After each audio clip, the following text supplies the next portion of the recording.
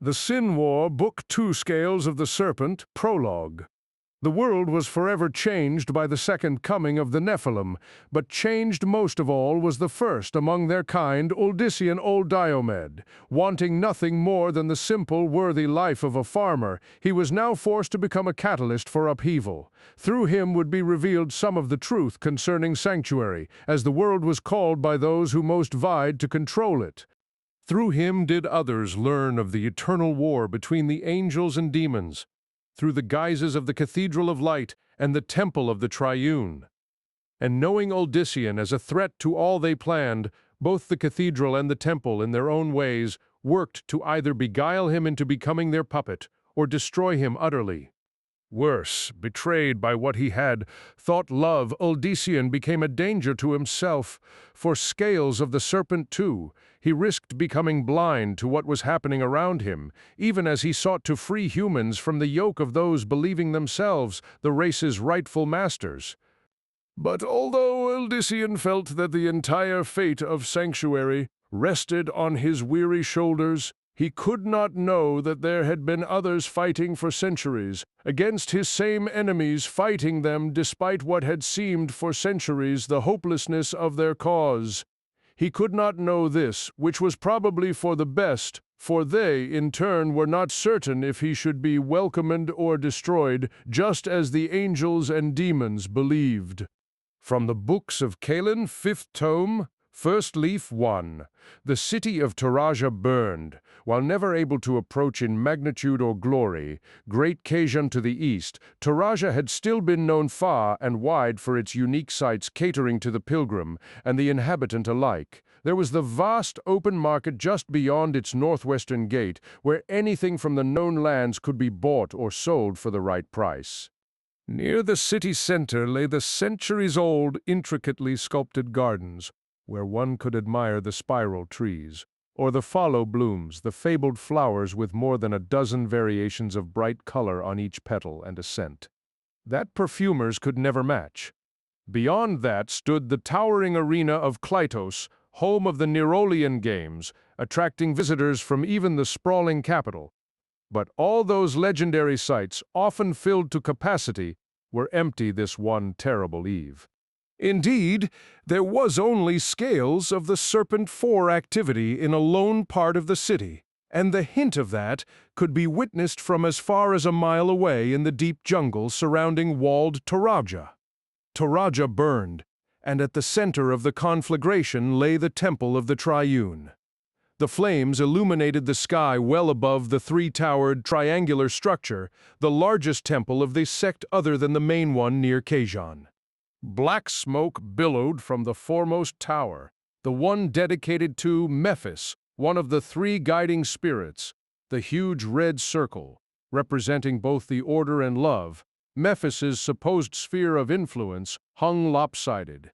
Cast of iron, the immense circle now threatened those below as the damage from the fire ate away at its remaining supports. The original constructors had never imagined that such a fate would ever befall the structure and so had not added additional support. If calamity imminently threatened the Tower of Mephis, it had already claimed that of Dialon to the right. The proud ram's head, symbol of determination, still hung high, but above it the structure was a collapsed ruin. Oddly, little of the upper level had actually fallen to the streets below. Most of the stone and wood rubble lay piled atop, as if the tower had somehow imploded. 5 Richard A. Knack. Hundreds of figures swarmed the area around the steps, those nearest the entrance clad in the azure gold or black robes of the three orders. With them stood scores of hooded, breastplated figures, the temple's peace warders, armed with swords and lances. The faithful of the Triune fought against a crush of bodies whose foremost ranks were dressed in simple peasant and farmer clothing of the upper lands far to the northwest of the great jungles. The pale skin and tighter garments of these first figures was in sharp contrast not only to the mainly swarthy servants of the temple, but also those making up most of the successive waves behind the lead attackers. Indeed, the bulk of the movement against the Triune consisted of natives of Toraja itself, marked by their loose-fitting, flowing red and purple garments and long black hair bound to the back. Although it was the attackers who wielded the majority of the torches, the flames consuming much of the nearby sections of the city were not, for the most part, their doing. In fact, no one could for certain say how the first fires had begun, only that they seemed to initially work in favor of the priesthood, and that had been enough to turn what sympathies there had been for the Triune into anger. Scales of the Serpent 6.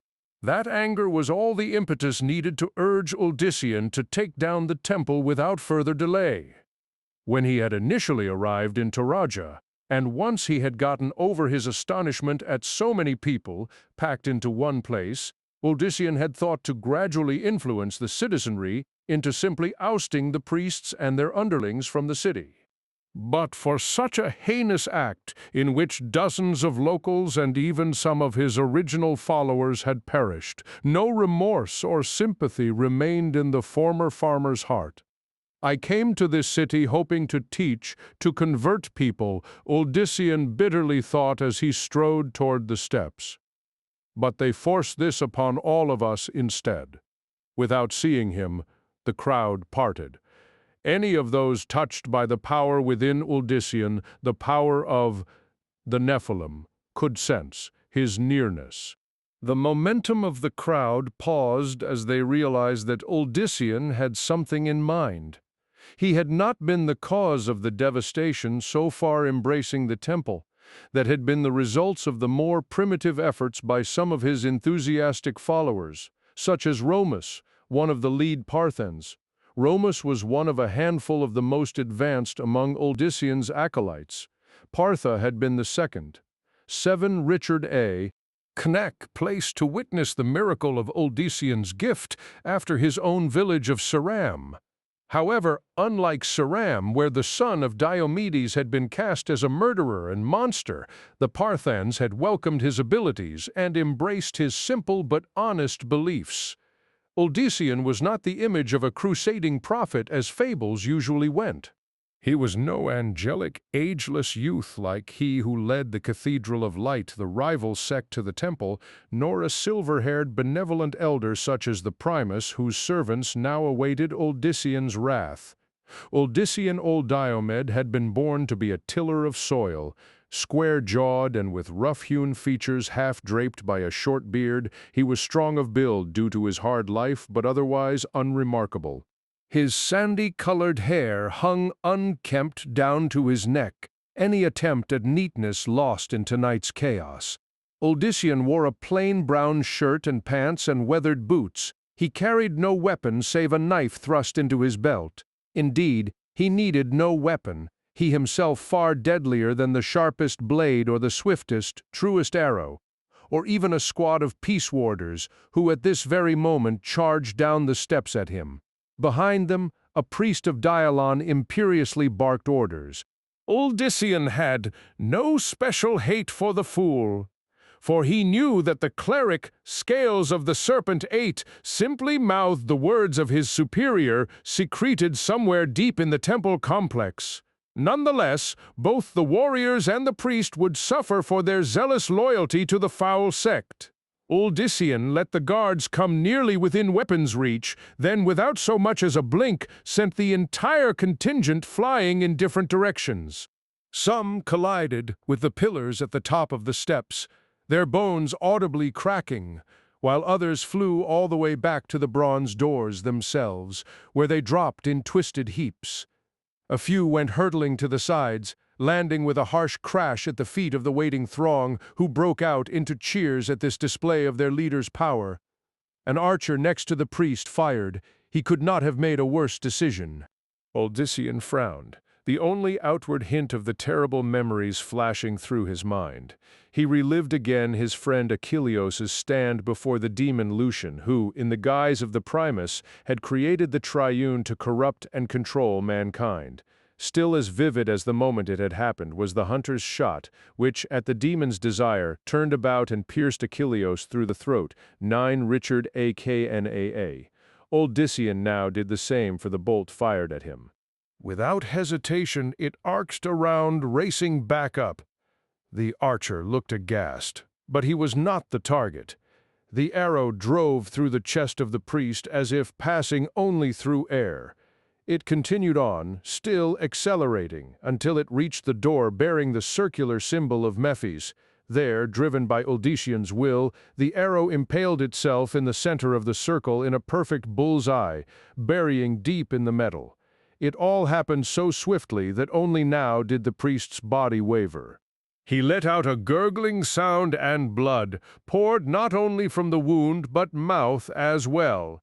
His expression went slack, and then the robed figure toppled forward, rolling down the steps in a macabre tangle of loose limbs. The archer dropped his weapon and fell on his knees in abject shock. He stared at Odyssean, awaiting his doom. A deathly calm pervaded the vicinity. Odyssean strode up to the guard. Beyond the one stricken warrior, the rest of the temple's defenders grimly sought to regroup.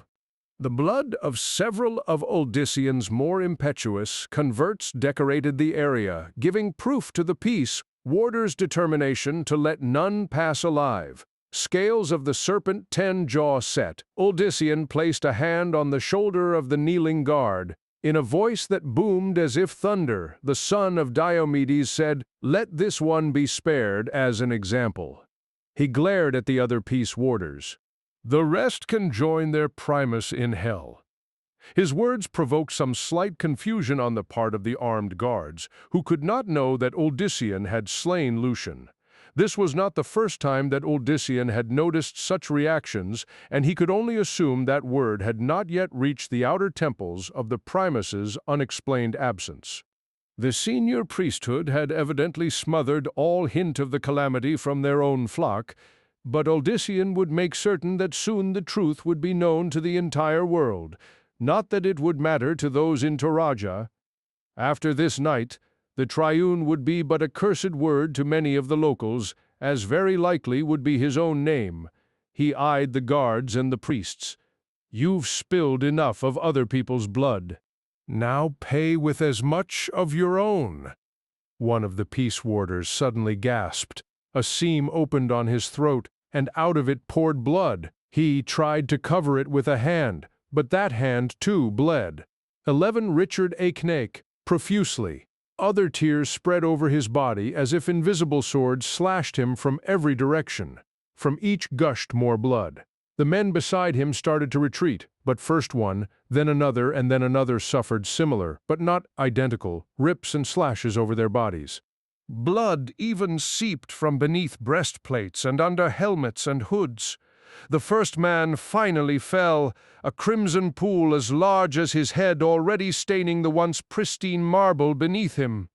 His collapse was quickly followed by that of another, and then temple guards and priests fell in numbers. They suffered 100-fold the terrible wounds that they had inflicted upon not only Odyssean's people, but years of secret victims before them. Not one was spared among the band upon whom Odyssean had set his baleful gaze. And from positions elsewhere among the defenders, dark-hearted peace warders suddenly lost all nerve. They began to abandon the ranks, and the priests did nothing to stop them, for they too were shaken by the unworldly might of the lone, insignificant-looking figure. The crowd roared anew at what was surely a sign of absolute victory, and surged forward again. The scales of the Serpent 12. Remaining peace warders were swamped, and as Odyssean had declared, they received no mercy. Odyssean continued on past the terrible struggle, more concerned with what lay within the walls. Peace warders and minor priests meant nothing. The true threat awaited him, deep in the sanctum of the master cleric, who answered directly to the primus and thus knew the foul truth concerning the triune's origins and goal. The three doors confronted Odyssean now: the ram of Deolon, the circle of Mephis, and the leaf of Bala, all at eye level. The arrow he had sent flying through the priest still quivered in the middle door, the one he now chose through which to enter, despite detecting that it had been barred from the inside. A wrenching groan erupted from the door. The entire piece shook as if about to explode. Instead, though, it finally flung back, swinging so hard that two of the hinges tore out of the stone and the door ended up dangling lopsided. Behind him, Odysseus could sense several of his followers all but at his heels. He could no more stop them at this point than could have the peace warders. They were too caught up in the desire for retribution, 13 Richard A. Care ek nak, that suddenly bothered him. Odysseus understood the reasons for their anger. When he, his brother Mendel, their friend Cerenthia and the Parthans had entered Toraja little more than 2 weeks before, it had been as weary travelers awed by the spectacle around them. Odysseus had come with the intention of peacefully revealing the gift to all those willing to partake of it, but from the very beginning, the Triune had reacted as if a nest of vipers had suddenly hatched in their midst. 2 days after the crowds began to gather around him, in the marketplace, most simply to hear his tale, the Toragian guard had come to forcibly usher his followers out of the city and drag the former farmer himself to some undisclosed place of arrest. There had been no explanation given, but it had rapidly become clear that the orders had come directly from the temple. Until that moment, Odysseus had begun to believe that Toraja might turn out to be like Partha. Then again, perhaps the two were more similar than he had first thought, for had not the Triune struck at him there as, well, under the command of the high priest of Mephis, sadistic Malik, friends had been brutally slaughtered and Odysseus himself had nearly been marched off a helpless prisoner. Scales of the Serpent 14, a scream broke out from behind him, cutting to an abrupt end his reverie. Odysseus whirled. 2 people lay sprawled dead on the tiled floor, and 3 others were badly wounded. Small metal stars stuck out from their throats, chests, and other parts of their bodies. The corpses were Parthans, and the loss of more of those who on their own had trailed a then reluctant Odysseus into the deep jungles especially shook him. With an angry gesture, he sent a wave of air throughout the chamber. His action came just in time, freezing a new mass of metal stars, their flight apparently triggered by some mechanism in the walls. In midair, Odysseus let most of the deadly missiles clatter harmlessly to the floor, but sent a few back into the slots, from which they had come in order to prevent others from launching. That done, he raced to the stricken figures. The dying were all Toragians, and one of them was very familiar to Odysseus. Jezrun Rashin had been the first local to approach the pale stranger speaking in the square, the dark-skinned youth, the only son of a nearby prominent merchant. There had been no real reason for him to so willingly listen, much less accept, Odysseus 15 Richard A. Knack. Words, for Jezran had obviously wanted for nothing in his life. Yet he had listened and listened well. When Odysseus had offered to share his gift with any Toragian willing, it had been Jezran who had immediately stepped forward. The dying boy looked up at the looming figure. As with all Toragians, to Odysseus the whites of Jezran's eyes seemed much brighter and more vivid.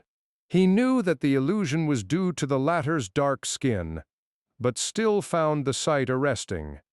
Jezran managed a sickly smile. He opened his mouth, then died. Odysseus swore, knowing that the wounded youth had already been beyond even his skills, but the others might not be. Realizing this, Odysseus gently set Jezran's head down, then spun to the next victim, immediately placing his palm against the Toragian's forehead. The man let out a gasp. With an unsettling sound, the vicious stars popped out of the wounds, which then sealed. The Toragian grinned gratefully. Odysseus did the same for the third victim, a woman, then glanced bitterly at Jezran's corpse. 2 alive, but 1 dead. So much for my vaunted gift scales of the Serpent 16. He holds no anger against you, said Mendel from behind Odysseus, his sibling's voice utterly calm even in the midst of calamity, and now better understands the truth concerning everything than either of us. Mendel was slighter of stature than his elder brother, and had always been more studious. Although he had accepted from Uldyssian the same touch as the rest of the converts in Mendel, something different appeared to have happened. Uldyssian could sense none of the same force flowing through his sole remaining sibling as through him. Instead, there was a shadow growing within Mendel, yet one that Uldyssian could not say originated from anything evil. However, neither could he say that it had been spawned by anything good. Staring into his brother's penetrating black eyes, Uldyssian snarled, "I only understand that he and so many others are dead. But whether it's more my fault or the Triune's, I doubt I'll ever decide." That was not to what I was referring, but Mendel got no further. Uldyssian shoved past the black-robed figure and resumed his trek into the temple. The others followed at his heels, ever leaving around Uldyssian's brother a gap akin to that which they made for their 17 Richard A. Cain leader. However, in Mendel's case, of late it was as much out of an unwillingness to be near the sallow figure as it was respect for his place. Even the untouched could detect the oddness of the younger son of Diomedes. "I've shown you the gift," Uldyssian declared to those behind him, while at the same time mentally seeking out hidden dangers ahead. "Remember to use it. It's your life. It's you." At that moment he sensed them coming. A chill ran down his spine, and he prayed that his people had listened, or else many more were about to perish. Terribly. He turned to face the path ahead again. The vast chamber in which they stood was the central gathering place for the faithful before the sermons of the three orders began. Towering statues of the Triune's guiding spirits stood watch over the separate entryways leading to where each of the orders met. They were robed, ethereal beings with only vague countenances. Bala on the left with its hammer and the bag containing the seeds of all life. Dialon on the right, bearing at its breast the tablets of order. Scales of the Serpent, 18 Mephis in the middle, always Mephis carrying nothing, but cupping its hands as if about to gently receive an innocent baby. A baby to be slaughtered, Uldyssian always imagined. And with such an image burning in his mind, he thrust out a warning hand to the rest, just as all three doors opened and the grotesque, bestial figures in ebony armor came rushing forth. They screamed their bloodlust as they waved their weapons high, and although there were far fewer of them than the invaders, they were no less daunting, especially to Uldyssian, who knew of them best.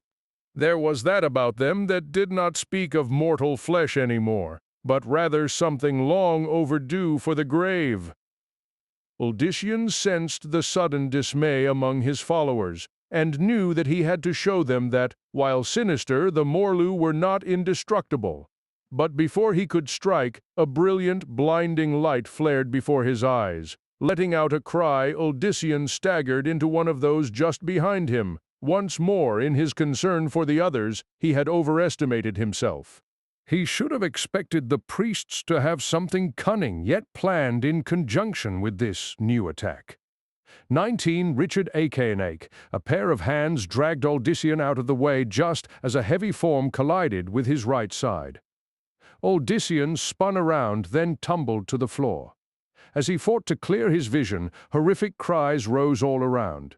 The terrifying sound of crunching bones sent renewed chills through him.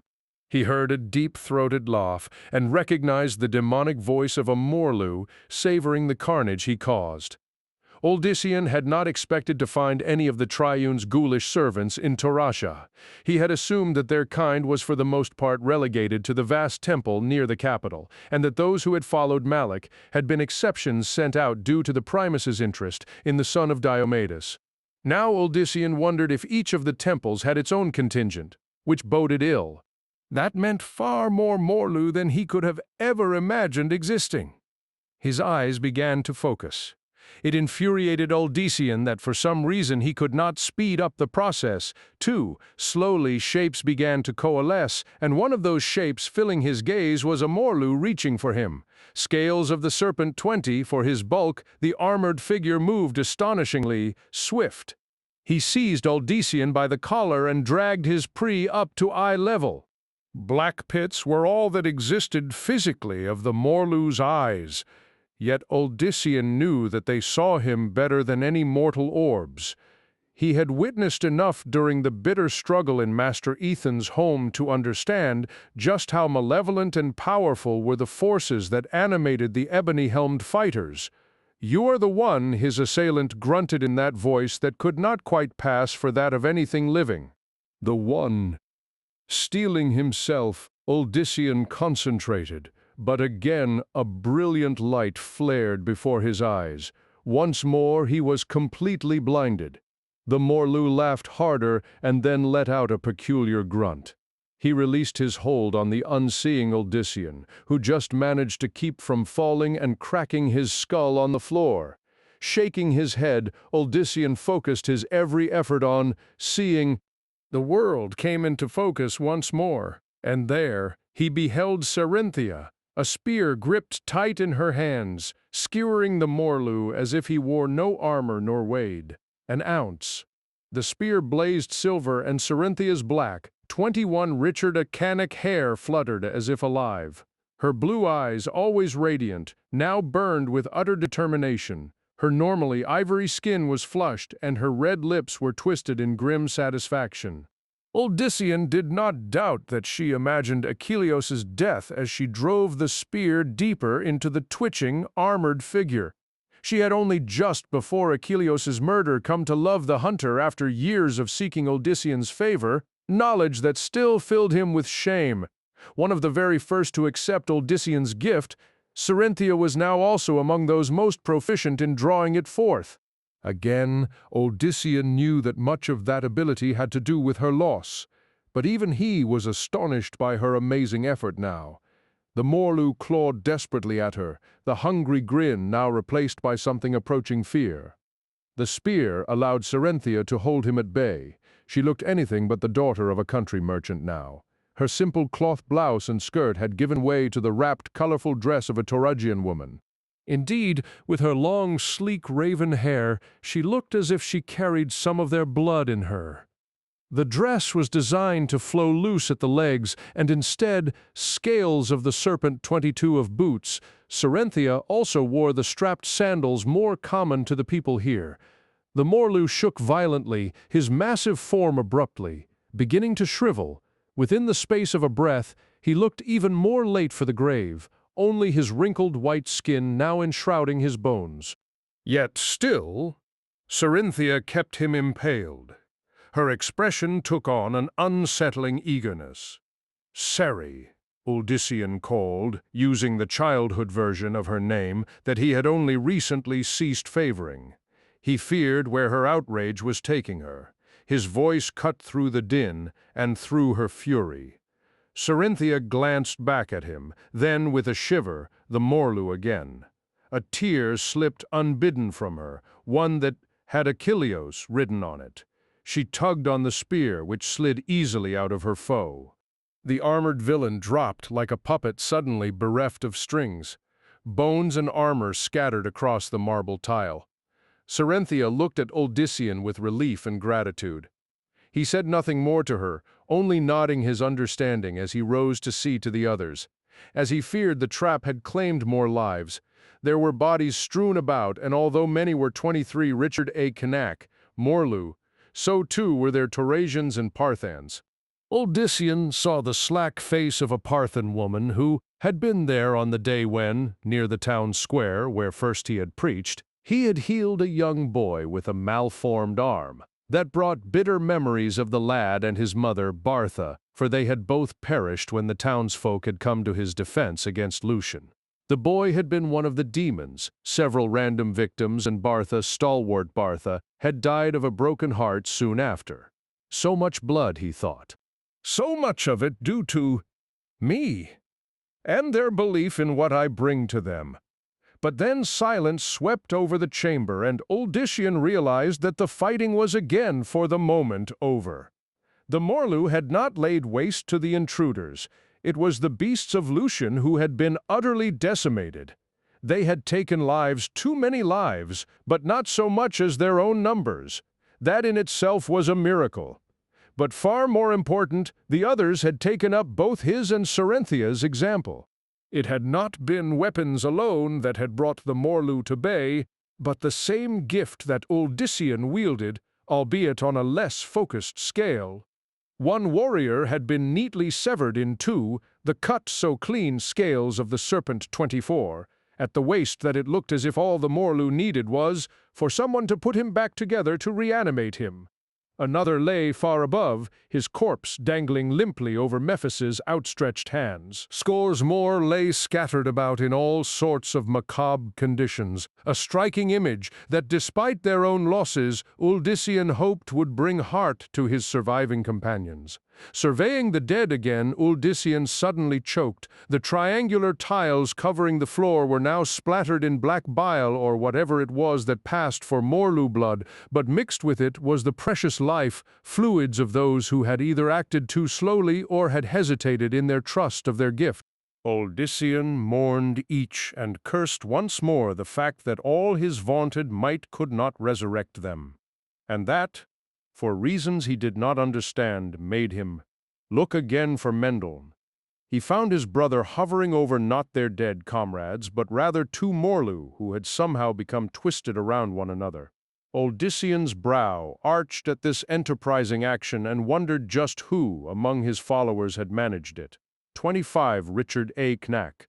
Mendel looked up from whatever it was he was doing. His generally unperturbed expression now took on a darker cast.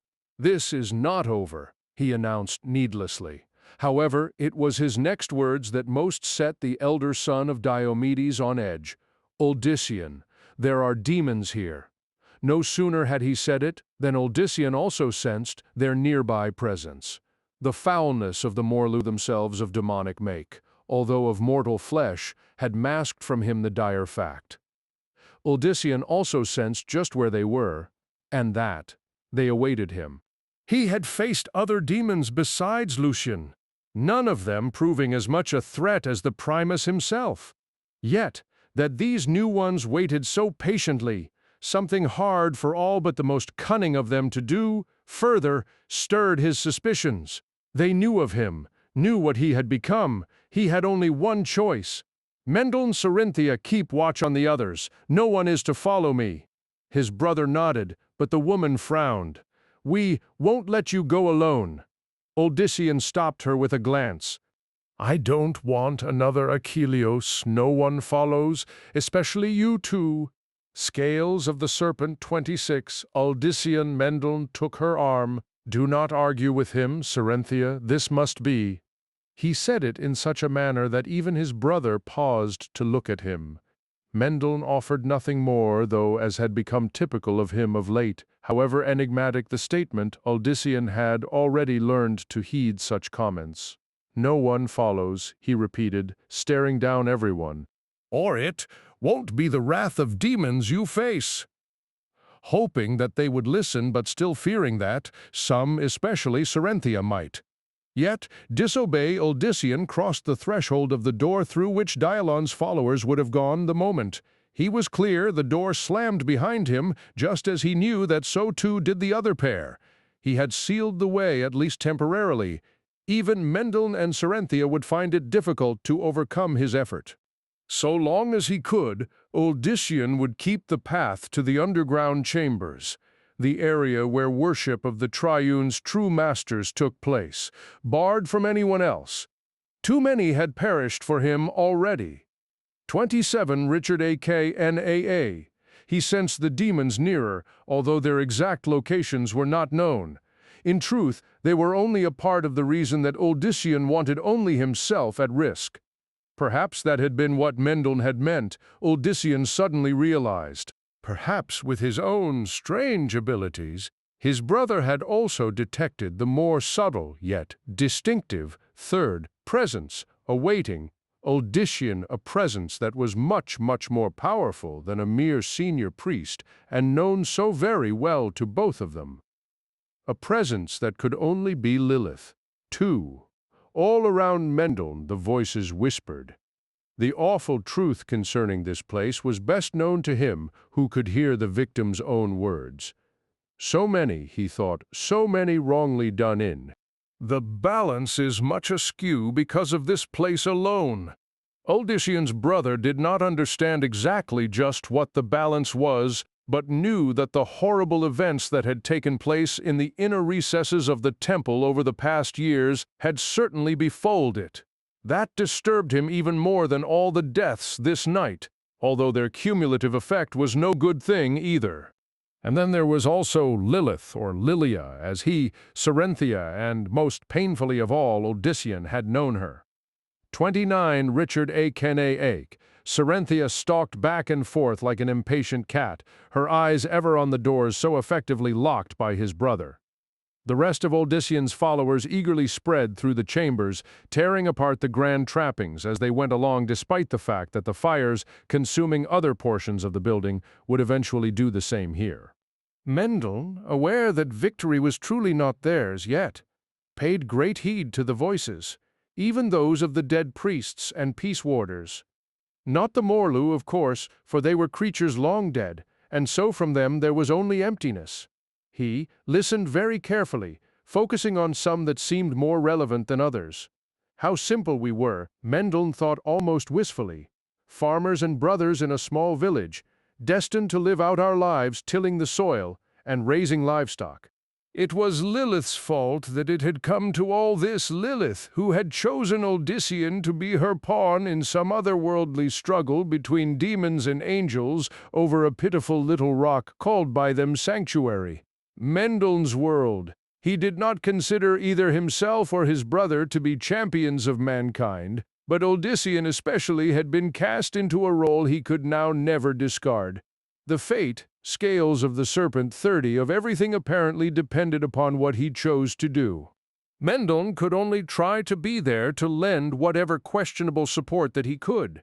His musings were interrupted by a deep sense of foreboding. The voices cut off, save for one that did not belong with them.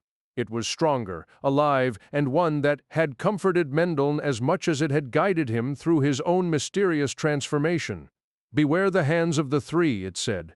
"They grasp for everything, then crush it in their all-consuming grip." Mendel's brow wrinkled at this esoteric comment.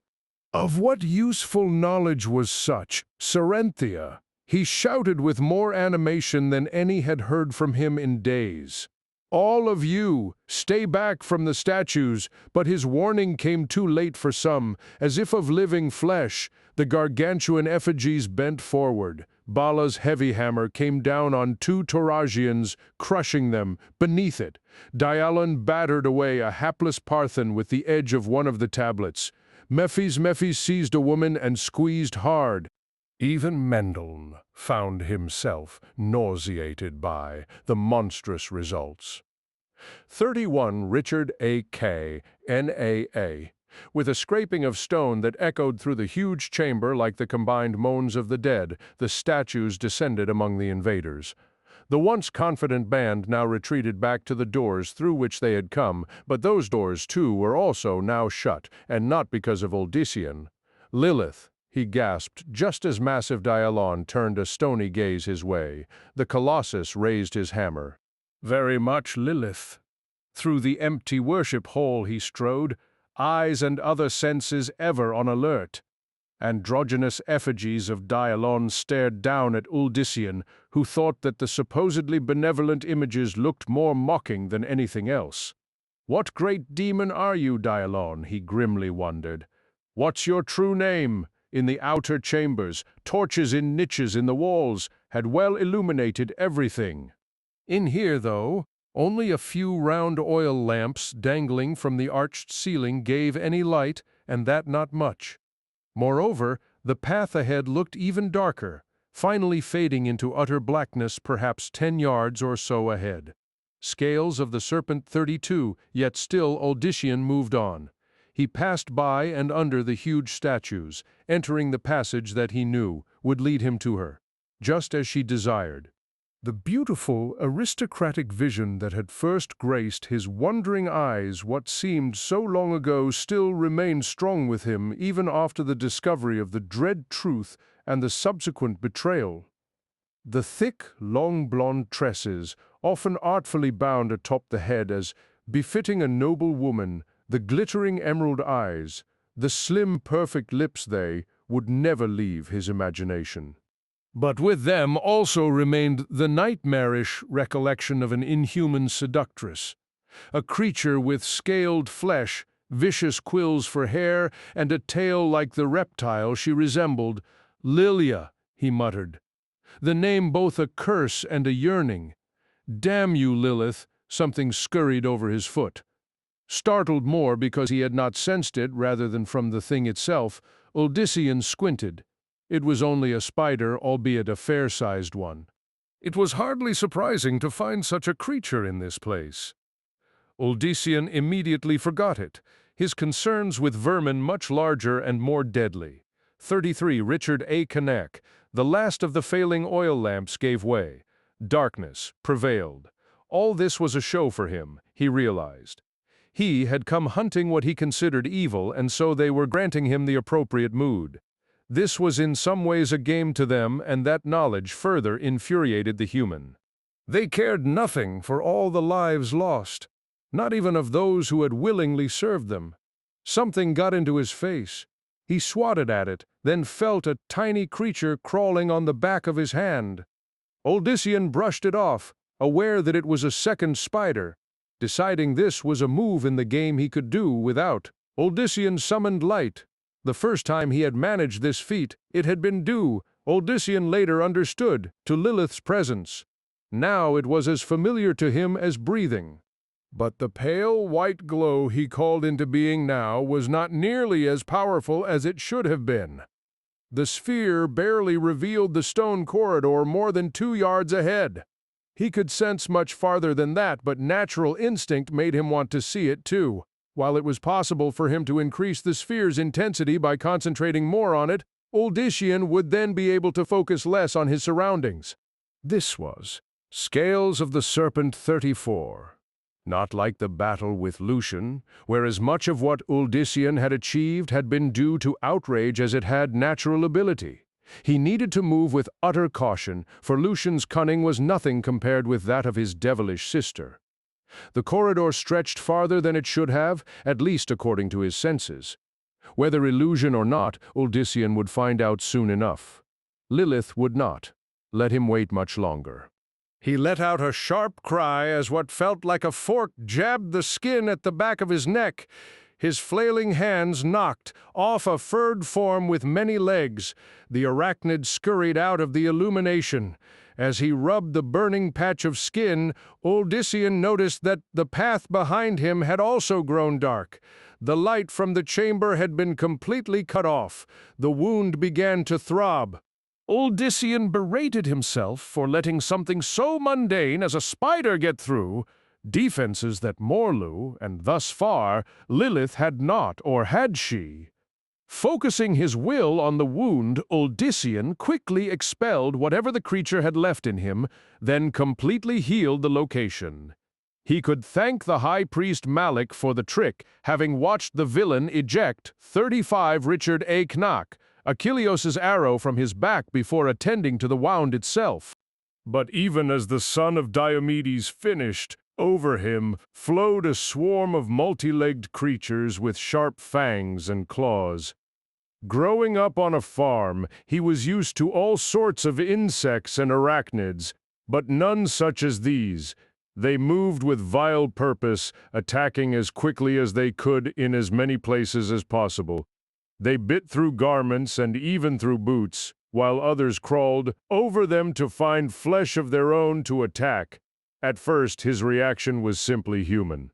He swore and tried to wipe them off as quickly as possible. The spiders made his attempts laughable by even clinging to the hands that sought to remove them. Within a heartbeat, Odysseus was all but covered by the swarm. Then, reason managed to return. Taking a deep breath, while avoiding swallowing any of the tinier vermin, Odysseus concentrated on the floating sphere. Now at last, the fiery ball flared bright, in fact, 1,000 times greater than before. At the same time, heat enveloped Odysseus and his unwanted pets. However, where the heat only warmed the man, it seared the spiders. Scales of the Serpent 36. They shriveled rapidly under the relentless scorching, shrill cries in some ways too close to human, assailed Odysseus' ears. By the dozens, then hundreds, tiny burnt corpses tumbled to the stone floor. Sweating more from effort than heat, he finally reduced the globe's fury to a more tolerable level. Around him rose a stench, more reminiscent of decay than burning. Odyssean kicked at one pile of vermin, which scattered into ash. But as his foot descended to the floor again, it found no purchase. Instead, it sank into the stone as if into water. Odyssean suddenly sensed the immediate presence of one of the demons, but that knowledge came too late. Something snagged his sinking leg, trying to completely draw him into the floor.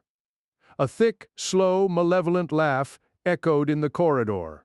Something formed just at the edge of the sphere's light. It looked to Odyssean like a grotesque, inhuman head made from the stone itself.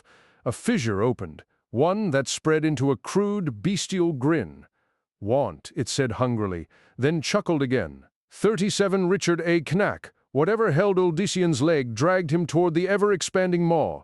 Two other smaller fissures opened, up behind the mouth, forming eyes of a sort. Huangari, the demon, rumbled merrily. "Want." Recovering from his astonishment, Odyssean gritted his teeth and leaned forward. The demon chuckled again, perhaps thinking that its prey wanted to end this quickly. Odyssean did, of course, just not the way the creature desired. He slammed a fist into the watery stone. The power of the Nephilim enabled him to send a shockwave that coursed over his macabre attacker, much the way the spiders had over him. Odyssean had not had any idea if what he intended would work. He only knew that focusing his will and determination on a goal had saved him more than once. The demon let out a roar of outrage and pain as the wave of pure force finished sweeping across him. The mouth twisted into a sinister frown, and the eyes glared. "Gulag kills," it rumbled needlessly. The walls rushed in on Odyssean, who only now understood that everything around him had become part of the bestial demon. Scales of the Serpent 38. He let out a pained groan as the stone crushed against him. Pinned and with his bones already feeling as if they were breaking, Odyssean almost gave in to his destruction. However, once again her visage appeared in his mind, beautiful but also monstrous, and utterly mocking his failure. Straining every muscle, he pushed against the crushing forces, pushed against them, and finally won. The walls receded enough for him to get his hands in position, at which point Odyssean shoved them apart as hard as he could. From Gulag there was a sound that Odyssean could only guess had to be of consternation. It was doubtful that anyone had ever escaped the beast's grasp. Seizing upon the change in fortune, the son of Diomedes reached down and took hold of the liquid stone in both hands. It should have slipped through his fingers. But the power of the Nephilim again prevailed over that of Gulag. To Odyssean, the demon felt like a slithering serpent minus the bones. It writhed in his grip, but could not slip free. "Is Gulag still hungry?" he mocked. Although clearly confused, the creature was either still confident of his might or simply too dull-witted to realize. 39 Richard A. Knack, that he faced no mere human. Odyssean hoped for the latter, but could not discount the former, which meant that the sooner this ended, the better. With a titanic tug, he drew Gulag nearer as the demon flowed toward Odyssean. Once more the man felt something clutch not only the one leg, but the other too. As this happened, Gulag let out another bestial roar. The walls and the rest of the nearby floor rose and poured toward Odyssean in what was clearly a rush to smother the resisting prey. Odyssean held his breath instinctively, then stared at the part of Gulag he held in his hands. It felt like skin or parchment, and that helped him decide what to do next. As he had done before, Odyssean pulled his hands as far apart as he could, only this time maintaining his grip on the sinister creature. Like the parchment he had chosen to imagine it to be, the essence of the demon came apart with an awful ripping sound. Gulag let out a cry resembling the roar of a raging river. The walls and floor flailed about, finally causing Odyssean to lose his grip and sending him falling. But that was all that the demon could muster. Uldyssian's attack had done him in. The rip continued to spread, running quickly along Gulag's length and not scales of the Serpent 40, even ceasing its momentum when it reached the deep maw and sinister orbs. Gulag was literally torn in two. The halves quivered, like pudding. A moan escaped both. Then with one last rumble, the demon melted. His form lost all substance. Gulag completely liquefied, puddling on the floor. A faint slime covered the walls and ceiling, but otherwise they were normal again. The stone was once more solid beneath Uldyssian's feet, solid, if sticky. An odor akin to rotting garbage assailed him. Something else caught his attention. Where once the corridor ahead had seemed endless, now another bronze door beckoned but a short distance away. Stepping cautiously through the sticky sludge that had once been the demon, Uldyssian advanced on the door. He waited for the next threat to strike him, but nothing happened. The embossed image of a gentle Dialon stared back at Uldyssian from the door. Uldyssian frowned. Another image almost so indistinct as to be invisible seemed to lay beneath that of the benevolent spirit. He squinted. With a gasp, Uldyssian looked away. Although he had just stared directly at it, he could not remember any exact 41 Richard A. Canak detail of the awful vision, only that it had horrified him as nothing else had. He thought he recalled a glimpse of curled horns and of teeth as sharp as daggers. Shaking his head, Uldyssian forced the disturbing memory away. He dared not concentrate on the fiendish vision.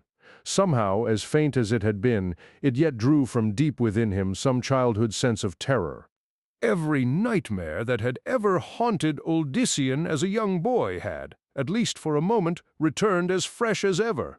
Steeling himself anew, Uldyssian raised his hand toward the door. He knew better than to touch it. Even if Lilith had done nothing to it, surely the senior priests had cast some dire spell. As if propelled by an angry ghost, the door flung open. Uldyssian stepped through. The chamber was vast, possibly more so than even the great hall.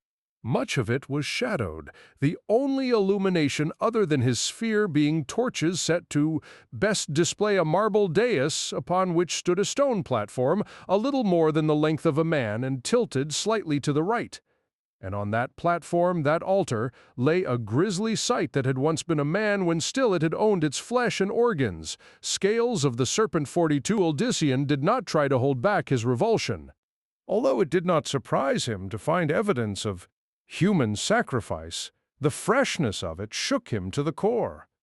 This very day, even as he and his followers had stormed the temple, a soul had been slaughtered in order to curry the favor of a demon. Then he noticed a slight movement in the far upper corner above the platform, movement by something that had been hidden from his immediate detection. From what little Uldyssian had seen of it, it was a creature, reminiscent of a gigantic furred spider, but also somehow a man. The second demon. Uldyssian recalled the swarm of spiders and suspected that this was the source. If so, it was a far more cautious and cunning beast than Gulag. He started toward its location, then noticed the other figures moving toward him from the dark recesses in the back of the chamber. He had wondered when the senior priest would act. From what Uldyssian had gathered about the Triune's inner workings, in all the lesser temples, the three orders were overseen by one cleric, chosen from either Mephis, Dialon, or Bala. Below him were three lesser priests who ministered for each the separate faiths. Only in the main temple by Kaijan could 43. Richard A. Canak be found the three high priests, two now with Malik recently dead, who governed the entire sect in the name of the Primus. A heavy-set, bald figure in gray and blood-red robes gestured almost indifferently at Uldyssian. Immediately, a dozen acolytes whose own garments represented all three orders raised their hands palm up and began chanting. Uldyssian felt an incredible coldness surround him, but his mere desire for it to be gone quickly ended the problem. The priests faltered in their chanting, only their master seemingly unperturbed by their failure. He glanced with disdain at the nearest pair, who nervously took up the spellwork once more and were quickly joined by their brethren. "Be silent," an impatient Oldician murmured. The chanting ceased, although the priests continued for a few seconds more to open and close their mouths, it gradually dawning on them that their voices had been stripped away. A curious chuckle momentarily escaped the senior priest. He drew from his robes a small azure stone. This was apparently a signal for his underlings to do the same. The last time Oldician had faced someone wielding such stones, it had been Malik, and he had revealed those scales of the Serpent 44 gems to be some manner by which to summon demons to his will. During that struggle, Lilith had secretly taken a hand, eliminating immediately what possibly would have been the most deadly, and adding her strength to what he had believed strictly his own when he had battled the rest. While Oldician trusted more in his own power now, he saw no reason to invite threat when it could be removed quickly enough. He made a fist. One of the lesser priests screamed as the gem he held flared to fiery life. To their credit, the rest reacted instantly, flinging the stones from their palms. As it was, 3 others still suffered burns to some degree, but nothing as terrible as the first. He fell to his knees, sobbing and clutching the blackened cinder that had been his hand. The senior priest chortled, again an odd reaction. He had not been affected in the least, having tossed away his gem even before Oldician had finished the fist. Frowning, Oldician stared at what stood there beyond mortal vision. And then he knew 45 Richard A. Knack. The elder priest seemed to recognize this in turn. "I think they are not needed anymore," the bald man announced. He looked to his lackeys. "You may die." They stared at him, entirely baffled. Oldician felt some sympathy for them, but not much. They had willingly taken the blood and souls of the living for their dark masters. The priests collapsed as one. They did not scream, having no time to draw another breath. There was no mark on their bodies, save the earlier burns. For some reason, Oldician immediately surveyed the shadows where the spider demon had hidden. He knew instinctively that the shadows were now empty, their unsettling inhabitant having evidently fled elsewhere. During the confrontation with the robed figures, "Dear Astroga is most obedient," the senior priest said, in an oddly feminine voice. "When his primus commands him to leave instantly, he does so without question. And does he realize that his primus is no longer Lucian, but Lucian's sister?" Oldician stared into the other's eyes. "Does he, Lilith?" She leered at him in a manner that would have likely been very seductive if not for the fact that her body was scales of the Serpent 46, that of a sweating, corpulent man. "Fear makes many blind, as does love, my love. There's no love between us, Lilith. Only lies and hate." The priest pouted. "Oh, my dear Oldician, is it because of this poor dress I wear? That can be remedied. We are alone, and the fools served his purpose." Wild green flames erupted around the bulky figure. Oldician raised an arm to shield his eyes from the intense brightness that accompanied the unnatural fire. As his gaze adjusted, he watched the priest's garments and hair quickly curl and turn to ash. The man's abundant flesh blackened and baked. Fiery gobbets dropped from him to the floor, revealing sinew, muscle, and bone. The face burned away. In its place, a mocking skull still briefly retaining the eyeballs. However, those shriveled into the sockets even as the horrific figure stepped toward the human.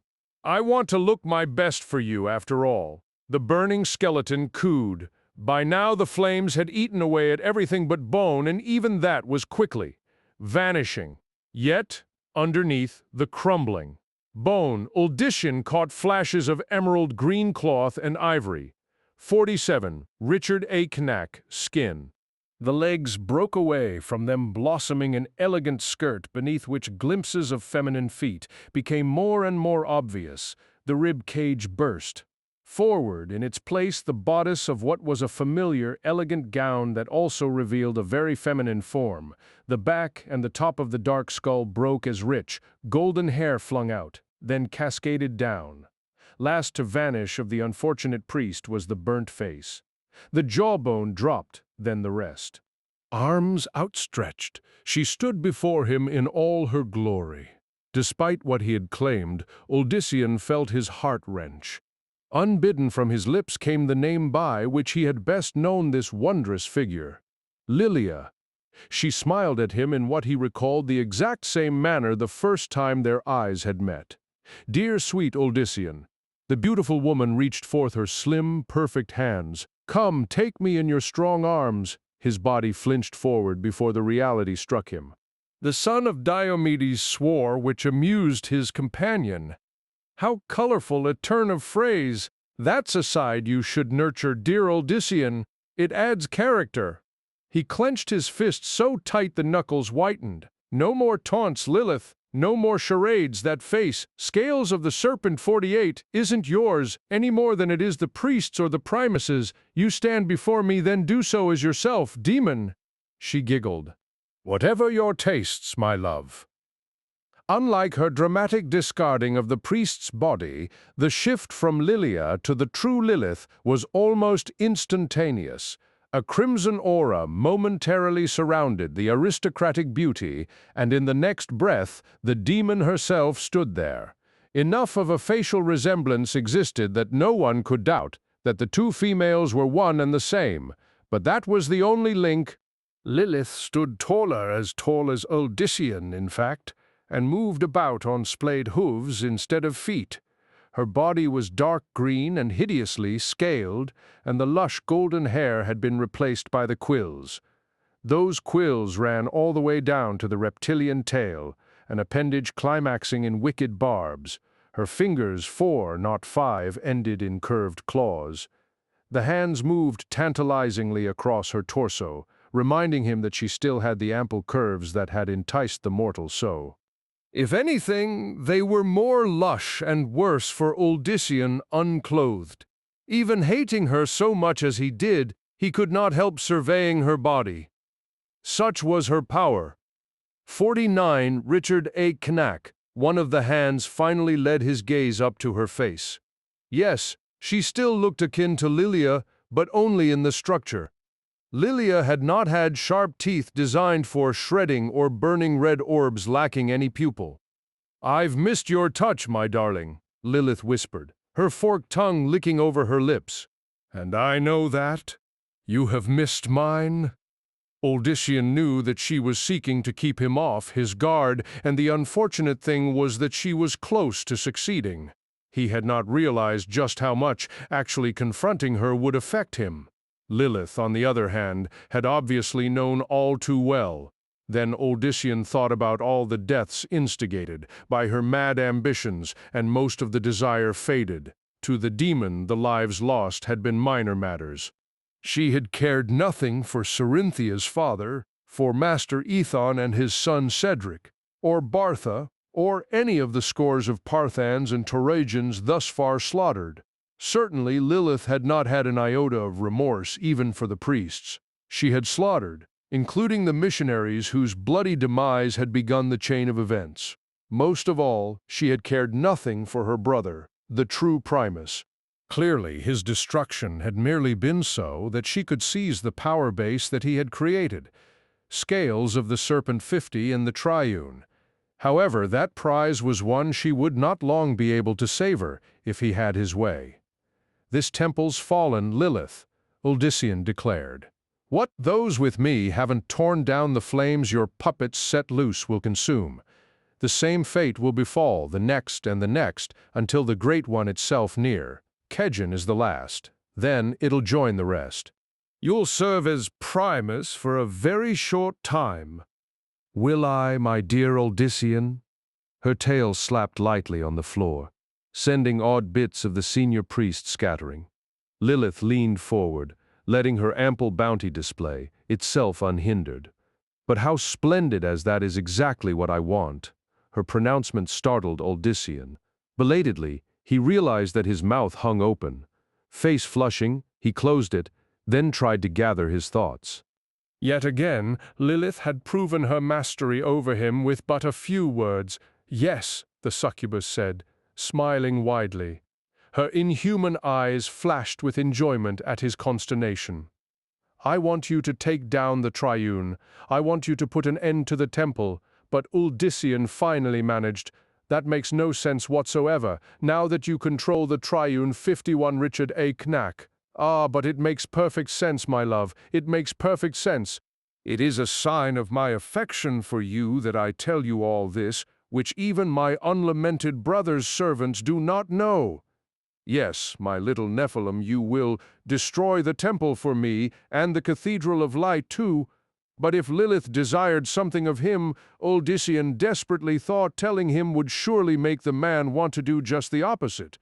She either read that thought not impossible for her, or simply understood his mind better than he. Oh, but, my dear Uldyssian, you will not have any choice in the matter. You see, if you do not do your best to stir your Nephilim powers to greater life, and also those latent in the fools that follow you, I will have the Triune utterly crush you. Do you think that this is all my poor brother gathered to him? There is so much more. My brother was very clever. His only mistake was in underestimating me. Suddenly Lilith stood face to face with Uldyssian. How she had gotten so near without him aware of it, he could not say. Just as you two always have, poor darling. Scales of the Serpent 52. Before Uldyssian could stop her, the demon kissed him soundly. She had done the same in the past, and so he should have been prepared for it. With as much irritation at himself as hatred toward her, Uldyssian grabbed for Lilith, but the demon slipped from his grasp. I won't do as you planned, damn you, he growled. I'm through playing your puppet. I'll not create an army of Nephilim ready to do your bidding. That was what she truly wanted. He knew too well. She had been among those who had created sanctuary. But for her murderous ways, including slaying most of her companions, she had been exiled by her lover and angel. If Lilith could be believed about anything, those murders had revolved around the children, the first Nephilim born through the unions of the renegade demons and angels. Uldyssian could grant her credit for wishing to save them, but now it seemed that all their descendants mattered to her was as fodder or soldiers to use in her mad campaign of vengeance. Will you not? She teased. Will you not, dear love? The demoness pulled back. Then why have you not attacked me yet? Lilith had him again, but for the last time Uldyssian swore. He stretched out a hand toward her. 53 Richard A. Knack. The air around the demoness started to ripple. But Lilith was no longer there. Instead, Uldyssian felt her materialize behind him. Much improved, my darling Uldyssian, much improved. He did not turn to face her, instead merely concentrating on where she was. But again, he was too late. Now Lilith's voice echoed throughout the chamber, though she herself was nowhere to be seen. However, you still need a little more practice, I think. After all, you must be your best when facing the power of the Triune, much less sweet, treacherous Inarius, try as he might. Uldyssian could not sense Lilith anywhere, and that told him just how insufficient all his might was. He had expected to be able to face her much better than this, but, as before, both emotionally and physically, she had played him perfectly. Come and face me, Lilith, Uldyssian shouted as he turned in a circle. He sought her in every dark corner, but there was nothing, absolutely nothing save her voice projected from far, far away. Scales of the Serpent 54, all in good time, my love. A little more practice first. Why? You can start by perhaps still saving some of your friends. You have so few left already. Her voice faded away. Caught up in his anger, he did not at first pay heed to her last comments. Then Uldyssian felt the terrible threat, without a threat he could only assume that Lilith's cunning skills had shielded from his vaunted perceptions. Rather than keeping Mendel, Serenthia, and the rest safe, he had left them right where the demoness had wanted them. 3. In a place that was not a place, the black-shrouded figure stared beyond his empty surroundings into that realm, called sanctuary by the knowledgeable few. He noted the terrible strife overtaking the city of Taraja and had already begun calculating the possible repercussions. "He is moving too quickly," the shadowed man said to the emptiness. "Too irrationally he moves as he must, as do we." The voice would have stilled the heart of most, for it was as much presence as it was sound. Yet the one to whom it spoke merely nodded, for he had known the speaker so long that even its uniqueness had become too familiar. Failure had also become too familiar, and he did not want to face it again. Failure threatened the balance, and despite centuries of learning to focus his emotions, scales of the Serpent 56, inward where they could be controlled, a deep frown slowly spread across his marble-like countenance. "Then we must become more active." As he spoke, above him there suddenly glittered what seemed to be stars. Yet these stars moved, gradually forming an immense serpentine figure, a creature half seen, half imagined, and, to most, completely myth. A dragon, more active than the initiating of his birth brother? The stars asked, the tone invoking irony. "More," the shrouded figure returned defiantly. "Although Mendel ul Diomed is far exceeding my expectations. I would almost swear that he is directly of your blood, yes. It would also explain why she chose the elder sibling for her goals. You sensed the strength slumbering in them. So would she. My mother would. You're correct. So too would my father." His frown deepened. "Yes, so too would my father." The stars swirled, briefly losing resemblance to the fabled beast, of whom we have heard nothing. The man nodded, his focus once more attuned to sanctuary. "Yes, and that troubles me more than anything." 57 Richard A.K. N.A.Ek. As it should, the shape coalesced again. "Yes, a more active role must be taken, just as you have said." Wrapping his voluminous cloak about him, the hooded figure prepared to leave. "As I said," he murmured more to himself than to his vaguely seen companion, "even if it means revealing my survival to both my parents, Mendel expected to die." He watched as the hammer fell, knowing that he would never move swiftly enough to escape it. None of the words in the strange tongue that he had begun to learn in his dreams came to him. A crushing death was to be his imminent fate, and although he tried to be as detached to that realization as he had become to so many other fateful moments of late, Mendel nonetheless felt an overwhelming bitterness. He had believed that some other destiny awaited him. Someone collided with him. Both figures tumbled to the side just as Dialon's hammer smashed into the marble floor, creating a fissure of broken stone more than half a dozen yards in length. "Next time, don't dream." "Act," muttered Serenthia in his ear. She leapt to her feet before Uldissian's brother could offer any kind of thanks, and with good reason. Scales of the Serpent 58 Dialon's effigy turned on her. Almost as if, despite the unreadable expression, the statue was furious at Serenthia for taking from it its prey. Serenthia took aim with her spear, throwing it with accuracy enhanced by her powers. It drove through the giant's chest much the way Uldissian had earlier sent the arrow through the priest's. At first, Mendel thought her heroic action had been all for nothing, for Dialon moved unperturbed by the gap in its torso. After all, it was only animated stone, but then fine cracks quickly spread forth from the hole, racing along until they covered the statue's body with what looked almost like a web. As the effigy raised its hammer, portions of the giant began breaking off. Serenthia gave out a warning cry to those in the vicinity of Dialon.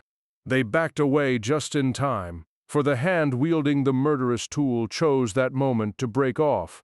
As even the statue itself watched, both dropped to the floor, shattering in pieces that spread throughout the chamber. No sooner had Dialon lost its hand, than the rest of the limb followed. That opened the floodgates, huge chunks of the stone Goliath dropping like rain. The effigy looked down at its crumbling body, and the neck snapped, 59 Richard A. Knock, as the head crashed in front of Mendel and Serenthia. What was left of Dialon joined the wreckage, but there were two other giants with which to contend, two giants making savage sweeps across the chamber as they hunted the teenier figures. However, Mendel gave thanks to whatever watched over the humans, for despite their attempts, the behemoths were having little good luck since the initial slaughter. He wondered at that until he saw the hand of Mephis bounce off of the air just before Romus and a small band of Parthans and Tauragians. The bearded man, a villain reformed by Odyssean, looked to be the guiding force of this group. He stared at the menacing figure, almost seeming to defy it to break through. There was still a good chance that it might just do that. Mendel decided that it was time he lent his hand to the matter rather than stand around gaping while others merely struggled to survive. The shadowy gift that he had been granted had to be of some use now. Words finally flowed through his head, words in that archaic language first glimpsed on the stone just outside Serum. They were the ones Mendel knew that he had to speak, and so Odyssean's brother did just that. Scales of the serpent's 60 hands formed into fists. The statue battered at the invisible barrier. Yet, as the first blows struck, the giant was repelled.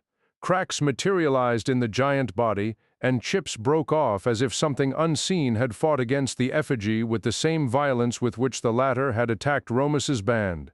Mendel allowed himself the ghost of a satisfied smile. Undeterred by the damage to it, Mephis renewed its assault. Yet each hit caused more and more damage. Driven by whatever dark force had animated it, the giant would not cease.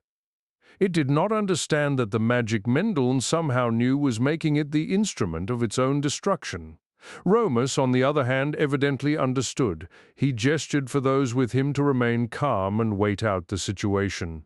The statue of Mephis was strong, and that tremendous strength turned on itself, quickly reduced the giant to a precarious state. At last, great portions of the statue already piled around its feet, Mephis collapsed. That left only Bala, or it would have if the third of the great statues had not suddenly frozen. The robed figure, in the act of leaning down to swat 3 Tauragians with the tablets, teetered, then tipped over. But Bala did not fall in the direction his balance would have. 61 Richard A. Cain demanded. Rather than plunge forward toward his would-be victims, the effigy went against common sense and dropped backward. Only as it smashed to pieces on the floor did the reason for its sudden and peculiar destruction become obvious.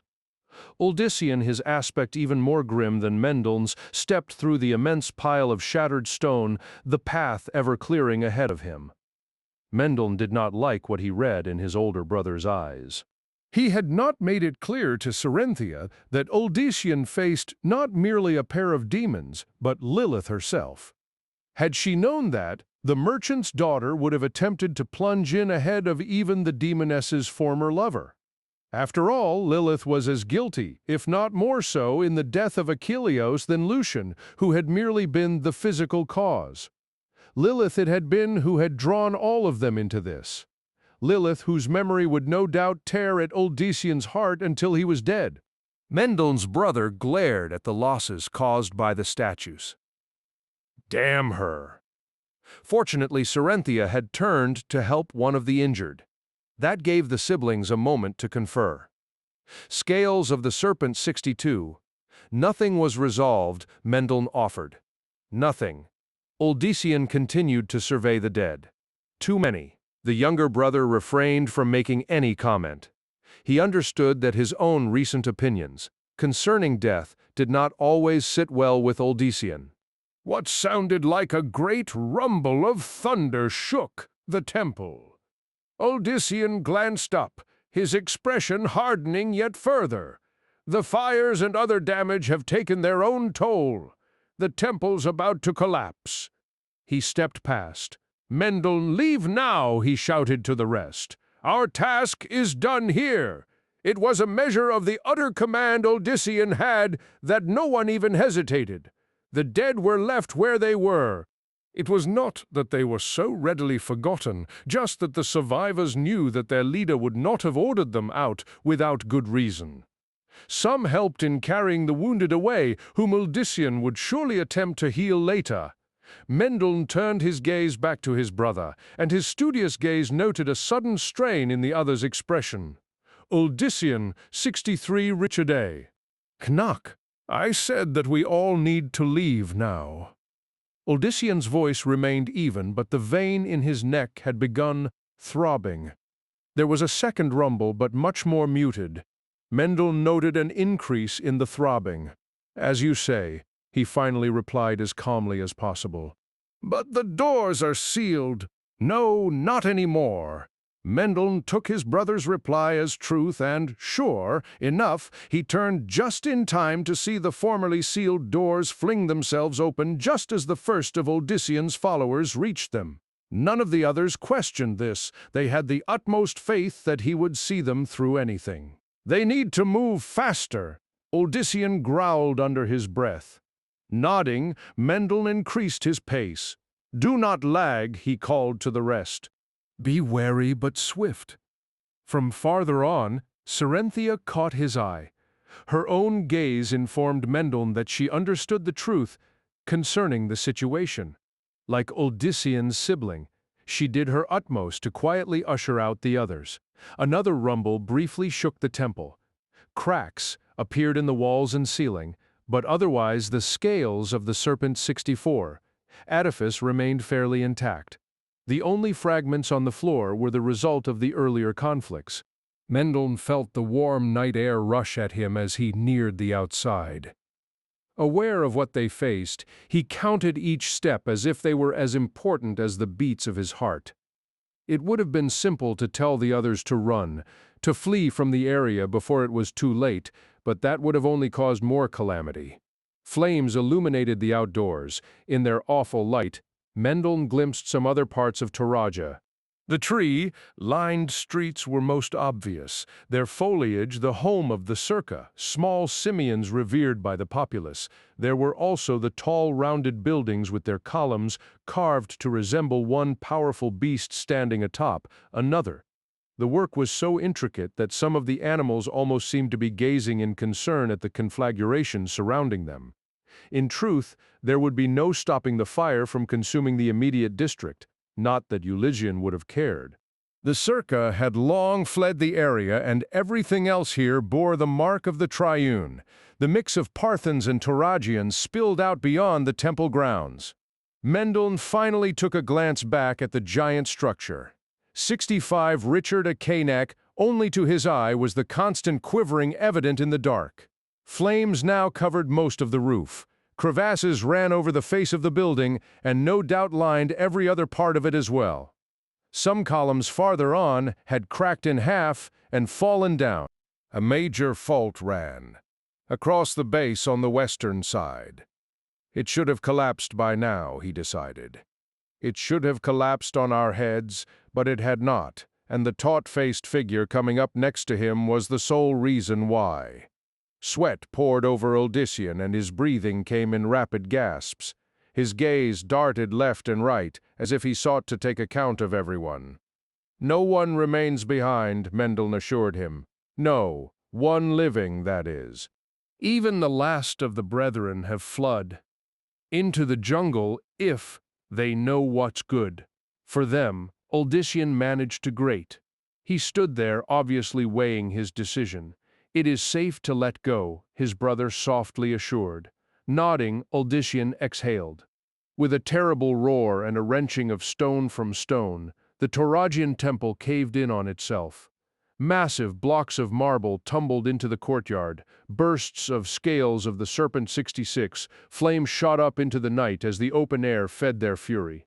Gasps arose from several of Uldissian's followers. Romus let out an oath. Huge chunks of marble continued to spill over the area, yet none of them came close to where the band stood. Even now, some part of Mendel's brother kept the devastation in check. Finally, it began to settle down to a mere catastrophe. The fires continued to burn, but the ruins now surrounded them in such a manner that they would not spread much farther. Again, Mendel knew that this could be no coincidence. Odyssean looked past Mendel, who at the same time sensed what lay behind him. As he turned, the rest became aware of the mass of figures filling the streets. The bulk of Taraja's remaining citizenry stood before Odyssean and his flock, and in that crowd Mendel noted a variety of emotions. A grand figure in flowing red and golden robes separated from the crowd. He wore a scarf over his long, bound, silver-colored hair and an intricate gold ring in one nostril. The sunburst design of the ring indicated his high status. The man was lanky and appeared old enough to be the brother's father. In his left hand he clutched a 67 Richard A. Canak tall staff with markings etched in silver running along its length. "I seek the stranger from the highlands the Athenian called Odyssean." Athenian was, Mendel's party had discovered early on, the term the jungle folk used for the pale inhabitants of such regions as Saram and Partha. The actual meaning was lost even to the locals, but it had come to mean anyone with skin and looks akin to the sons of Diomedes. Odyssean did not hesitate to reveal himself, although a few of his converts gave verbal protest at this. Their fear for him was not unwarranted. In addition to the leather-padded soldiers Mendel noted among the newcomers, there were certainly representatives of the mage clans in the vicinity. They were keeping discreet, though, for, although Mendel knew that they were there, not once did he see anyone who resembled one of the powerful spellcasters. They had their own internal matters with which they sought to deal. Odyssean was not yet a problem to the jaded masters in Kazan, but after tonight, Mendel suspected that they would be reaccessing their stand. Scales of the Serpent 68. Odyssean, son of Diomedes, stands before you with empty hands, Mendel's sibling replied, with the same respectful formality. The elder nodded. I am Rhoneth, counselor senior of Taraja. Speaker for the people, he paused, obviously, noting the many darker faces among those following Odyssean. But not for all, it seems. There are many known to me among those who stand with you, Athenian, a fact that is a marvel and a concern. I was told that only the lower castes found your word of interest, and that you promised them the riches of those whose stations are well above. I promise the same thing to everyone, Odyssean interjected, his tone only slightly hinting of the anger. Mendel knew he held against those who had spread such rumors to the counselor senior, the chance to achieve what we were meant to be, regardless of our birth. I offer something more than even kings can attain, Lord Rhoneth. If one will just listen. I offer what the Triune and the Cathedral would never desire for their flocks, independence from their utter mastery. Rhoneth nodded again. His thin lips pursed, and it was evident that he did not entirely like or dislike what he had heard. The Triune has these past nights been 69 Richard A. Cain, accused of dire crimes, the least of which are too horrendous for me to declare openly here, Athenian. I have proof from sources as well that you are a danger to the lives of those over whom I watch. You want more damning proof of the Triune's crimes, Counselor Senior? It lies within those ruins preserved despite the collapse. For the first time, Lord Rhoneth looked uncertain. Mendel, too, was impressed, if he understood his brother as the other did. Then even though Odyssean had let the temple finally fall, he had still shielded the inner chambers from the tons of tumbling stone. An astonishing feat, and one done for good reason, it now seemed. Perhaps that may be the case, Rhoneth finally went on, but that does not in itself excuse the case against you, Odyssean, son of Diomedes. Odyssean's no villain, came a voice that sounded much like Romus's. Something flew out of the dark, aiming right for Lord Rhoneth's unprotected forehead. The Counselor Senior had only time to gape as the projectile reached him, and halted just before it would have shattered his skull. Scales of the Serpent 70. I'm sorry, my lord, Odyssean muttered, sounding incredibly exhausted. The makeshift missile, a sharp apple-sized fragment from some corner of the temple, crumbled. A pile of soft ash formed at Rhaoneth's sandaled feet. By the elder man began, then clamped his mouth.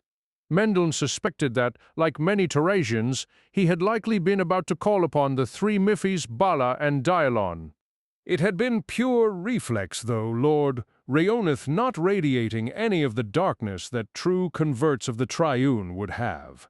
He had been an innocent dupe like the rest.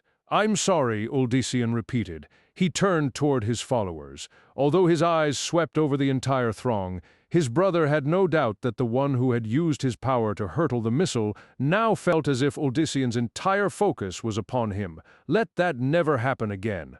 This isn't the point of the gift we have. To fight for the truth. Yes, to fight for our right to be what we are destined to be, yes, but not for mayhem and murder. Then we're no better than the Triune. He returned his gaze to the Counselor Senior, who only now looked up from the ash. To his credit, Lord Rhaoneth's momentary gaping when he had seen his 71 Richard A. Connect death approaching had given way again to determination to protect his city and his people. Uldyssian spoke before the other man could. "We're leaving Torasha, my lord. For the rest of the night, we'll camp beyond the walls. Tomorrow, we'll be gone. I came here to try to do some good, but that good's now mixed with something you and I both find distasteful. That's not what I want. That's not what I ever want." The Counselor Senior bowed his head slightly. "You are beyond my power, Asenian. For you to leave Toraja in no more devastation than what has been wrought this night. I can only thank the stars. No soldier shall raise a weapon to you or those who choose to follow you out. Not if they do not wish to answer to me. I will brook no more bloodshed. One thing only, Lord Rhaoneth." The man looked wary. "The Triune is no more here. If it grows in Toraja, again like a weed can, I'll return." Once more Rhaoneth pursed his lips. "If the evil is as you said, that weed I will personally pluck clean from my city's soil." That appeared to satisfy Mendon's brother. Uldyssian did not look at his followers. He merely started toward scales of the Serpent 72, Lord Rhaoneth, and they in turn flowed behind him. The larger mass that had accompanied the Counselor Senior quickly gave way, hundreds of eyes watching with as many emotions as the converts. Several of them once friends, neighbors, and family passed through. The Toragians among Uldyssian's flock eyed their fellow locals with equal intensity, although in their case they radiated the determination of the newly converted. No one was going to tell them that they might have chosen wrong. The Counselor Senior bowed his head again as Uldyssian reached him. The latter nodded in turn. Neither spoke words now past use. Mendon surreptitiously eyed the Toragian leader. Rhaoneth was an interesting figure himself. Ghosts flocked around the man, but whether family or foes, there was not time enough to determine that so many did was all that mattered. It bespoke of Rhaoneth's strong presence had the man chosen to follow so many of his citizens in accepting the gift within. Mendon suspected that Rhaoneth would have quickly become one of Uldyssian's most promising candidates so far. And perhaps that is good reason to be glad he did not join. The younger brother considered. Rhaoneth had been a leader. He might chafe at having to follow. 73 Richard A.K. NAA. The crowd continued to give way. Even among the soldiers, there was a mix of expressions. Some looked full of distrust, others full of curiosity. "We will grow in numbers," it occurred to Mendon. Likely Uldyssian knew this as well. We will grow in numbers even before we leave this throng behind. There would be others, too, who would sneak out during the night to join the camp beyond the walls. Mendon calculated that not only would all the lives lost tonight be gained back, but that 10 times that quantity would be added yet. "So many," he murmured. "Yes, so many," Uldyssian replied. At that moment, whatever their own personal changes, the brothers understood one another absolutely. They both acknowledged the growth of what Uldyssian had started. acknowledged that each day would bring more and more into the fold. And both knew as well that all those added souls might yet not be enough, that everyone here and everyone to come might simply end up dead. 4. There was no flaw to the prophet, not that any could see. He looked so young to his followers, yet his words were wiser than those of any ancient sage. His voice was pure music. He had not the trace of stubble on his young countenance, one barely seeming out of childhood. Those who had the privilege of seeing him close always came away with the impression of handsome, almost beautiful features, yet their descriptions would have varied based on their own preferences. All would have agreed, though, that his hair, which fell well past his shoulders, was the gold of the sun, and that his eyes were a luminescent mix of blue and silver. He was slim and athletic in the manner of an acrobat, or dancer. When the prophet moved, it was with such grace as even a sleek cat could not match. He was clad in 75 Richard A. Cain, the silver-white robes of the Cathedral of Light, his feet sandaled. At the moment, the prophet stood in his glory, having just completed a sermon to more than 3,000 eager pilgrims. Behind him, a choir of some 200, all of them as perfect in face and form as humans could be, sang the closing praises. The audience remained enraptured, as always. Although the sect had other locations elsewhere, the prime cathedral just north of the capital had a constant flow of newcomers mixing with the local worshippers. After all, here was where the prophet himself lived. Here was where one could hear his personal words. I must change that, he thought as he accepted the homage of his followers. All should know my words, personally. Perhaps through a sphere held high by the priests of each location during sermons. He locked away the notion for another time, his own interest on a matter far removed from his present circumstances. The mortal Odyssean old Diomed and his ragtag followers were on the move again. Long golden horns blared as he finally turned from the dais. The choir shifted their singing to mark his scales of the Serpent's 76th departure, never once missing a single note. The members were from all castes, all races, but in their joyous harmony one would have had great trouble telling any of them apart. He was met by two of his senior priests, Gamuel and Oris. Oris had her hair bound back, and although she looked old enough to be his grandmother, her expression could not hide her attraction and love for him. The prophet could see still how the oval face had once rivaled any of the young ones in the choir. But as with the singers, he had had little interest in the female priest then or now. He was also certainly not inclined toward any male aspect, such as broad-jawed Gamuels. No, only one, being one female, had ever stirred his passion so, and she was now anathema to him. A rich, magnificent speech as usual, Oris cooed. Despite her demeanor around him, she was one of the most able of his servants. Besides, the prophet could hardly blame her for her admiration. She was only human, whereas he was so much more. It sounds so terribly redundant to agree with her on this subject, but I fear I must again, Great One added. Gamuel bowing low. He had once been a warrior and stood half again as wide as his master, but no 177 Richard A. Knack doubted which of the two was the more powerful. The prophet had chosen Gamuel for his role because, in the remotest manner possible, he had been the one mortal most reminding the prophet of his true self. It was good, their master conceded. By the priest's standards, all of his speeches were perfection, but even he had to admit that there was a bit more to this one than many previous. Possibly that had something to do with the current flux, the status quo of which he had become used to suddenly no longer existed. In truth, that both infuriated and enticed him. One sensed the mood shift when you spoke of the triune, Oris went on, her mouth wrinkling as she pronounced the last word. There are new rumors of trouble concerning them and some fanatic from the Essenian regions. Yes. His name is Odyssean Diomed. He has caused the temple much trouble in Toraja. We should hear official word of that very soon. Neither priest registered much surprise at this knowledge. They had both been around long enough to understand that the prophet was privy to things that they could never even imagine.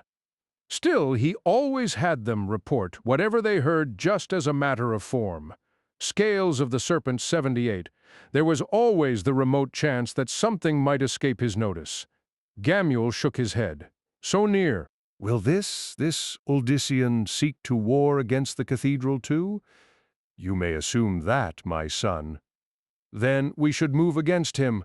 The prophet gave the priest the sort of look that a father gives a naive but favored son. No, good Gamul, we must move with him. Holy One. But the prophet said no more. He strode away from his top acolytes toward his private quarters. No one followed in his wake. The glorious master of the Cathedral of Light, insisting no servants ever attend him unless summoned. No one questioned this quirk. They were all too enthralled by his holy presence. For ceremony and the sake of his acolytes' concerns, helmed guards kept watch at the elegantly carved twin doors. The six stood as statues as he neared. Be at peace, he told them. You are dismissed for the evening. The senior guard immediately went down on one knee. Holy One, we shouldn't be leaving our posts. Your life, 79 Richard A. Canaic. Is there anyone here who could possibly threaten it? Is there anyone I should fear? They could not argue with him there, for all knew that. The prophet wielded powers unbelievable. He could defend himself far better than they could. Even the guards understood that they were for show, yet their devotion always made them hesitate to leave. Go with my blessings, the ivory youth declared, adding a beatific smile to encourage them to depart. Go knowing that you are all in my heart. They flushed with pride even as they grudgingly obeyed. The prophet did not watch them leave. He walked directly to the doors, which flung open by themselves to admit him and then swung tightly shut once he had passed through. There was little in the way of furniture in the otherwise sumptuous chamber the robed figure entered. A plush down couch was where his followers assumed the prophet slept. Those who assumed that he slept at all. Beyond that stood several crested marble stands atop which perched an enviable collection of the finest vases and glass sculptures from throughout the world of sanctuary. Fresh garlands of flowers draped the walls, and vast, tapered rugs with the most intricate, handcrafted scales of the Serpent 80 patterns covered much of the shining marble floor. The walls also bore magnificent paintings of the natural beauty of every imaginable land, each personally dictated to the various artists by the golden-haired figure. But above lay what most of those with the rare privilege of entering the prophet's private sanctum thought the true focus. An immense mural covered the ceiling from end to end, each portion of it filled with fantastical images. Creatures, thought, only, myth, landscapes almost surreal, and most of all, a host of exquisitely rendered, ethereal beings flying about, through the use of vast feathered wings sprouting from near their shoulders. The figures were male and female, and all clad in gossamer robes. Each had features that would have been the envy of the most beauteous princess or dashing prince. To the careful onlooker, it was evident that they were not merely part of the scenery, but rather that they were the ones molding it. They were angels, as humans portrayed them at least. The prophet, more the wiser, acknowledged the artisan's exceptional attempt. But an attempt was all it truly was. A mere mortal could not have grasped the true essence of such beings. A mere mortal could not conceive of 81 Richard A. Canuck creatures who were not exactly physical in nature, but instead harmonic resonances. Yes, a mere mortal could not conceive of angels as they truly were, but the prophet could. After all, was he himself not among the greatest of angels? It happened in a flash of brilliant light 1,000 times quicker than a blink. The chamber shook, and it was as if a violent wind current erupted from the very spot upon which the gold-tressed figure stood. Gone in an instant was the prophet, who, for all his perfection, was a mere shadow of the awesome truth. In his place stood a looming hooded figure with vast wings of flame. Within the hood there was no face, instead a radiance, formed from the blending of both light and sound, so wondrous that it would have been almost blinding to most humans. What appeared to be long silver hair, draping around it, was also no more than pure light and sound mixing together. He was clad in breastplate and robes, the former a shimmering copper, the latter as if sewn from the very rays of the sun.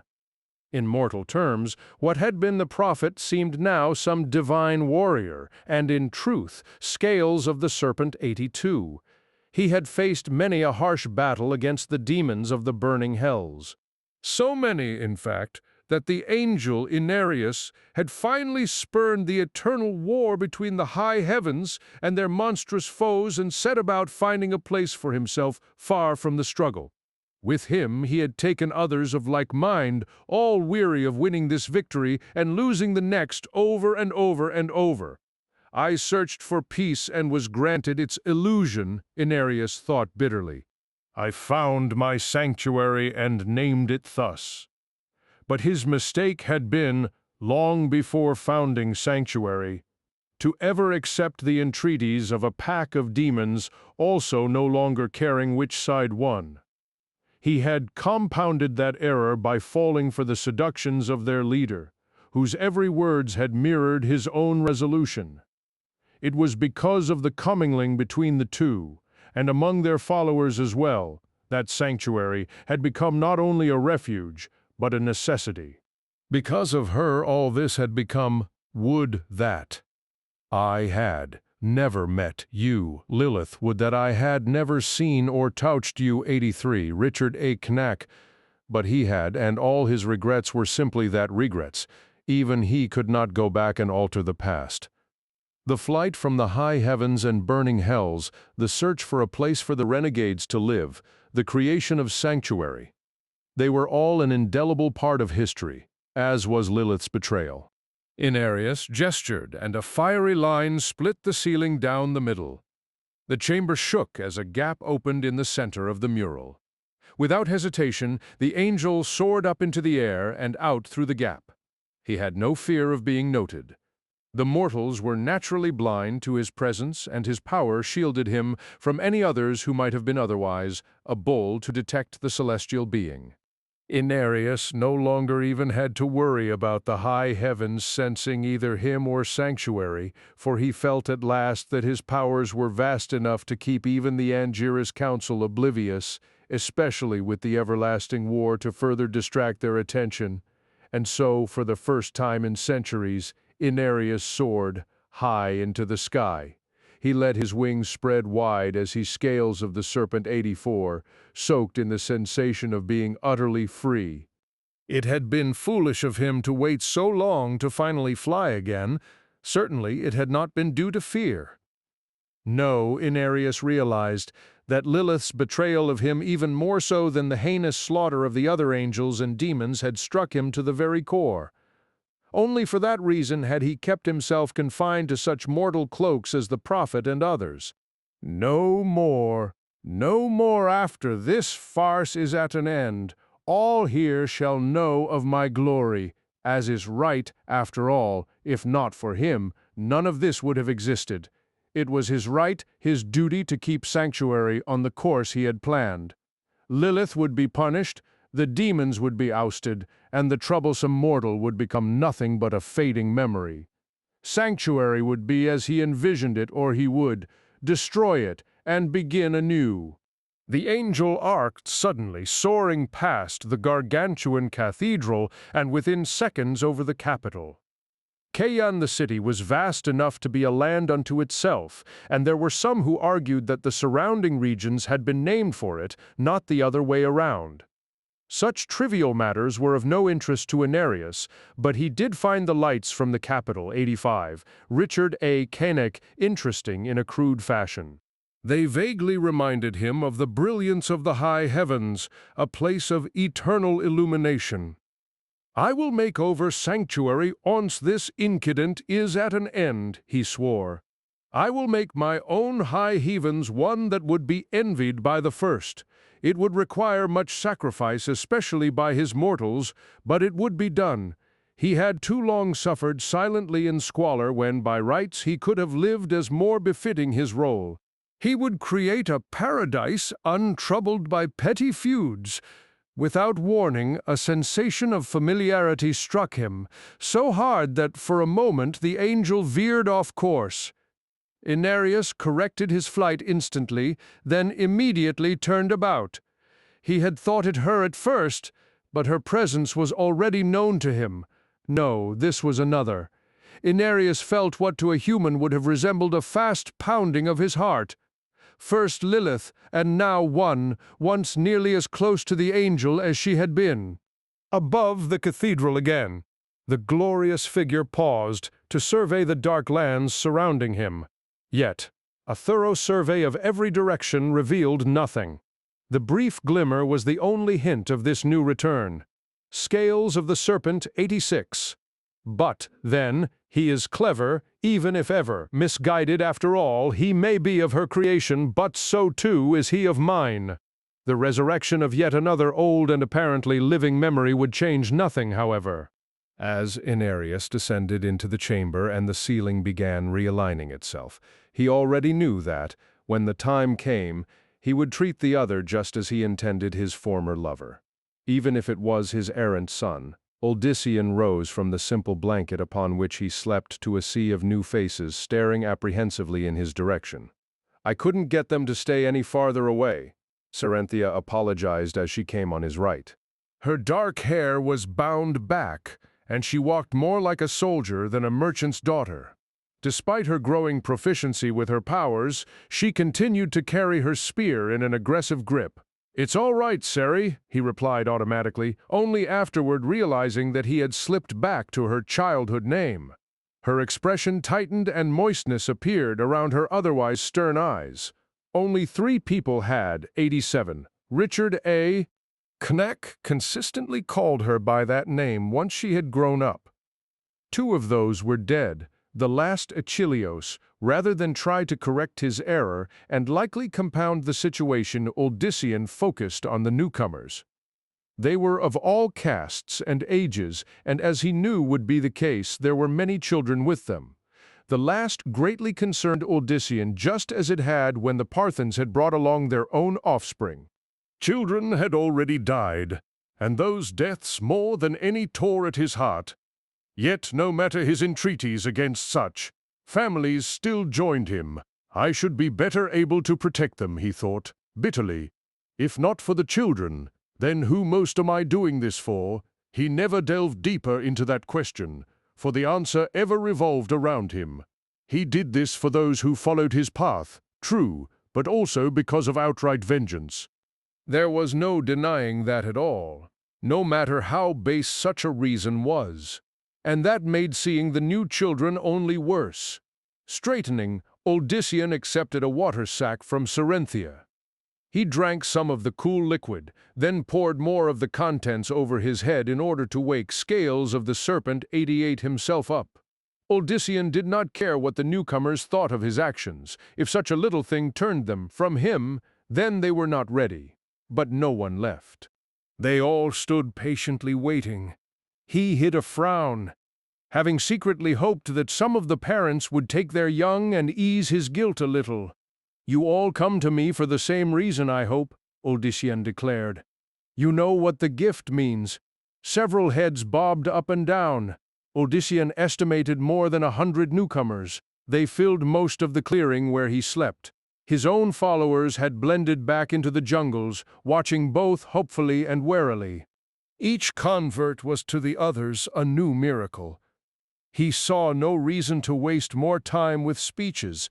He had promised the counselor senior that he would take his followers away from Toraja, and Odyssean had always been a man of his word.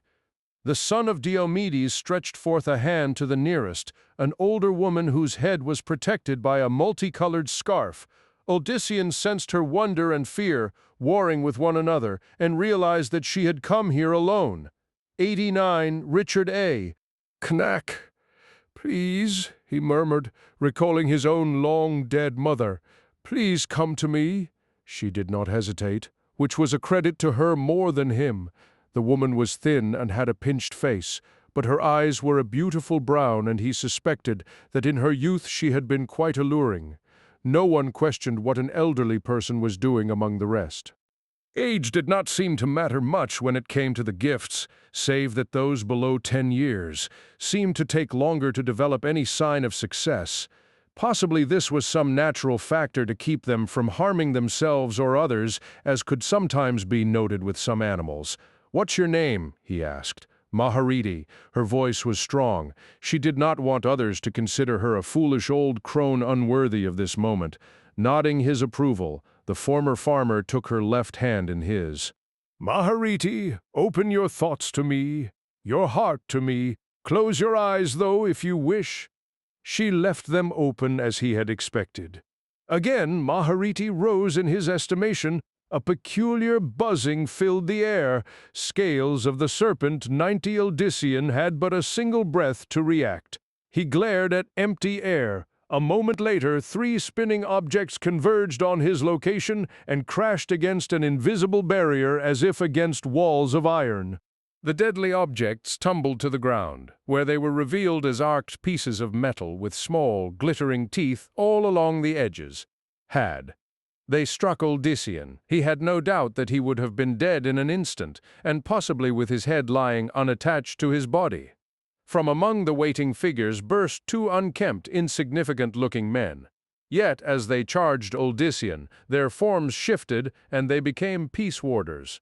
From nowhere, one produced a short lance that he threw at the son of Diomedes.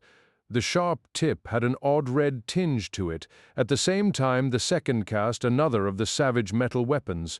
But before Odyssean could act, the whirling weapon abruptly turned and headed back to its wielder.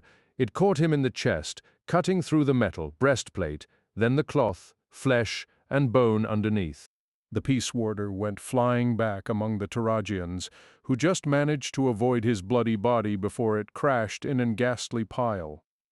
91 Richard A. Cain, Odyssean concentrated on the lance, but although it slowed, it did not stop. The red tip could only be demonic in origin. Serenthia leapt forward, using her spear to knock it off course. It went spinning past him. Before the other peace warder could do anything else, some of the new Trilogians seized him. He let out an oath, which turned into a cry of pain as the crowd began to tear him apart. This was not what Odyssean had in mind. This was not battle, but butchery. "Stop!" As he spoke, he used his abilities to gently move aside those holding the peace warder until only the villain himself remained. The peace warder tried in vain to regain his limbs. He stood at an angle that should have made him fall on his back, only Odyssean keeping that from happening. The warrior's every muscle strained as Odyssean loomed over him. One hand twitched, and the son of Diomedes noted that a dagger hung near the fingers. "I can let you take that dagger if you like," he said, without emotion. "But it'll do you no good." Yet, still the man struggled for the feeble weapon. With a sigh, Odyssean straightened the peace warder, then let the one arm move. Scales of the Serpent 92, the hand immediately grasped the blade. The peace warder raised the dagger up, and to Odyssean's startlement, slashed his own throat. A hush fell over the throng, but as Odyssean, stupefied by the suicide, let the bleeding man drop, he saw that they assumed that their leader had caused the warrior to slay himself. They thought that the fatal strike had been Odyssean's punishment and proof of his power over such assassins. Still managing to hide his shock, Odyssean stared at the peace warder. The man gurgled twice, his body twitching, then stilled. All the while he wanted only to kill himself. He'd failed and knew no other course. Such fanaticism astounded Odyssean. Perhaps the man had believed that he would suffer some more terrible fate, but somehow that seemed doubtful. In fact, Odyssean had been toying with the notion as to how to let the assassin live. Enough had perished last night, and now, with the coming of the new day, more bloodshed had happened. He was sick of it, all. But you chose this course, he reminded himself. Master Uldyssian. Master Uldyssian. 93 Richard A. Knack, Uldyssian gratefully looked to Romus, any interruption welcome. The former criminal pointed behind himself, where two other Parthans were dragging a limp form toward the rest, a third peace warder. Only now did Uldyssian think of the fact that the first attack had come from farther back. We found him just within the jungle, explained Romus, rubbing his bald pate. As the other Parthans dropped the body, the cause of death became very evident. Someone had expertly cut down the assassin with an arrow to the base of the neck, apparently relying on honed talents rather than still questionable powers. It was yet another death, but one that could not have been avoided. The peace warder had brought it on himself. Good work, Romus. Wasn't my doing. Master Uldyssian. The other two also shook their heads. Uldyssian digested this for a moment. Then who? But no one took credit. Frowning, Uldyssian knelt by the body. The shot had been an excellent one, as he had earlier noted, the work of an obviously skilled archer. A slight shift in direction, scales of the Serpent 94, and either the shot would have missed or the armor would have deflected it. There was a dark substance on the shaft. Uldyssian rubbed some of it off. His brow furrowed in perplexity. It was moist dirt, covering most of the arrow, as if someone had once buried the bolt. 5. He was cold.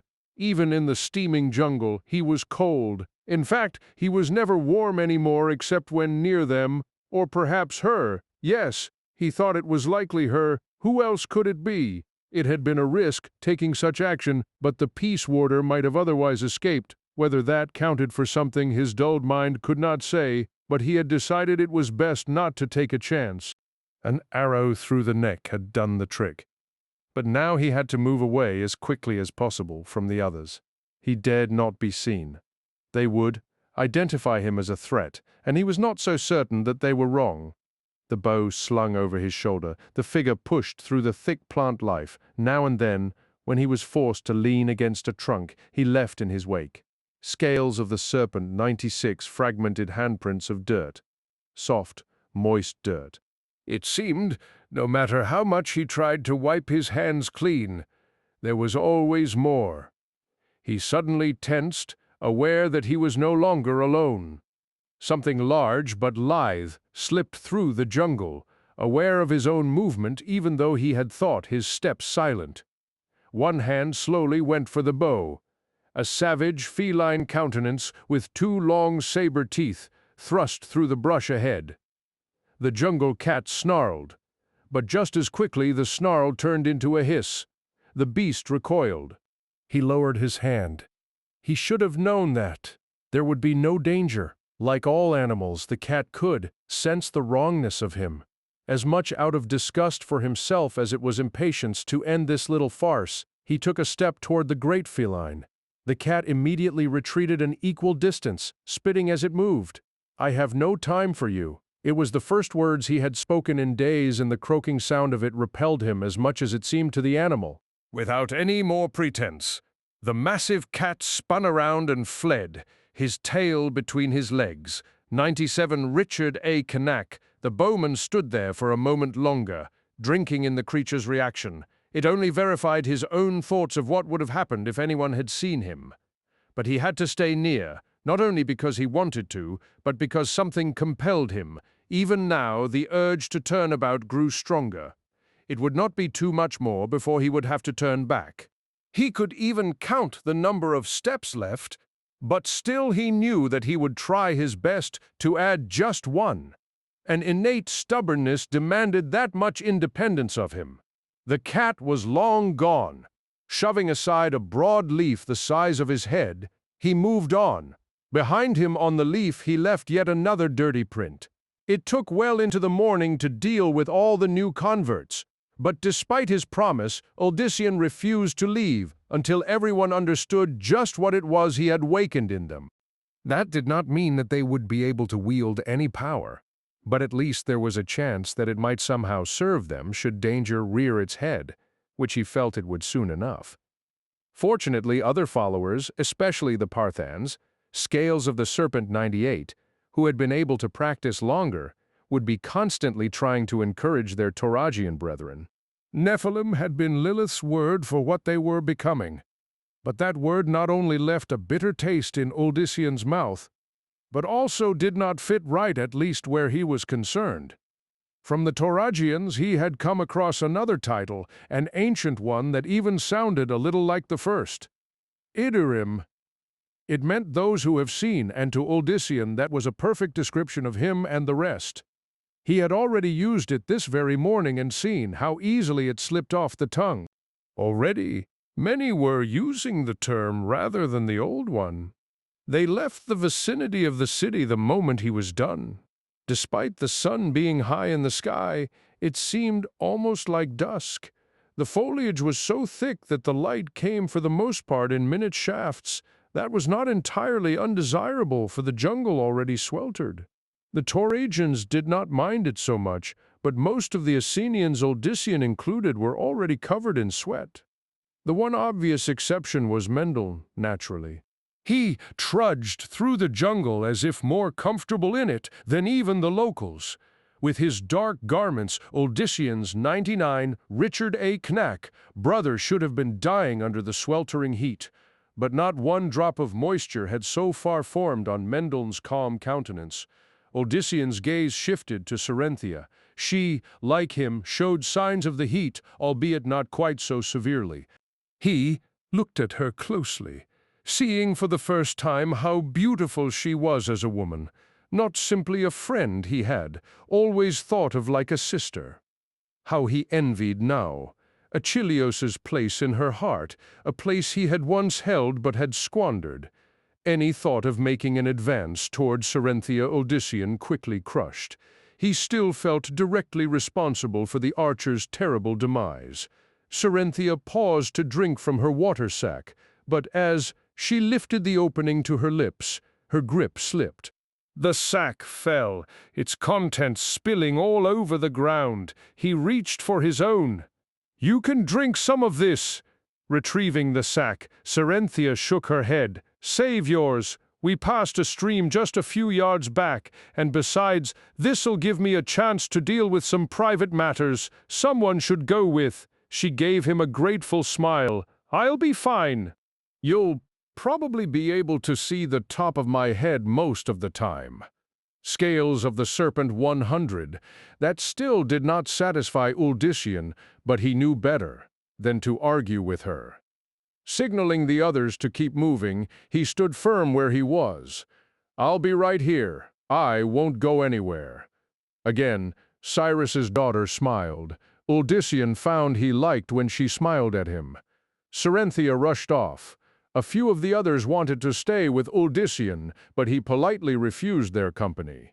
Despite the shifting greenery and the shadows caused by the thick foliage, Uldyssian did the best he could to keep some part of her in sight at all times. As she had said, the stream was right beside them. In fact, others had used it before Serenthia. There was really no reason to be concerned. But then, that was not the first time that he had thought that, and been proven horribly wrong. Serenthia bent down, for the first time vanishing from his field of vision. Uldyssian held his breath, then exhaled as she rose again. She glanced over her shoulder and with a wave of her hand commanded him to look away. Despite his trepidation, he finally obeyed. There was a rustling of leaves, then silence. It occurred to Uldyssian that he could use his powers to check on her. 101 Richard A. Knack location, but suspected that Serenthia would, with her own, notice him doing just that. However, considering her present circumstances, the former farmer shied away from doing so. There was a muffled sound from Serenthia's direction. Uldyssian peered around for her. With relief, the dark-haired woman's head reappeared. Seconds later, Serenthia slipped back to join him. "I was worried for a moment," he admitted. Much to his surprise, her eyes brightened at this comment. Serenthia put a hand to his cheek. She smiled almost shyly. "I like that," the merchant's daughter finally murmured. Then, her face reddening, Cerenthia rushed on, briefly leaving a befuddled Uldyssian to try to understand just what the incident meant, if anything. Then, forcing such dangerous thoughts from the forefront, he hurried after the rest of the party. They did not head toward the capital, as some thought, but rather farther south toward where the main temple lay. It was not what Uldyssian would have chosen, but Lilith had forced his hand. Despite her acting as if she, Scales of the Serpent 102, wanted him to destroy the Triune, he somehow felt that if he went directly for their supreme headquarters, it would be more than the demoness expected. Uldyssian hoped in that manner to throw her off guard. Unfortunately, he also suspected that he was still playing into her hands. The makeshift army paused near a river that, according to the Toragians, flowed between the southern gates of the city and the lands owned by the Triune. Uldyssian saw the river as the perfect guide for the rest of their journey. Romus and some of the others located the best area for the camp, and the Nephilim started to settle down for the night. Recalling the river reptiles that Achilleos had caught, Uldyssian made certain that not only did his followers steer clear of sleeping too close to the water, but that no one went alone to it for any reason. Even then, those small groups who did head to the river were to alert other people of the fact first. "We should be able to fear nothing," he remarked, sarcastically to Mendeln. The two sat alone near one of the many fires. "That's what these powers should mean, but look at us, 103 Richard A. Kennack. They are learning rapidly, Uldyssian. Have you not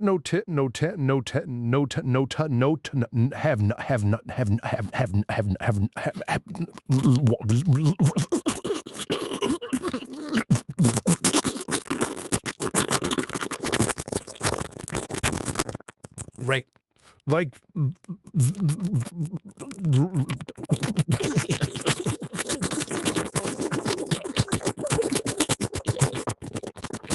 But look what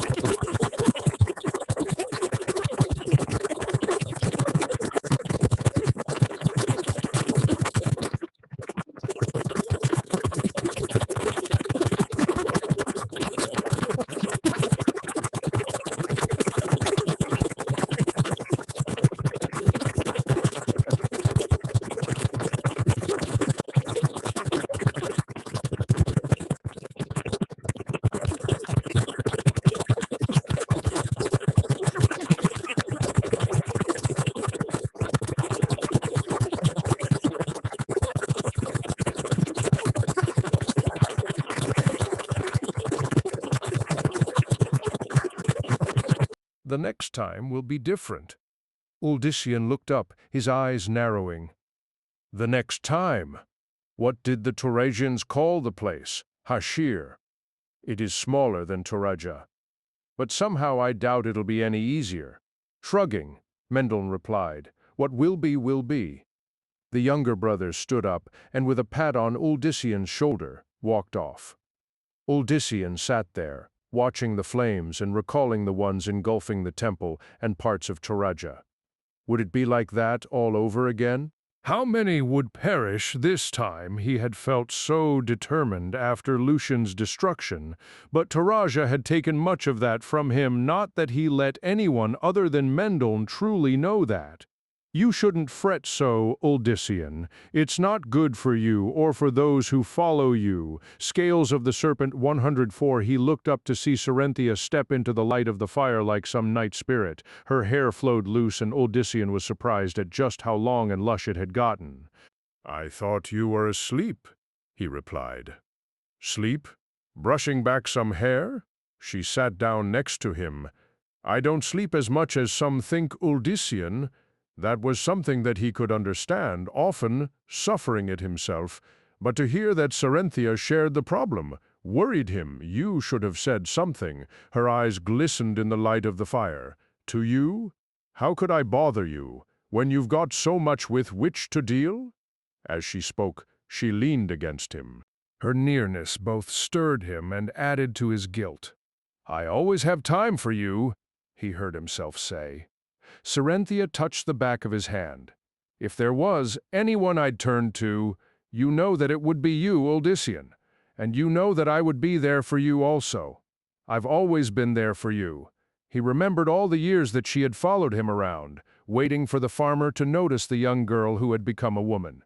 Uldyssian had, but unlike 105 Richard A. Knack, most of the other men in Sarum, not in the manner in which Serenthia had hoped, but now, at a time when he least wanted to, he was noticing her as she had once dreamed. She leaned closer, too close. Uldyssian, caught between desire and loyalty to a lost comrade, Uldyssian tried not to look directly into her eyes, and in doing so saw something all but shadowed by the nighttime jungle. With a gasp, he leapt to his feet. "Uldyssian!" "What is it?" He instinctively looked down at her, then quickly returned his gaze to the wilderness. However, all that met his eyes were darkened trees and vines. Nothing else, nothing remotely resembling a human shape. Nothing, certainly, resembling a figure with a pale face draped by blonde hair, a figure whom he had taken for someone long dead.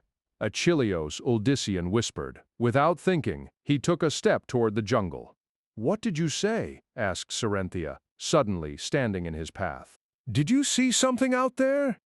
"No, nothing." He could not tell her that he had just seen a ghost, a dead man walking. After all, it had only Scales of the Serpent 106 been his own guilt that had manifested the vision. They had left Achilleos buried far, far behind them. To his further dismay, Serenthia put her palms on his chest. She looked up at him. "Uldyssian, it's late," he interrupted, backing up from her. "We should do the best we can to sleep, Seri." He purposely used the other name this time, hoping it would douse the volatile situation. She frowned, then nodded. "As you say." Uldyssian expected her to say more, but she suddenly turned and headed deeper into the encampment. He watched her vanish among the others, then sat down by the fire again. Staring at the jungle, Uldyssian suddenly probed the shadows. There was nothing, though, and he had not thought that there would be. It had been his own regrets. Nothing more. Achilleos was dead, and for that reason alone, Uldyssian could never allow things to grow between Serenthia and him. Mendel jolted to a sitting position, the sensation of something awry filling him. He hated when that particular sensation occurred, for it usually presaged 107 Richard A. Kneck, imminent disaster for all. Quickly peering around, he saw no reason for his concern, but that did not assuage him in the least. His brother and he dealt with far too many dangers that kept themselves hidden until ready to spring upon the pair. Moving silently, Mendel rose from his blanket. Unlike most of the others, he did not sleep near the fires, preferring somehow the quiet dark of night over the protective light of the flames. Another change from the young boy who had always huddled closest whenever the last glimmer of day had passed. His first concern was Uldyssian. With cat-like movements, he stepped among the sleeping Edorum, as they were now apparently to be called, until he located his brother. Uldyssian slept fitfully and alone, Serenthia, nowhere in sight. Mendel felt mildly disappointed about the last. With Achilleus dead, he had hoped that the two would find one another.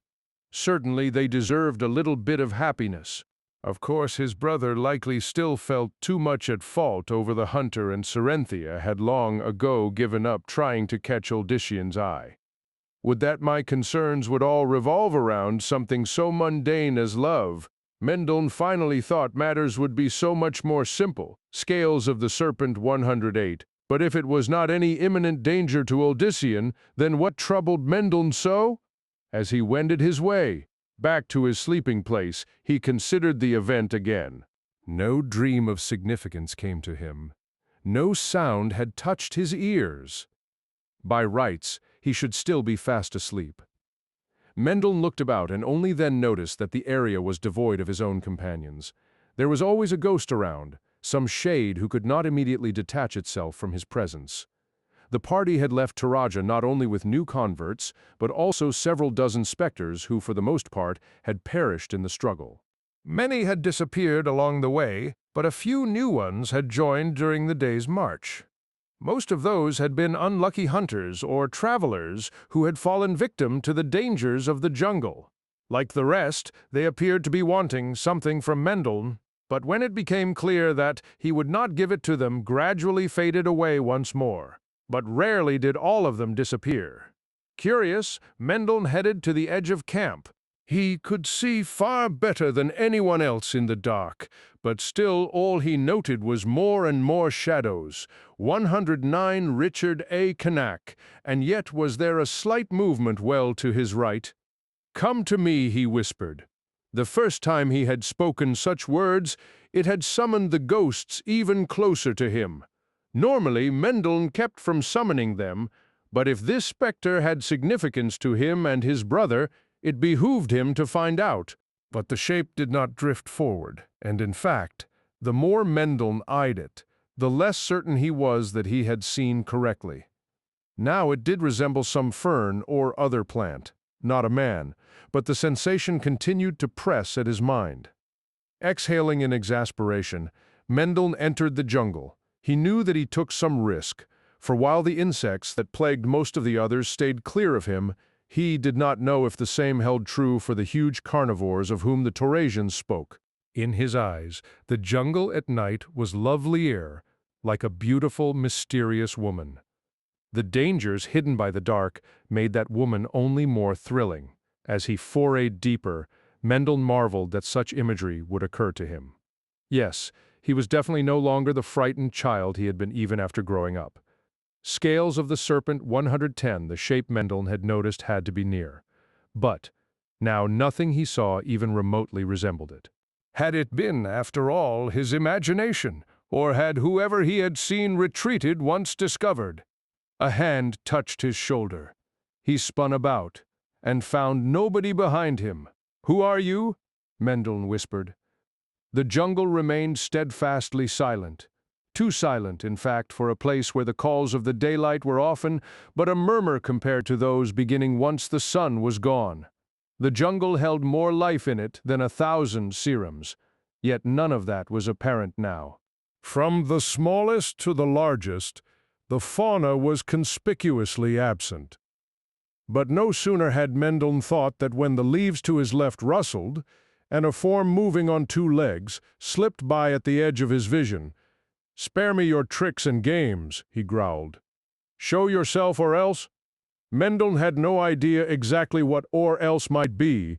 In past circumstances of danger, he had suddenly spouted words in an ancient tongue he had never known, words of power that had saved him more than once. However, whether those words would protect him from the lurker, he was not so certain. 111 Richard A. Cain. It moved again, this time to his right. Mendel automatically spouted a word, and a brief gray glow filled the immediate vicinity, but what he saw was not at all what he expected. No, Odyssean's brother rasped, refusing to accept what that momentary glow had revealed. No, it had to be a delusion or a trick, he thought. Yes, that made sense and hardened his resolve. Mendel could think of only one being who would do such an obscene thing. Lilith? And here he was alone, a fool overconfident in his feeble abilities. No doubt the demoness was readying the fatal blow. How would it come? Mendel would perish in some monstrous manner, naturally his death drawn out. Oddly, death itself did not disturb him. It was the part just before that which Mendel wished to avoid. He would not show her any fear. If somehow he could use his demise to help, or at least warn Uldyssian, then that was something.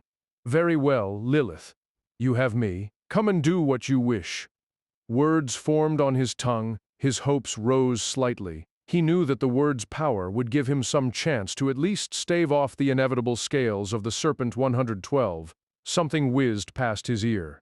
There was a grotesque, bestial howl, followed by a dull thunk, as if something had collided with one of the many trees. Mendel peered in the direction of the howl and saw something sinister standing against one of the thick trunks.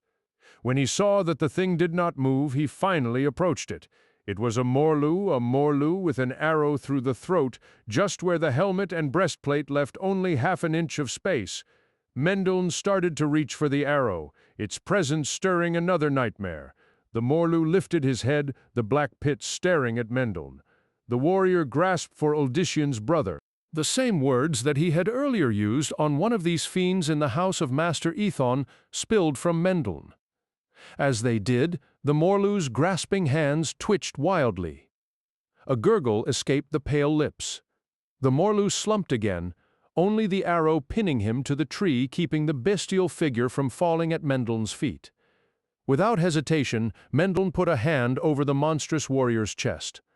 Other words, again first used, in Partha, sprang easily from the lips of Uldyssian's brother. 113 Richard A.K. and A.A. Most would have been unable to see the small, black cloud that rose from the Morlu. It hovered over Mendel's palm. He stared at the foulness for a moment, then snapped shut his hand.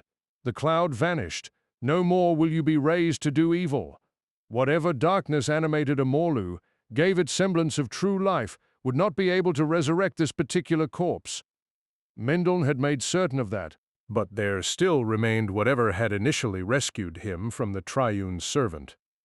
Mendel finally touched the arrow, noting with mild dismay that there was dirt all over the shaft, just like the arrow that had slain one of the peace warders.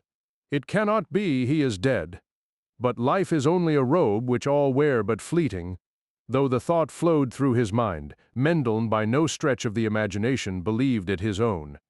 He had felt that other presence in his head before. It had always guided him, yet now what it said only made Mendel more anxious. No, he growled at the darkness. He is dead, too. Think otherwise is evil. He is buried. I was there. I chose the spot. I chose. Scales of the Serpent 114. He had chosen to bury the body very near an ancient structure bearing the same sort of markings as the stone near Saram. Mendel gaped at his own naivety. Why did he think that he had chosen that very location? Something had urged him to do it, and he had blithely acquiesced. Shaking his head, Mendel backed up and collided with another form. Uldyssian's brother spun around and stared into the pale, dirty face of Achilleos. Six Astroka was a demon of ambitions. He had sat near the tolerant hand of Diablo, the greatest of the prime evils, and had learned well. It had always chafed him to be subservient to Lucian, but then Lucian had actually been the son of Mephisto, so there had been little he could do about it. But Lucian acted strange of late. In his persona of the Primus, the archdemon had always done things in a certain manner, but since his return from some mysterious foray that had changed, had Astroga not known better, he would have sworn that it was no longer the son of Mephisto who sat upon the Primus's throne. That was impossible, surely, for who could ever masquerade as Lucian? The demon shifted in his shadowed web, located now in one of the high towers of the Triune's supreme temple. Scales of the Serpent 116. Astroga had chosen the one dedicated to Dialon, naturally, that being the spirit who was, in fact, his master, Diablo. Around the brooding demon crawled his children, sinister black spiders of every size, some as big as a man's head. Astroga was a demon of many incarnations, many shapes. For this moment, he wore a form both arachnid and human, a macabre mix of the two. He now had 8 limbs, broader and thicker than any spider, which could be used as arms or legs, depending on circumstance. All ended in clawed digits perfect for rending soft flesh, the better to stuff it into a maw with not only fangs, but jagged teeth that looked as if they had been filed. Astroga's torso was generally humanoid in design, but rounder and broader at the shoulder. He could make it, otherwise, should the mood suit him. Atop his head were 8 more smaller limbs, each ending in human hands. They were good for dragging, closer to his mouth, and for plucking tiny vermin from his black-furred body for the occasional snack in between. His eyes were crimson orbs clustered together, each lacking any pupil. With them, Astroga saw in almost every direction and beyond the sight of most mortals, or 117 Richard A. Canak, even demons. With them, in fact, he could see back somewhat into the burning hells where he would now and then report to his lord and master. Astroga was overdue to give such a report. He did not like stirring Lord Diablo's ire, for it would be a simple thing for the great demon to reach out from beyond to squash Astroga like a bug. The arachnid had hesitated to report because he was still trying to assess the change in Lucian. If Lucian was no longer fit to command, then someone would rightly have to step in and take his place. But that would prove difficult, considering Mephisto's role in this. The other primeval would not take kindly to his offspring's role being usurped unless the results of that proved most promising. And so Astroga was debating plots of his own.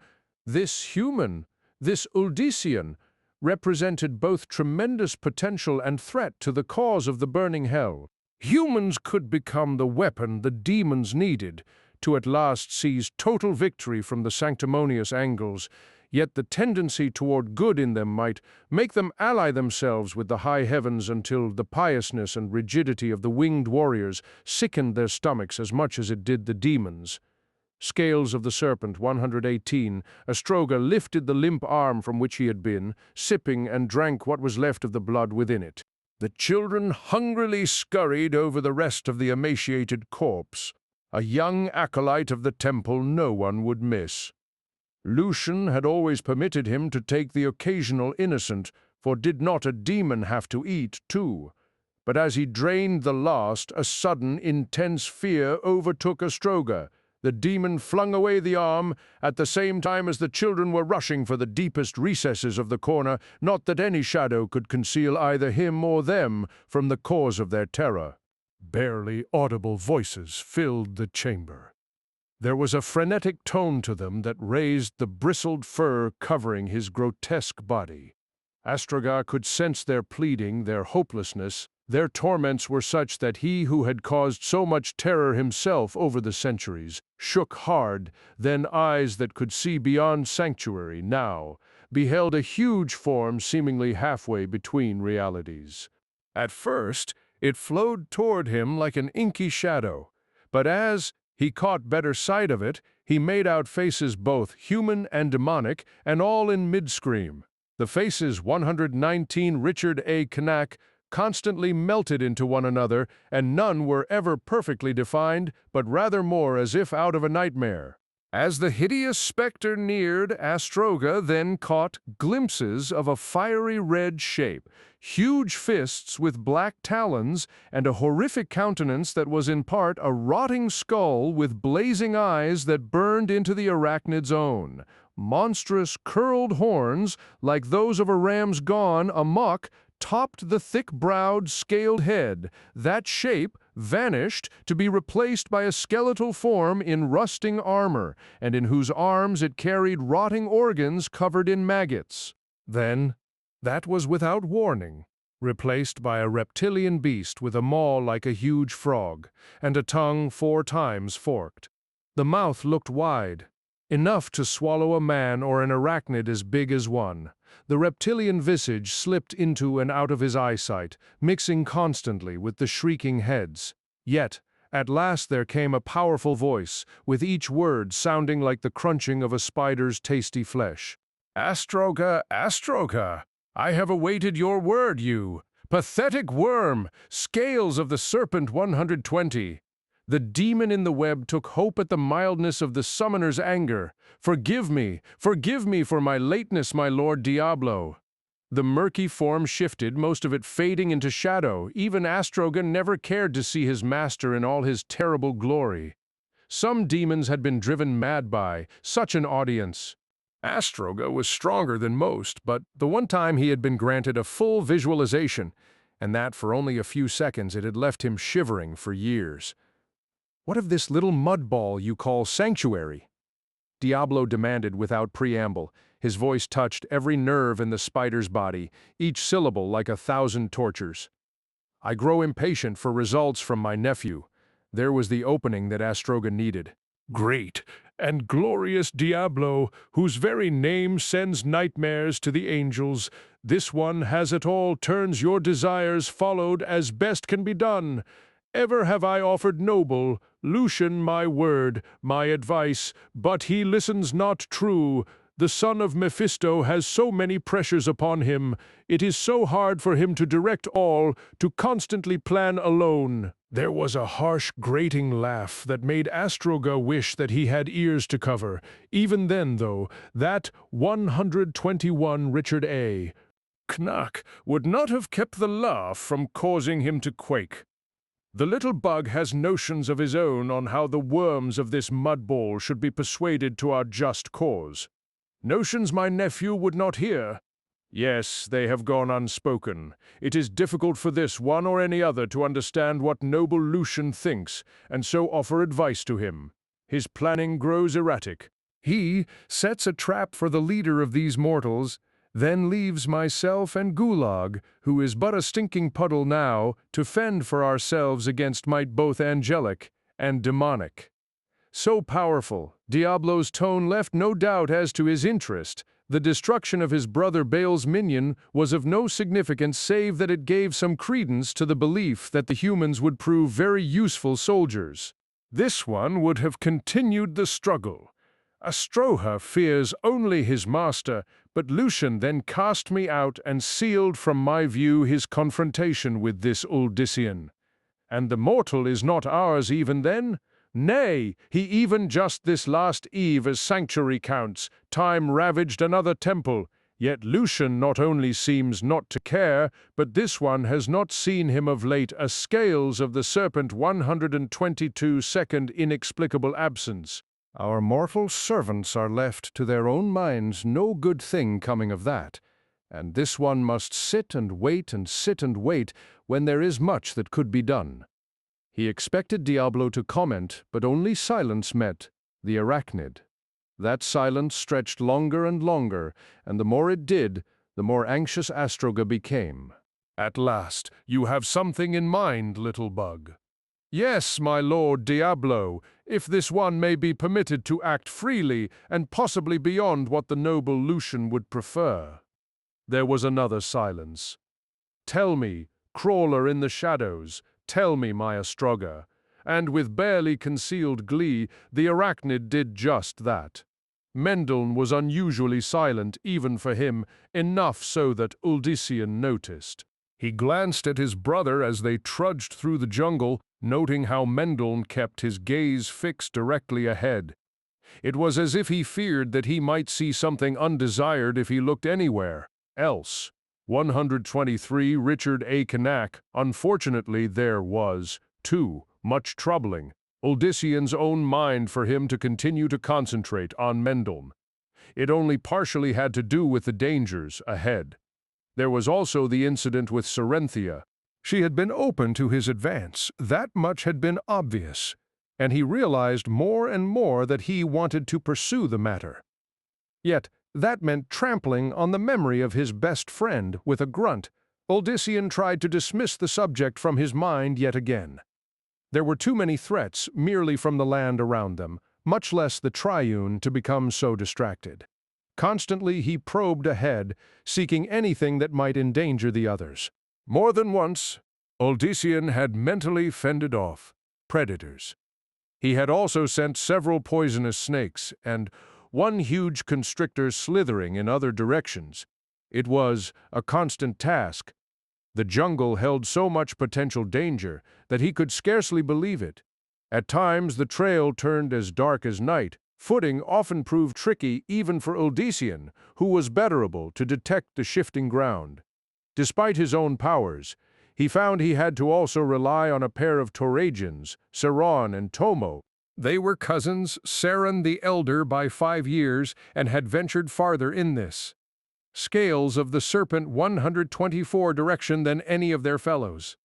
They were nearly as skilled hunters in their environment as Achilleos had been in his, and were chief among those securing food for the rest. "Watch for the jagged leaf of the Tyrocol bush, Master Uldyssian," Saron told him, pointing to the thick reddish plant to their left. "To cut yourself on them is to invite its strong poison." To emphasize that fact, the elder cousin used a spear to lift the lower leaves. The rotting corpse of a small furred creature lay underneath. Tiny crimson lizards, who had been snacking on the remains, darted for the safety of the underbrush. "Kataka," Tomo offered. "They resist the poison, but it fills their skin. They can eat the Tyrocol's victims and are poisonous to others because of what they ingest." Uldyssian had sensed some threat, but discovering that it was a plant he had to avoid and not some creature made him vow to double his efforts. He believed that he could reject the bush's poison, but what about those not yet coming into their powers? "Let all know of the Tyrocol," he commanded Romus, and several others. It was not the first such pronouncement that Uldyssian had made, and he knew that it would not be the last. It seemed that everything in 125 Richard A. Canak, the jungles had some hidden and of times malevolent aspect to it. Their intended destination remained the smaller city of Hashir. As they marched along, they kept a special eye out for any trace of the Triune servants. Uldyssian was certain that the 3 assassins had not been the only ones left. In fact, he somehow felt that the Triune had some part to play in Mendel's behavior, but trusted that, if it was necessary, his brother would certainly let him know the truth. "Certainly, you seem so lost in thought." Uldyssian glanced to his side, startled by Cerinthia's sudden nearness. That he had not noticed spoke volumes concerning the state of his mind. "I have to keep all of them safe, and there's so much here in the jungle compared to home." "Yes, Sarum seems so peaceful in comparison." She frowned, or at least it used to be. That stirred up his guilt again. "Cerynthia about Cyrus and what?" "Go no further, Uldyssian. What happened was not your fault. You were hardly aware of the powers within you, much less how to control them." Scales of the Serpent 126. Her attempt to placate him did nothing to help Uldyssian. Nevertheless, he nodded gratefully. "Nor do I blame you for Achilleos," the woman went on, her glittering eyes snaring his. "Achilleos was a good man, but independent. He chose to do what he did. He wouldn't blame you any more than I." Cerynthia. Her hand slipped over to his, touching the back so very softly. "Please don't worry about me so much, especially where Achilleos is concerned. I mourn him as a lost friend, but perhaps not the lover I thought he was." This admission nearly caused him to stumble in his tracks. "What are you saying? The two of you, Uldyssian, Achilleos always cared for me, but you know she glanced away for a moment, her cheeks red from other than the heat, had other feelings. When I thought that there was no more hope, I think I turned to him for comfort, for I feel so guilty." He waited, and when she did not go on, he murmured, "Now you're the one who shouldn't." Uldyssian shrugged, not certain if his next words made sense or not. "You brought happiness to Achilleos. He died, thinking that you and he were one. That's something, isn't it?" 127 Richard A. Kennick, her hand slipped closer, tightening on his. Uldyssian did not draw back. A part of him felt like he once again betrayed his friend, but another was pleased by what he had heard. But before matters could go any further, Mendel interjected himself into their presence. Uldyssian's brother wore an expression that boded no good. "There is something in the jungle," he quietly announced. "Can you feel it?" His attention brought back to their current situation. Uldyssian now did. He could not fathom what it was, but it was very close. He signaled Tomo over to him. "Do you know this region? Is there anything we should beware?" The Toragian considered. "We are beyond where my cousin and I hunt, Master Uldyssian, but I recall a little about the area. It was said that jungle spirits frequent this location, but those are only stories our grandmothers told us. Jungle spirits, Mendel seemed to find this of particular interest. Why here?" "What is so different?" "There are ruins here, Master Mendel." As with many of Uldyssian's Toragian followers, Tomo seemed uncomfortable speaking directly with the younger son of Scales of the Serpent 128 Diomedes. "One so old the markings are all but washed away. They are nothing but curiosities. We should avoid them, anyway," suggested Serenthia. "They're away from the river, aren't they, Tomo?" "Oh yes, mistress." Serenthia was treated with nearly as much reverence as Uldyssian. Tomo and some of the other younger converts also seemed quite smitten with her. 2 or 3 hours through dense jungle, not worthy of the time. Mendel looked disappointed. "So far as that?"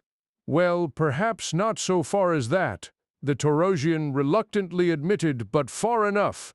Unless they had something to do with the Triune, which evidently they did not, Uldyssian had no use for, the ruins." He gestured ahead. "We keep moving, Hashir's our goal. Nothing else." Yet as they started on again, Uldyssian continued to sense something from the general direction of the unseen ruins. He had no idea exactly what it was, but it felt very, very old and somewhat dark of nature. Curiously, there was also a feeling of fury that seemed to be growing with each passing moment, almost as if whatever it was had taken notice of them. 129 Richard A. Knack. Uldyssian tried to ignore what was happening, but the fury continued to swell with each passing breath.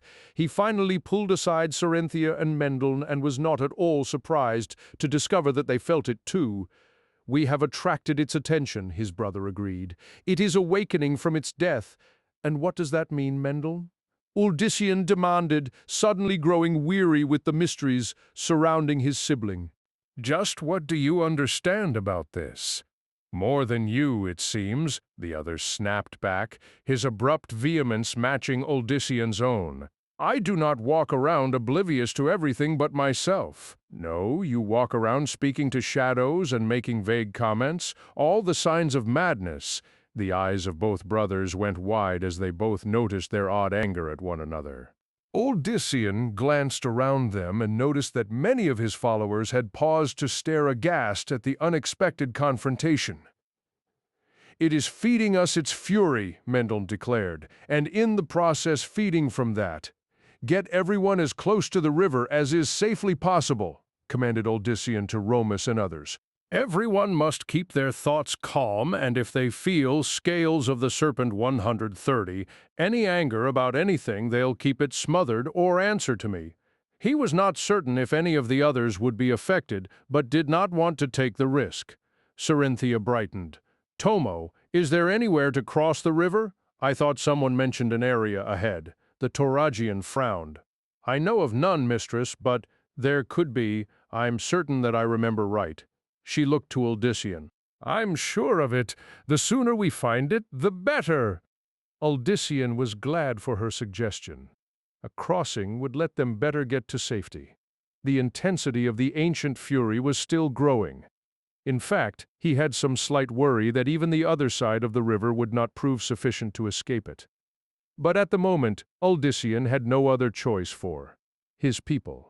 He waved them on, staying his ground and staring in the direction of the ruins and their malevolent inhabitant. Uldyssian kept his will focused, determined not to let the dark thing play with his emotions. Mendel stepped up next to him. "Go on with the rest, Uldyssian. I will stand watch here. 131 Richard A. Knack." "You take Cerynthia and lead the others on," the older brother demanded in turn. "There is no time for argument," Mendel snapped, his mouth shut. Odysseus knew that they had both nearly started another fight. Perhaps it would have been wiser for the pair to retreat, but he felt that so long as the inhuman fury concentrated on them, then the others were in less danger. Evidently, Mendel was of a like mind, for he said almost at the same time, "We will stand together as shields for the rest." Then they said no more, both shoulder to shoulder staring into the jungle, but Odysseus noticed a subtle shift in the monstrous rage. While part of it still focused on the brothers, some of it yet followed along with the fleeing band. He concentrated and knew exactly why. "Cerynthia," Odysseus gasped, "it's turning its evil toward her." But why? Mendel began. Odysseus did not know why and had no interest in wasting time discussing the devastating discovery. More and more the dark force turned its attention to the vicinity of their companion. Scales of the Serpent 132, he knew of only one way to prevent that from continuing. His aspect grim, Odysseus strode toward the distant ruins. At the same time, he pushed his will ahead, demanding that whatever lurked out there concentrate on him and him alone. The jungle darkened as he bore toward the hidden site. The cries of the animals and insects faded into the background. As Odysseus progressed, he noticed that the trees and other plant life took on a shrouded appearance, as if some shadow other than that cast by the foliage above now settled over them. Limbs took on the appearance of skeletal arms, and all the leaves suddenly reminded him of the poisonous plant Tomo had pointed out. He stumbled over a protrusion in the ground. Glancing down, he saw that it was a piece of stone, but one not naturally formed. Odysseus extended a hand, and the stone flew up into it. It was from some shattered carving, part of the upper face of what looked to be a woman. What there was to view had an ethereal beauty to it. A harsh force struck him full, sending Odysseus flying against a nearby tree. Only his abilities kept his back from snapping in two. The stone went tumbling from his Quadr 133 Richard A. Kanak hand, but where he had hit hard, it landed gently on the soil. At the same time, Odysseus sensed that he was not alone. However, whatever stood with him was not any mortal being. It was not, he knew, even alive in any normal sense. And this close, Odysseus understood that it was demonic in origin. He had slain demons before, but never had he thought what might happen to them after they were dead. He had supposed that they simply ceased to be, yet what Odysseus faced was more akin to a ghost or angry spirit, not a living demon. How was that possible? That was not important, though. Protecting Cerynthia was. "You'll leave her be," he abruptly growled, standing. "You'll leave them all be." There was a feeling of immense bitterness and hatred, but not aimed directly at Odysseus. For him there was more of a sense of irritation, as if he was merely in the way from what needed to be done. He decided to become more than that to the angry essence. Staring at the trees before him, Odysseus pointed. Scales of the Serpent 134. The jungle exploded. Trees collapsing and bits of plant, raining down on everything save Odysseus. Where once the landscape had blocked his way, now a perfect oval path lay open. And at the end of it, just visible, was a stone structure tilted at a precarious angle. The roof, once angled, Odysseus thought had been crushed in as if by a huge fist. The windows, 3 in all, were odd in their design, having 5 sides to them. It appeared as if the building had been carved from stone the color of bone, the same stone as the fragment of face. Tomo had severely miscalculated the distance of the ruins from Odysseus and the Aetherim. They had virtually been on the very doorstep. Odysseus squinted. Near the left side, the side from which the structure tilted away, was a small gap in the ground that he realized was another window. If that was the case, then at least another floor lay buried beneath. That bespoke of not only the great age of the building, for it must have taken centuries to bury the rest, but Also some powerful catastrophe that had initially befallen the area. Every muscle taut, Odyssean closed in on the building. Tomo had described it as a place with markings all but 135 Richard Cain, worn away by the elements, but to the former farmer's heightened senses there were still symbols and illustrations quite evident on the face. What the language was, he did not know, but the images were at least somewhat recognizable. Many looked as if they were of the same ethereal female, only now on a few she was accompanied by a tall, almost menacing figure. Yet between the pair there was no sign of menace, but something more resembling love. The two never looked quite the same in any relief, but there was just enough to make Odyssean certain it was always the original duo. Recalling how easily Lilith could wear other guises, he finally assumed that if these were anything like her, they probably had 1,000 shapes from which to choose. These had likely just been favorites. At that moment, a voice whispered in Odyssean's ear, but its words were unintelligible. He hesitated, then took a step forward. An image flashed through his head, a beauteous woman with wings of fire. The face had looked familiar, but only after a moment did he recall it as the one from the reliefs and the shattered carving. None of the works had done justice to Scales of the Serpent 136. What he had just seen, though, and again Odyssean, knew that even the vision had only shown him a shadow of her true glory. Odyssean took a cautious step forward only to be met by a second vision. Here was the winged woman with the male who, while strikingly handsome, had skin of absolute white and 2 ice-blue orbs without pupils. They stood together in what was clearly a scene of deep affection, despite obvious differences between them. Again came the whisper, the words no more understandable than before. Suspecting what would happen next, Odyssean nonetheless moved on. It was the unearthly couple again, but now the winged woman lay torn to shreds on the ground. The male, his legs ruined and his back cut open so deep that he should have been dead, crawled toward her. A green ichor poured from his wounds. He bared teeth that were as sharp as those of the river reptiles. The male pounded the ground in growing rage, and the tears dropping from his face sizzled when they touched anything else. Behind them, fallen at the angle that he had first seen, it was the white structure, all 4 stories of it. Something had crushed in the roof, as Odyssean had already noted, and then had demolished the base on the 137 Richard Cain right as well. The landscape beyond was also in ruins, but in place of the jungle, trees akin to those of which Odyssean was familiar from Serpent dominated or had until their destruction. The vision, the longest of all, faded. As Odyssean shook his head to clear it, he felt the presence that he had been combating suddenly reach far past him for Serenthia. Recalling himself, Odyssean sought some manner by which to redraw the thing's attention to himself. On a hunch, he eyed the ancient building. It did not take much of his power to start the edifice shaking. Bits of stone quickly began breaking off.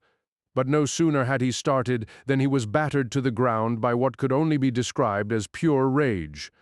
Odyssean cried out from pain, realizing that he had obviously underestimated the malevolent force's determination. In his head, he heard howling and more. Words he could not understand.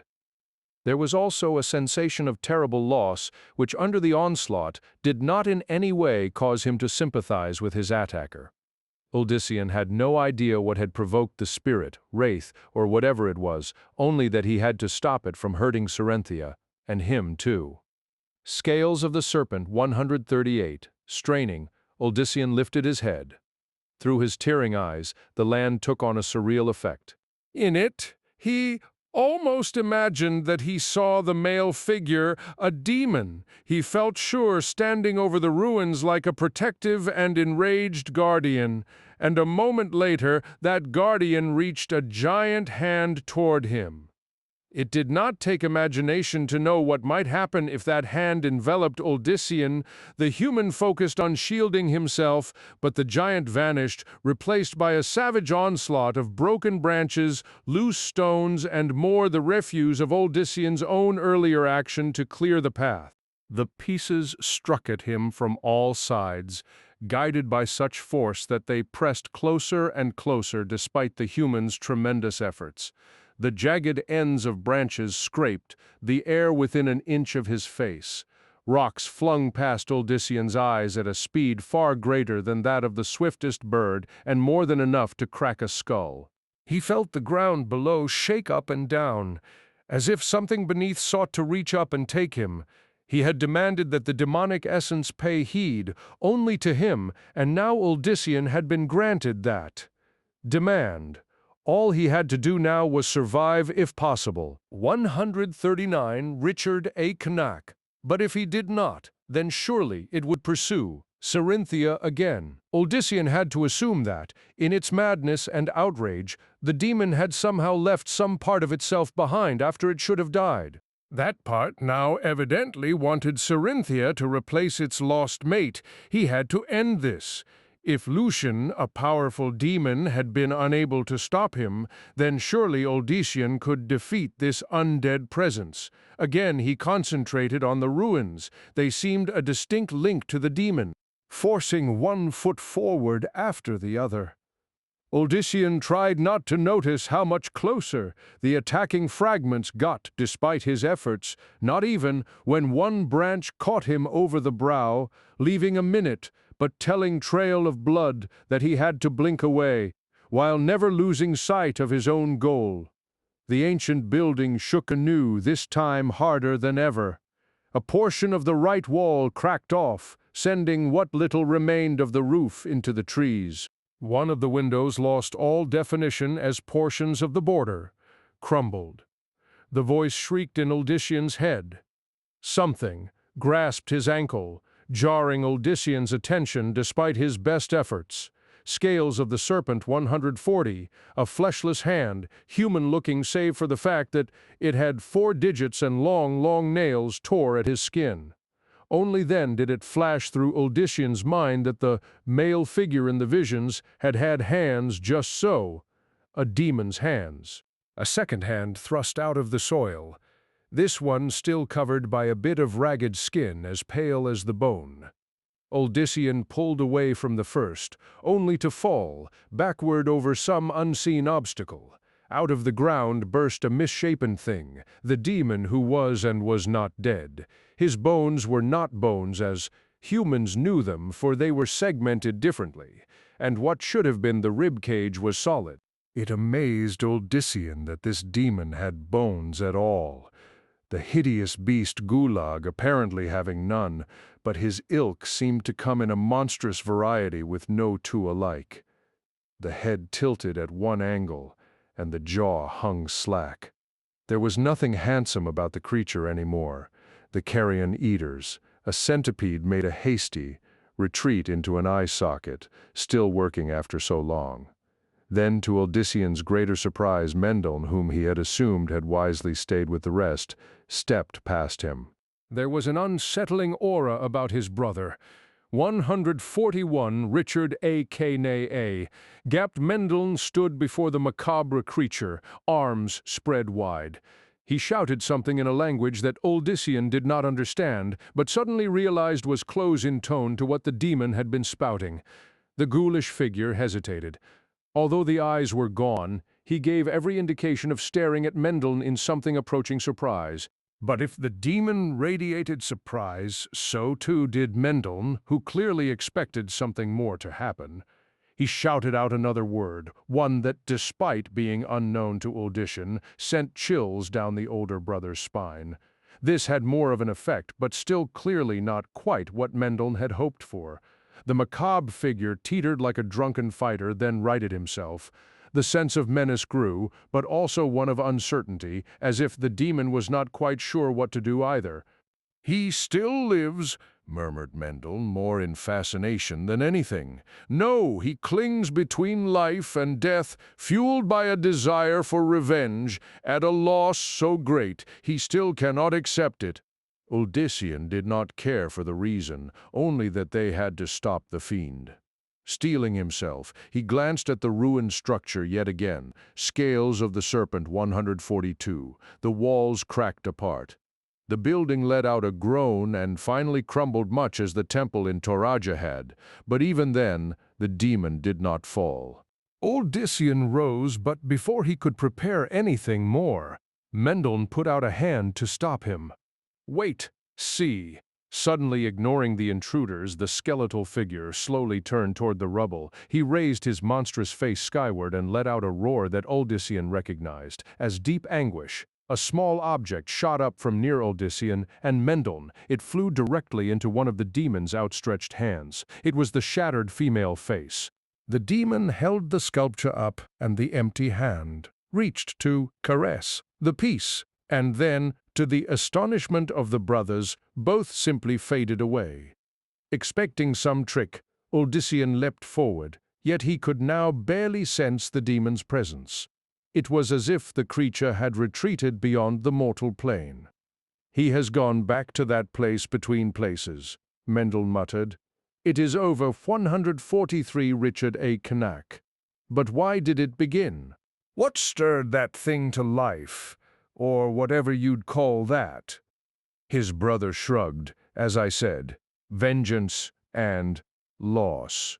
Odyssean recalled the visions that he had had about the otherworldly couple, both so distinctively different from one another.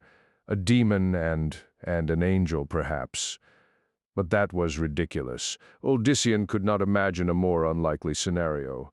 He dismissed the notion, more concerned with another aspect of the situation.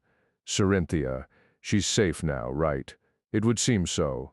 "You protected her well, brother." That reminded Odyssean of something else.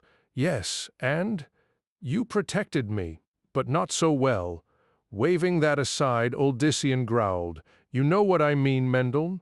I've been patient, but something's touched you that has nothing to do with the gifts I've shown the rest. You've changed. Sometimes I'm not even certain to whom I'm talking." The younger brother bowed his head. "Neither am I," he whispered. "Neither am I. Scales of the Serpent 144. We've got to have this out between us," Odyssean persisted. "I've got to know what's happening to you, and how it might affect those with us. There are too many things at stake." "Yes, I agree." Mendel glanced back at the crushed building. "But not here. Not now, tonight. When all others sleep." Mendel, Odyssean's brother, raised his hands palm forward.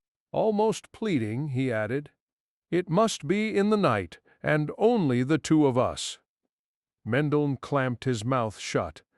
Odyssean knew that he would get no more out of him. Still, tonight then, tonight and no later. "I mean that, Mendel." The other nodded, then turned and walked back. Odyssean stood for a moment, watching Mendel's retreating form. Then, without effort, someone else invaded his thoughts. Cerynthia. And with her gently smiling face burning into his mind. Odyssean forgot about demon spirits and mysterious brothers. All that mattered was returning to the others and making certain that she was all right. 145 Richard A. Cain. After that, Odyssean could only pray that Achilleos, wherever he was, would forgive his friend's weakness. 7. As the sun settled over the horizon, the Edorum began to look for a place to camp. Mendel, who had steered clear of his brother after the ruins, studied his many companions with an unusual anxiety. He lagged behind as they pushed toward the chosen location, a relatively clear area about 10 minutes' walk to the river, then paused by a trunk as if taking a breath. They had found the crossing of which Cerynthia had earlier claimed to have heard about from someone else. A convenient crossing it had been, wide enough to enable several people to simultaneously move to the other side. By the time he and Odyssean had reached the others, more than a third had already made it, Cerynthia apparently leading the way. She had been most delighted to see Odyssean, delighted enough to run into his arms. If not for 147 Richard A. Cain, Mendeln's presence, he suspected that the embrace might have led to something more right there. The battle against the creature in the ruins had obviously changed Odyssean's mind about her, and it seemed Cerynthia had no more qualms concerning the late, lamented Achilleos, and that now bothered Mendeln more than the danger that they had this day faced. The last vestiges of daylight had given way to the torches, and more glow lights many of the fledgling Edirum were now able to cast. Some of those Mendeln watched looked much too confident with their minor success. A glow light would scarcely fend off peace warders, Morlu, or demons. At last his opportunity came. All eyes were focused on other matters, and Odyssean could only see Cerynthia. Mendeln slowly backed into the jungle. He went headed not toward the river, but rather back along their trail. Despite his heightening anxiety, Mendeln's breathing remained calm. It was as if he were two men in one body, the newcomer adapting to whatever change around him as necessary. Mendeln counted each step. 20, 50, 100. Scales of the Serpent 148. At precisely that many, the figure he had been expecting to meet appeared from around a tree as if by magic, which very likely was the case. Always timely Mendeln. The voice, so familiar, carried with it now a raspiness as if the other constantly needed to clear something from his throat. Mendeln suspected that what needed to be cleared out was dirt. I promised I would meet you at the appointed time, Achilleos. A short, harsh chuckle escaped the half-seen figure. The archer took a step closer. Mendeln did not gasp, having done enough of that the first time he had been confronted by the dead man. After all, before him stood his good friend, even if that friend had a gaping hole in his throat, the edges of which were lined with congealed blood and more dirt. Odyssean's brother did not bother to wonder how the blond hunter could even speak, considering that awful gap. Achilleos existed now because of some force beyond mortal ken, a force surely powerful enough to give voice to the cold corpse it had animated. But that description seemed cruel to Achilleos, Mendeln suddenly decided. Achilleos was no shambling ghoul nor a 149 Richard A. Cain fiend like the Morlu. The spark that was the archer did indeed still make house in his remains. There was no doubting that. True, the flesh was as pale as the whites of Achilleos's eyes, which were completely white now, and there always seemed to be bits of fresh ground spilled over him, but it was still the man the sons of Diomedes had always known. Achilleos even showed embarrassment over his condition. Even now he tried to wipe his hand clean so that he could clasp Mendeln's, rather than let the archer continue a useless task. The black-clad figure reached out and seized the grimy hand. He shook it as he would have if both were still back home and nothing had changed for either, not even death. The shadow of a smile escaped Achilleos. Even in his present state, he was a handsome man, lean like the prey. He had so successfully hunted until Lucian, Mendeln, had always envied the blond hunter his looks, although the latter had never been vain about them. It had been the perversity of fate that he who could have had so many women had desired the only one who had not wanted him until just before his slaughter. Braver than you used to be. You are my friend. Scales of the Serpent 150. I am as dead as these tree-dwellers I caught. Achilleos reached behind him and brought forth a brace of tailed beasts the size of cats and obviously related to them. He set his catch by Mendeln. The scene both amused and saddened Odyssean's brother.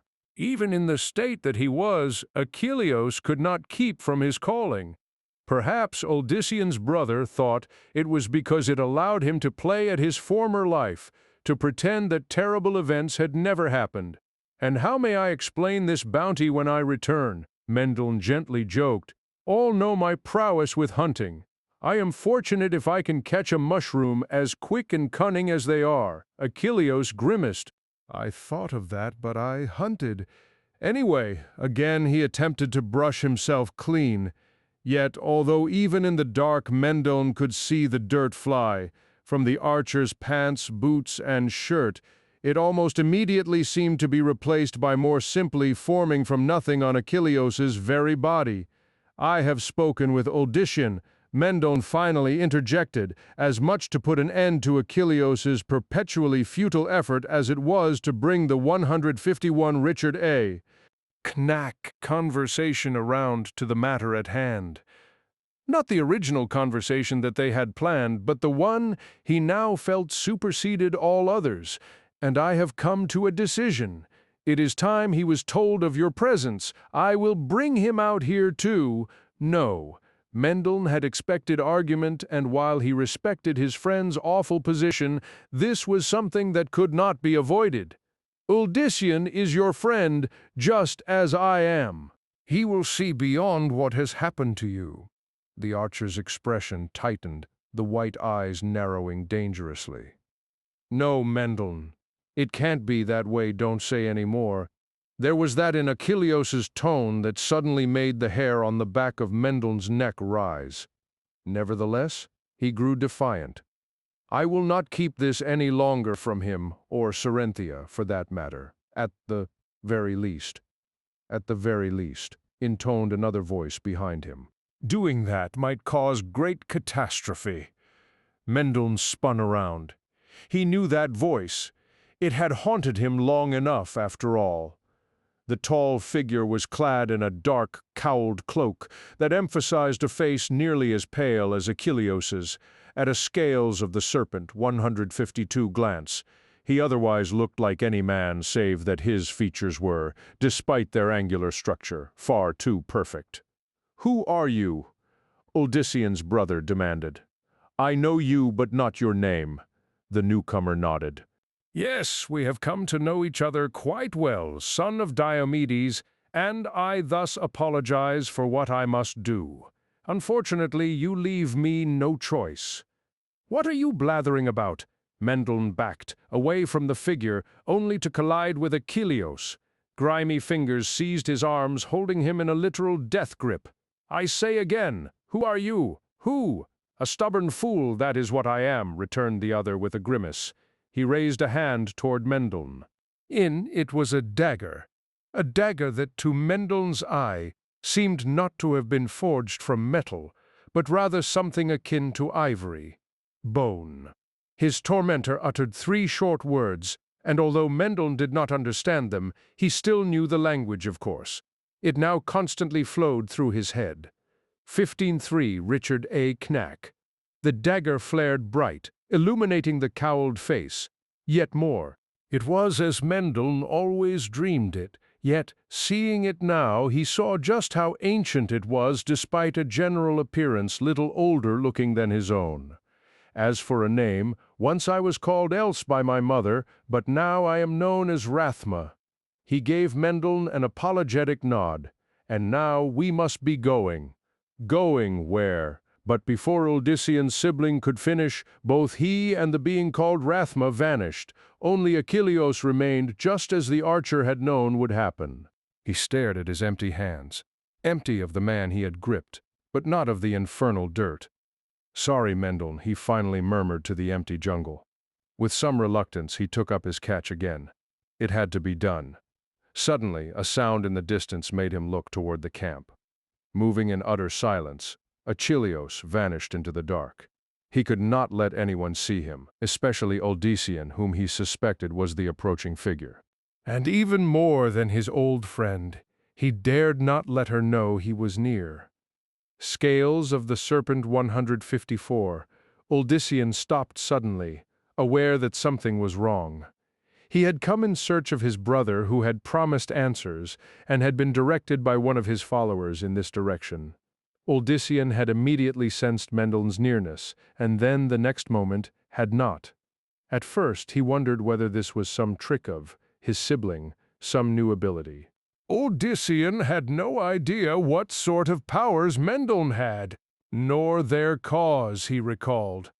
How Lucian had tried to make Mendon seem like a demon himself, or at least someone corrupted by one. Those memories haunted Odyssean, For despite knowing better, he wondered whether there had been some truth to them after all. Resuming his trek, Odyssean finally located just where he had last sensed his brother. However, there was no trace that he could detect of Mendeln's abrupt departure, and that made Odyssean worry even more.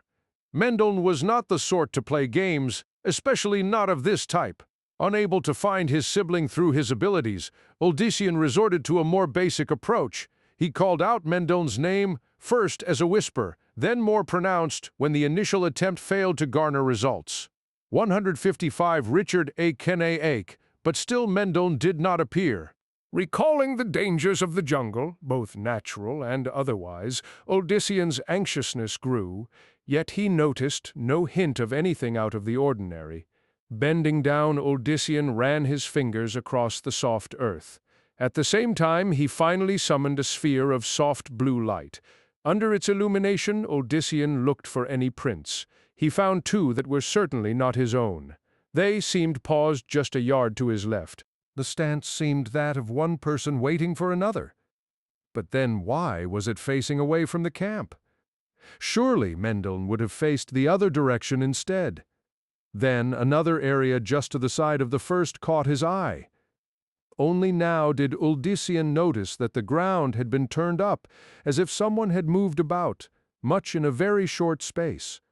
He could not tell with any certainty which way the feet had faced here, but the disturbance of the soil made him suspect that here was where something had gone amiss. Here was where Mendeln had suddenly vanished from his brother's supposedly superior senses. Standing again, Odyssean took a step deeper. Here you are. Scales of the Serpent, 156. He glanced over his shoulder as Serenthia emerged from the jungle behind. With the light away from his face, she could not possibly see the brief look of consternation that he quickly buried. Mendeln had just disappeared. The last thing that Odyssean wanted was to have the other person dearest to him in the vicinity. Who was to say that the same danger did not remain, waiting the chance to steal her now too? Serenthia, what are you doing out here? Looking for you, naturally. She took hold of his arm, the pressure of her fingers sending his blood racing. And I'm going to ask you the same question. This is no place to be alone. I thought I heard something, Odyssean responded lamely. I was wrong, I guess. She leaned close to him, staring into the wild. You were afraid it was that demon from across the river, weren't you? He knew that he should not lie, but nonetheless he answered, yes. I thought that. At first, that seemed to satisfy her.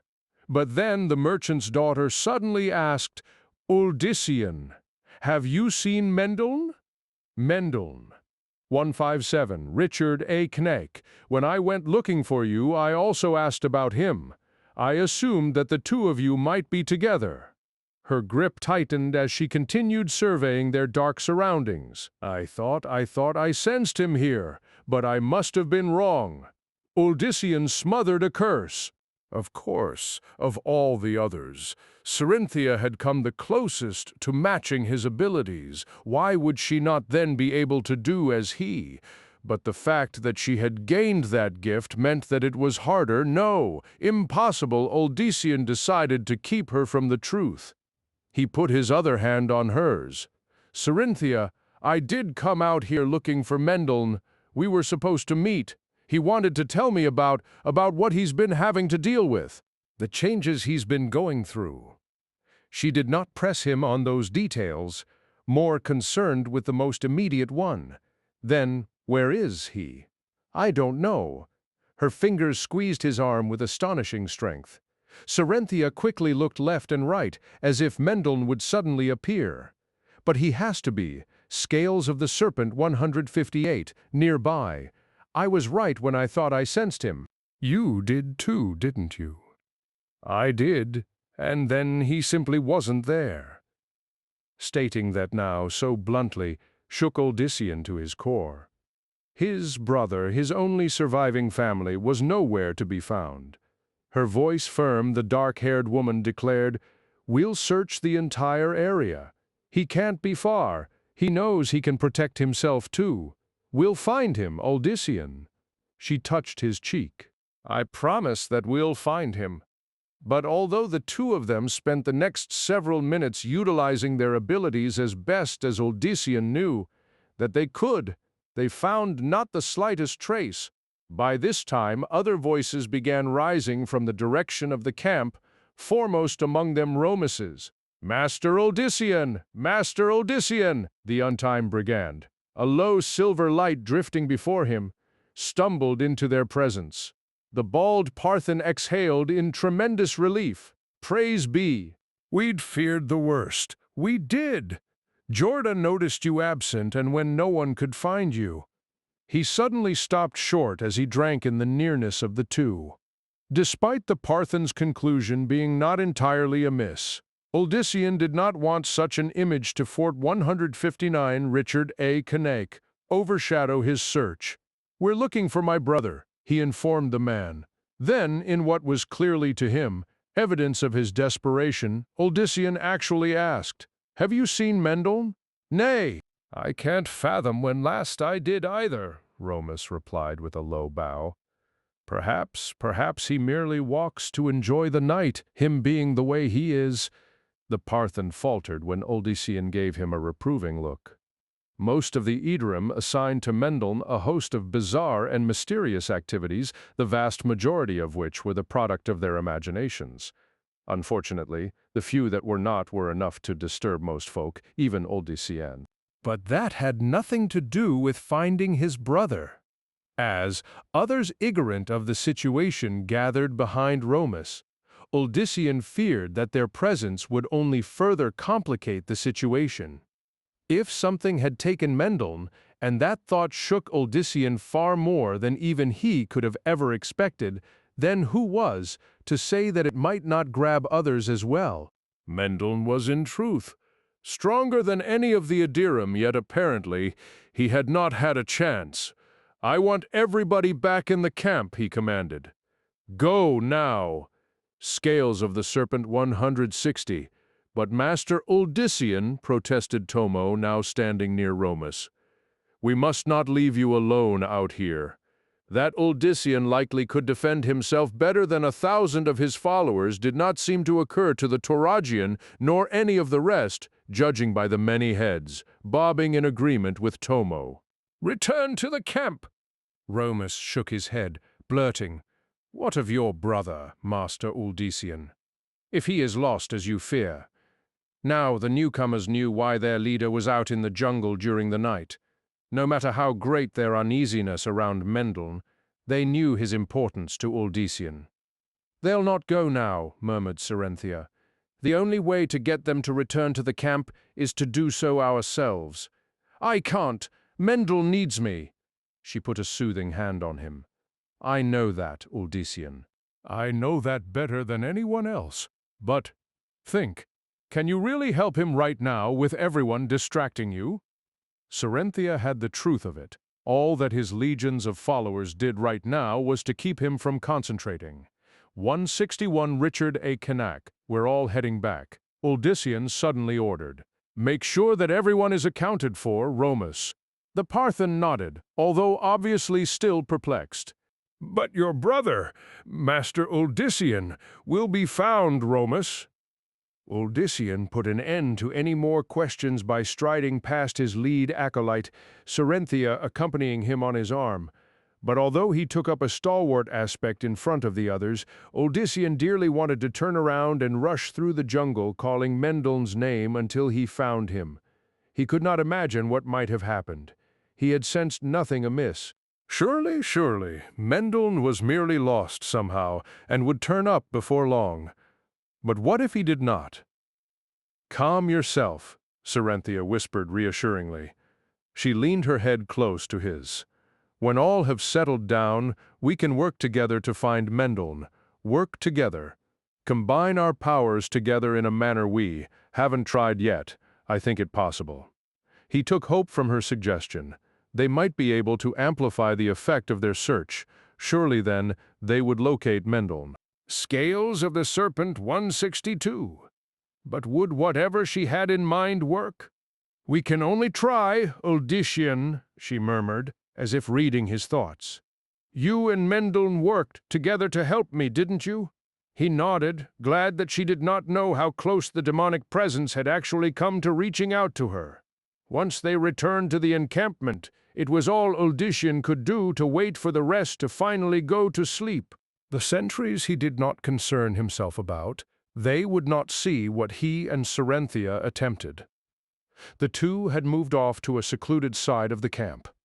They would still be vaguely noted by those on duty, but not their actual activities. He wanted no one interfering, not even if only to volunteer their help. Serenthia sat across from him. Both had their legs folded, and as touch had always worked when Uldysian had introduced new people to the gifts within them, they held hands.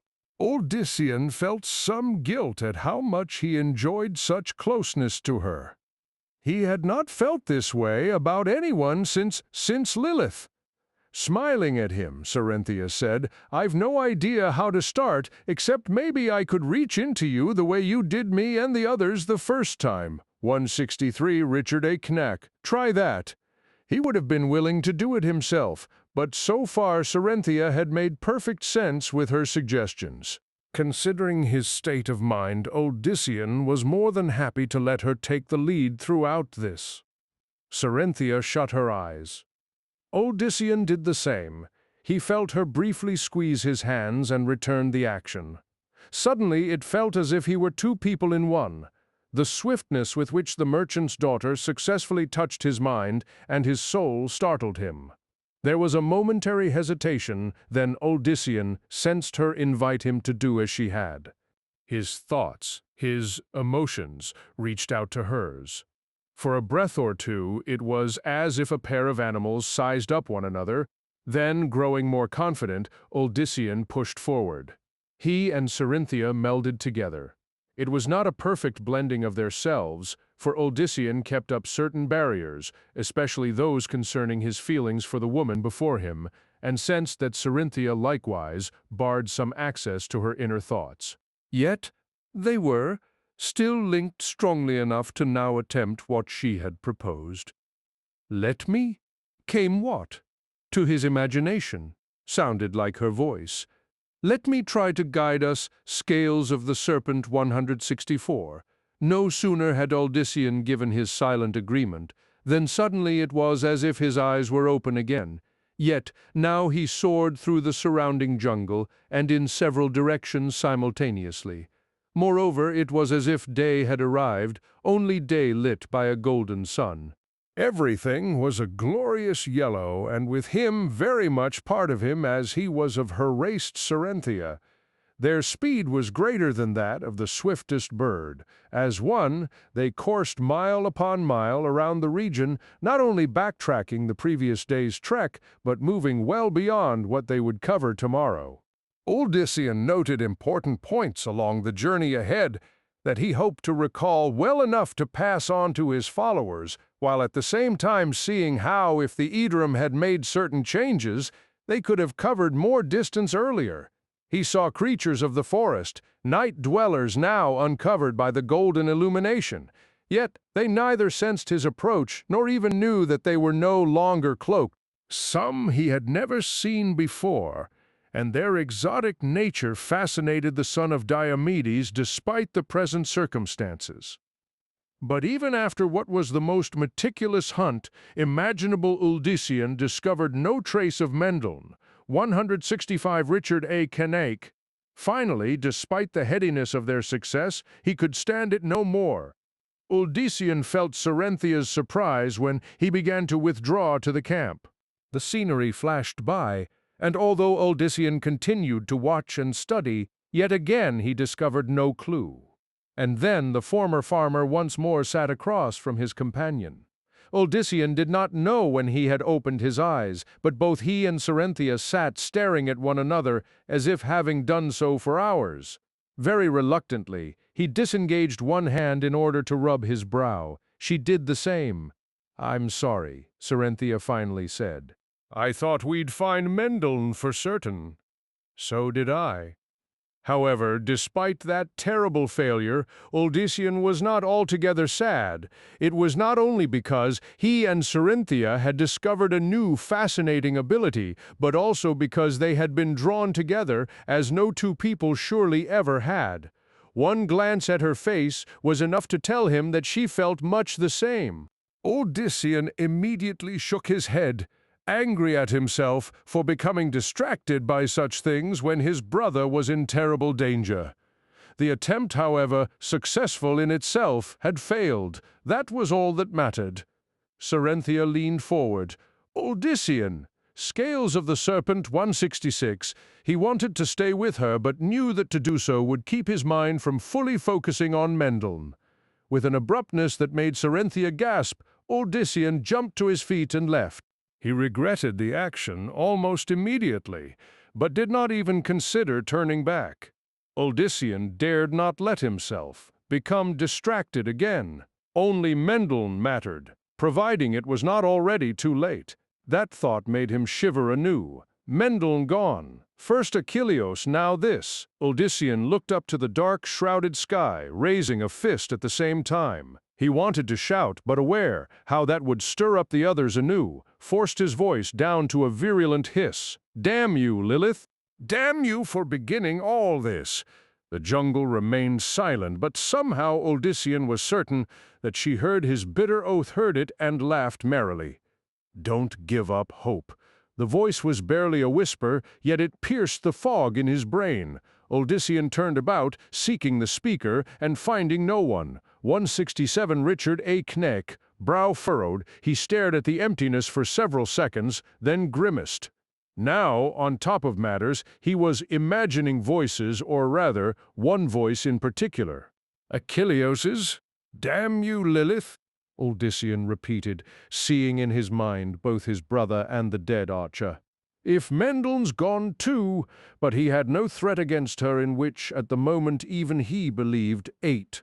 They remained in the area the next day and the next after that. Odysseus did not sleep once, fearing that any respite would lessen his chances of finding Mendelssohn. The longer his brother remained missing, the longer the odds that Mendelssohn was still alive. Saron and Romus, accompanied by Tomo and a small mix of other Parthans and Taurasians, finally dared approach him late on the succeeding day. They found Odysseus where he often was, standing at the edge of the camp with eyes shut and hands curled into fists. Around him, noticeable only to the eyes of Aedurum, glowed a silver aura. The aura vanished before either of the first two could summon the courage to speak. Odysseus turned to face the group. 169 Richard A. Knack. "Tomorrow," he muttered. "If nothing by then, I promise it'll be tomorrow." Saron, thin and wiry, bowed low.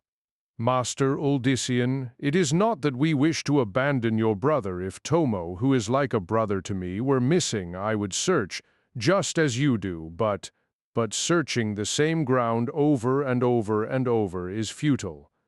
I understand, Saron. I can't risk everyone else by forcing them to wait here." He looked among those who had come, both men and women. These were many of his most promising, with enough control now to be a threat to the majority of human foes, even perhaps a Morlu or a lesser demon. Yet they were lost without him. "Tomorrow," he repeated, starting to turn back to the jungle. "Thank you for understanding." The Parthans nodded while most of Saron's people bowed. As they trudged off, Odysseus refocused his efforts. There had to be somewhere or something that he had missed. Some clue that whatever had taken Mendelssohn had left behind. But continually he came up empty-handed. Finally, as the sun set, Odysseus retired to eat. He did not even Scales of the Serpent 170 notice of what his meal consisted, his attention entirely on seeking some new course of action. Belatedly, Odysseus noticed that Cerynthia sat across from him. Since his wordless departure from her, they had stood apart. He knew that she would have liked to have been with him, even comforted him, and the fact that he felt the same ripped at his heart. Yet, for more than one reason, the son of Diomedes refused to give in to such things. He went back to searching as soon as his food was gone, taking his cue from the effort he and Sarenthia had put in together.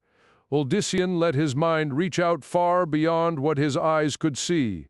Alone, he could not survey the jungle in quite so dramatic a fashion as the two of them had, but still Uldyssian felt certain that he covered the areas that he studied as thoroughly as possible, but still he did not find even so much as a hint of what had happened.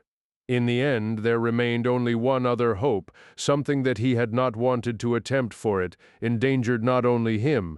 However, it was the single possibility that Uldyssian thought at all yet likely. 171 Richard A. Knack. And so, stretching himself to his limits, he reached out to the distant ruins, and that which lurked among them. The effort proved not quite the strain Uldyssian had believed it would be. He could only assume that perhaps his efforts with Sarenthia had further unfettered the potential of his abilities. Uldyssian marveled at this, even as his thoughts propelled him within range of the demonic presence's ancient abode. But once there, Uldyssian immediately noticed the lack of any sign of Mendel.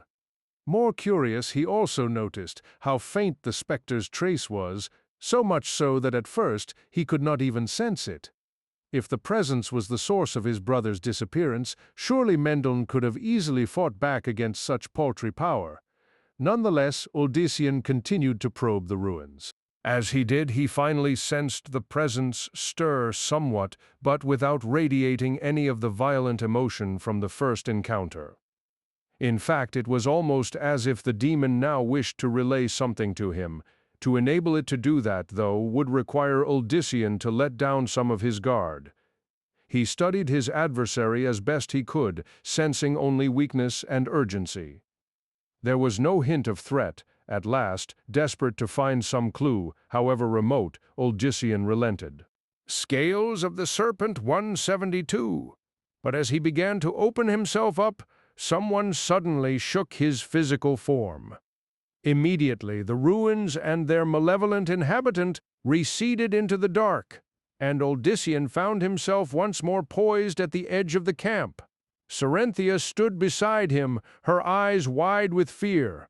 "Uldyssian, are you mad? I nearly didn't break the link between you in time." "I finally had some hope," he snapped back, registering what she had done. A clue to Mendel. "Not from that evil thing, think? Why would it tell you anything to help you? Why?"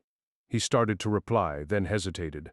Uldyssian had no good explanation, and the more he thought about it, the more he knew that Sarenthia's point had much merit. Why would the creature do anything to assist in the hunt? In his desperation, it was very likely that all Uldyssian had been doing was giving the demonic presence a chance for vengeance against him. And after that, surely it would have once more tried. For Sarenthia, running his fingers through his hair, he muttered, "You're right. Damn it, you're right, Sarenthia. 173 Richard A. Knack. I'm sorry. Really I am." She looked deep into his eyes. "You've done everything for Mendel that you could, that anyone could. What more is there?" Again, Uldyssian had no good answer. "You're tired," the merchant's daughter continued. "You need rest." He nodded. Suddenly, it was all Uldyssian could do just to stand. Even he had to admit that nothing good would come of attempting any more searches today. "I promised the others that we'd leave tomorrow," he informed her. "Tell them that we'll do so at first light. I should stay with you." "No. Please tell them, Sarenthia." With that, Uldyssian purposely retreated to a spot near the closest of the fires, and immediately laid down. He eyed the flames, noticing belatedly that Sarenthia still watched him. Finally, her expression masked, she walked away to do as he had requested. Uldyssian shut his eyes. Even though he was so very tired and had agreed to get rest, he knew that he would not sleep. How could he? His brother was very likely dead. Uldyssian already knew that he would spend the entire night going over every search for the 100th scales of the Serpent 174 time, seeking some error he had made. Over and over he would analyze everything that he had done, A soft hand on Uldysian's shoulder gently shook him awake. He stiffened, and a grin started to cross his face, for he had just been dreaming that Mendeln had returned unharmed. However, glancing up, his smile faltered, for he saw that it was Serenthia awakening him, and that above her, light had begun filtering through the foliage. "I had them let you sleep as long as possible," she quietly told him. "The others are nearly ready to depart." An intense feeling of guilt washed over him, as if he had somehow betrayed his brother by actually sleeping. "You should have woken me much sooner," Uldysian blurted, his anger unreasonable even to himself. After all, the woman leaning over him was almost as concerned about Mendeln as he was. "I need to do one more search. I think that this time I can find—" His companion frowned sadly. "If I thought you had any chance at all, Uldysian, I'd be there at your side. You know that. I can see it in your face, though. You don't have any new idea, do you? You just want to 175 Richard A. Knack. Search and search, isn't that right? Search until you find him? Yes, no, but you've done all you could for Mendeln just as you did for Achilleos. We have to move on even if I don't want to any more than you, for the sake of all the rest, and you too, there's no other choice." "Mendeln would be the first one to tell you that. You know he would." There was nothing more he could say. Uldysian rose, took one look at the jungle, and then summoned Tomo to him. "Can we make it to Hashir in 4 more days? If we walk long and hard, Master Uldysian, I would prefer to say 5, if you please." "We make it in 4, Tomo bowed. "Yes, Master Uldysian, we make it in 4 and we lose no one else along the way." "I want that understood." The son of Diomedes fought to keep his tone even. "No one else. Yes, Master Uldysian." Uldysian looked at Serenthia. She gave him a determined smile and repeated his oath. No one else. Scales of the Serpent 176, with her at his side and Tomo in his wake, he marched to the head of the already waiting throng. Tomo rushed to Romus and Saron, whispering animatedly to the pair. What Uldysian had demanded would quickly spread to the rest, just as he wanted. Once in the lead, Uldysian nodded back at his followers, then continued on. Silently, the Aedurim flowed after. They made great distance that day, driven for the most part by Uldysian's determination to now get as far away as he could from where his brother had vanished. By the end of the trek, even he felt every muscle scream, guilt, at how some of the others, especially the women and children, had probably suffered, made him promise to the weary group that the next day would go much easier. But it did not. Barely had they begun their trek when a storm swept across the jungle, a violent storm that forced Uldysian to finally call a halt. "It looks to last the whole day," shouted Romus, shielding his eyes from debris torn up by the wind. The rain coursed down like 1,000 battering rams, forcing people to take what shelter they could. Those with a better sense of their abilities created invisible barriers above themselves and others, but the 177 Richard A. Knack. Longer and harder the rain fell, the more those weakened or dissipated entirely. Keep everyone together.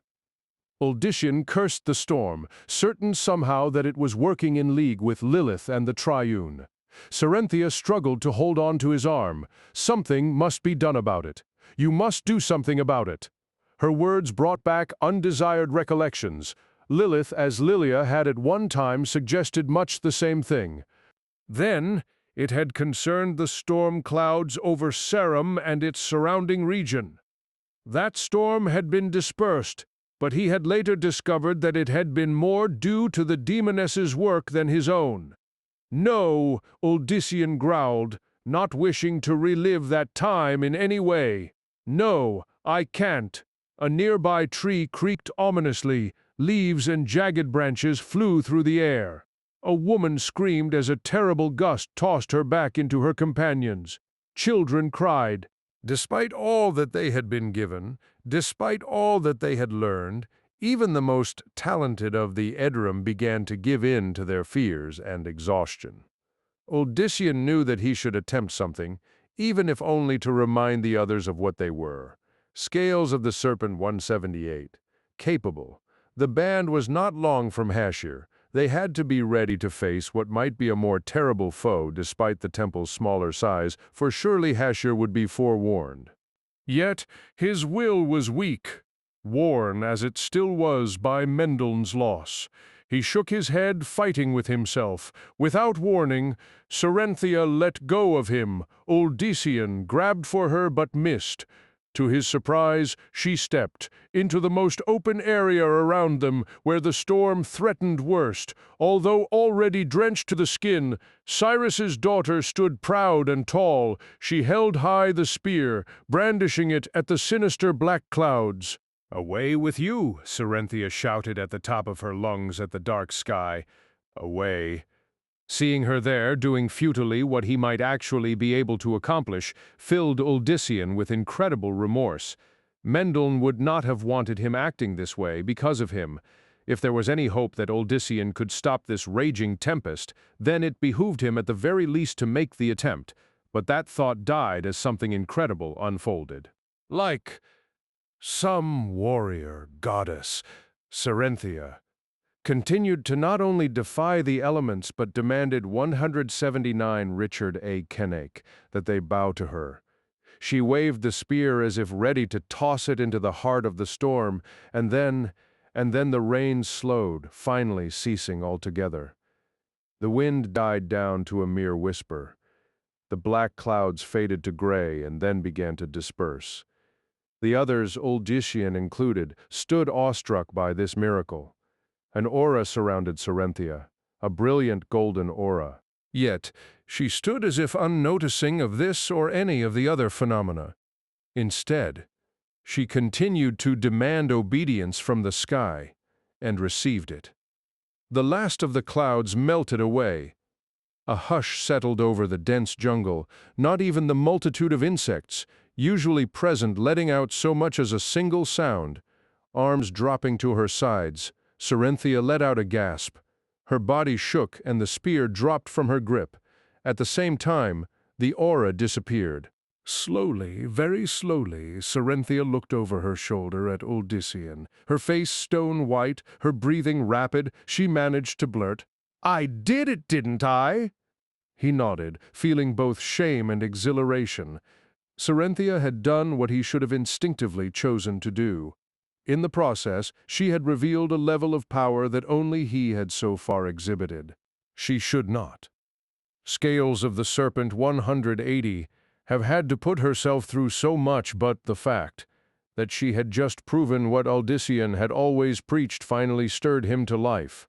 "Yes, you did it," he said proudly and so loud that all those around them could hear. "You did what any of us are capable of." He faced the Edorum. "And I, who claim so much, offer my deepest apologies that I did nothing. Nothing at all."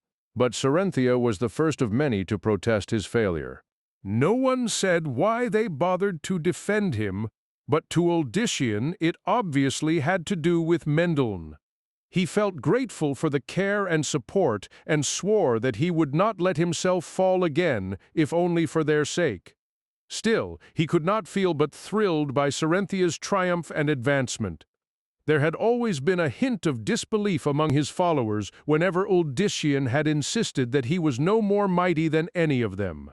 Now, even the least among the Parthans and Tauragians knew that they could achieve so much more. Even Serenthia, for all that she had done this day, had not yet reached his level.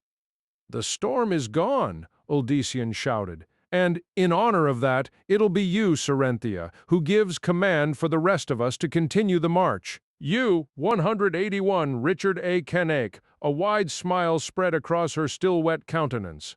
Serenthia plucked the spear from the ground, then pointed in the direction of their goal.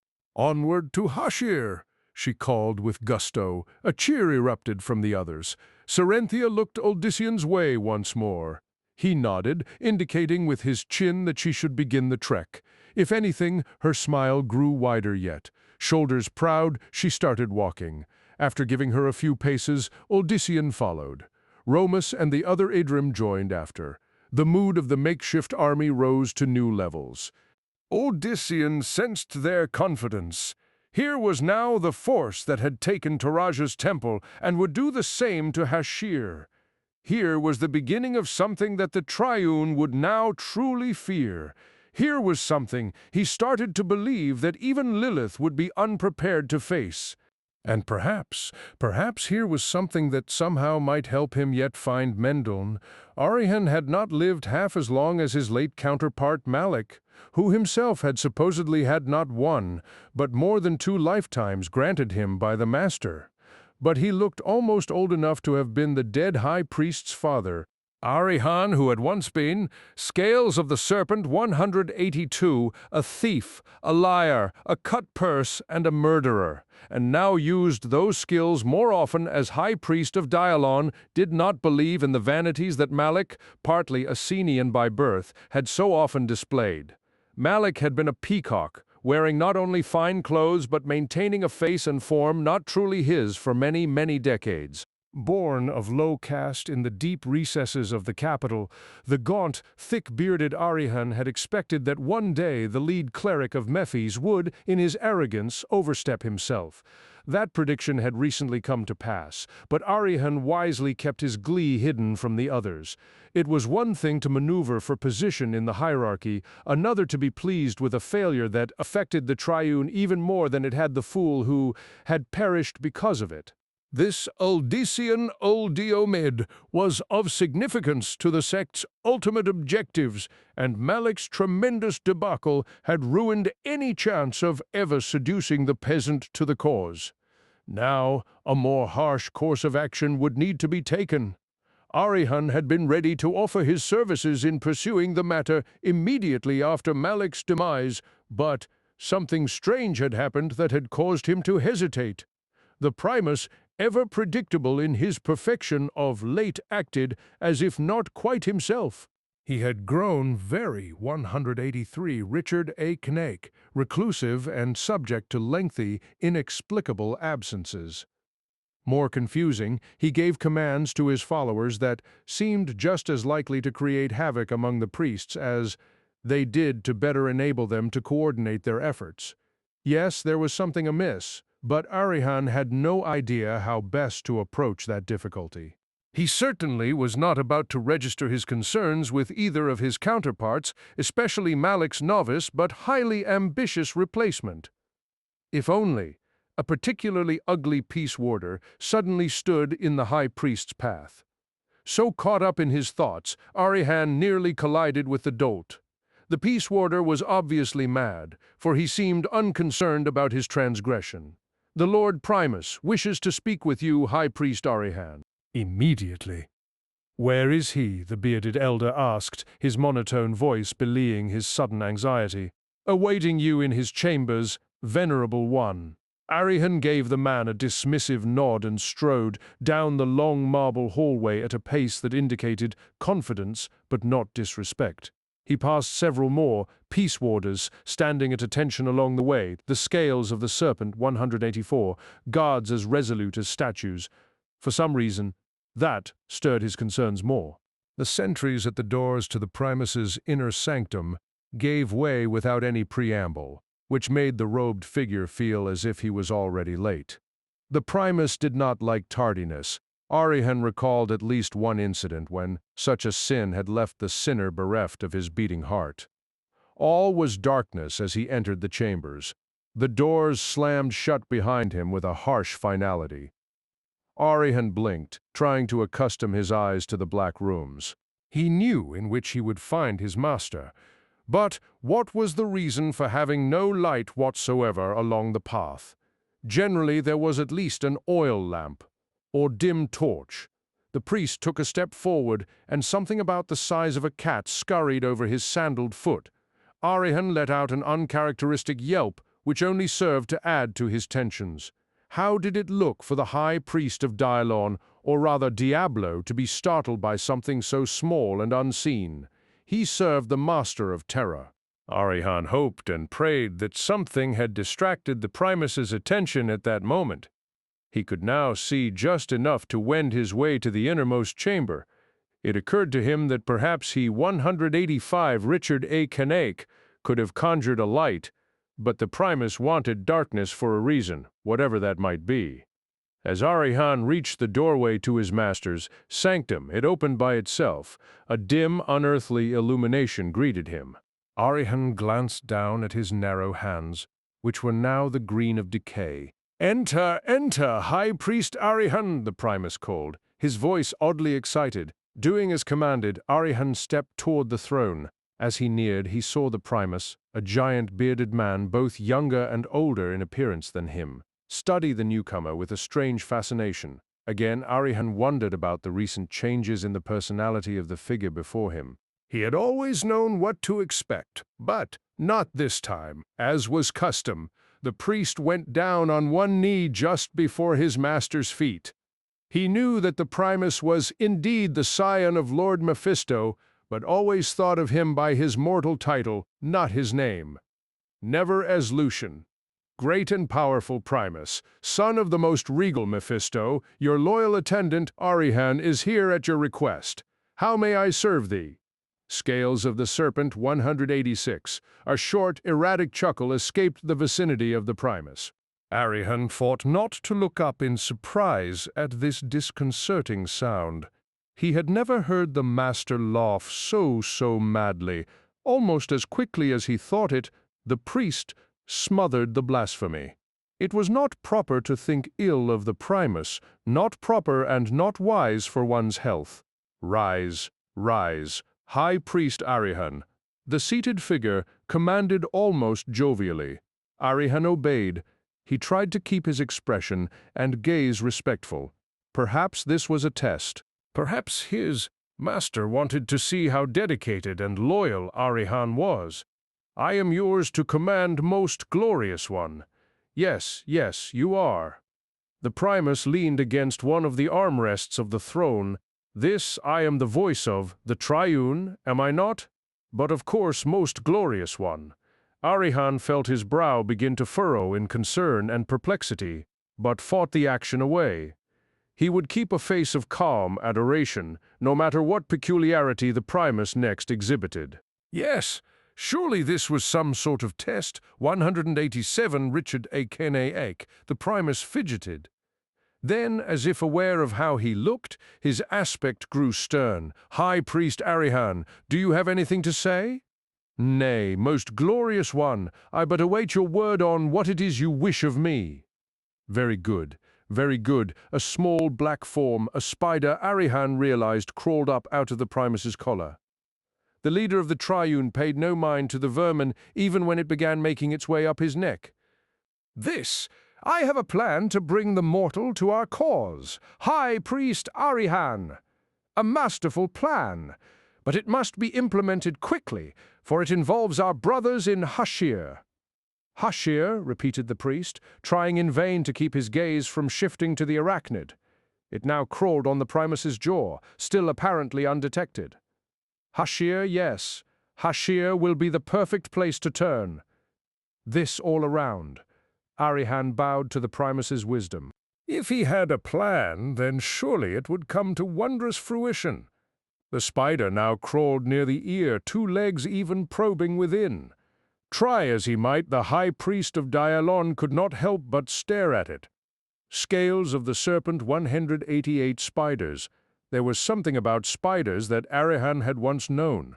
What was it? With astonishing reflexes, the figure on the throne suddenly snatched the arachnid up. The Primus clenched his hand, crushing the creature within. "There is something wrong, my Arihan." It was the first time since the gaunt man had entered that his master had not used his title. Although unsettled, Arihan managed to shake his head. So good, the hand remained clenched. The Primus smiled wide, something he had never done before. "You are to be my agent. This is what you will do. That will bring the human Odyssean to our side whether he wishes to come or not." Arihan bowed his head and listened as the Primus outlined his intentions. He listened, and all thought of the master's recent quirks were quickly buried deep in his mind. After all, Arihan lived to serve the Primus in the end. That was all that mattered. That, and the knowledge that even if there might now be a hint of madness in the son of Mephisto, the Primus could still crush Arihan as simply as he had the spider. 9. Darkness surrounded Mendon, darkness that felt as if it went on forever. Odyssean's brother suspected that if he ran and ran as hard as he could for as long as possible, he would find no change in things. It would still be dark and empty. A part of him was unnerved by that, but another part was morbidly fascinated. Still, his concerns for Odyssean overrode that fascination, and the longer Mendon stood alone and silent in the darkness, the more impatient he became to return if such a thing was possible. He was, after all, very likely a prisoner. Why this betrayal, Achilleos? He asked himself. Why steal me away when I only wanted to reunite you with the others? What reason could you have for stopping me? Scales of the Serpent 190. Because what you would have done would have had very unfortunate repercussions, replied the voice he knew so well from his own mind. A shape emerged from the darkness, a shape that yet still seemed very much a part of it. The tall, very pale man with the features too perfect. The cowled figure stood a full head higher than Mendon, something the younger son of Diomedes had not earlier noticed. What repercussions? What, speak some sense, what repercussions? But instead of answering those questions, the other turned from him and looked up, not that Mendon saw anything different when he, too, stared in that direction. There was simply more of the darkness. The stranger, no, he had called himself Rathma, quietly asked the emptiness, "Well, can you sense what she is about?" And the emptiness answered, "No, she is well shielded in this regard. There is perhaps only one who knows best how to infiltrate that shield and learn the truth." Rathma frowned. "And we cannot exactly expect my father to be of assistance, as he is more likely than even her to try to reduce me to dust." 191, Richard A. Knack, there is that small matter. Mendon's head throbbed each time the second voice spoke, as if his mind was not strong enough to fully accept its presence. He clutched his temples, trying to regain his balance. "Forgive me," the voice said, its intensity much reduced. "I will endeavor to keep within your bounds." Rathma helped Mendon straighten. "The first time he spoke to me, I thought my head would split open. Did not mine do so?" Mendon blinked, again seeking the source of the voice. "Who is it who speaks to us?" "I have heard him before, too, to the darkness," he suddenly railed. "Show yourself! I'd know all my captors." "But we are not your captors," Rathma quietly returned. "Hardly that, nor definitely your enemies. Not my friends, to be sure, or else why take me from Odyssean's side where I should always be? Because if you wish to be there for him when you most need to be, you must be with us now. More riddles? Who are you, speaker in the shadows? Cease hiding from me." "Scales of the Serpent 192, Rathma tisked. There can be no going on with explanations until he sees you, my friend," he said to the emptiness. "But recall that he is mortal. He is not so much less than you, Rathma. I never said otherwise." Listening to the pair, Mendon sensed how long they had clearly known one another. There was a bond here, as great as that between him and Odyssean. "Know me, then, Mendon Oldio Med," the voice declared, keeping its intensity to a low booming in his head. "Know me as Rathma here does," and suddenly there were stars in the darkness above, a blazing multitude of stars that swirled about as if caught up in a tempest. They filled the area above to the point that Mendon had to shield his eyes. At first there seemed no rhyme or reason to their movements, but quickly they began to spread apart and settle into certain areas. As they did, Mendon noticed that a shape began to form, a shape only half seen, yet seen enough to finally identify it. It was a creature of myth, a thing in fairy tales and stories, but never truth. Odyssean had cheerfully frightened Mendon with tales of such when the latter, 193 Richard A. Kneck, had been a small child, and Mendon had savored every story. But now Now to see such a giant, especially one composed of stars, Mendel stood gaping and speechless. It was a dragon, a long, sinewy, serpentine dragon, beyond epic proportions. The dragon has chosen you, those words, or ones very close to them, had been etched on the stone in the ghastly cemetery Mendel had found himself in while staying in Partha. The dragon has chosen you. The celestial creature shifted, its eyes a startling array of smaller stars.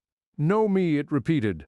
Know me as Trag-Ul, the one who is forever, added Rathma, almost blandly despite the astounding spectacle. At least that is one meaning. There are several. But Mendel barely heard that, for as the dragon spoke, he constantly shifted, and in doing so revealed a more stunning facet. Within each of the scales, the star's Uldition's brother beheld short glimpses of life, his life. There he was as an infant in his mother's arms. Mendel cried out at the sight of her. The pain of her loss, of his entire family's loss, suddenly renewed. Scales of the Serpent 1904. He forced himself to look beyond that moment and thus witnessed one scene after another as the years of his pitiful little mortal existence raced along in what was for Trag-Ul surely the blink of an eye. Trying to shake free of his feelings of insignificance, Mendel beheld the fantastic entity as a whole, and in doing so noticed that not only was his life displayed before him, but so were hundreds, no thousands more. We are all there, Mendel realized, all of humanity, from the first on each scale is a measure of some part of us, and among those lives, his eyes somehow fixed upon Uldition. In fact, the images of the brothers intertwined constantly, which made sense, of course. Whether together or alone, they were bonded by more than simply blood. Yet, as the years of their lives swiftly progressed down, the body of the giant, the two lives grew more separate. Mendel saw the discovery of the stone near Ceram and his brother's seduction by Lilith as Lilia. The images flashed faster and faster. Partha, Lucian, Achilleos' death, Toraja, Serenthia, and on until Trag-Ul shifted again, and the lives of the sons of Diomedes became lost among the sea of other existences. 195 Richard A. Canak, the human, let out another cry and stared at what passed for the face of the dragon. No more should you perceive, Trag-Ul told him, for beyond that is the realm of possibilities, where what you see are the paths that choices not yet made determine. It would be a danger to yourself and to this world to try to choose from them before life has assisted you in the decision. He was speaking of the future. The dragon not only reflected the past and present, but what could be. The incredible immensity of the being stretched above him only now struck Mendel. He sensed that Trag-Ul only revealed to him, and even Rathma, a most minor portion of himself. Turning to the cowled figure, Mendel blurted, "What? What is he you want to ask?" Rathma gestured at the ever-shifting form. Even Trag-Ul does not entirely know. He has existed since just after the beginning of creation, although not quite as we sense him now. No, that came later. Whenever the dragon spoke, the scales flowed and shifted, constantly displaying other lives, other times.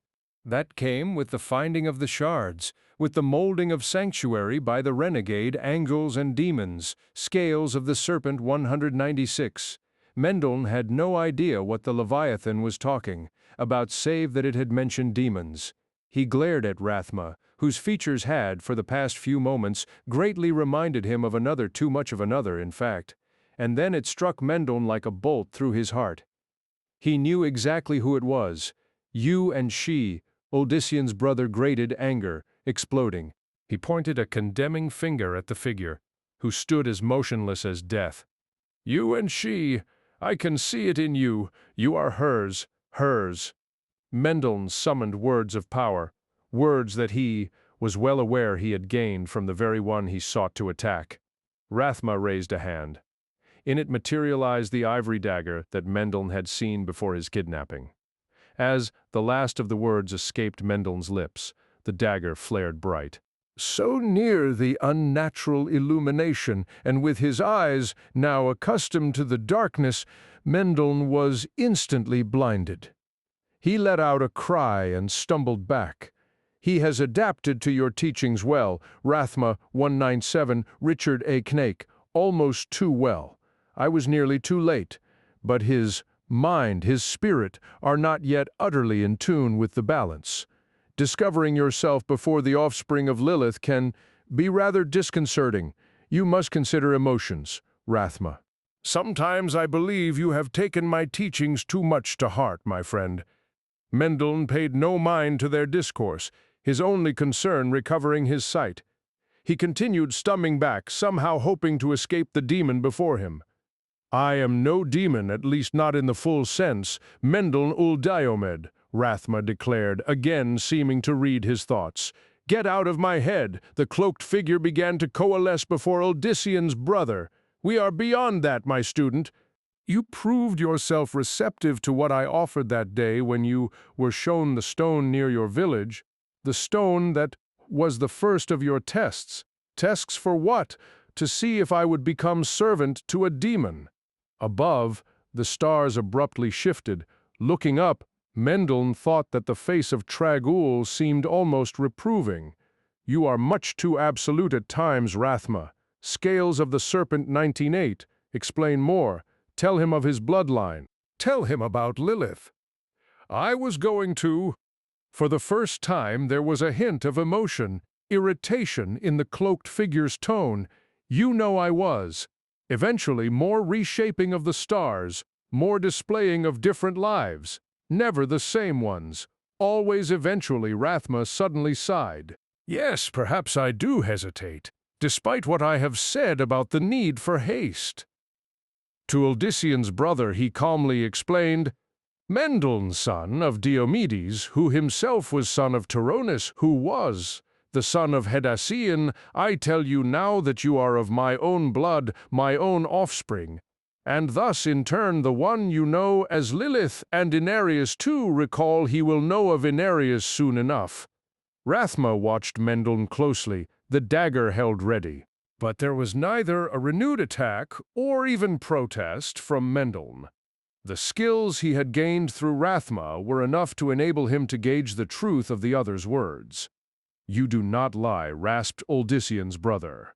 You've made certain that I would know it. He shook his head. Odyssean and I, we are of her, 199 Richard A. Cain, as are so several others, the generations that have passed being of great number.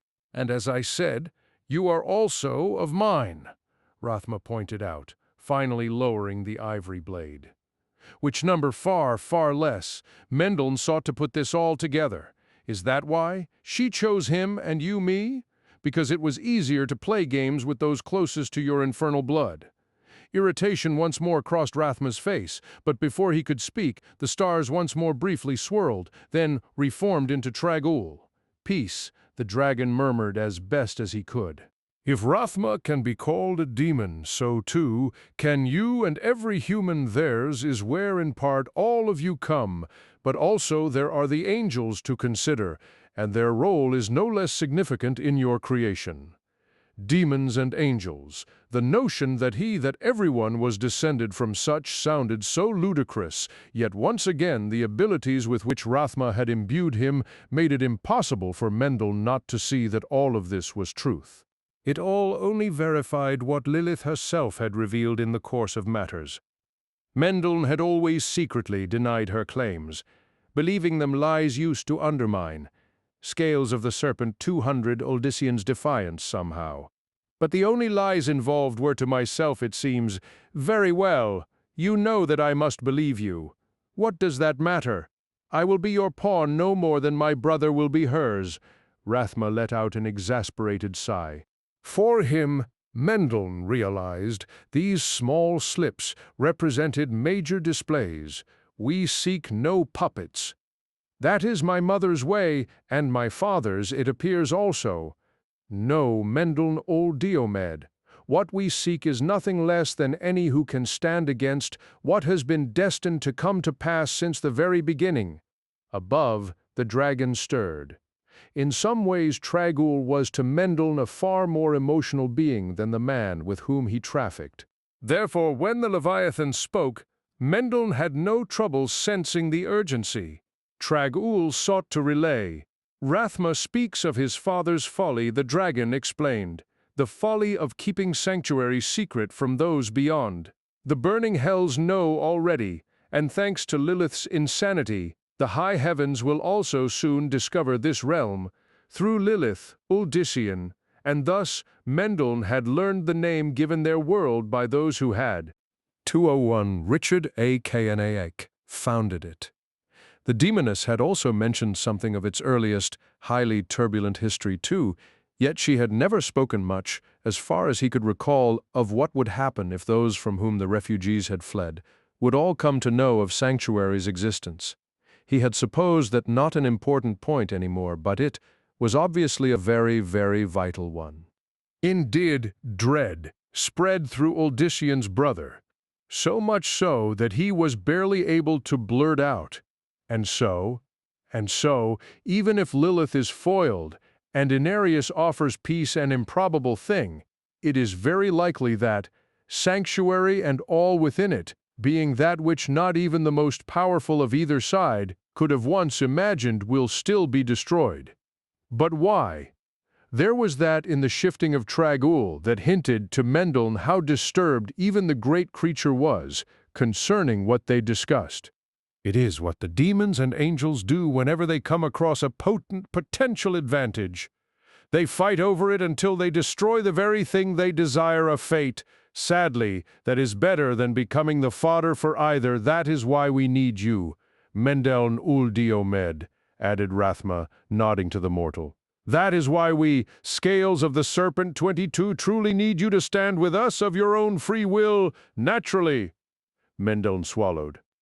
Hashir came into sight near noon on the last of the 4 days that Uldisian had demanded of his Idirum. They had crossed the vast jungle with a swiftness that no one before them surely had, so Tomo, Saran, and many of the other Torajians claimed, and Uldisian had no reason to doubt them. Distant Hashir, as seen from his vantage point, could be no more than half the size of Toraja, but Uldisian felt that taking the temple there would require 100 times the effort.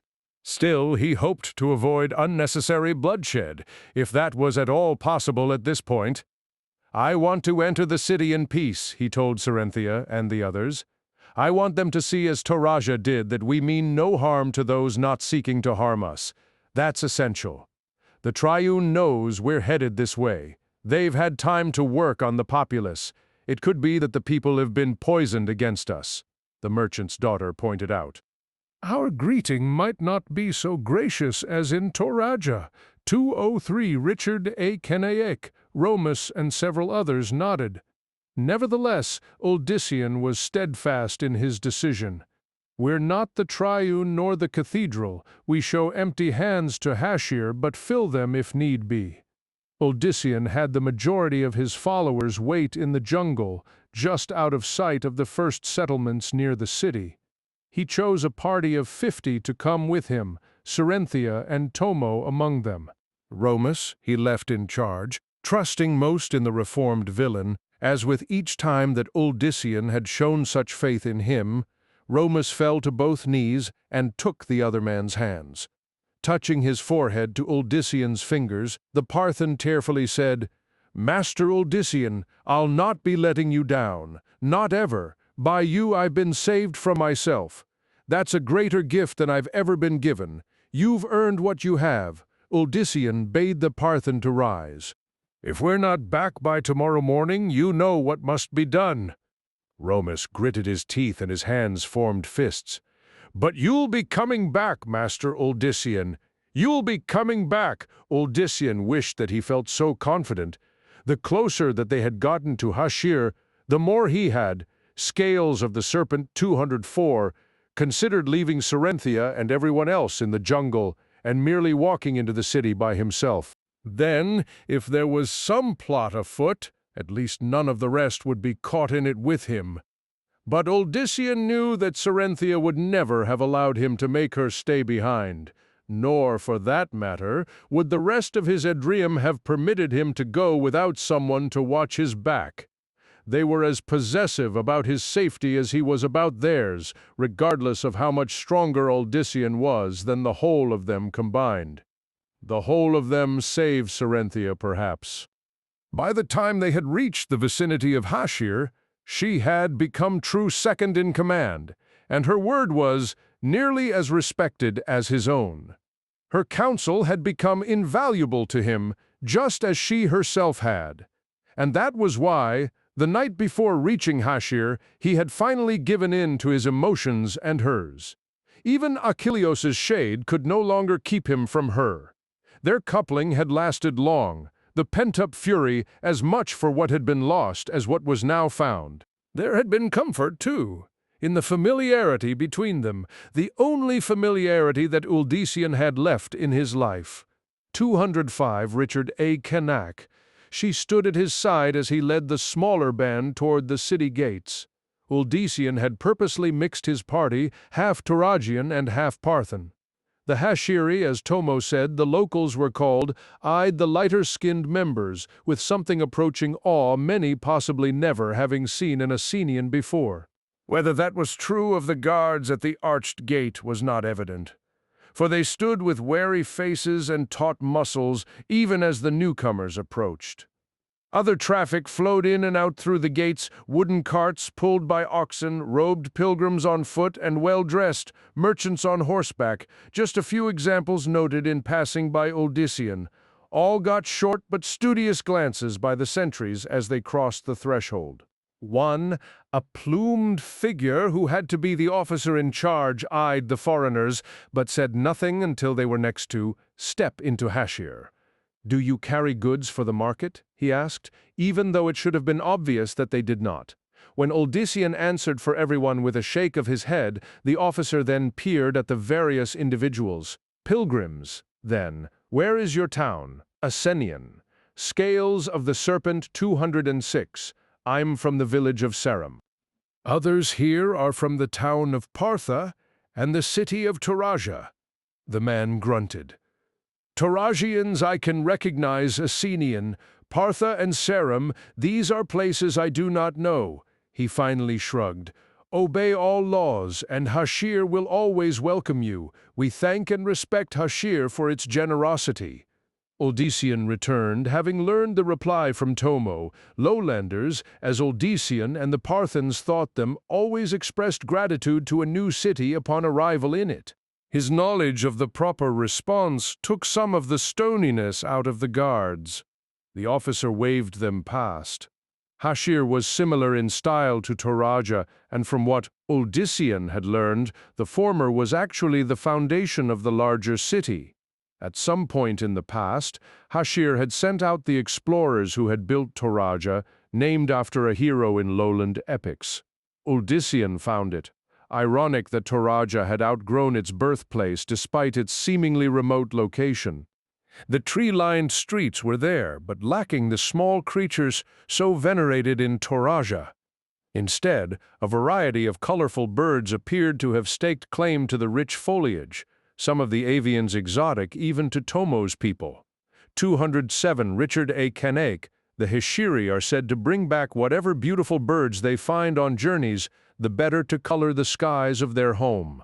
The Toragian explained, wide-eyed, "I always thought that was bragging of theirs, for Hashir now lives in Toraja's vast shadow, but such marvels. See that one?" Uldyssian had to admit that the birds made for a wonderful, ever-shifting tapestry, but the noise their combined voices made, not to mention the tremendous amount of residue they left in their wake, did not overly enamor him of them. Instead, they made him yearn once more for the soft sounds of the more singular songbirds back home. Their party continued to gather stares from the Hashiri, and among the men Serenthia was a noticeable choice of views. Uldyssian felt a mild jealousy come over him.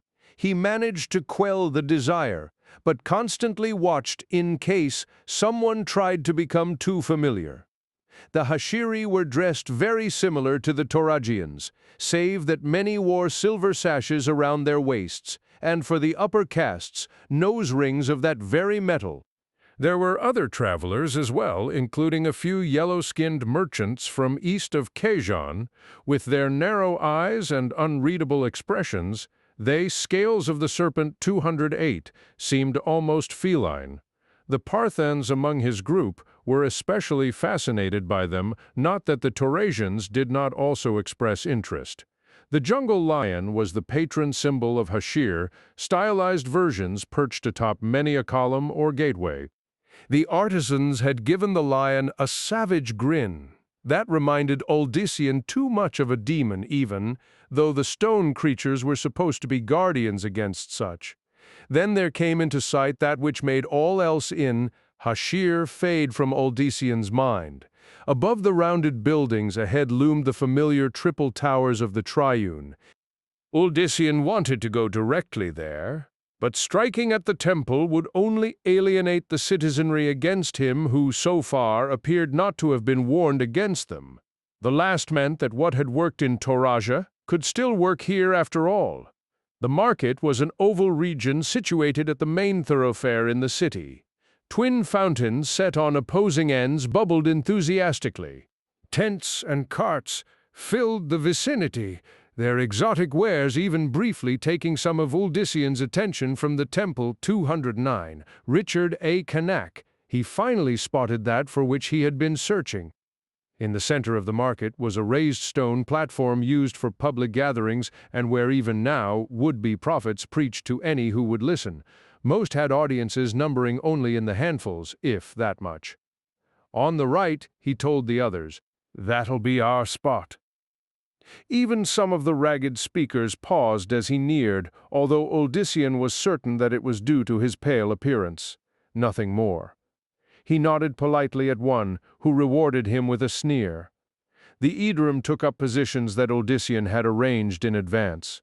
A few, such as Serenthia, stood with him, while the rest became his initial audience.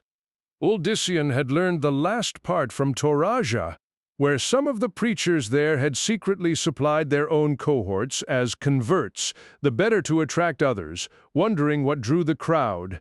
He did not consider his choice having anything to do with fakery. The Edorem, after all, were true believers who had joined him because of his previous speeches. One or two locals drifted close, even before he could clear his throat, no doubt merely interested in his Scales of the Serpent 210, foreignness.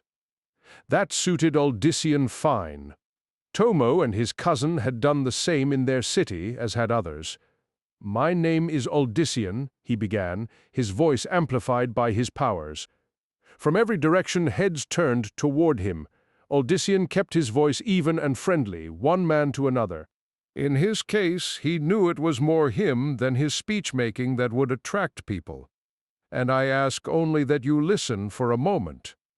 A few more Hashiri trickled toward him. The Adorim in the audience subtly shifted positions, enabling the locals to better view Uldyssian. As more and more newcomers added themselves, his followers pulled back. They would speak to the listeners only if asked questions. Uldyssian wanted his presence alone to be the reason anyone chose to gain the gift. He started to tell them about his simple life and how he had been no greater a man than any of them, even before Uldyssian reached the part where he had discovered his powers, leaving out the detail of Lilith. Those listening numbered more than his party, with others constantly streaming toward the area. Serenthia glanced at him, her smile giving him more confidence. Hashir started to promise to be like Partha, a place full of acceptance, not fear and hate. 211, Richard A. Knack, not like his lost serum. The crowd in the market was now mainly his. Uldyssian gazed out at the faces, many of them clearly ready to learn of the gifts within themselves. Giving the throng a cursory search, he also detected no enmity, no treachery. He had expected there to be at least one servant of the Triune among his listeners, but could find none. Perhaps, he thought, they had holed themselves up in the temple, preparing for battle. If so, they would find it coming soon enough. Nearly every other activity in the market had ceased. The rest of those preaching had long fallen silent, and at least one stood among Odyssean's audience, his expression as rapt as several of the others. As he neared the conclusion of his speech, Odyssean created a glow light. Gasps arose from the crowd. He dispersed the light, but the point had been made. What he spoke of was not mere fantasy nor trickery. Magic. Yes, but one that he now pointed out was possible for anyone there. If only they would see. The city guards who had been patrolling the market, when first he had arrived, now stood at the outer edges. They watched the proceedings with what were supposed to be disinterested faces. But Odyssean noted a couple. Scales of the Serpent 212, who seemed caught up in his words. The others merely did their duties, and he saw no threat from them. Odyssean continued to keep watch out for the Triune, but they remained absent. At last he finished offering, as he always did, to show any who desired what their potential might be. As expected, there was a moment of hesitation, and then the first brave soul, a young woman whose face was half concealed by a veil, stepped forward. Odyssean repeated the same steps he had with his converts in Partha and Turaga, and was not at all surprised when the woman gasped with delight and immediate understanding. Her reaction caused a sudden flow forward by most in the front of the throng. The Aedurim standing with Odyssean moved to create some sort of order. Even then he faced a sudden sea of outstretched hands, each supplicant wanting to be next. They all imagine it differently, Odyssean thought as he chose one. But they all see it the same once it's been awoken. No one looks at it as if it were a way to take advantage of others. He had wondered about that more than once. Was it because he was the messenger? If it had been someone like Malik, would the Aedurim now be a force willingly embracing the evil of the temple? 213 Richard A. Cain. Odyssean could not believe that. As he greeted the man before him, he sensed nothing evil. Surely the gifts could never be tainted. But then Lilith, Malik, and Lucian had all fought. Otherwise the crowd continued to swell. It was suddenly all Odyssean could do to concentrate on his efforts. People were clearly spreading the word, for there were more in front of him than there had been in all the market at the beginning. Not even Partha had shown such eagerness. There it had taken the healing of a child. In Turaja it had needed more. But with Hashiri it was almost as if the populace had expected his coming. Odyssean choked back any sign of his dismay. He quickly searched the crowd again, something that, with so many potential converts with which to deal, he had ceased doing. He found them immediately. They were mixed into the crowd, especially among the later arrivals. They had waited for his concentration to be pushed to the brink before joining. Peace warders, without their uniforms to mark them, they were as any of the rest in the crowd. Once again, Odyssean had Scales of the Serpent 214, grown overconfident. He had dared the Triune to act, and they had obliged him. But getting assassins close and enabling them to succeed were two different matters. Odyssean easily picked out the foremost three. However, when he probed for weapons, Odyssean found none. Did they hope to strangle him? Why send unarmed men against him, who could easily strike them down, or could he? Doing so would make it appear that he was attacking simple pilgrims. He noted two more behind the three. 5 men, and still their purpose was unclear. They pushed as hard as possible to reach him, even though they had to assume that he now kept an eye on each. What was the Triune hoping to achieve? And suddenly he knew. Odyssean pulled back from the eager supplicants. Even as he turned with his mind, he sought out Cerynthia. She was there, but not alone. 2 figures, a small girl, and an elderly man held hands with her. Likely, Cerynthia had sought to bring them to him. However, her expression, mostly puzzlement, indicated that she was just becoming aware of something amiss. To his own heightened senses there was very much wrong. He could see them for what they were, even 215 Richard A. Cain. though they wore the semblances of others and seemed impossibly small and weak in comparison to their true foul selves. Morlu. Uldyssian reached out for Cerynthia, his power simultaneously rising up to strike the disguised creatures. But in the next second, the Morlu vanished, and with them, Cerynthia. 10. Not again! Not again! Those two words repeated themselves over and over in Uldyssian's head. First Achilleos, then Mendel, and now Cerynthia. One by one, those nearest to him had been lost. It in no way eased his pain that he now suspected what had happened to his brother. Surely the Morlu, using some spell, had materialized around Mendel and stolen him away just as they had done to Cerynthia. But what had happened did not matter. Only somehow, trying to save Cerynthia, the temple had plotted well. Most did not even notice that she was missing. The Edorim were all too busy trying to maintain some order without using their powers, a command given to them by Uldyssian. Even they would not have noticed anything amiss around Cerynthia. 217 Richard A. Cain, but now alerted silently. By Uldyssian they straightened in disbelief, eyes turned to where the raven-haired woman had stood. And to Uldyssian's astonishment, Cerynthia and her kidnappers reappeared. She stood as if some mystical spirit summoned to the mortal plane. Around her there once again glowed the aura. Her hair flew about as if caught up in a storm. A grim smile crossed her face. The glow about her shot without warning toward the figures holding her hands. Hissing escaped both the young girl and the elderly male, an inhuman hissing.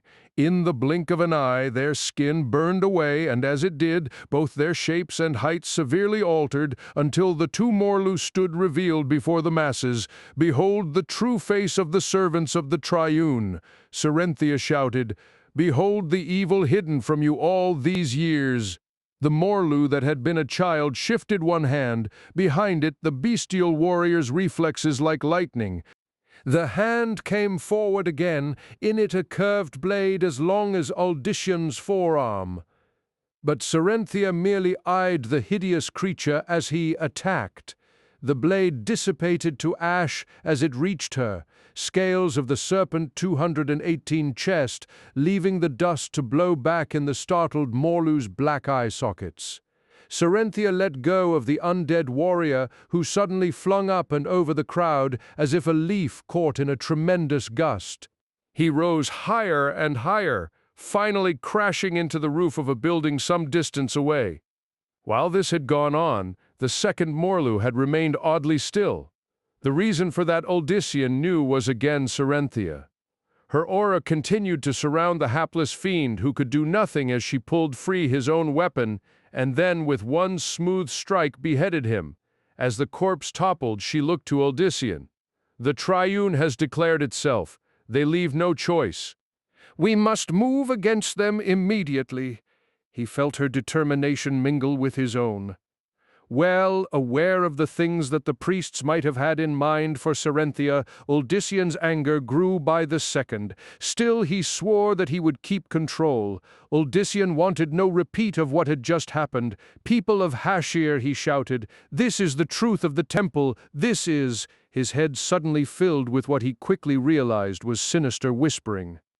At the same time, Uldyssian felt 219, Richard A. Cain, a pressure in his skull as if something sought to squeeze it to pieces.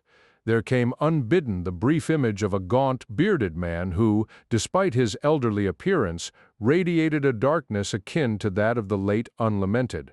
Malik, and was surely another high priest of the Triune. Summoning his strength, Uldyssian managed to force the pressure away. Far in the temple, Uldyssian sensed the high priest's consternation. Cerynthia was suddenly at his side. She placed a hand against the back of his head, cradling it. Uldyssian, my love, what are they doing to you? He could not speak, for just then a violent pain coursed through him, so sharp that his heart nearly ceased beating. Vaguely, he registered that Cerynthia was still calling to him. Farther away there were concerned shouts from others, shouts, and then screams. Despite his own dilemma, Odyssean yet managed to sense that there were more Morlu in the immediate vicinity. He tried to rise, but the pain was too intense. Odyssean managed at least to look up at Cerynthia. Only her face looked distorted, out of sync. Scales of the Serpent 220. His ears filled with more shouts, more screams. At some point, the sky had turned red. Odyssean could make no sense of it. Then, Cerynthia cried out as something dark briefly covered her gaze. She fell back from Odyssean, who would have tumbled to the stone street if not for another pair of hands seizing him tight. "I have you," promised a voice in his ear, Mendel's voice. Before he could react, the world spun around. The cries and other sounds receded, as if Odyssean now heard them from the end of a vast tunnel. At the very last he heard Cerynthia call his name, and then darkness swallowed him. Darkness and stars. Arihan had absolutely no idea what had gone wrong. Everything had been in place, and all the servants had known their roles. Capture the woman. The Primus had commanded capture her, and you place a yoke around the male. Arihan had immediately seen the wisdom of that. One glance through a scrying globe had been enough to reveal just how much the fool cared for his companion. 221 Richard A. Knack. To keep her from harm, he would give his soul exactly what the Triune desired. But all accounts had indicated the woman far weaker than she had just revealed. In Hashir she had displayed abilities that even Odyssean Ol Diomed had not. Arihan would have sworn that she was actually even more powerful than the man the sect had been battling. 2 Morlu had not been enough, even cloaked as they had been by a spell given to him by the Primus. Through the scrying globe, the priests from Hashir's temple were frantically asking what was going on. They had no idea yet that the plan had turned into an utter disaster for them. The Morlu were evidence enough that the Triune had a darker side than it exhibited, and with passions, as they were at the moment, Arihan foresaw a violent rush upon the temple that would only end with a bloodbath. A painful noise in his head finally made the high priest return to the globe. A harsh exhalation escaped Arihan when he saw what those in charge of Hashir had now wrought. Some fool had decided that since he had not reacted to the unfortunate turn of events, then they had better do something themselves. Scales of the Serpent 222, and so the Cretans had sent out the rest of their Morlu after the peasant and his followers, not thinking how the Hashiri would react to this further revelation of the Triune's true calling. They are deserving of their fate, the imbeciles, ignoring any further contact with the priests. Arihan, instead, surveyed the damage their attempt was causing. 20 Morlu had materialized as if out of thin air among the populace, accompanied by twice that many peace warders. However, given orders by those without any good sense, the warriors of the temple were not simply seeking Odyssean Ol Diomed and his core followers, but anyone near them. The high priest frowned, noting a sudden absence of one particular subject. Where was the peasant leader? Where was Odyssean? Arihan could certainly see where the woman was. She stood at the center of things, reveling in the carnage and looking as if an angel reborn. A blazing aura continued to surround her and seemed to spread to other followers even as he watched.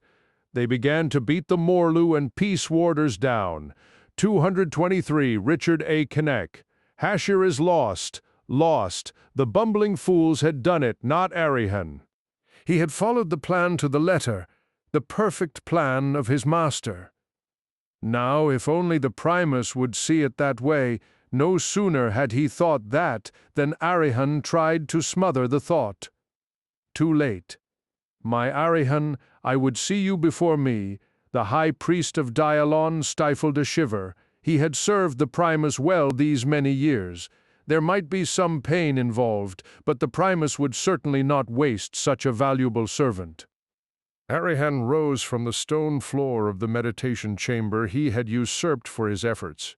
He dismissed the scrying globe and doused the oil lamps in the walls with the wave of a hand, then uncharacteristically rushed from the room. Now would not be a good time to let the master wait, even for a moment. Let him see that the high priest did not fear to come to him. The same stolid guards let him pass into the private chambers.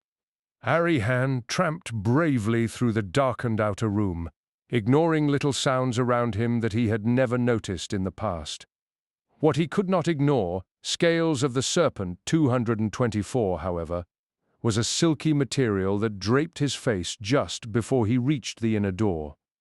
The high priest spit out what was in his mouth and wiped away the rest. The gauzy material reminded him of a spider's webbing, but that could not be. The Primus had always been very fastidious, even in his torturing. Whatever the filmy substance was, it surely had a logical purpose. As Arihan wiped the last away, the door opened to admit him. He stepped through immediately. "My Arihan," came the Primus's voice. "So good it is that you have come," his face a perfect mask. The high priest bowed toward the voice. "Ever I am at your service, most holy one." "Ah, yes, but how good is that service?" An unsettling green light materialized above the throne, at last revealing the Primus. Although the figure on the throne smiled, there was what Arihan took for strain in the effort.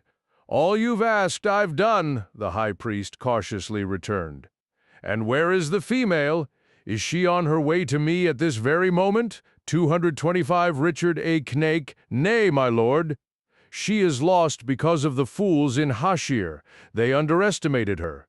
It was no fault of mine that the plan did not succeed, great one." The Primus's gaze grew terrible. The smile reversed itself. "And is it mine, then?" Arihan caught himself. "Of course not. Never could such a thing be. The priests in Hashir were inept in their execution of your grand plot. They misused the Morlu and their guards and have brought worse havoc down upon themselves. I fear, most holy lord, that the temple there is lost. This one is most disappointed, my Arihan." The Primus rose as he did. The high priest noticed a spider on the wrist of the right hand. It was at least twice as large as the one he had seen on his last visit, and surely should have been noticeable by his master. Most disappointed? Assumptions were made. Promises were made. Arihan's master shivered and looked up. Promises were made.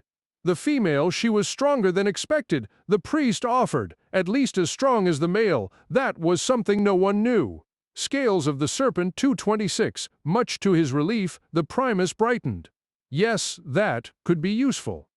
He would understand that this could not possibly have been foreseen. Exactly who this other was of whom he spoke, Arihan did not know, but the Primus's reaction sent a chill through the high priest. There were only three beings that the son of Mephisto would fear: his father and the other two prime evils. To assuage them, even the Primus would need a scapegoat.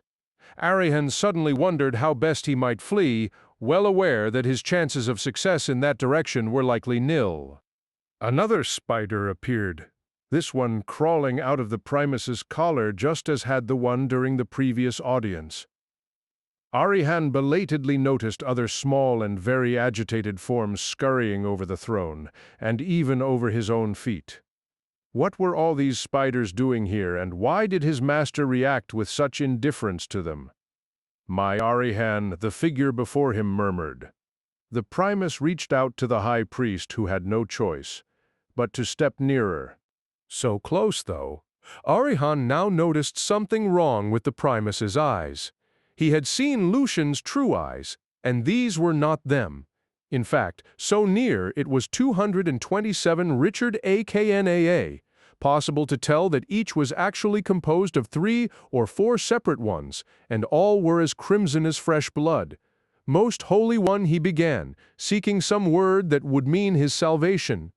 "It is possible that this woman—" But the Primus shook his head. "No, my Arihan, no. The plot, my glorious plot, should have triumphed. He will demand the reason why, and she may not be enough."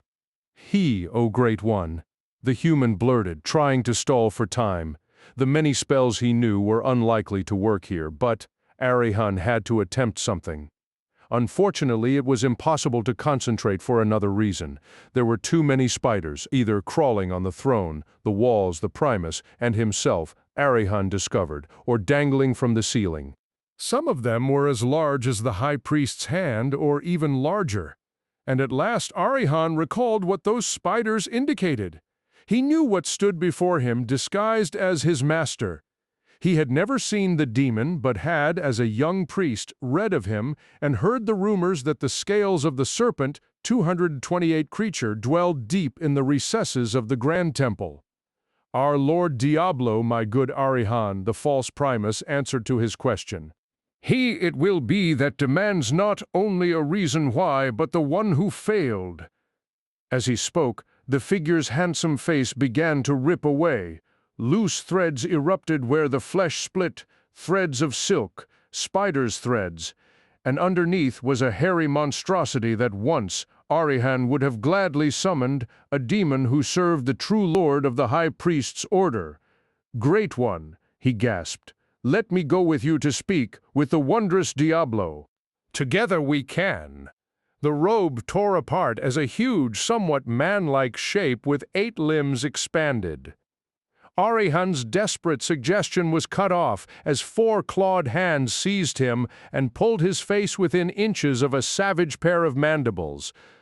Saliva dripped on the high priest's immaculate garments.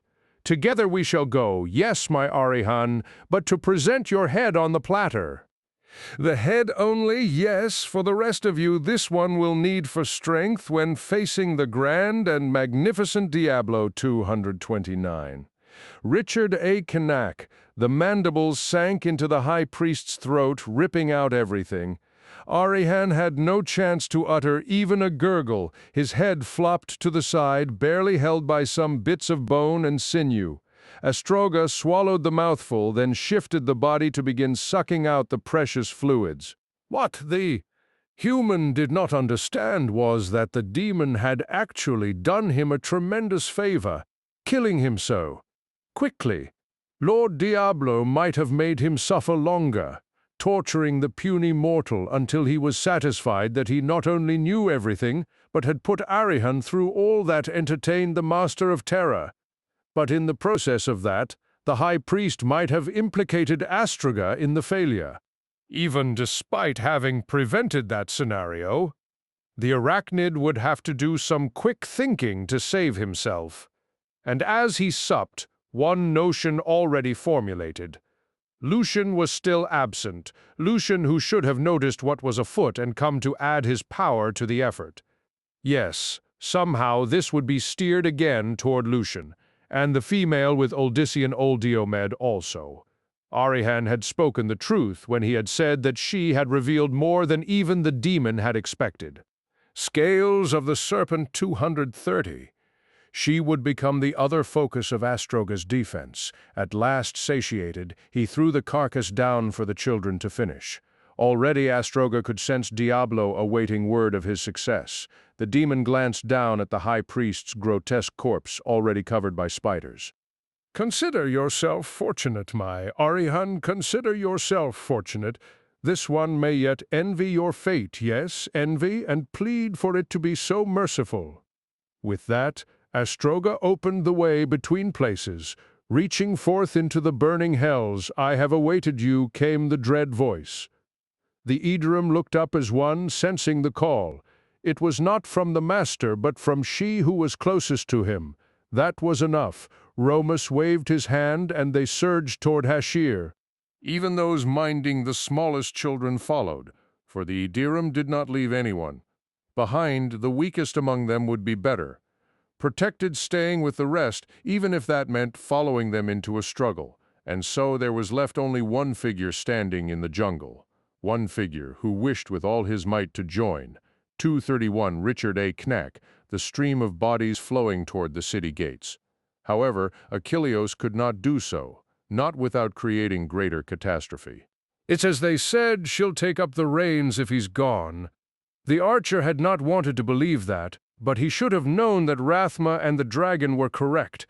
They seemed to be correct about all things. No, not all. They had been wrong about him. They felt that he would be utterly obedient to what they said, not because they demanded that obedience, but because they assumed the rightness of their decisions made no objection possible. But even if a dead man now walking, Achilleos was still Achilleos. He had considered other courses of action that skirted the choices made by Lilith's son and the thing called Trag'ul. He had Serenthia to consider, and that was the most important matter of all. Achilleos looped his bow tight over his shoulder, then started running. Death had not slowed him, and in fact he could cover ground much, much faster now. He left little if any trail and could avoid nearly all obstructions. From Hashir came screams and the clash of metal. Rathma had granted him abilities necessary to the scales of the Serpent 232, Cloaked One's demands, and so Achilleos knew what was going on inside even better than Uldyssian's Adiram. He also knew very well who was leading the struggle. That made the hunter increase his already astounding pace. Around the outskirts of Hashir's territory he ran, pausing only to avoid the homes of those who lived beyond the city's walls. At all times, Achilleos kept one sight in focus, the three towers of the temple. As with Toraja, the Triune preferred a location that gave them access through a separate gate. To Achilleos, that should have been enough to warrant suspicion from anyone concerning them. For what reason would a noble and loving sect have need of a path of escape? Of course, to be fair, before his own slaughter, Achilleos doubted that even he would have paid much attention. Life had a way of blinding people. Only death seemed to truly open the eyes. The gateway he sought finally came into view. One side was already open. The senior priests obviously did not trust their chances at this point. He wondered if they actually thought that their masters would welcome them with open arms after this fiasco. Then again, perhaps the Triune's true lords would, and then promptly flay all of them alive. 233 Richard A. Canak. Achilleos decided to save the demons the trouble. Freeing his bow, he reached for an arrow and found himself staring at a startled Hashiri woman carrying a basket. The moment she registered him, the woman shrieked. Achilleos could imagine her shock and self-loathing filled him. However, for all he hated how he was there, remained greater priorities. "Run home," he rumbled. "Go," she did not need more coaxing. Spilling the basket and its contents on the jungle floor, the woman rushed away. The incident already forgotten, the undead archer notched an arrow and was promptly tackled by a heavy, armored form. The dagger that sank deep in his chest would have killed him if he had not already been dead. His attacker started to lean back, clearly confident of his strike. The vague outline of a Morlu filled Achilleos' gaze. The archer grinned, a sight he was certain would have been ghastly to any living person. Too little, too late. With a strength now as inhuman as that of the Morlu, Achilleos threw the bestial warrior high into the air. The Morlu collided with a tree, cracking the latter in two. Scales of the Serpent 234. Achilleos, well aware how little that would stop his adversary, was already on his feet. The bow came up, and a shaft went flying even as the armored assassin rose from the tangle. With utter accuracy, the bolt hit one of the black eye's sockets. As the Morlu grasped for it, Achilleos fired at the remaining socket. Grunting, the helmed creature batted away the oncoming missile. However, Achilleos had already expected that. His shot had only been to distract. The bow fell to the ground as the hunter pulled free a long knife. He leapt toward the Morlu as the latter finally pulled free the one bolt, a sucking sound accompanying its removal. The knife, honed sharp and wielded by an expert, severed the armored creature's head from the neck. Achilleos kicked the twitching body aside. He grabbed the head even as one of the Morlu's hands sought for his leg. Hefting the head, the archer threw it deeper into the jungle. Turning back only long enough to retrieve his bow, Achilleos raced past the torso, which sought in vain to regain its footing. The foul magic animating it would last only a short time longer, too short for the Morlu to 235 Richard A. Knack save himself by retrieving his head. Achilleus wondered if the same thing would hold true should someone remove his. Perhaps, if somehow the crisis passed and the others no longer needed his questionable aid, he would test it out himself. After all, what was there left for him? No love, no life. The hunter grimaced. As an animated corpse, he had become very maudlin. All that mattered was fulfilling his mission and then dying again. Everything else he could leave to Uldyssian, Mendeln, and, if there was still hope, Cerynthia. If there was still a Cerynthia. The Morlue had been a warning that the woman's scream had alerted some of those he sought. Achilleus stuffed the knife in his belt, then readied another arrow. By this time, 4 wary figures had emerged through the gate. 3 were guards, the last a priest he estimated somewhere in the middle of the hierarchy. The guards faced different directions, evidently checking the safety of the immediate area. The priest, his robes that of Bela, stared in the direction of Achilleus. Scales of the Serpent 236. The hunter let the bolt fly. With darkness to shadow it, it should have cut down the robed figure. Instead, the priest raised a hand. Achilleus's arrow exploded in mid-flight. But the archer had already expected that something might happen. Barely had he let fly the first than he shot a second. As Achilleus had surmised, the priest had quick reflexes, but not that quick. The second arrow burrowed deep into the robed chest, its momentum sending the prey falling. The guards turned in his direction. One shouted something and 2 more came through the gateway. Achilleus fired 3 more bolts in rapid succession. One bounced off the breastplate of his target, the second caught a guard in the arm, and the third pierced the throat of its quarry. The 2 survivors retreated to the new pair. They looked convinced that they were being attacked by more than one person, exactly as he had wanted. Achilleus retreated from his location, blending into the darkness in a manner that he could only do by being dead. There was no sign of another Morlue, which possibly meant that the rest were involved in the chaos. That increased Achilleus's chances of finishing the special task 237. Richard A. Canak he had set upon himself. All he needed now was to continue pressing those seeking flight from Hashir. But at that moment, he sensed something else in the jungle, something as unsettling to it as he was. The ground below him heaved up, as if about to erupt. What at first he mistook for the upturned roots of the nearby trees shot up and around him. Only after the first had snared his leg did the archer see them for what they actually were. Tentacles! The tentacles of some huge, grotesque creature burrowing through the soft dirt. A creature that was not of sanctuary. As a second tendril snared his bow arm, Achilleus cursed himself for forgetting the true patrons of the Triune. The priest he had shot had been a servant of Baal, the Lord of Destruction. Foolish of the archer to forget. The man might have summoned another servant of the primeval, a servant not in the least human. Still, whether or not the dead priest had summoned this denizen of the burning hells was a moot point. What was important was escaping it, no easy task. It already had both of Achilleus's legs and one arm, and he had still not seen more than the tentacles. Instead, the only measure he had of his foe was that the ground, scales of the Serpent 238. Everywhere around him continued to shake, as if whatever lurked below it was gargantuan. Reaching the knife would have driven a living man to terrible wrenching pain. But Achilleus was thankfully beyond such mundane sensations. Thus he was able to grip the blade just as another tentacle sought his wrist. Twisting, Achilleus slashed at the tip, watching with satisfaction as the faithful edge cut through. A low, thick thundering arose from beneath him. The jungle shook violently. If not for the very tentacles holding him, Achilleus would have fallen on his back. "Hurt you, did I?" he rasped triumphantly.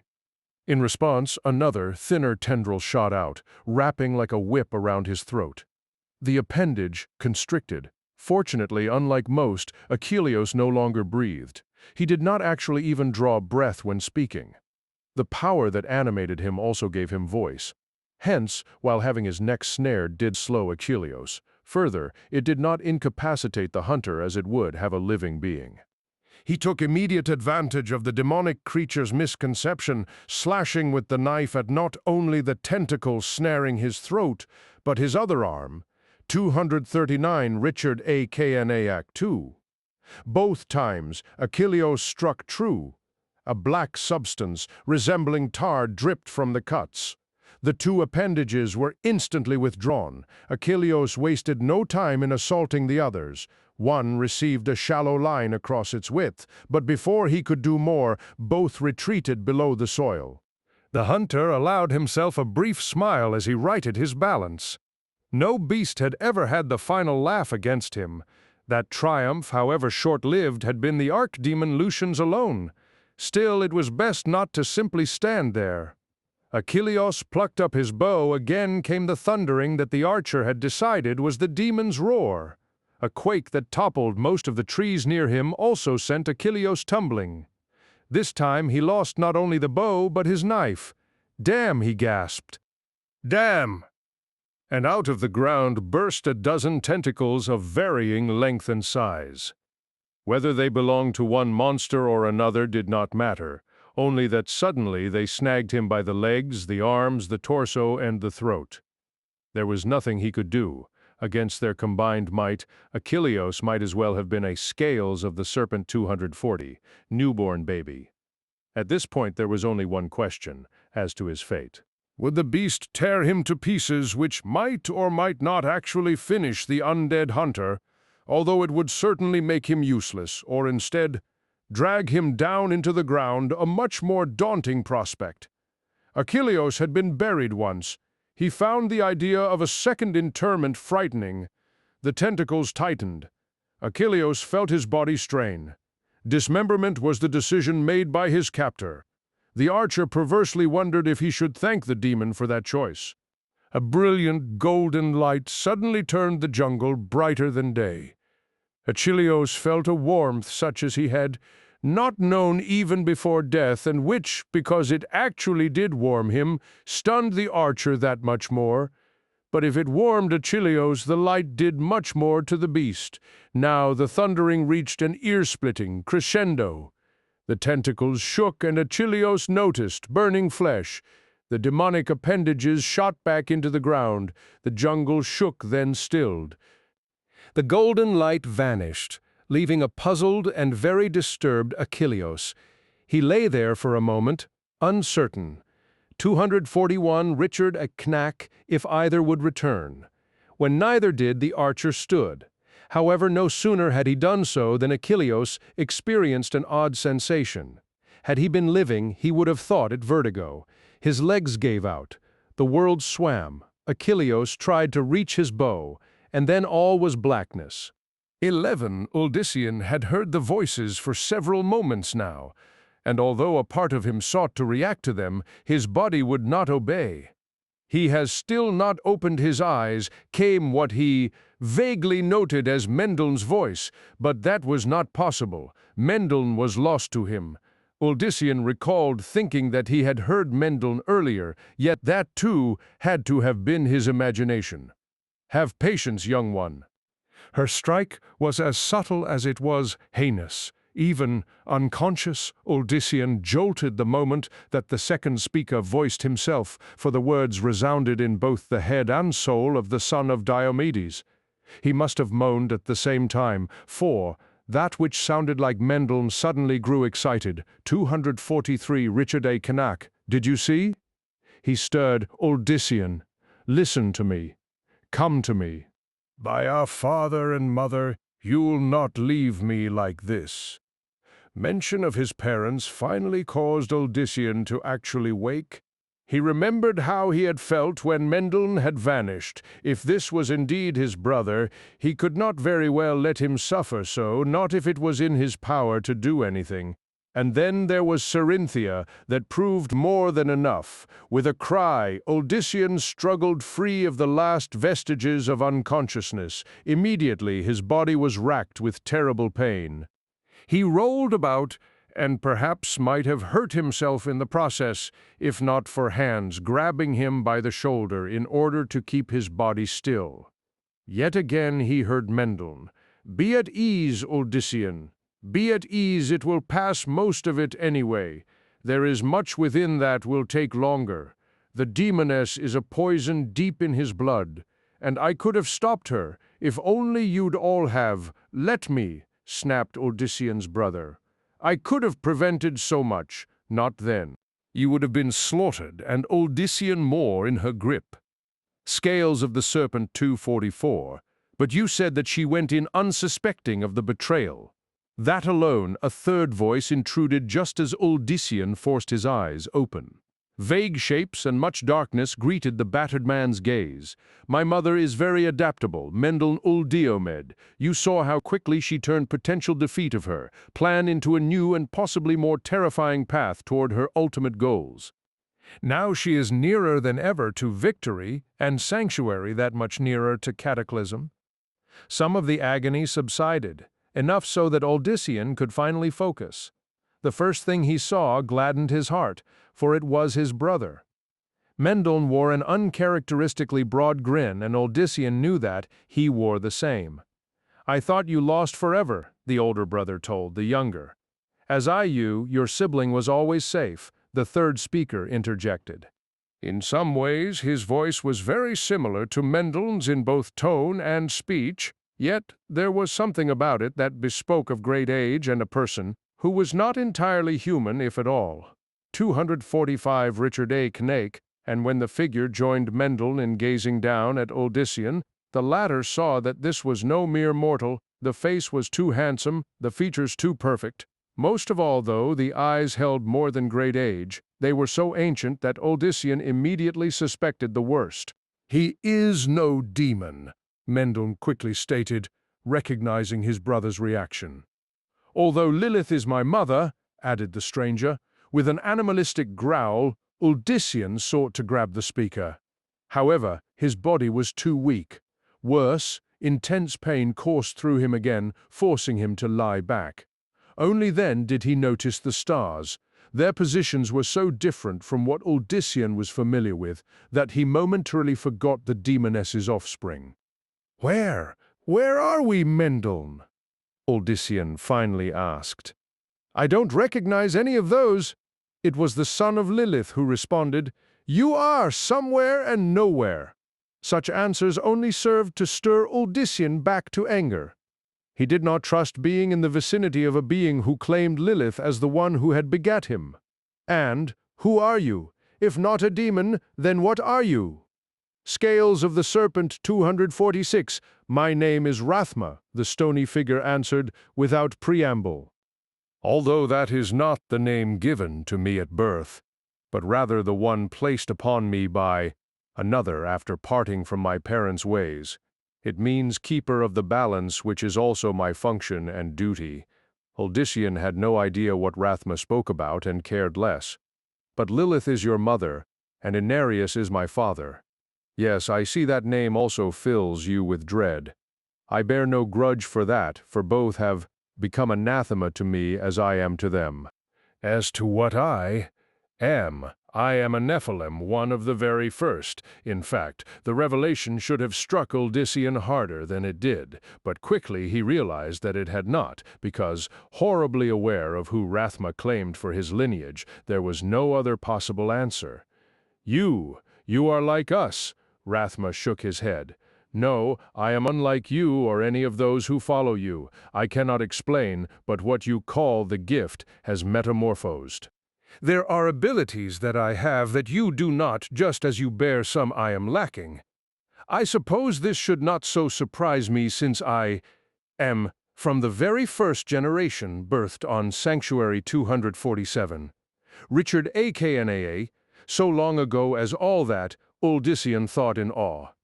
Lilith's son nodded as if having read the mortal's mind, then added, "There are few of us remaining, for when only my father was left of the original refugees, he was strict in his punishment of those who used their powers. He insisted that his perfect world, his sanctuary, would remain as he desired it." Rathma shook his head.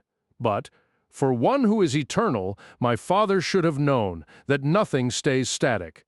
That is enough for now, came that other voice from both within and without Odyssean. He pushed himself up, seeking the source, and his eyes, for some reason, looked to the stars above. For the first time Odyssean imagined that he even saw a shape formed by the celestial lights. Not a complete one, but enough to give the illusion of a vast half-hidden beast. A reptile? No. Something more than that. It was long and sinewy like a great snake, but the head reminded him of another creature straight out of myth. A dragon, yes. It looked like some sort of serpentine. Dragon, the stars shifted, and it seemed to Odyssean that the half-seen behemoth now stared back at him. Scales of the Serpent 248. Though we would all wish it otherwise, you are not well enough yet for more strain.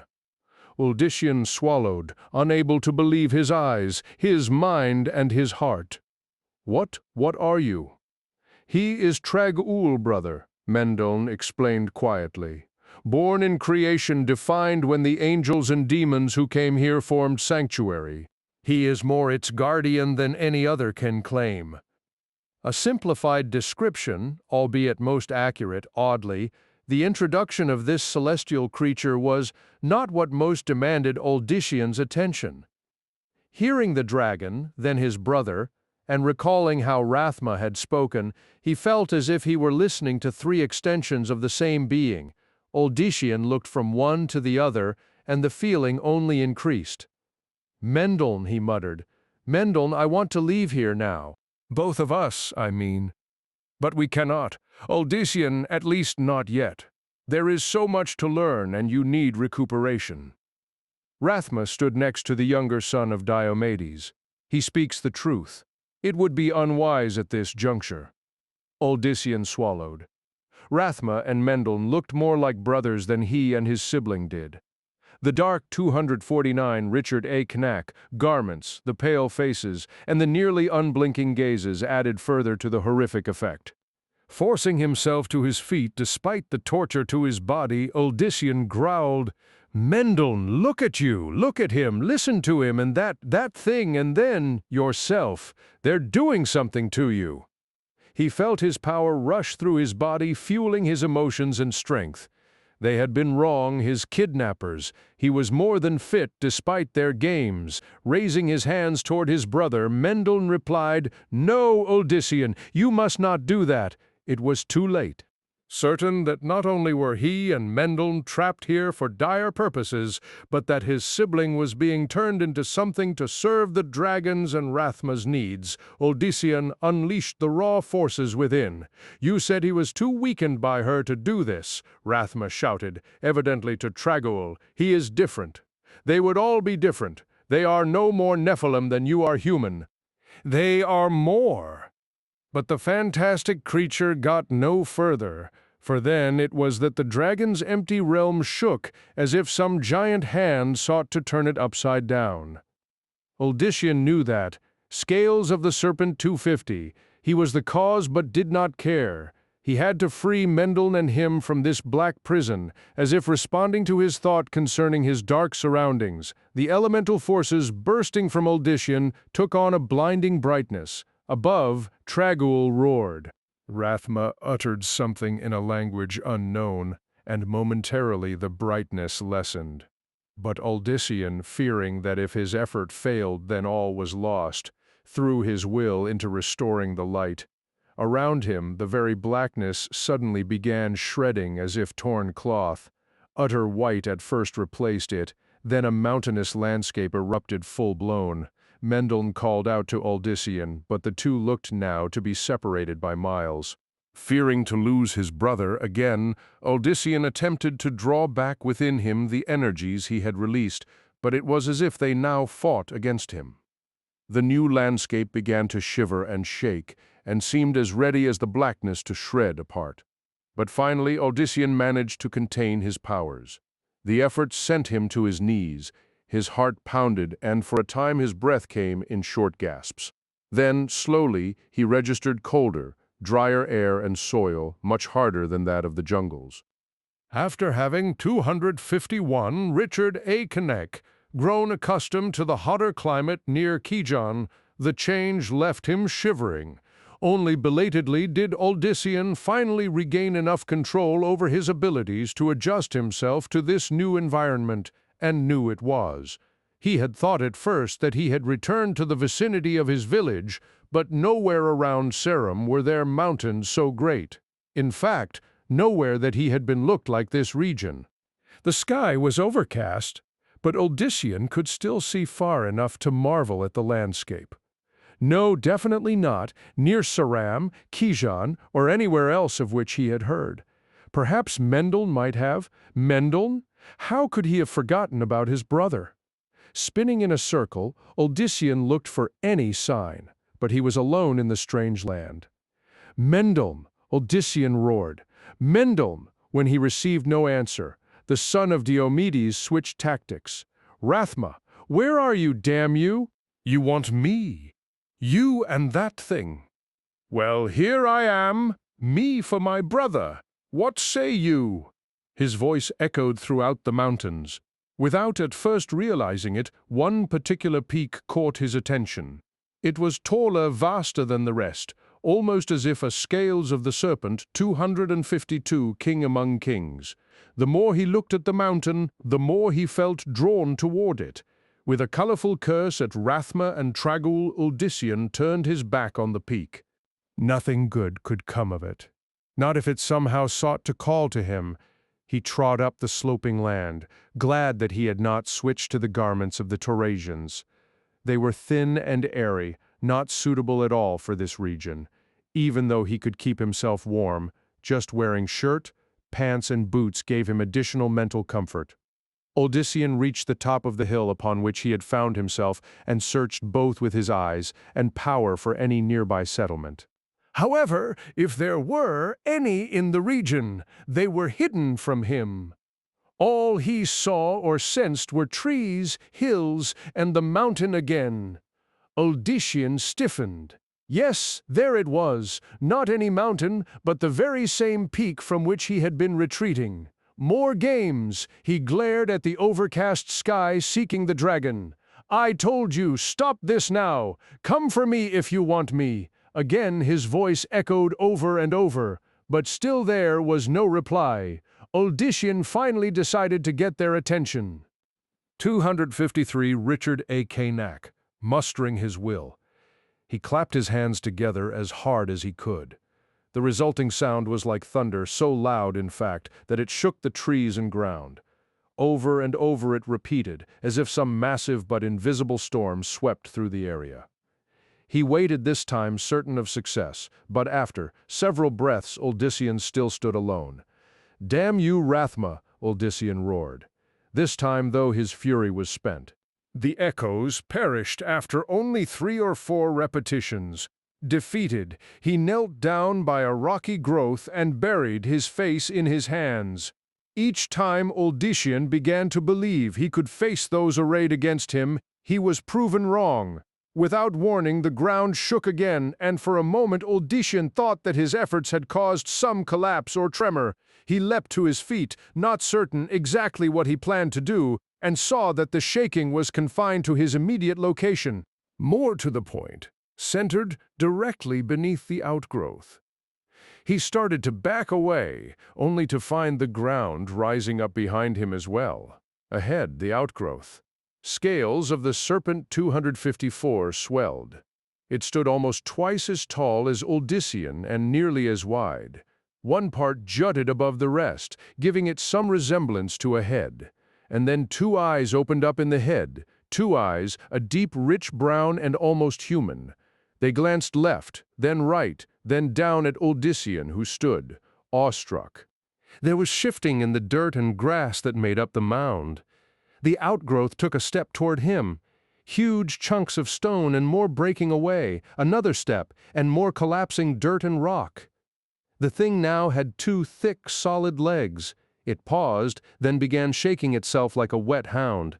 More dirt and stone flew away, some of it toward Odyssean, who woke from his astonishment just in time to deflect the most dangerous ones. First one arm, then the second, formed. The earthen giant looked at the blunt end of the initial appendage. Stony fingers suddenly cracked through. A full hand created less than a breath later. The same then happened with the other arm. Uldyssian backed up against the dirt wall behind him, but did not otherwise act. If a demon was about to attack 255 Richard A. Cain him, then this thing was a slow-witted one, it seemed, more like a sleeper waking than any threat. The giant flexed its fingers, then surveyed its body as if seeing it for the first time. The eyes shifted, and Uldyssian could have sworn that there was a tremendous sadness in them. It spoke. Through a crevasse suddenly forming near the bottom of the head, the creature spoke. "Who are you?" It began slowly, each syllable sounding as if the thing was clearing a throat of centuries of disuse. "Who are you?" it repeated, stronger. "That calls a name. That calls a name I haven't heard for so very, very long." As the voice cleared, Uldyssian recalled what he had noticed about the eyes. The voice, while still very gravelly, was also almost human. "Who are you?" the being said a third time. "Who calls the name of Rathma?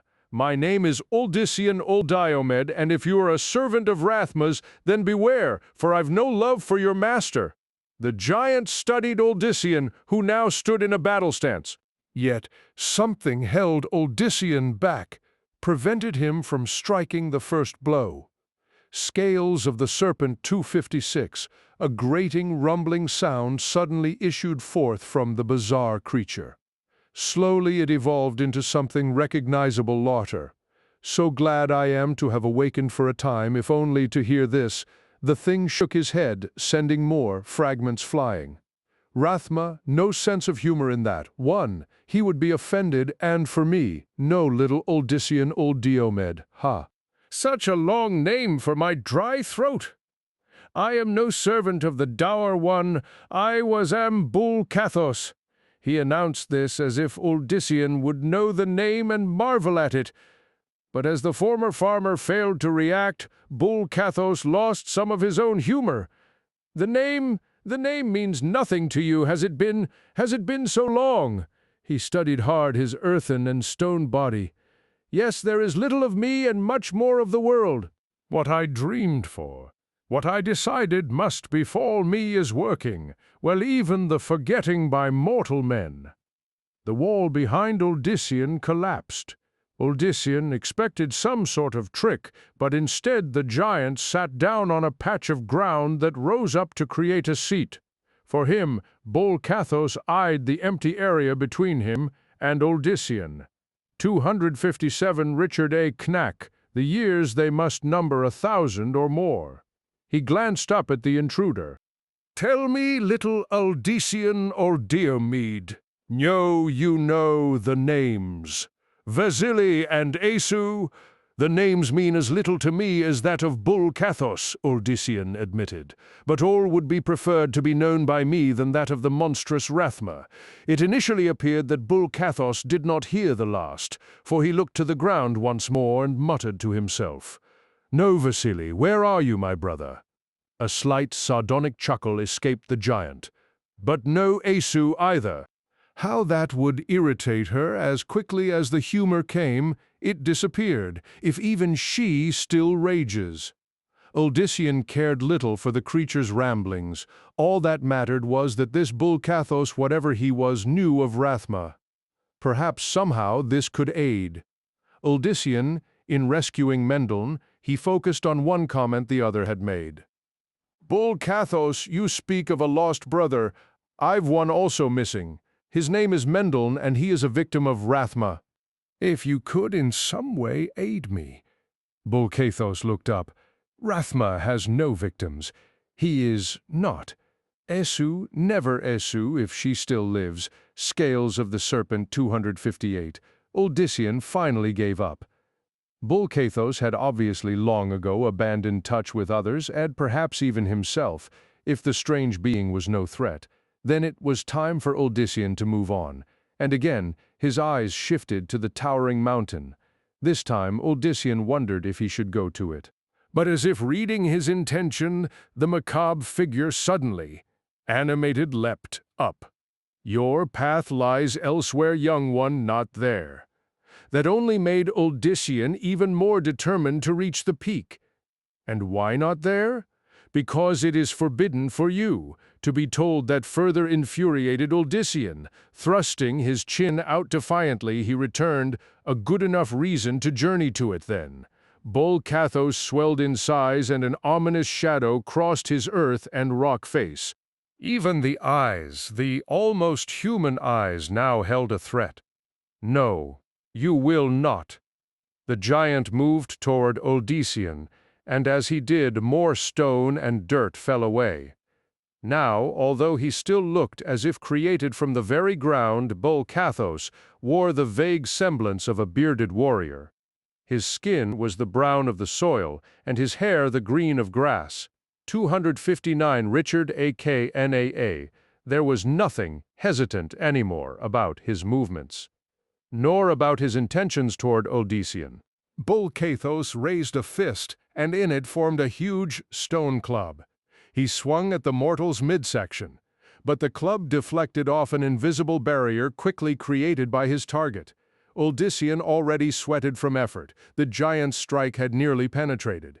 "You are more than you seem," rumbled Bull Cathos. "A Nephilim I would call you, young one, if not for the fact that I and Rathma may be the last of your age, maybe," retorted the son of Diomedes.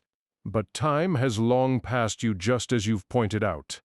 But no matter how many centuries, I yet recall my duty well. And so Mount Arete will remain forbidden for you and all else who would desecrate its interior." He struck the ground with the club, and the land shook so much that Odyssean toppled. More and more the earthen creature gave way to an ancient warrior, clad in kilt and sandals, and with a golden band around his head.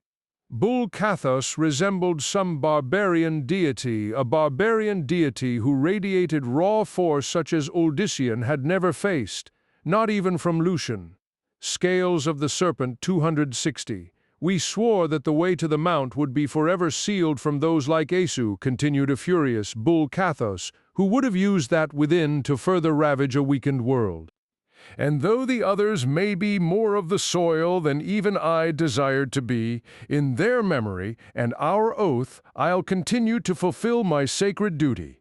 He struck the ground again, and Odyssean, who had nearly gotten to his feet, fell back. Odyssean turned that tumble into a roll, a wise maneuver as the club next shattered the stones atop which he had just lain.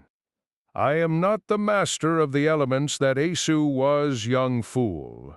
But Bull Cathos wields much might of his own, and speaks about it even more," snapped Odyssean in turn.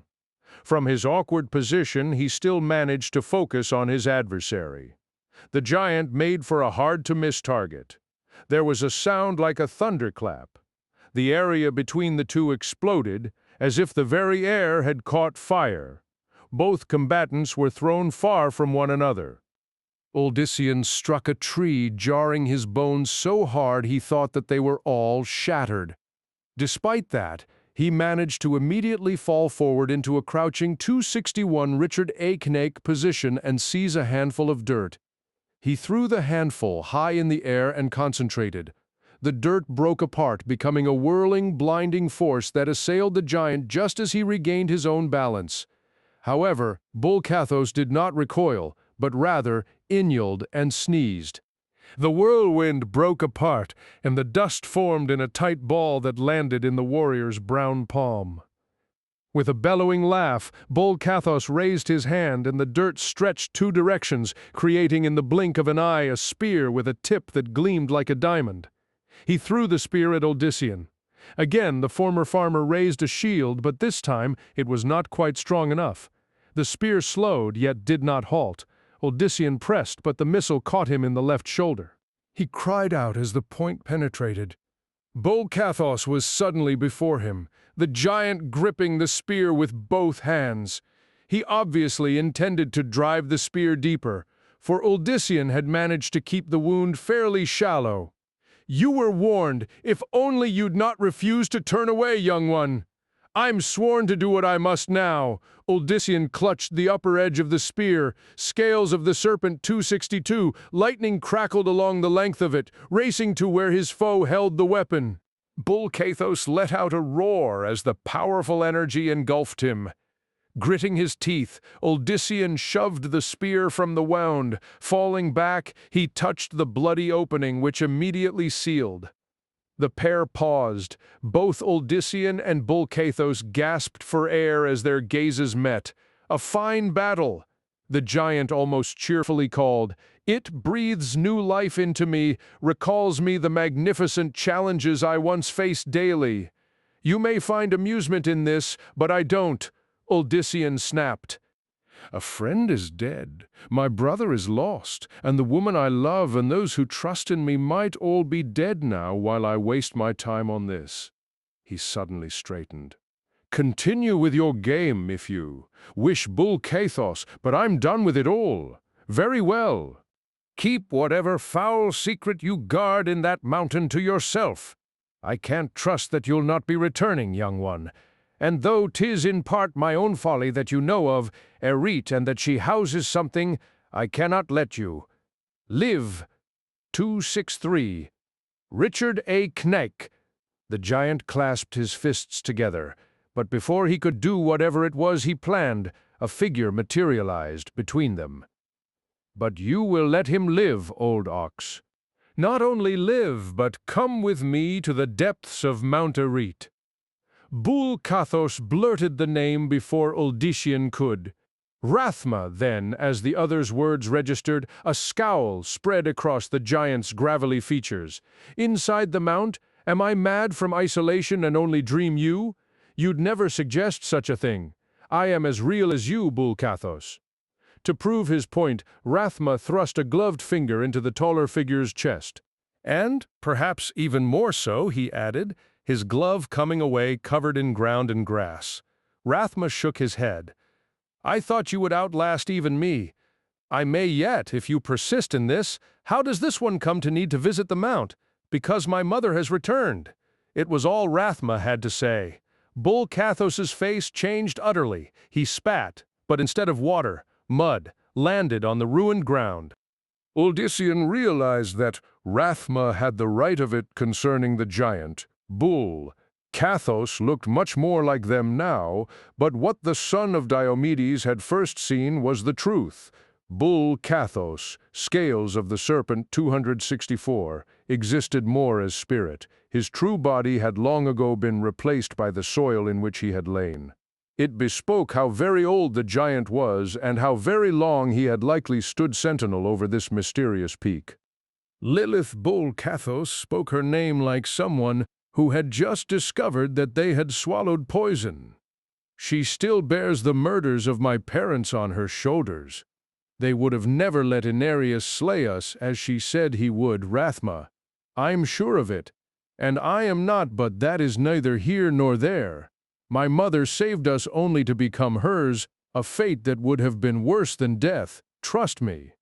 As for my father, in the name of his sanctimony, he is capable of things just as terrible. That stilled the huge warrior completely. I know that too well. Then you understand why I shall now take Odysseus to see Mount Erete's secret. Bull Cathos nodded. I and no one else'll stop you. If they still stand, that is. I've let any who can hear me know that the way must be clear for you and yours. 265. Richard A. Knack. With a swirl of his cloak, Rathma turned to Odysseus. Well, son of Diomedes, you wanted to see what lay in the mount. Come and I will show you. But something else concerned Odysseus far more. Where is my brother? Where's Mendelssohn? With Trag-Ul, it must be so for now. Events are rushing forward even swifter than I had imagined that they could, and he too must be ready to aid in the struggle. Despite Rathma's indifferent tone, Odysseus felt every fiber of his being go taut. What is it? It is, the ancient being said with a sigh, what it has been. My mother, Lilith. I underestimated her. She has adapted once again. What has she done?" Rathma's gaze shifted to Mount Arit. "She has gained control of your Edrim, of course, and before Uldisian could respond, they both vanished from Bulkathos's side. 12. Mendln worried about his brother. He had no idea where Uldisian had vanished to, and the being called Trag'Ul was of no help whatsoever. He is where he must be, just as you are where you must be," the dragon had each time answered to his question. Where Mendln was bothered him almost as much as the location of his sibling. He no longer stood in the empty darkness that seemed Trag'Ul's domain, but rather in a wasteland, a place where there had been much carnage long, long ago. The landscape and sky were utterly gray, and not the slightest hint of wind graced his cheek. Dust covered what Mendln assumed were ancient buildings of some sort, buildings scattered far from one another. They all bore some similarity to one another, though some stood 267 Richard A. Kennack nearly whole, others were barely skeletons. In addition to the buildings, there were also signs that this place had been rich in tall trees and other flora as well. Now, though, there were only the petrified traces of that once lush time. Every plant, however great or small, had perished at the same time that this settlement had come to ruin, as had the inhabitants. Mendln sensed the dead. They had died long, long ago, longer than even legendary Kijan had existed. Yet they were not fully at rest. He awaited some word from Trag'Ul, but the celestial creature was as silent as the grave. A frustrated Mendln finally stalked toward the nearest of the ruins, where he began dusting off the upthrust corner of one. Not at all to his surprise. The archaic words of the language Rathma had burned into his head were just barely visible. These, however, meant nothing to him, not even after Mendln sounded them out. He understood the letters, but they added up to nothing comprehensible. "Straightening," he muttered. "And so what do we have? Here, then. What? Scales of the Serpent 268. The legacy of the demoness's previous crusade came, the answer immediately."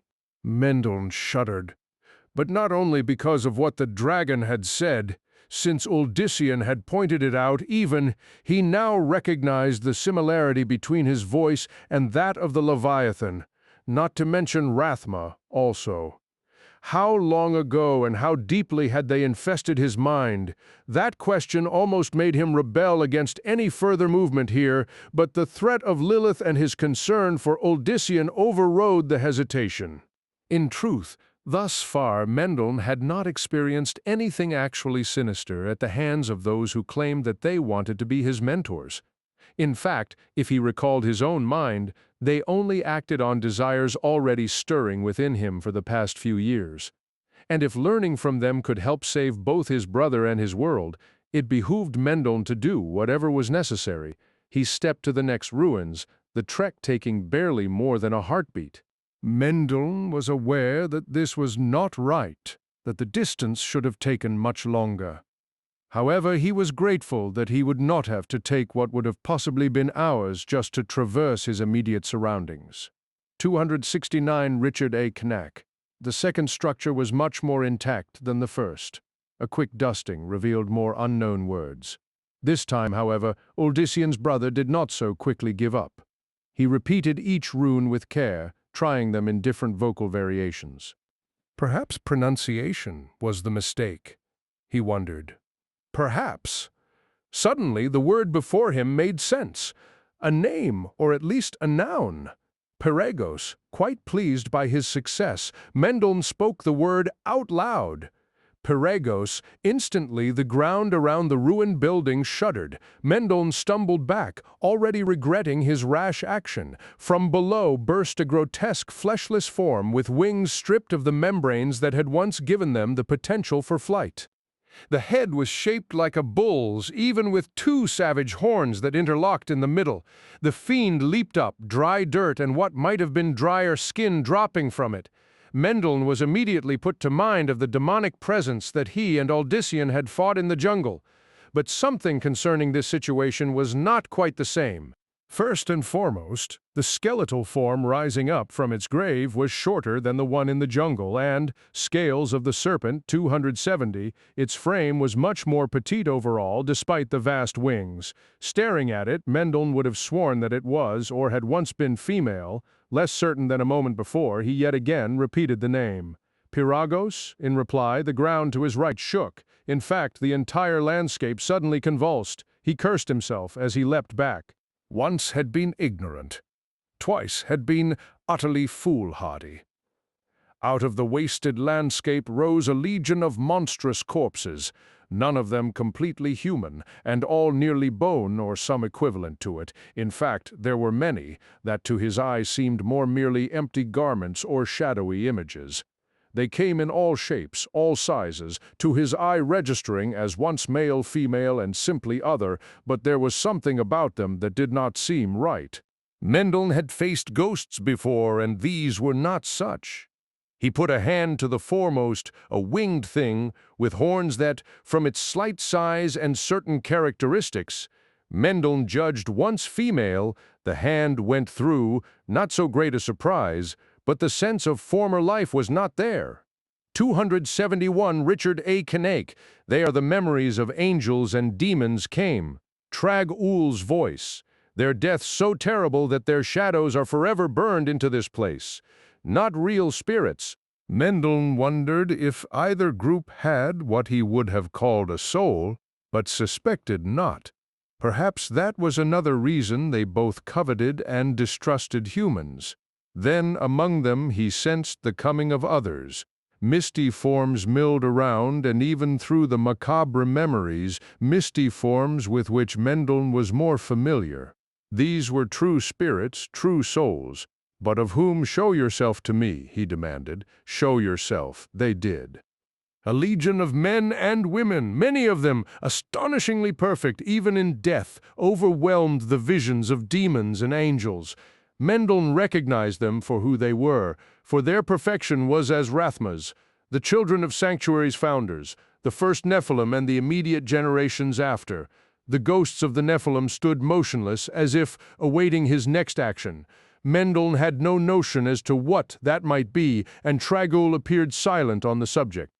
Evidently, it was up to Mendel to make his own path. Scales of the Serpent 272, but with an endless array of dead before him, what was that path? He looked to the foremost of them, a woman of such dark beauty that she made his heart beat faster. Her silver eyes stared into his without blinking, hoping that he was not making a fatal mistake. Mendel reached out a hand. The female Nephilim immediately bowed her head so that the top of it hovered directly before his fingers. Acting on a hunch, Mendel let the fingertips graze the lush black hair. Immediately, he felt a force surge through him, and a voice, a distinctly feminine voice, said to him, "I was Helgrotha." He pulled the fingers back. The Nephilim raised her head, the silver orbs again staring into his own. Curiously, although he had only heard the name, her name, Mendel discovered that he now knew much, much more about her. He could imagine her as she had once been, from her birth to her death. Once she had been nearly as powerful as Rathma, and had watched over those creatures who lived during night as opposed to the day. She had been kind, but also firm in her protection of those for whom she had cared. 273 Richard A. Cain. He stood there wondering what next to do. The dead waited with him, forever patient, even if he was not. "And what am I to do with you?" Mendel demanded. "Will you march against Lilith for me, will you? Will even one of you do this?" The woman raised her left hand to him. The action startled Mendel, who took another step back. But the specter did not attack. Instead, in her hand materialized a long, narrow object, a bone. She offered it to him, having no idea what he should do with the grisly gift, but certain that it would be folly to refuse it. Mendel gingerly gripped the piece of bone. "Thank you," he blurted. But even as the last words slipped from his lips, what had once been a Nephilim called Helgrotha faded like a dying wisp of smoke suddenly caught in a breeze. Mendel looked around and saw the rest of the ghostly legion vanish in like manner. No sooner had they faded away than the ruins, the visions of demons and angels, the entire wasteland, followed suit. Scales of the Serpent 274.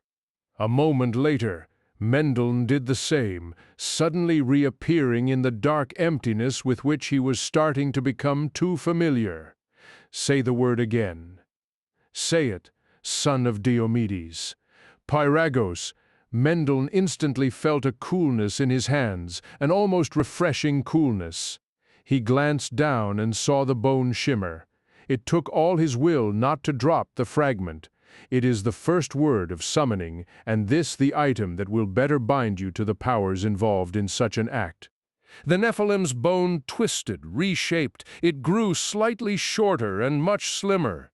One end narrowed to a point, then flattened. The edges grew sharp. The shimmering dulled but did not completely fade. Mendel stared at what he held, a dagger, an ivory dagger such as he had seen Rathma wielding. They have accepted you who hears them, the children of angels and demons slain so foully, accepted that you will keep sanctuary from becoming either the fury of the burning hells or the oppressive order and worship of the high heavens, they who were the first birthed in sanctuary and are, because of that, still more 275 Richard A. Knack of it than either Lilith or Inarius can understand. Forever open the link between the phase of after death and that of living, after death, Mendel repeated. But the glittering stars did not further explain that term, and Mendel finally understood that he should define it as best he could on his own. Take up the dagger in one hand, Trag-Ul then commanded. When Uldissian's brother had done so, the celestial Leviathan added, "Turn it point down to your palm." Mendel did not like where this was going, yet he still obeyed. Great Trag-Ul, prick your palm, son of Diomedes, but it must be done. He had come this far, Mendel thought. Besides, all the dragon asked of him was a slight jab, nothing more. What harm could come of that? What harm, indeed? Mouth grimly set, Mendel did as instructed. He pulled the point away almost as soon as it touched, so swiftly, in fact, that at first he wondered whether he had actually punctured the skin. Scales of the Serpent 276, but a tiny red dot did form, so minuscule that Mendel expected Trag-Ul to command him to try again. The dagger still hovered an inch or two above the palm, then, to his shock, a thin stream of blood rose from his hand to the blade's tip. Only magic could explain this defiance of nature. The tiny stream covered the point, then continued to flow up, covering more and more of the narrow end of the blade, and heading slowly but inexorably toward the hilt. Mendel could only imagine how much blood it would take to reach that point, and started to pull his hand away. Leave it. Mendel wanted to disobey but did not. It was not that Trag-Ul had just cast some spell over him, merely that he yet trusted in the dragon that no harm would come to him. But when did I start to trust him? Before he could answer that question, the first drops touched the handle. The blood already flowing continued its journey, but no more rose from Mendel's palm. In fact, when he sought the small wound, he could find nothing. Watch 277, Richard A. Cain, his gaze returned to the dagger where the blade was now colored crimson, yet the crimson grew more faded with each passing moment until finally it disappeared. The dagger is bound to you, and you are bound to the dagger. Through it you are bound to them, and through them the balance. What is this balance? Mendel called to the stars. You speak of it, and I think of it, but I have never known what it truly means. The stars moved, briefly erasing any semblance to a beast. When they returned to their proper positions, Trag-Ul replied, "The balance is the even distribution of light and dark. Its essence is most significant to sanctuary, but it goes beyond to all of creation, a world where dark rules would burn itself up, a world where light commands would eventually stagnate. If either gained enough control of sanctuary so that the other could not match it again, then that would be the end of all things. There was sense to what the Leviathan said, or at least Mendel saw it that way. But should we not ever strive for good over evil? Light and dark are not necessarily good and evil, son of Diomedes. Yes, good must outshine evil. But if the scales of the Serpent 278 knowledge of evil is erased utterly, even good may turn on itself. Even still, I would never side with any demon. Such a notion seemed incredulous. What almost appeared mirth touched Tragul's voice. Never is a word rarely attained in fact. And would you ever join the cause of an angel such as Inarius, who would keep humanity bent low in prayer to him? The dragon had him there. From all he had learned, Inarius's notion of what was right meant absolute obedience to him. Mendel shook his head. I cannot believe that we must suffer two such forces without any hope. Did I say there was not? The high heavens and the burning hells create their own notions of their absolute might.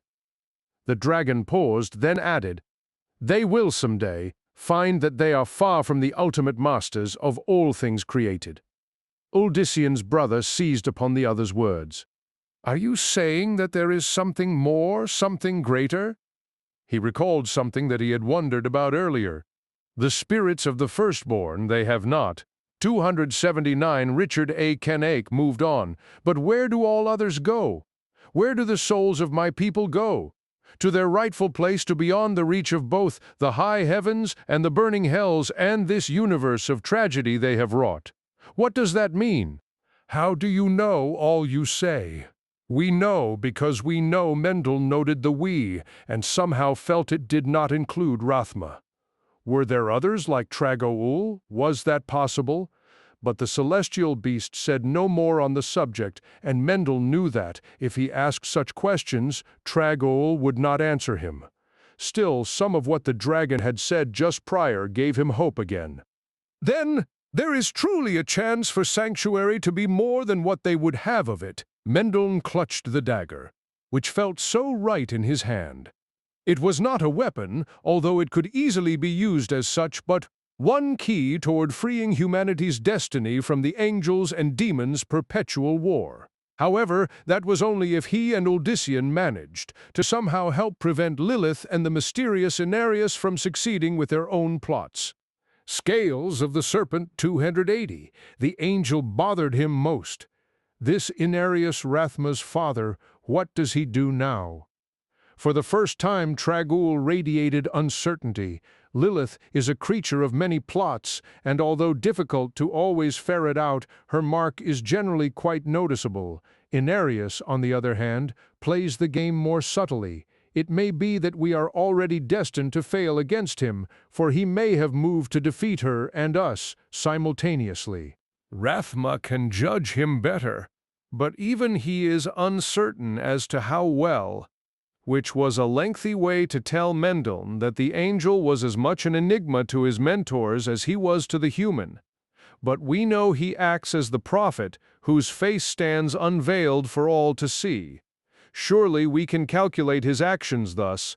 Inarius stands utterly veiled, even surrounded by a multitude of eyes. What is seen of the prophet is never necessarily what he is, even more so than the Primus, who has been not one but at least three. And here he brought up another point that had troubled Mendel even before Rathma had whisked him away. The demon Lucian was the Primus, and he is no more. It is Lilith who wears that mask, surely, but would Lilith have created such chaos in Hashir? 281 Richard A. Canak. She would not have, and Mendel knew that. He had wondered at what had seemed irrational even for the demoness. Another commands? Uldysian's brother finally asked. Another demon? That could work in our favor, if even indirectly this third interferes with her plots. It does not, in fact, it has accelerated it. That did not bode well. With both him and Uldysian gone, that left only Serenthia to watch for the demoness. Still, in many ways, Cyrus's daughter was likely far more capable than Mendel. Serenthia will guide the Idirem. They trust her. They will follow her in all things. The stars yet again shifted, then resettled. Mendelssohn had learned quickly that this was a sign of the dragon's displeasure. Yes, they will heed the commands of your companion in the absence of your brother, and thus become Lilith's more and more. Mendelssohn let out a growl of frustration. What are you not telling me? What is it you know? There was an unusual hesitation, and then Trag-Ul replied, Uldissian's Edrim believe that they follow your friend, but in doing so they actually follow the demoness. Follow, no. Scales of the Serpent 282. Yes, it is Cerinthia of Suram that they see before them, but she is in truth Lilith, and has been so since, some days ago, as Sanctuary counts time. Cerinthia Mendelssohn fell down on one knee, so struck was he by the news. His mind raced back to Partha and Malik, who had worn the skin of another. No, Cerinthia, no, it cannot be. The skin of another Lilith wearing Cerinthia's skin, Hashir, might have been far smaller than Toraja, but the mark the Adriam left upon it, especially within the temple, far exceeded what they had done in the first city. The temple still stood, but it was awash in blood. The high priests had been made special victims, their bodies now hanging from the ruined pillars, standing at the building's front. The power of the Ediram had allowed bolts a foot long to drive into the thick marble after going through the soft flesh first. Each of the priests had their arms held directly over their heads. The metal bolts had pierced the back of the hands, which had been first clasped together. Bolts had also been driven through the throats and torsos. The suggestion for such a visual display had come from the woman now leading the Edrim. The priests had 283 Richard A. Cain Ac stolen away Uldissian, Cerinthia had vehemently claimed, and one by one they would be hung so until some voice among those remaining revealed where he was. But all the priests perished, each swearing that they did not know what had happened to the mob's leader. Cerinthia had seized upon that to further scour the area for supporters of the sect, especially among city leaders. 3 days after Uldissian and his followers entered, the city, Hashir, was in many ways little more than a scar. The populace hid while this happened, fearful of both the temple and the newcomers. However, on the 4th day, Cerinthia, her long hair flowing wildly in the wind, went to the market center and proclaimed in a voice that echoed throughout the city that she had now brought peace and hope to Hashir. This was naturally met with some wariness on the part of the locals, but the Edrem ushered many out of their homes so that they could see that she spoke the truth. To her captive audience, Cerinthia offered the same as Uldissian, but not immediately. The Hashiri had witnessed the might of the foreigners, and so not a few were tempted, yet Cerinthia did not show even those. Scales of the Serpent 284 the way, although she among all the Iderem should have been able to do so. Instead, in the very temple they had conquered, and even as the bodies of the priests fed some of the local birds, good Romus found himself summoned for an audience with the master's first acolyte. He had no idea what Cerinthia wanted of him, save that, if Uldissian were no more, as was the rumor vilely spreading through the ranks, then she was their only hope of not only continuing on, but even merely surviving. Cerinthia had taken for her temporary quarters those of the local high priest. Romus, who had always been poor, even when he had been a brigand, could only marvel at the silken wall coverings and gold-laced tapestries as he entered. Some of the regret that he had for the harshness of the Edorim's actions in Hashir faded as he considered the Triune's massive, ill-gotten wealth. A moment later he stopped short. Cerinthia lay stretched across a reclining couch, her gaze on a parchment in her hands. Her long, lush hair cascaded down her shoulders and even enshrouded part of her face. She was a breathtaking sight to behold even in her battle-worn garments, especially to Romus, who had 285 Richard A. Knack been infatuated by Cerinthia almost since the first he had seen her in the Parthen Square. He finally managed to clear his throat, which made her immediately glance up. Romus, the smile that lit up her face kindled the fire in his heart. Had Serenthia asked him to single-handedly fight a pack of the savage creatures called Morlu, he would have willingly leapt into the fray. I feared you wouldn't come. How could I not, mistress? Anytime, for anything, all you need do is call and faithful Romus will rush to obey. She sat up. How poetic! But come! Why are you standing all the way over there by the doorway? Serenthia patted the couch. Join me here. Bowing low, he hastened to approach. At the couch itself, the untimed thief hesitated, but again Serenthia smiled and patted it. He seated himself, leaving a respectful space between them. Romus looked at his mistress and immediately found his gaze captivated by her glittering green eyes. A small part of him vaguely wondered why he had once thought them blue. Surely he could not have been so mistaken. Scales of the Serpent 286, Romus, you were one of those closest to Odyssean besides myself. It took him a moment to notice the past tense. We'll find him, we will, mistress. Have no fear of that. She shook her head. No, dear, loyal Romus even. Though I've said so to the people, I don't think we will. Like his brother, I fear Odyssean's lost to us forever. It was unthinkable. The master had defeated terrible demons and legions of warriors. Nothing could take him so easily, and yet, some say mistress, some say that they saw his brother near him just before he vanished, perhaps. A disguise like that worn by the two monsters who attacked me. Serenthia shuddered, which made Romus want to comfort her in his arms. No, a demon took Odyssean, of that I'm certain. Her green eyes bored deeper into his. One almost took me even before Hashir. He was aghast. Mistress, when? In the jungle, when Odyssean ordered us across the river. You recall? Aye. Romus gritted his teeth. In some ways it bothered him even more that she had nearly been taken. 287 Richard A. Kneck than it did that Odyssean was now missing. He found it impossible to imagine the Aedurum without her. Odyssean and even Mendeln protected me then. Since they vanished, I've worked as hard as I can to protect everyone else, but I must tell you something, for your ears alone, dear Romus. What? What? Without realizing it, he slid closer until they were nearly touching. I am afraid. I can protect the others, but who is there now to protect me? The answer escaped him before he realized how it sounded. Me! I'll always be there to protect you. Mistress! Before his face could redden too much from shame, Serenthia suddenly put a soft hand to his cheek. She smiled. You would? Would you really, Romus? It all began pouring out. I'd give my life and soul for you, mistress. I'd stand against all the powers of the Triune. I could never let anything happen to you.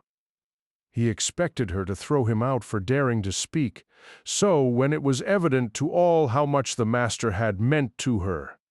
And yet, Scales of the Serpent 288. Romus, Serenthia whispered, her lips so close that he was nearly ready to sacrifice his life just to kiss them once. Romus, you've no idea how much that means to me. She caressed his cheek again, then, almost reluctantly, leaned back. The former brigand was unable to stop himself from exhaling sharply. If you mean what you say, and I so very much hope that you do this, gives me another idea. Still recovering from before, Romus managed only a grunt of inquisitiveness. You know how Odyssean introduced others to the gift. But with me he delved deeper, and that's why I think that my abilities grew faster than anyone else's. Very likely, he replied, glad to have a safe subject to discuss. I know how he did it. They were private moments when he could focus on me alone. You did notice that there were times when he and I were gone for hours? Romus recalled some such periods and felt for the first time a jealousy that the master had been able to partake in them with the woman before him. Yes, mistress, 289 Richard A. Knack. Good. Her eyes seemed to glow brighter than the torches in the chamber warranted. Will you do me the honor of doing as Odyssean did with me? It'll mean hours together, for which I apologize. But with both him and Mendel gone, someone else must step up, and I suppose you could better protect me while I protect you. He could hardly deny her. I am yours, mistress. To my very soul I am yours. Teach me if you think me worthy. I find you very worthy, Serenthia returned in what, from any other woman, would have sounded coy to Romus. Not the mistress, though, not her. Steeling himself, the brigand finally tore his gaze from hers. She wanted him merely as a fellow comrade, nothing more. Everything that she had suggested made perfect sense. Romus should have felt honored for that alone. If the master was indeed never returning, as she clearly believed, the least that his loyal follower could do was to see that his legacy lived on. Feeling better about his decision, Romus bowed his head. "When shall we start, mistress?" Her smile curled higher. "Why not now?" Scales of the Serpent 290. Now, he thought quickly. Saren and some of the others'll need to know, mistress, so they can do without me.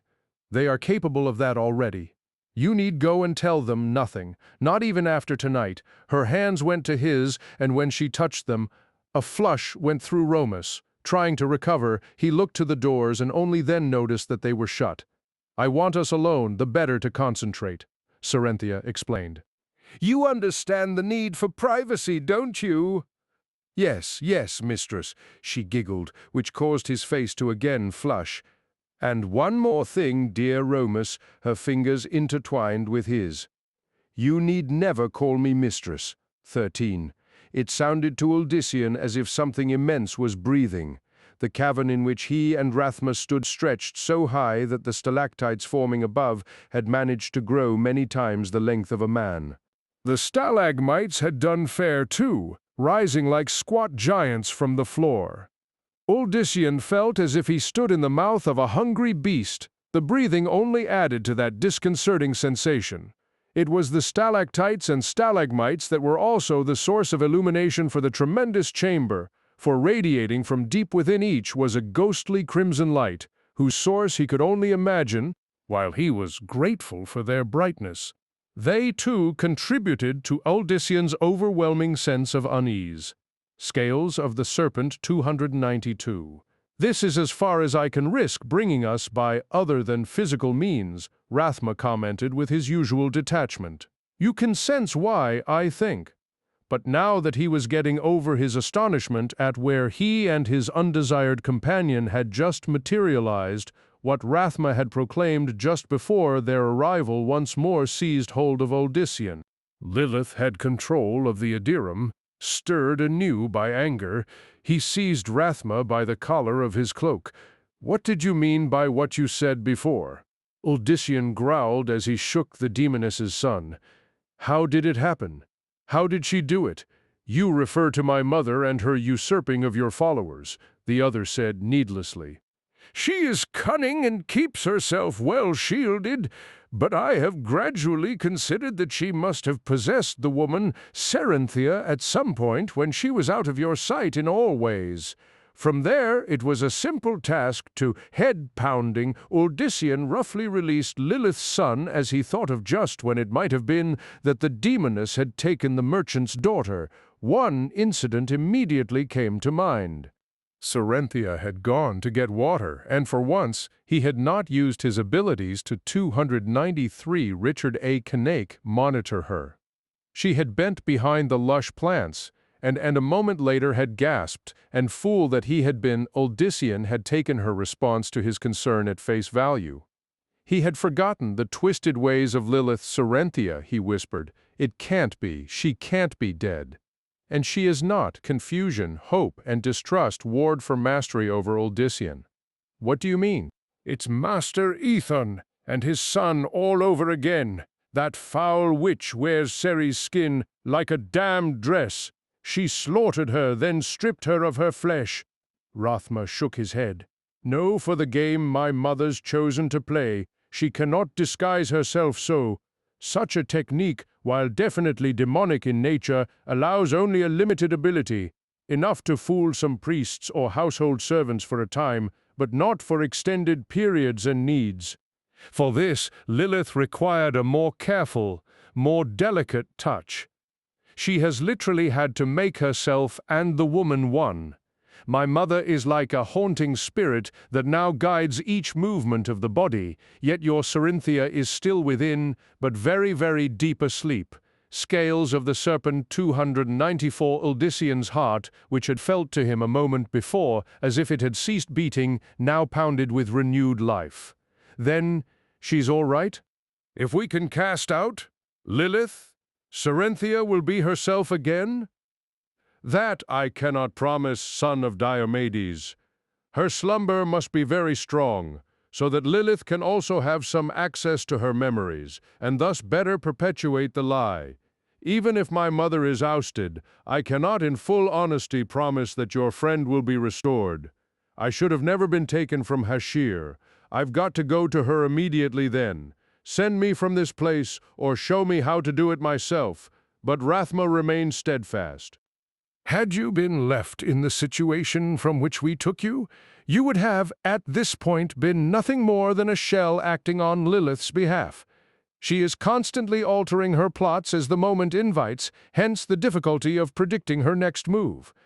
Having taken the woman's body and seeing the foolish attack by whoever in turn played her role as Primus, she obviously decided that you could not be trusted to lead as she wanted. In fact, my mother is the reason that you were so weakened at the last moment. Clad as someone so dear to you, you let her through much of your guard. She infiltrated your body and soul, 295 Richard A.K.N.A.Ake, manipulating your thoughts and actions. If we had not taken you when we had, Hashir would have proven the point where Lilith took utter mastery over you as well, Uldyssian. So instead she has it over Cerynthia and the others. Uldyssian retorted, Your help seems more trouble for me than it's worth.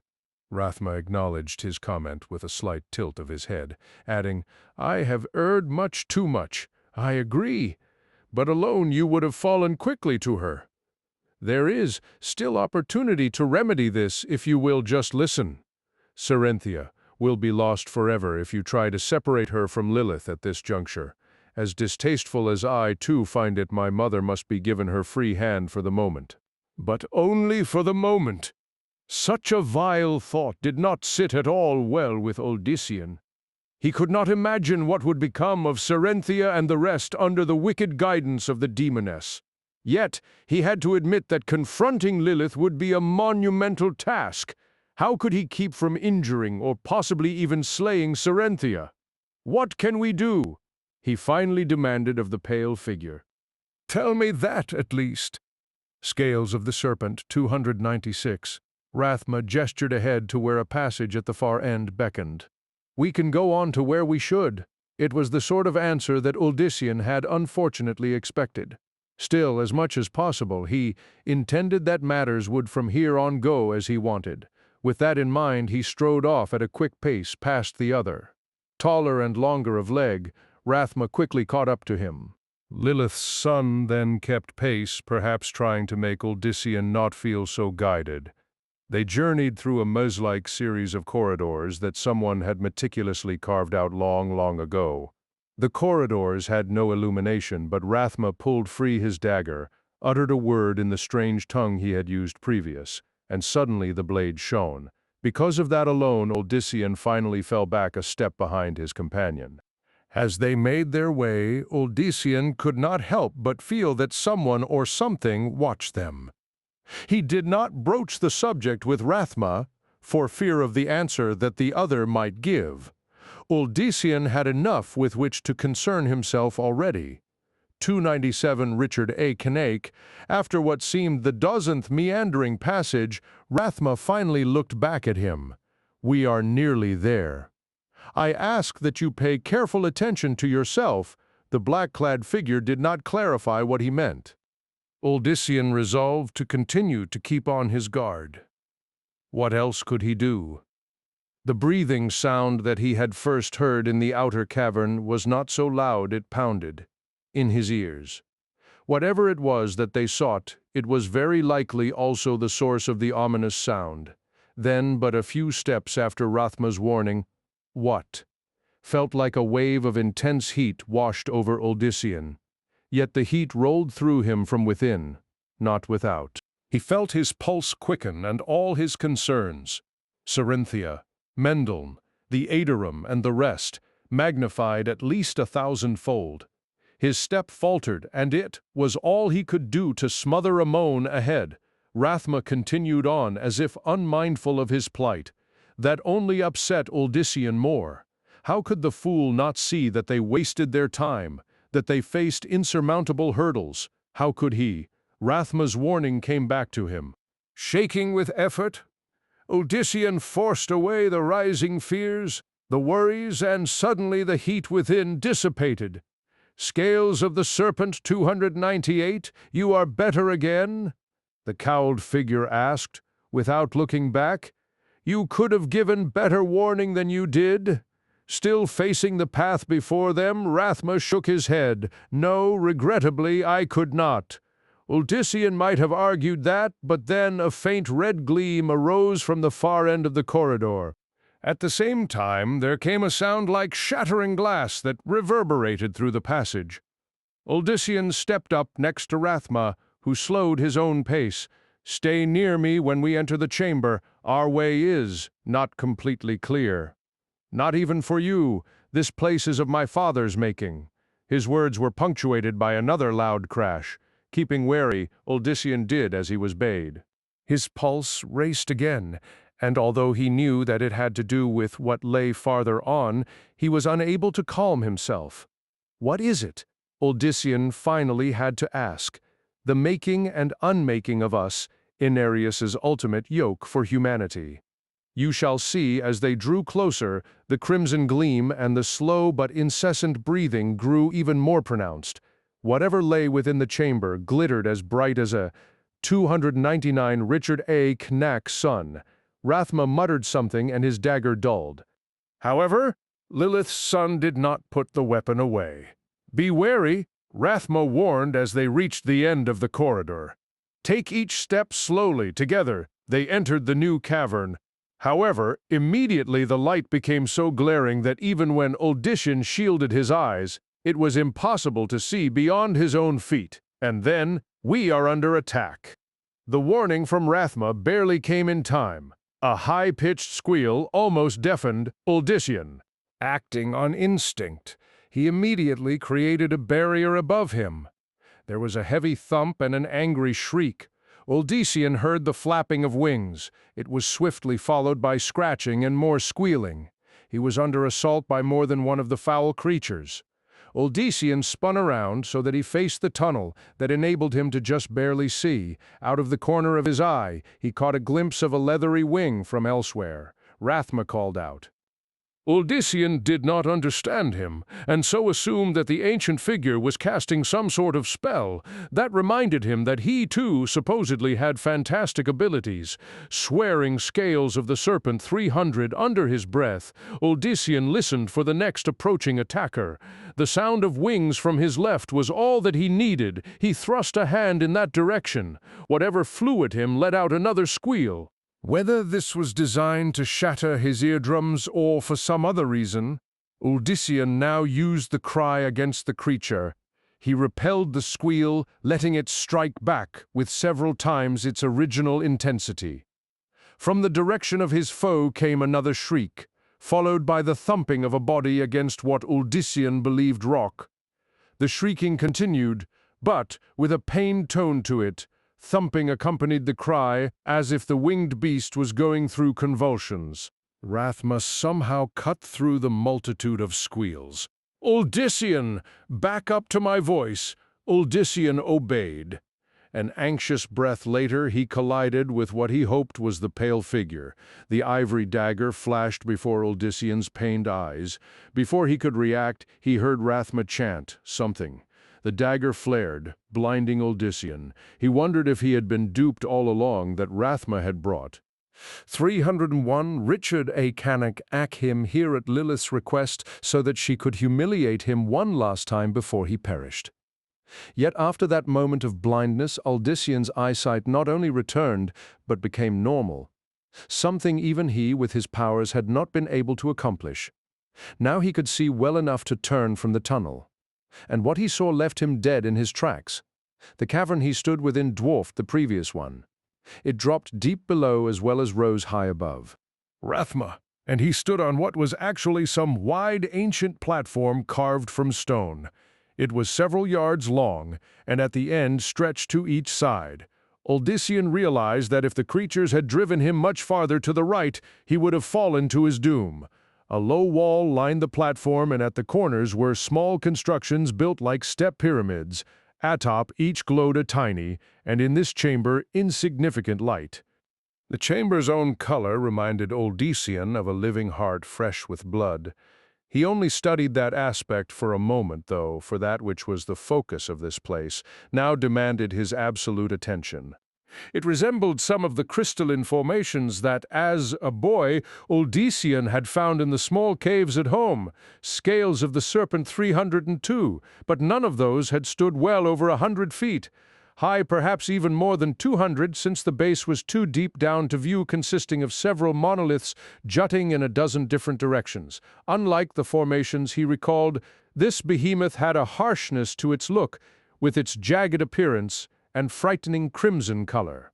Each facet of the gargantuan formation contained thousands of minute ones.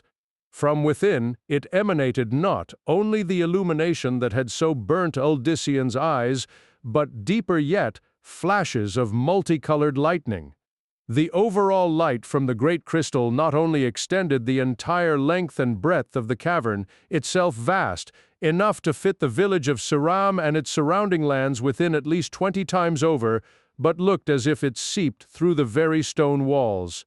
With each burst of lightning the formation pulsated, and at last Uldyssian understood the source of the breathing. There came another ear-tearing, shattering sound. Uldyssian looked up and for the first time noticed that smaller fragments of the crystal, smaller as in only 2 or 3 times his height and width, floated around much of the cavern in seemingly random directions. The 303 Richard A. Canak harsh noise had come from 2 such pieces colliding. The broken fragments spilled around and then began to reform in different designs. All this Uldyssian drank in only a few scant seconds. Then a more immediate and highly grotesque sight took Uldyssian's attention from the astounding crystal. 4 winged furies with heads resembling skinned hounds dove down at him from various points above. The creatures had savage teeth and ears long and wide. Their snouts were fat, with wide nostrils. The only thing the heads lacked were eyes. There were not even gaps where the eyes should have been. It was almost as if whatever had created them had forgone such on purpose. Perhaps that was not far from the truth. Of what use were eyes in this place, where only Rathma's magic had enabled Uldyssian to see anything? Of better use were the huge ears and the nostrils, which could ferret out any pre-entering. Each of the beasts had a wingspan of at least 6 feet, and like the bats they somewhat resembled in shape. Those wings were also their hands. Yet, unlike bats, the claws of these aberrations were each longer than Uldyssian's hand and so razor-sharp that to be cut by scales of the Serpent 304, them even once would surely cause a gaping, dangerous wound. Uldyssian cupped his hand. A blue energy formed over his palm. He threw it at the nearest of the fiends. The blue energy engulfed its target and vanished in a puff. The winged fury shook its head, stunned but otherwise unhindered, certainly not turned to ash as Uldyssian had assumed it would be. Startled by this failure, he barely recovered in time to recreate the shield. Even that was not as strong as it generally was, and with 3, then 4, assailing it, Uldyssian began to sweat. It was Rathma, naturally, who supplied an answer. From farther in, Lilith's son, his vast cloak seeming to provide him with the same protection as Uldyssian's barrier, shouted, "Your powers are dampened here. It is the effect of the crystal. You must focus harder, whatever you attempt." Cursing the other for not having told him this before, they had entered. Uldyssian concentrated more on the barrier. By now 7 of the bizarre beasts fluttered about him, each seeking to shred his flesh. Up close, he saw that they had no true bodies whatsoever. There were the shriveled remnants of a torso and what might have 305 Richard A. Cain been vestigial legs. The creatures were essentially composed of wings and head. Odyssean wondered whether they even ate, then decided such a question was one for which he would prefer not to have an answer. Mouths snapped at his face, sometimes coming much closer than he desired. Forcing himself to calm down, despite the frenzied efforts of his attackers, Odyssean wondered how best to defend himself. What he had assumed a deadly attack had failed miserably. Odyssean had to choose well, for when he struck, his shield would also weaken.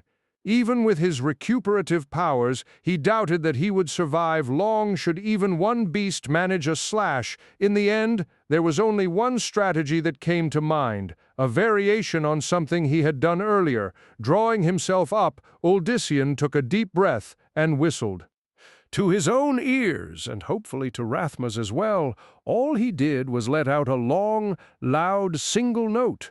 Certain that his efforts would again be muted by the massive crystal, the son of Diomedes concentrated as much of his will as he dared, possibly even more, into the whistle. As he did, he felt a wing brush against his shoulder, scales of the Serpent 306. But in the next instant, just as what felt like a claw touched his arm, every winged monster around, Odyssean let out a blood-curdling shriek. They pulled back from him, then whirled around as if entirely mad. Two immediately collided, but instead of merely separating, tore at each other as they had at the human. Another crashed into the rocky wall of the cavern, then repeated the accident over and over until it finally crashed on the floor. Three others simply dropped to the ground, where they screeched and shook their heads as if trying to remove something. I would not have believed it if I had not witnessed it, Rathma called in his ear. The cowled figure stepped up next to Odyssean. What you did should not have been possible for you in this of all places. I just followed your advice. I just concentrated harder. It worked. It should not have, especially not to this degree. Look around you, Odyssean Diomed. Look around you and see the truth of that. Odyssean did as he was bade, and his eyes widened at the results of his desperate attempt. 307, Richard A. Knack. More than 80 creatures either flew or lay in states of chaos. 2 collided with floating fragments. Several fought furiously with one another, while others on the ground twitched wildly.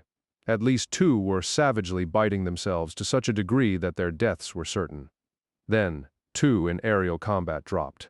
A moment later, some of those on the floor stilled. As Odyssean looked around, the cavern's denizens one by one simply fell to the ground and died. I don't understand. Rathma shrugged as if it should all make perfect sense to anyone. There was a red scar on his chin and a tear in his garments just above where Odyssean supposed his heart should be.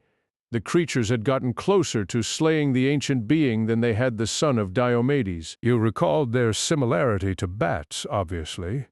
You imagined that, if you whistled loud and used the power within to amplify it, you would at least injure or confuse some, yes. Yes, but I thought I might succeed with those before me. But you should have been fortunate to do that even with my warning. Rathma shook his head. Odyssean scales of the Serpent 308 Diomed, you are not what you should be. He looked over his shoulder. And the reason for that must have to do with you. That to which Lilith's son referred was none other than the vast menacing crystal. Even with bat creatures perishing all around them, Odyssean could not help but again stare in fascination at it. Never could he have imagined such a thing existing. What is it? He at last asked. Why is it here? Rathma gestured at the floating giant. It is the reason why no Nephilim, or anything akin to it, has risen low these many centuries, my friend. It is the reason why you and yours should not exist. You stand before the curse of all the descendants of those angels and demons who forged sanctuary. You stand before the World Stone. Merely hearing the name sent an involuntary shiver through Uldician, as if some part of him should have always known of this incredible artifact, known of it, and rightly feared its existence. Even with the aid of Rathma's spell, the World Stone was hard to eye directly. Uldician discovered that he could best observe it by glancing slightly to the side. Even then it sparkled as if reflecting 100 red suns. 309 Richard A. Cain. Inarius thought the Nephilim a disease, a disgrace to what he was. To him we should have never been. He only agreed to consider our fate as opposed to erasing us from existence because of the protests of the others. I feel that he would have yet chosen to follow through with his original intention, if not for my mother murdering the other refugees.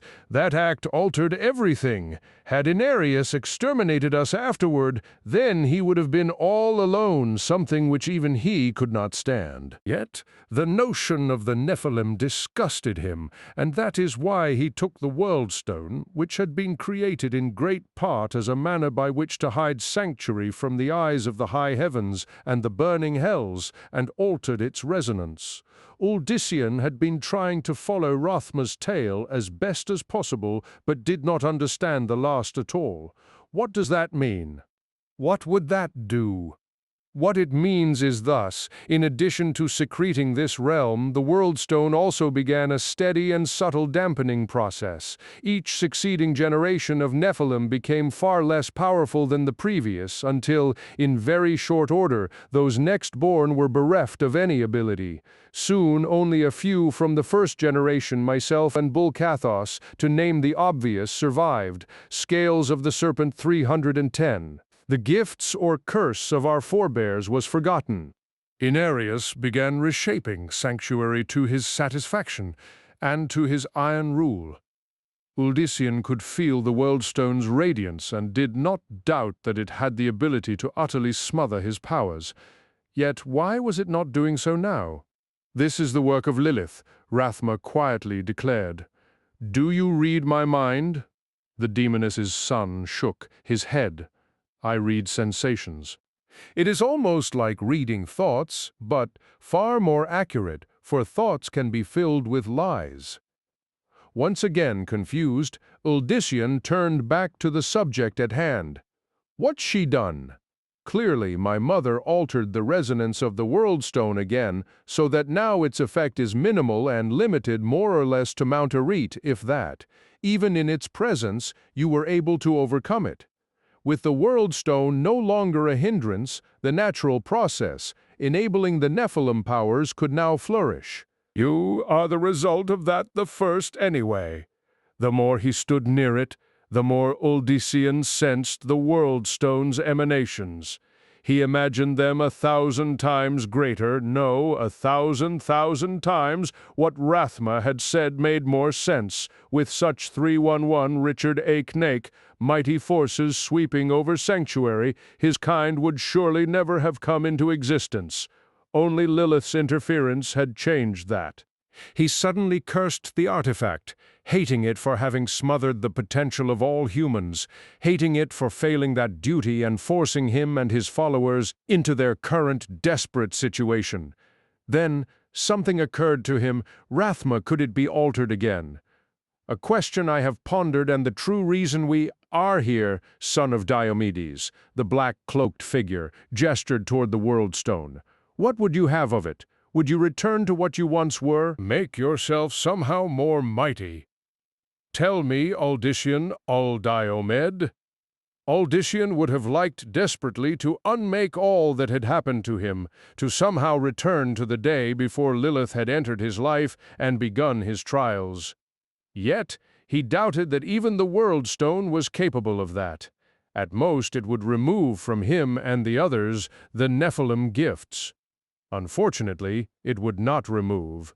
The threat of the Triune, now surely determined to deal with those defying its will and existence. Moreover, he doubted that the angel Inarius would let things be either Scales of the Serpent 312, which left only one option. Can the World Stone really be altered to make us more powerful? No, not directly, but it can be altered to encourage the gift's growth. That would in essence result in much the same of what you desire, to Uldyssian. That was all that mattered. Tell me what I can do. This is the World Stone. For you to achieve what you desire, you must think it. The crystal will either accept your will or deny it. That's simple. Rathma grimaced. No, not in the least. Tired of his companion's murky and often contradictory statements, Uldyssian turned his complete focus on the huge crystal. The World Stone pulsated almost hypnotically. You must think it, Rathma had said. Uldyssian tried to clear his thoughts, then concentrated on what he wished. We need to be stronger, he told the World Stone. We need our powers to grow faster. The World Stone did not outwardly change in any way, but Uldyssian felt something within start to shift in 313 Richard A. Cainac response to his probing. He repeated his desire, emphasizing the need for more power and quickly. But the slight shifting of the resonance went no further. Try as he might, Uldyssian could not do more, although he forced every iota of his will upon the World Stone. In the end, it was he who fell back gasping and defeated. Rathma's gloved hands took hold of his arm. Sweating and furious, Uldyssian glared at his companion. Lilith's son wore an expression of utter shock that in turn left Uldyssian momentarily gaping. He had never seen such a show of raw emotion from Rathma. What's wrong? He finally managed to ask. Is there danger? The World Stone, the pale figure whispered almost reverently. The narrow eyes darted from Uldyssian to the gleaming artifact, and then back to the human. I wanted to see, but I never expected. It was a theory, no more than that, no more. Again, he made no sense to Uldyssian, especially after a glance at the gargantuan crystal revealed nothing changed. What are you talking about? I failed. Scales of the Serpent 314. Do not look with your eyes, look with your mind and soul. Brow furrowed, Uldyssian stared again at the World Stone, but this time also delved into it using other senses. He still found nothing different. The World Stone reverberated as it had before, not even the slightest. No, there was a hint of a change, so intricate that it was no surprise that he had earlier missed it, but such an alteration could hardly cause any worthwhile effect, could it? I did something after all. Not much. Will it mean anything? Rathma uttered a sound, then murmured, Observe the structure of the artifact. Uldyssian, observe it at the very core. You can do that. Uldyssian concentrated more and found himself staring deep within the World Stone. He saw the fine, crystalline pattern that made up the fantastic formation and marveled at the minute details. Tiny, five-sided segments multiplied endlessly and formed the stone's most basic structure. Uldyssian could not help but admire their perfection. That the artifact had been created as opposed to being a natural formation astounded him so much that he briefly forgot the trouble it had caused him. 315 Richard A. Cainac. But none of this had to do with his search. He was about to give up when one small area near the heart caught his attention. There was something not right about it. Immediately, Uldyssian knew that this was the source of the alteration in the World Stone's resonance. He thrust his mind deeper, seeing more detail, seeing where the rest of the World Stone was, composed of a five-sided pattern. This one part had 6 edges. What had been perfect was now flawed impossibly so. He withdrew immediately. Lilith's work. No, son of Diomedes, your work. Rathma's gaze burrowed into him. My mother altered the resonance through a spell, which affected outcome but not structure. I expect you to do the same, or more likely fail. It was a desperate chance, but one I felt worthy. You had been cast this near the World Stone for a reason, I thought. It was an accident that I came here. Have you not discovered yet that there are no accidents? The shrouded figure returned. I did not know what to expect, but certainly not this. Uldyssian Uldiomed, you have altered the very essence of the scales of the Serpent 316 Dur World Stone, something that should not be possible, Rathma frowned. And whether that means good or ill for our hopes, I fear that we can only wait and pray. 14. Achilleus stirred. He did not wake, for the suggestion of waking itself referred to sleep, which was an impossibility for one in his state. Yet he had not been conscious. As the archer slowly pushed his face from the muddy jungle soil, he wondered what had happened to him. Achilleus recalled the tentacles of the triune's demonic servant starting to pull him asunder. But after that, it was all a blank.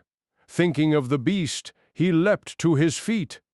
Achilleus gave thanks that despite the lurid tales he had heard as a child, he was at least a very agile dead man.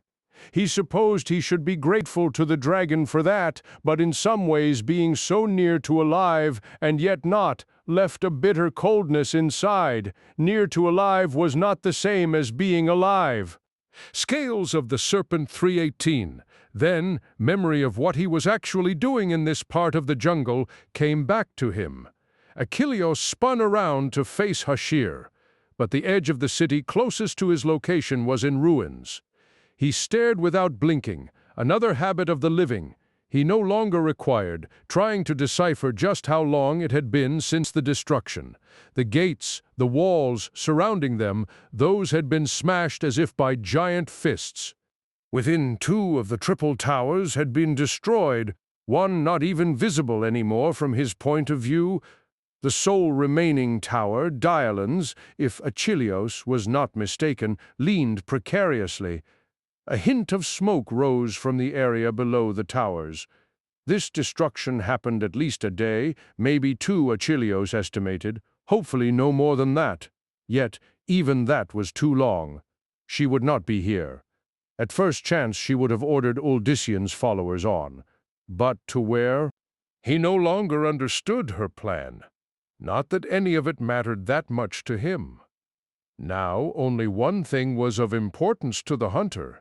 No matter what Trag-Ul or Rathma might insist otherwise, his Sarinthia had been possessed by the damned demoness, 319 Richard A. Canaic. At the thought of what Lilith had done, Achilleus seized up his bow. He imagined Uldyssian's treacherous lover in his sight, an arrow through the heart. An arrow imbued with the magic of the serpentine dragon. But that would mean slaying Sarinthia as well. Despite what he knew they would insist, Achilleus felt that there had to be another way. Sarinthia was not dead, her flesh peeled off so neatly by demonic magic so that Lilith could parade in it. No, the woman he loved was still there, albeit deep asleep. Somehow she had to be stirred awake so that she could battle Lilith from within, while others fought the demoness from without. Somehow, first, you've got to track her down, you dolt. He had no idea how much of a head start Uldyssian's followers had or whether they were proceeding to the same destination as originally intended.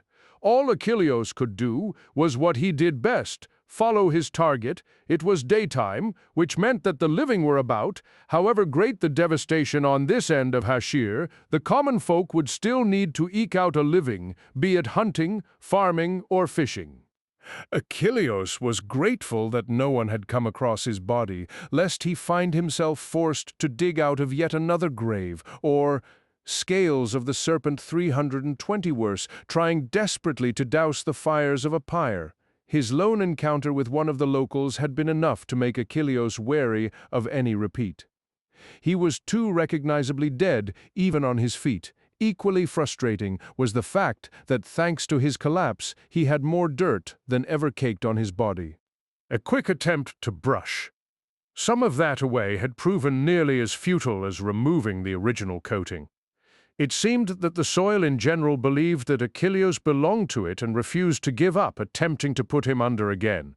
He would not allow it to do that until he had done everything he could for his beloved. Like a shadow, the hunter slipped through the jungle, around Hashir.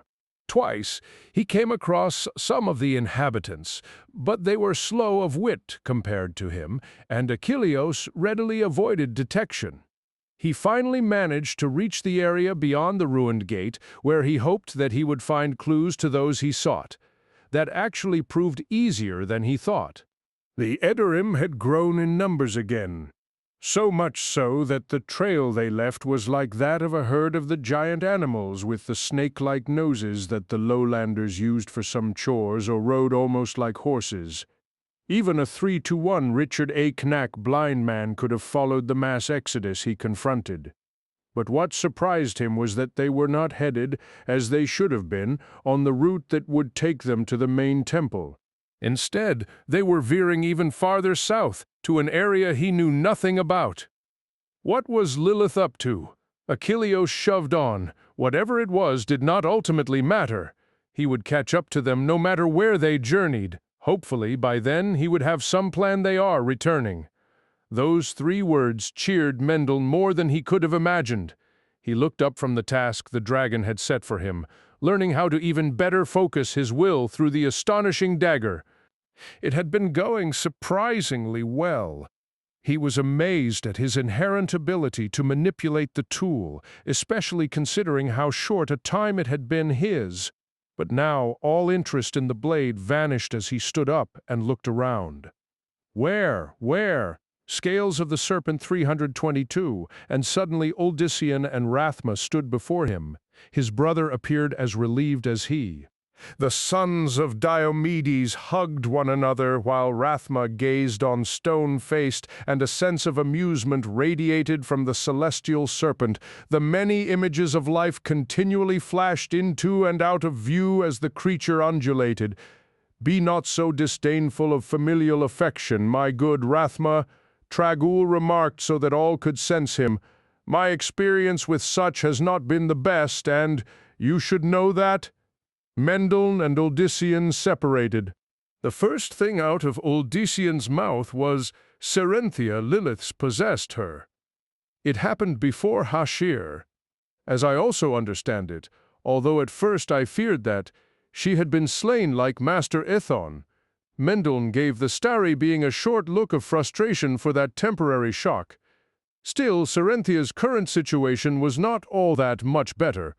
"We must find a way to force the demoness out." "That will not be so simple," interjected Rathma. "I know of old how tight my mother can cling to that which is of use to her, as you might also recall Uldyssian Uldiomed. 323 Richard A. Cain. Uldyssian bared his teeth at the tall figure. I don't give a damn. I've got to save her and the others too. At the very least, they need to be warned." Rathma looked to the dragon. "Trag, her influence is already mounting. Uldyssian is weakened in the eyes of his Adriam. And whose fault is that?" Mendel's brother roared. He shook a fist at the stars. "Who took me away? Who kept me from going to her? Had you returned immediately in the condition that you were in, she would have easily subdued you." "He speaks the truth," Rathma added. "She had already infested you with her darkness. A return to Lilith at that time would have only served to allow her to complete her spell." Mendel understood just what they were saying, but felt the need to defend his sibling. "Why could we have not done more, then?" "You should understand better than that," returned Lilith's son bluntly. "Tragul cannot be known to exist, neither by my dear parents, nor the burning hells or high heavens. For the greater good of all sanctuary and for its very survival, he must always be hidden from their sight in order to help make certain that the world scales of the Serpent 324 remains in balance." Rathma took a breath, then added, "As for me, my fate lies elsewhere, as I have known all along. I can say no more." It was hardly an answer to satisfy Mendel, much less Uldyssian, but both had come to know that they would get no more from Rathma. In fact, Uldyssian was clearly growing impatient to do something, anything. Mendel had seen his brother like this on a few rare occasions, and feared what would happen if they delayed further. "All is not without hope," he started to tell Uldyssian. "There is another who is even now," but he got no further. Uldyssian blurted, "Small wonder that Inarius and the demons have been able to play with our world for so long. You do nothing but interfere with those who are no danger to you, and stand idle against those most of a threat." Mendel put a calming hand on his brother's shoulder. "Uldyssian," but the older sibling ignored the younger. Tell me, Rathma, did we accomplish anything with the World Stone? Has anything changed? Most certainly, but how much must be deduced by careful observation? 325 Richard A. Knack. I've observed enough. I hold. Although Trag Ool's outburst happened only within them, it was as if thunder had just exploded. Even Rathma clutched his head in pain from the loudness. The angel is active. Those words brought the three others to attention. Uldyssian glanced at Mendeln, who indicated he should, instead, study Rathma. The pale figure was, if anything, more pale than ever. Yet it was not fear that Mendeln sensed in the other. Rather, he believed it something more akin to resignation. "It is settled, then," Rathma said. "That is your choice. I have always said that. No. It is my father's choice, never mine, Rathma. Eed the two mortals. But perhaps I have been over-analyzing, perhaps." His narrow eyes narrowed further as they focused on Uldyssian. Mendeln's brother vanished. "What did you do?" Mendeln demanded. "He could not sense Uldyssian anywhere. I sent him where he needed to be." Scales of the Serpent 326 loyalty stirred within the younger brother. "Then I shall go with... No, I will need you for the confrontation." Rathma's resignation grew more pronounced. "I trust you've been educating him swiftly, Trag, as much as can be done. You are not bound to this. Ah, but I am. Come, Mendeln." Well, suspecting that he had no choice in the matter, Mendeln still wanted to know into what he was being forced. "And where do you take me when I would be at my brother's side?" "Where?" Rathma spread his cloak wide, his look now that of death itself. "I would take you to the place I would rather be farthest from. I would. No, I must, I am sorry to say, bring you with me to stand before my loving father." Uldyssian stood in the jungle. At first he welcomed the sight. Rathma had finally given in and sent him where he needed to be. Then Uldyssian noticed that he was once more missing Mendeln. He shook a fist at the thick canopy above. "Damn you again, Rathma! You're no better than those you disclaim as your parents." 327 Richard A. Knack, but neither Lilith's son nor the great beast responded. Uldyssian concentrated on Mendeln, trying to first draw his brother to him, and then, when that failed, attempting to return to the emptiness that was Trag Ool's domain. But still nothing happened. Before he could consider what else to try, Uldyssian sensed something that completely took his attention from his brother. Serenthia Lilith, both of them, were nearby. Aware that for the moment there was nothing that he could do for Mendeln, Uldyssian immediately focused on the new situation. Trust Rathma to throw him into the thick of things. Why was Lilith's son not here to deal with his mother? What could be more important than that? But that could not be a concern for Uldyssian. What mattered at the moment was to make certain that the demoness did not sense his presence. Throwing everything he could into shielding himself from her sight, and hoping that he knew what he was doing. Uldyssian cautiously moved on. If it was to be him alone against his former lover, then so be it. He would not let her continue her evil scales of the Serpent 328. It was now nightfall, something that at first disconcerted him. Time in the dragon's realm seemed to pass oddly. He had expected it to be much earlier in the day. Still, the cover of darkness would surely assist Uldyssian, who wanted to stay out of sight of his followers until he could gauge what influence Lilith might have already had on them. While it was tempting to confront her in front of the others, Uldyssian doubted that such a maneuver would work in his favor. With Lilith it was best to render her harmless first somehow. Only then could he worry about the rest of the problem. As he approached the encampment, it was evident that the ranks of the Aedrum had swollen since Hashir, something that did not please Uldyssian as it might have once. Most of the newcomers would be of Lilith's making, although he wondered how she had accomplished that. The fact that the demoness had chosen him for her dupe had made him assume that she needed him to easier awaken the gifts within other humans, but the large number of new Adrim Uldyssians sensed gave the lie to that, so it seemed. Uldyssians circled the area, surreptitiously seeking evidence of Lilith without her noticing him in turn. He, 329 Richard A. Cain, did not have complete faith in his ability to stay hidden from her for very long. The jungle sloped down, giving him at last a fairly good view of the main part of the encampment. He gazed with only the barest interest at the hodgepodge of tents, blankets, and lean-tos. Somehow he doubted that Lilith would deign to sleep in one of those. Still, he knew that she had to be close. A structure in the very midst of the Idrim made Uldyssian freeze. A large stone building illuminated by torches stood before him. At first he thought it some old hunter's lodge, but as Uldyssian eyed the building further, he noted more than just the sharply pointed door frame and the oddly angled roof. The fluted columns, the scrollwork on the door, they all added up to one thing. Albeit smaller and more ancient than any he had seen before. This was obviously some sort of temple, even as that registered. His eyes, augmented by him to see well in the night, caught sight of something that further chilled his blood. There was a relief of Cerinthia's face atop the entrance. Her expression was that of a glorious and understanding goddess, not a human woman. Even scales of the Serpent 330, though the face looked as if it had always been a part of the building.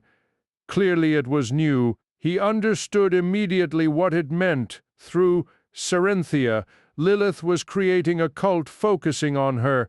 In fact, although Uldyssian could not be entirely certain from his vantage point, it seemed that the more he studied Cerinthia's face, the more there appeared subtle hints of another mixed with her features, and then he recognized to whom they belonged, Lilith.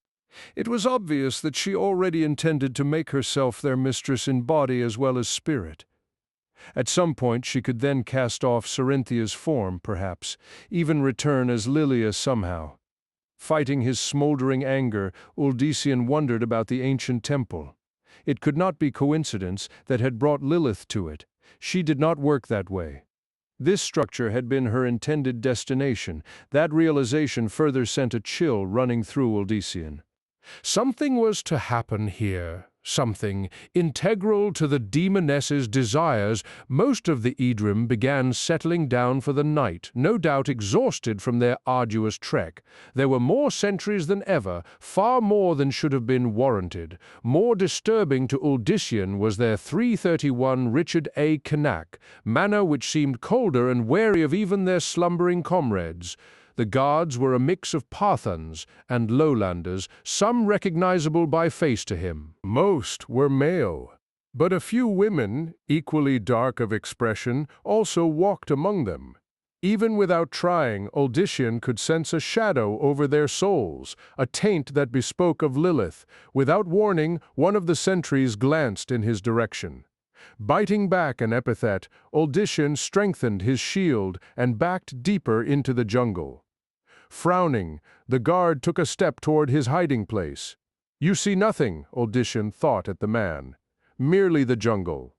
It was all your imagination. He had never attempted to influence another in such a manner and hoped that by attempting to do so he did not give himself away. The sentry stood looking for a moment more, then grunted and returned to his post. Slipping farther on, Uldyssian berated himself for his carelessness.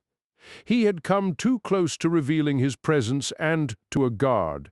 Had it been Lilith, surely Uldyssian would have been discovered. Was Lilith inside the temple? Unable to sense her properly, Uldyssian could only assume so. Taking the scales of the Serpent 332 utmost precautions, he tried harder to probe the structure. Tried and quickly failed. There was a shroud of sorts around it, making whatever was going on inside undetectable by anyone, even him. That only served to make Uldyssian even more anxious. What would Lilith desire so much to hide, even as she insisted that it took place surrounded by those with the potential to sense it? He feared he had some idea, and that forced a decision upon him. Lilith surely could not act until most of her followers were sleeping. If Uldyssian could reach the building undetected, There was a sudden movement to his left. He barely secreted himself in time to avoid being seen by a figure passing by. Odyssean caught his breath as he recognized the bald man striding at the edge of the camp. Romus, Odyssean dared not let the moment slip away. Concentrating, the son of Diomedes reached out to the Parthenon. Romus smothered a gasp. With casual movements, he turned toward the jungle, then slipped out of sight of the camp. 333 Richard A. Knack. A breath later, the two men faced one another. Romus could not hide his startlement. "Master Odyssean, we thought you dead. Where were you?" He hesitated, then added, "It is you and not some phantom, yes? It's me, praise be, Romus." "You of all people I could use now." The former brigand blinked, then returned. "I am at your service, Master Odyssean, surely." Nodding in gratitude, Odyssean pulled his companion farther away from the camp. "First I must know something, Romus. How did the Idrium fare in Hashir? It was a bloody thing. The temple had magic, and might greater than we could have imagined. Aye, there were some lost, Master Odyssean Tomo among them." Tomo. Odyssean mourned all those slain, but he had come to know eager Tomo better than many. How fares Saron? He's sworn to avenge his cousin's death with 100 of the triunes when next we come upon them. The blood kept flowing. Odyssean blamed himself, but he also blamed beings like Lilith, Inarius, and Rathma for thinking so little of mortal life. They would pay. They would all pay with Lilith first. Scales of the Serpent 334 that brought him back to another question that had to be answered quickly. That ancient structure, how does it come to be that you're all here near it and not on your way to the main temple? Romus's face lit up. T was Serenthia. She had a vision and saw this place, such a new and wonderful power. Even you've never had that, have you, Master Odyssean? No. Odyssean doubted that any of the Idrim had experienced such an ability or possibly ever would. No, and I fear that neither has Serenthia. What do you mean? Romus, has Serenthia seemed different? Different? The bald man shrugged. When you vanished, she took up the struggle and saved many of us, who might have joined Tomo. She brought spirit back to us, Master Odyssean, when we thought you were no more. Lilith had done her work well, judging by Romus's rapt expression and marveling tone. Odyssean had returned just in time. He took the man by the shoulders. Romus had come far from the disreputable figure that had watched him, from far across the Parthenon square. Listen to me. 335 Richard A. Knack. Nothing is what it seems. You believe that Serenthia's been guiding all of you since my disappearance. I, of course, vehemently shaking his head, Odyssean went on, "You're all being tricked, Romus. That is Serenthia in body in there, yes, but what you hear and see is the work of a demon, the sister of the foul Lucian." "You know of whom I speak?" The Idrim's visage clouded. "You speak of Lilith, of whom we've all heard, aye. Can it be true that you're saying Serenthia's her in disguise? It can't be. She possesses Serenthia. Serenthia is there, deep in slumber. What you've seen, what you've experienced, I promise you, Romus, that the true Serenthia would have had nothing to do with it. Nothing, I." Romus looked down in thought. Odyssean could not give him the luxury of digesting all of this. Romus, is Serenthia inside that place?" "Aye, she should be. Do you know what she plans there?" The Idrim shook his head. "Nay. But I and some others are to come to her near midnight. Sir, she says that there is a matter of import for us to discuss. Scales of the Serpent 336. The sentries I saw. Have they had special contact with her?" After Romus nodded, Odyssean explained, "We must be wary of them. They may be under her spell." "It's to be us two alone then, Master Odyssean?" "You can be trusting in me." Romus's tone all but pleaded for Odyssean to believe in him. Odyssean not only believed in him, but Romus unfortunately needed to play a pivotal role. he could still get near Lilith without being suspected. Odyssean required the former brigand to distract Lilith enough so that he could then strike at her while her defenses were down. He explained such to Romus, then asked if the man was still willing what he knew of the building. "'Tis an old chapel or monk's abode," she said, Romus answered. "Serpent, she told us that it was a sign that we were directed to it, said it would mark the beginning of a turn for all of us." Again, Odyssean felt a cold chill. Would she see you before the time she requested? "I could find reason, Master Odyssean," the Parthian shivered. "Poor Serenthia. If you can keep the demoness from noticing, I'll make my way in. Then you leave. 337, Richard A. Knack. But what about you?" For what Odyssean had in mind, he wanted no one else near. It was possible that forcing Lilith from Serenthia would wreak destruction on the immediate vicinity. Just get as far away as possible, understand? Romus reluctantly nodded. They talked over the details a minute or two more, then, with a short bow, he returned to the camp. Odyssean had kept their plan as simple as possible, aware how even the slightest complications could worsen the situation several times over. Romus did not immediately go to the temple, as dictated. He first found reason to speak with the nearest sentries and direct them elsewhere. Odyssean did not wish to be forced to injure any of them simply because they had been entranced by Lilith. By the time Romus had dealt with the guards, night had well established itself, and from most corners of the encampment there came only silence. Many fires had all but died down. A few glow lights hovered around the area, a hint of the growing proficiency of the Adiram. Fortunately, most of the lights were dim, the better for their creators to sleep. Scales of the Serpent 338, at last Romus headed toward the ancient structure.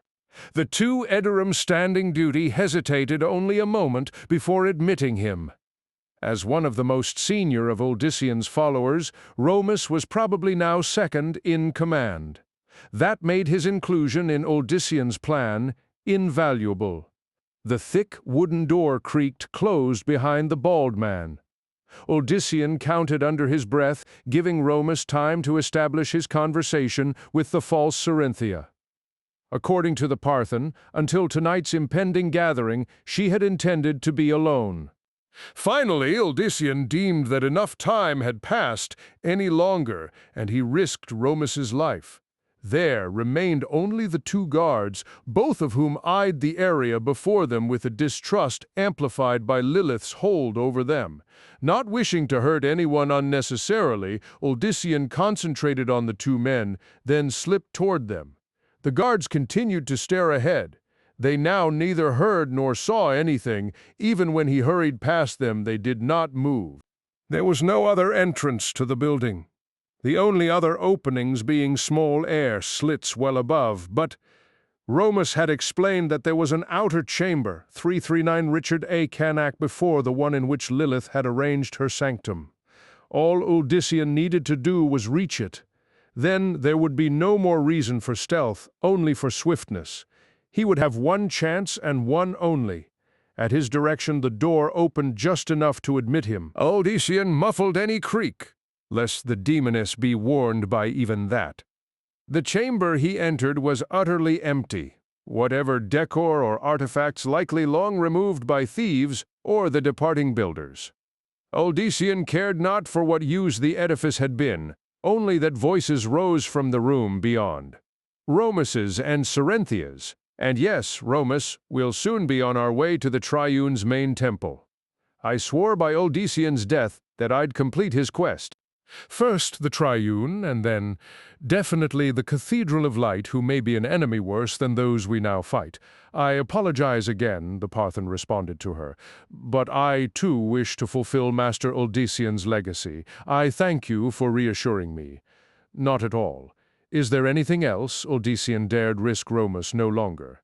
Aware that he also did not wish to harm Cerinthia's body, the son of Scales of the Serpent 340 Diomedes threw all his will into repeating what he had done to the guards outside. He fixed on the feminine voice.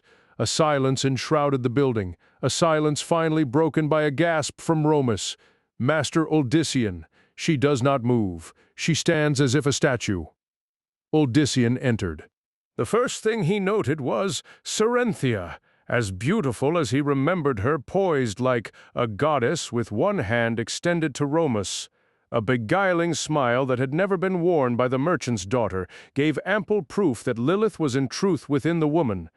Then a second, more awful sight behind her attracted his attention. An altar stained by centuries-old blood. He might have thought it merely macabre coincidence, but atop the gray stone slab had been set a long dagger and a goblet. Worse, there were also runes drawn on the stained surface, runes freshly made. Tonight, the altar would have drunken for the first time in generations. Despite the risk of Lilith escaping his power, Uldyssian could not help but look up. Above the altar, the face of 341 Richard A. Knack. Whatever spirit or demon that had been carved there had been artfully replaced by that unsettling combination of the two females, with a bit more of Lilith recognizable. "Master Uldyssian?" Romus's pensive voice finally brought him back to the present. The Parthen stepped back as Uldyssian faced the frozen figure. Up close, Uldyssian could see the tiny hints that the woman with whom he had grown up was not truly there. Besides the smile, the eyes had a harsh cunning that he recognized too well. "It's over, Lilith," he breathed. Uldyssian put his palms on the woman's temples. He was not certain what he needed to do, but if he could reach Serenthia, somehow he felt that she would help him force the demoness out. "It's all over." Something hard cracked against the back of his head. The world spun about. Through blurred eyes he saw Romus leaning toward him, the Parthen with a fanatical expression and a heavy stone apparently taken from somewhere in the chamber in his hands.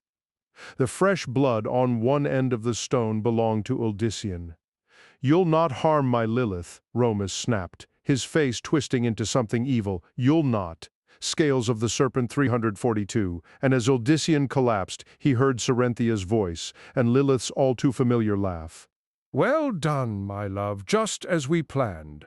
15 Uldyssian awoke to find his limbs bound to the altar stone. That in itself was unnerving enough, but when he attempted to use his powers to free himself, nothing happened. Then he heard the familiar laugh again. "My dear, dear, sweet Uldyssian, Serenthia cooed, only it was not Serenthia, the son of Diomedes reminded himself, but Lilith, so naive, so trusting." A face appeared over him, but it was not the one that he expected. Rather, Romus glared down at his former friend. "You should have never come back, Master Uldyssian, never." "Romus, are you mad? This is the demon Lilith here, not Serenthia." Scales of the Serpent 344. The Parthen shook his head. "No, you're wrong, it's both of them. My Serenthia and my Lilith, I've both of them." Footsteps presaged the appearance of the demoness. Brushing aside some of Serenthia's long, dark hair, she leaned lovingly against Romus's shoulder. "And I have you, dear Romus." "How much more a loyal lover than you, Uldyssian, who could not see all that was offered. I could have been anyone you desired, including what you see, but you spurned my love and my offer. All you wanted was a puppet to lead the creation of your magical army so that you could take sanctuary from Inarius." Uldyssian looked to Romus. "When she finds someone even more useful, you'll be tossed aside. Think, Romus, this isn't you." "This isn't. You know nothing of my life before your coming to Partha, Master Uldyssian. I answered to no one. I was feared by all. You took that away from me and made me one of your sheep. But she's reminded me of who I really am." He leaned close, his eyes wide and deadly. His expression was manic, and I adore her more for it. There was no hope talking to the Parthen. Lilith had completely seduced him, seeking deep within that 345 Richard A. Knake lingering darkness that had once entirely engulfed Romus and now did so again. Uldyssian tried to pull his left hand free, but the bonds held. Romus smirked. Lilith pouted her lips in mock sorrow for their prisoner. As Uldyssian fought for time and some manner of escape, he asked, "So, has she been using you to bring forth the new Aedirum? That's all she really wants. She can't do it so quickly herself." "It's the nature of the gifts. They're a human thing, and she's not Romus." His words fell on deaf ears. "She chose me. She chose me from all of them because she saw how powerful I was, and that I could be stirred from the illusions you cast upon us. Since Hashiri I've shown others, both new and old, the same, and each day there's more." He grinned. "They treat me like a god." Lilith leaned close, first kissing Romus on the cheek, then licking it. He responded to her action like a cat, rubbing his face into hers. The scene sickened Uldyssian on more than one level, not only for Cerinthia's sake, but the Parthens too. This was not the Romus he knew, and after tonight, the demoness murmured to Uldyssian as she continued her seduction, "They will all see the truth, dear Romus. Isn't that so? Scales of the Serpent 346, are you going to use him?" the former brigand eagerly asked. She chuckled at his question. "Now that would be marvelous. But no, his blood would be no good. In fact, it might have the opposite effect, adding his taint. No, I need someone whose life force would magnify that which I desire, dear sweet Romus, and there's truly only one person in my mind for that." The Parthen suddenly gaped. His eyes widened even farther, to the point that they looked like those of a frog. With a shiver, he slumped forward, sprawling over a stunned Uldyssian. As he did, his back became visible. A long crimson puddle oozed out of the wicked hole in his back. Lilith held up the dagger that Uldyssian had noted before his betrayal. Romus's blood dribbled down the blade and over the hilt. Lilith paid no mind as red spots formed on her hand. Instead, she used her free hand to stroke the Parthen's bald head. He was a delight. I'm sure Cerinthia enjoyed it too. Pity he was so perfect for the role. "You're mad, Lilith." Her expression tightened. "No, I am justified, dear Uldyssian. Justified. I saved the children, and for that 347 Richard A. Canak good deed I was cast out into emptiness. Inarius thought that I would never find my way back, but I did. She returned to caressing the dead Romus. "He was so determined to prove himself to me and her, he came right in and told me how you'd called him into the jungle, and that he'd pretended to still be your friend." Lilith smiled. "I will admit your timing startled me, my love. I smell another's work in that. Have you been talking to my darling Inarius? Even though Uldyssian had more than once thought, Rathma no better than his parents, something made him hold back from telling the demoness the truth. "I had a short conversation with him. He misses you and begs your forgiveness. Then, he wants to kill you." The face above him contorted into one that held no sanity whatsoever, a spectacle made all the more terrible by the fact that it was Cerinthia's. Then, as quickly as it had appeared, the madness once again vanished behind a mask of seduction. "Such a jest, dear sweet Uldyssian. No, I don't believe that Inarius would ever have use for you. He thinks himself without flaw, and thus in need of no one but himself to set things as he sees them." Lilith grinned. "And so he shall. Scales of the Serpent 348 sit oblivious on his throne even as the walls of his glittering cathedral come raining down around him." Uldyssian doubted that the angel would be so complacent, but Lilith clearly shared Inarius's megalomania. She could not imagine her plots unraveling, especially due to the interference of any mere mortal. The trouble was, in that last case, it seemed that she was correct. Uldyssian could feel the power within him trying to burst free, but something held it in check. He could not sense any spell on him, but the work of the demoness could be very, very subtle. "Still struggling," she commented. "How admirable is your determination, or is it that you just wish to one more time hold me in your arms?" Lilith leaned close enough to kiss him, and although once Odyssean had wanted those lips against his, he was now revolted. Not for himself, however, but for Cerynthia, whose body was now the demoness's plaything.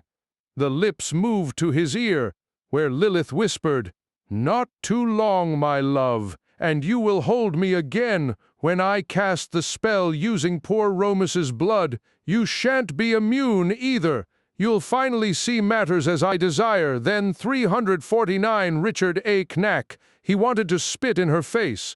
"Why didn't you do this in the beginning?" A throaty chuckle. "Because a dupe who thinks he is doing good is the best cover for my plan. But we've gone far past that point, and you've gathered so many followers. When the opportunity arose, how could I resist? Now, you'll gather new converts knowing exactly what is demanded of them, allegiance to me." Odyssean tried to grab her, but his struggles remained futile. Lilith laughed again, and backed up the better to admire his efforts. She brushed against Romus's body, still half-sprawled over her prisoner. With a weak growl, the Parthen abruptly pushed himself up. He grabbed Lilith by the arm that held the dagger. Blood splattered on Odyssean. Any hope by Odyssean that the Parthen's startling act would save both of them quickly died as the demoness twisted around and grabbed Romus by the throat. To his credit, the former brigand, his eyes bearing none of the fanaticism of her control, tried to burn her with his power. His hands glowed bright and smoke arose where they touched Lilith. But she only laughed, and with one squeeze of her hand, crushed in his windpipe.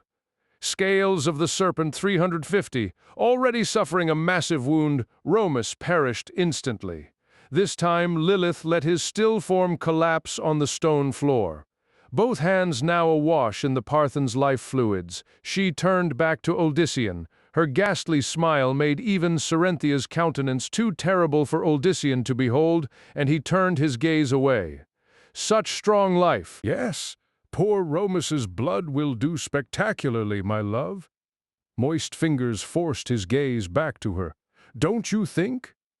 When Odyssean only glared, she patted his cheek, leaving more of the Parthen's blood, and laughed again. At that moment, Odyssean sensed someone else in the chamber. He had no hope, though, that it was someone who had come to help him, and sure enough the newcomer turned out to be one of the guards that he had earlier frozen. The Edarim eyed Odyssean like a vermin discovered in his food. "The others are here, Mistress Cerynthia." He seemed unsurprised to find Romus's body. "They may enter, then you and your friend keep the doorway sealed until I am done." 351 Richard A. Kenegg. The guard nodded, then vanished through the entrance. Lilith stood over the Parthen as she spoke to Odyssean. "You've no idea how many there were so easily turned to my desire, dear love. You were so gracious, accepting all who came to embrace what you offered. But even though your will buried what they were, it did not erase it. Turning them was even more simple than Romus here." Dagger still in hand, she performed a mock curtsy. "For arranging things so well for me, I thank you." Still attempting to stall, Odyssean looked around again. Despite there being only signs of Lilith in the chamber, he suspected that once the walls had been covered with markings dedicated to beings equally vile. "What is it about this place? You sought it out." This place is a nexus, my love, important to the making of sanctuary all those centuries ago. Here was set one of the first points of reality, you might say, hammered down that allowed this world to hold together. There is power beyond belief here. The contribution of every angel and demon who built this, refuge including him. So strong are the forces inherent here that you see that even your kind sensed them and built this. Indicating herself, she merrily added, "And scales of the Serpent 352, this more than 3 of your lifetimes ago is where I found my way back to sanctuary." It startled him to hear that Lilith had been in his world for that long without ever being noticed. That raised anew his fear that the demoness just might be able to accomplish all that she planned. if even the angel who had cast her out had not sensed her in all this time. But before he could discover more, Lilith's turned Edrim began filtering inside. So many of the faces, male and female, were known well to Odyssean, which pained him further. He saw both Parthans and Taurasians and assumed that a few Hashiri were also among the gathering. All told, there were at least a couple dozen. "Stand along the edge of the room," Lilith commanded. Odyssean used her distraction to try one last time to free himself. He had little hope of success, but could not bring himself to merely accept what appeared inevitable. Then, to his surprise, he sensed the magical forces binding him weaken in a few places. Managing to cover his pleasure at this, he focused on those points and then noticed that they were where Romus's blood had splattered him. 353 Richard A. Knack, cautiously, Odyssean sought to exploit them. He worked at the spell holding him, gradually feeling it unravel here and there. But the effort went too slow.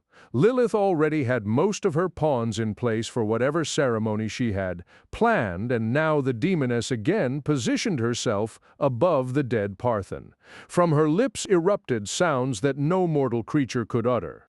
They were evidently words of power, for he sensed the chamber immediately fill with invisible but potent forces rising from deep beneath. Something else rose blood from Romus's wounds. It streamed up into the air, reaching at last the dagger. This time, Lilith desired far more than just enough to cover the blade. Odyssean suspected that she would drain the corpse completely before her task was finished.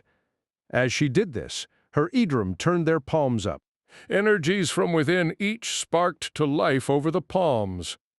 The Edrim moved with such perfect coordination that he wondered if Lilith now utterly controlled them. He felt her spell upon him fade more, yet still not enough to enable him to fight her, much less her followers, too. Time was against him. Lilith was nearly done with her grisly task. Scales of the Serpent 354. At last she held up for all to see the insidious dagger. Even though it was drenched in blood, there should have been far more of the crimson fluid present. Odyssean did not want to even think where the rest had gone. The binding spell continued to weaken. All he needed was a minute or two longer, but it seemed that Lilith had no intention of giving that to him.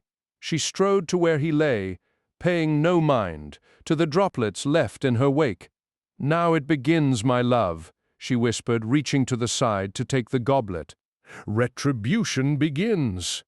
Her mouth contorted as out of it again issued those inhuman sounds. One of the Edrim let out a cry and fell back. Odyssean at first thought it Lilith's doing, that she had intended from the start to use her other puppets as she had Romus, but then he saw that which had slain the man, an arrow through the throat, an arrow encrusted in dirt.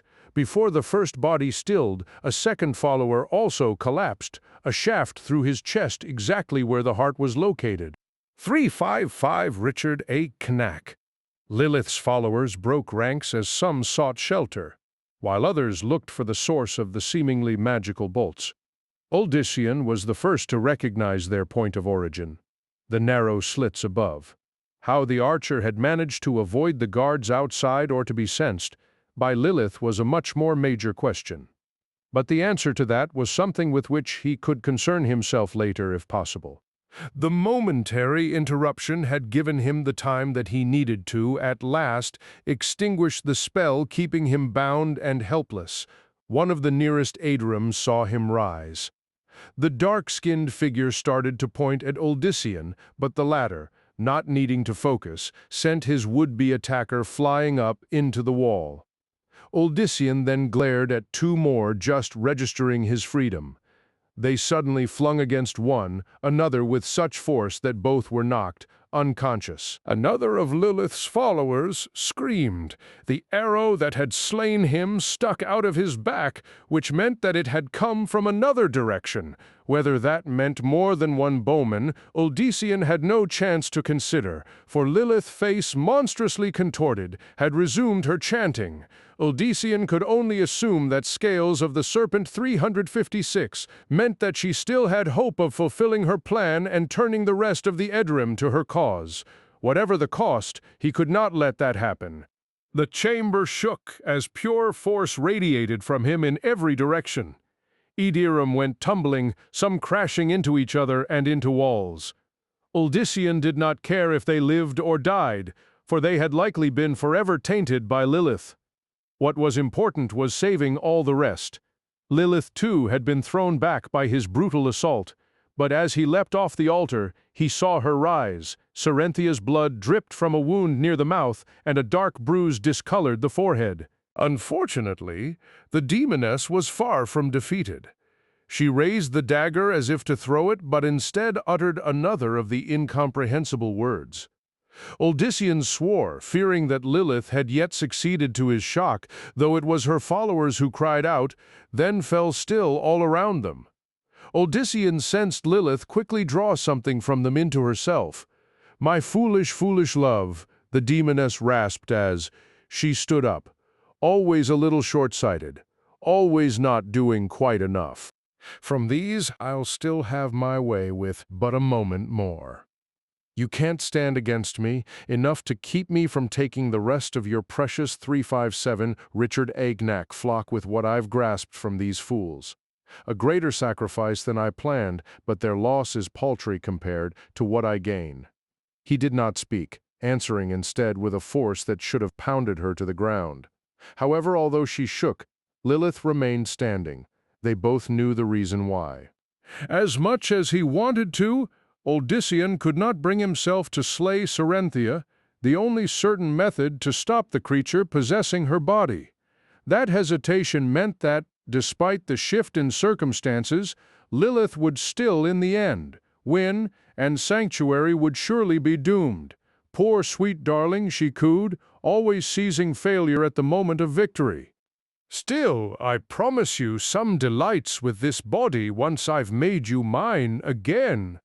Something struck the blade of the dagger with such force that it ripped the weapon from the distracted demoness's grip.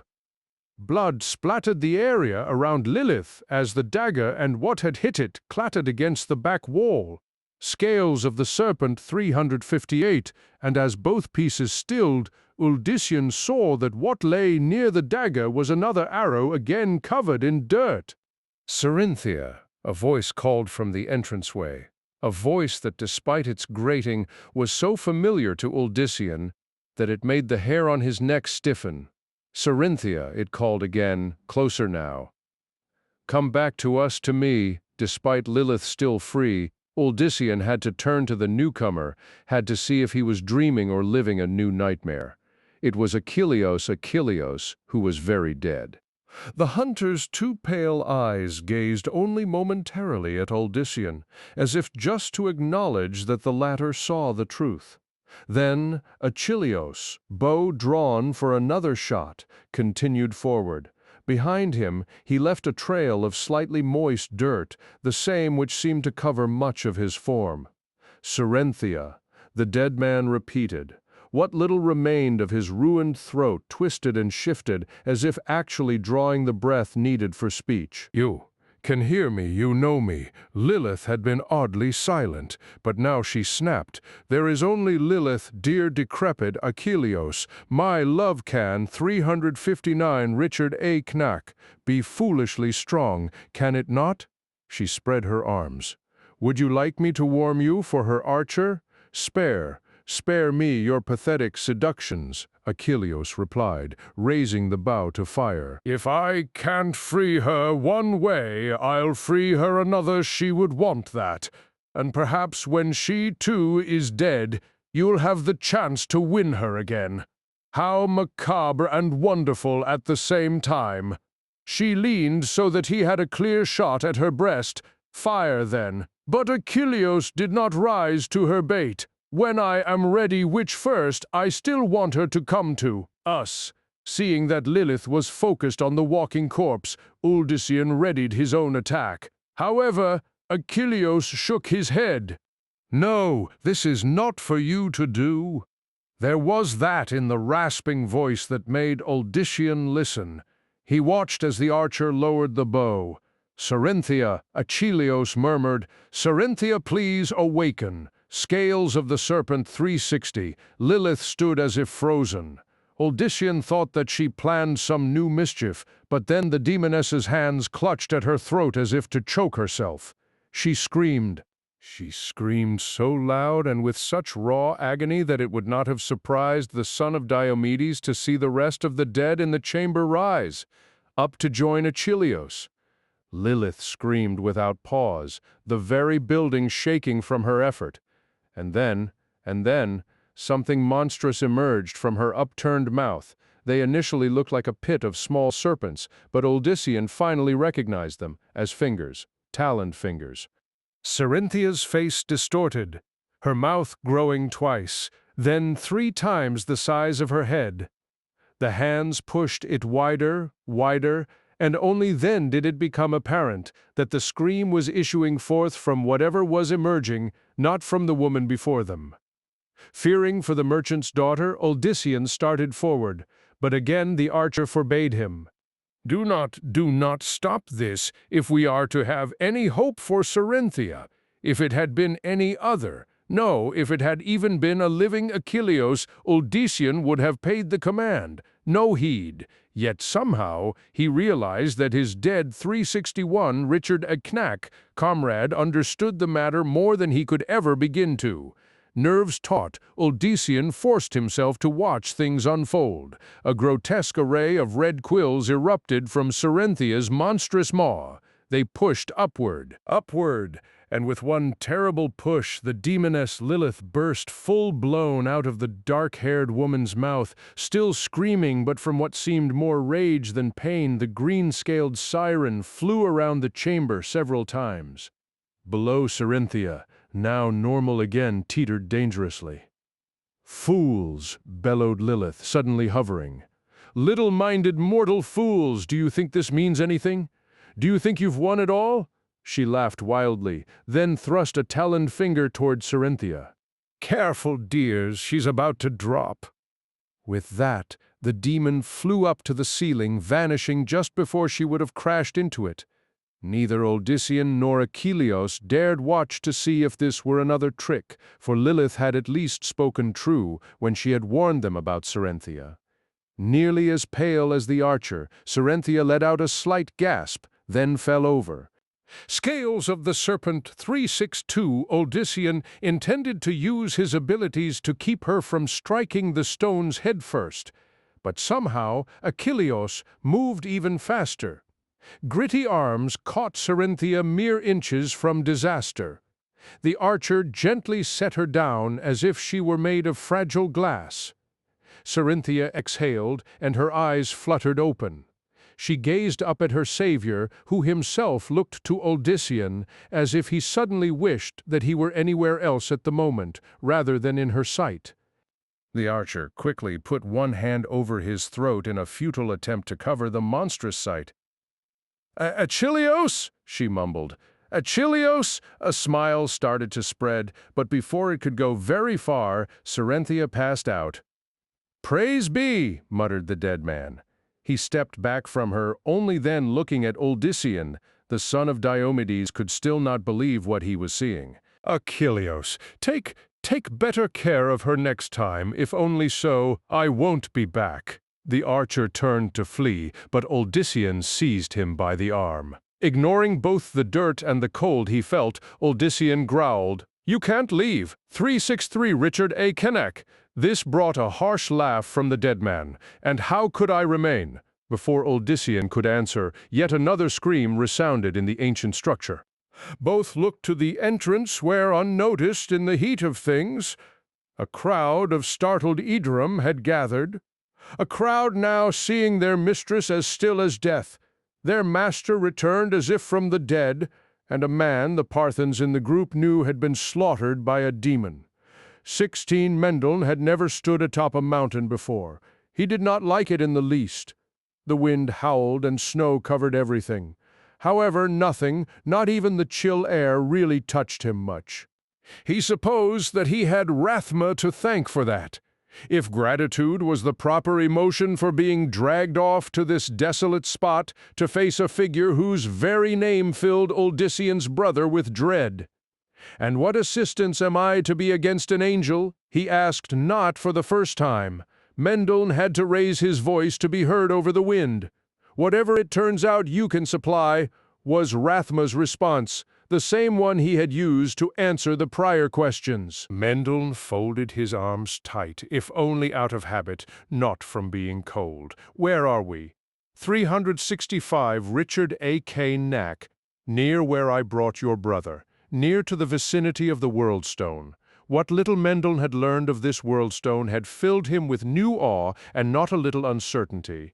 To have created such a thing, the angels and demons must have utilized fantastic magic and energy.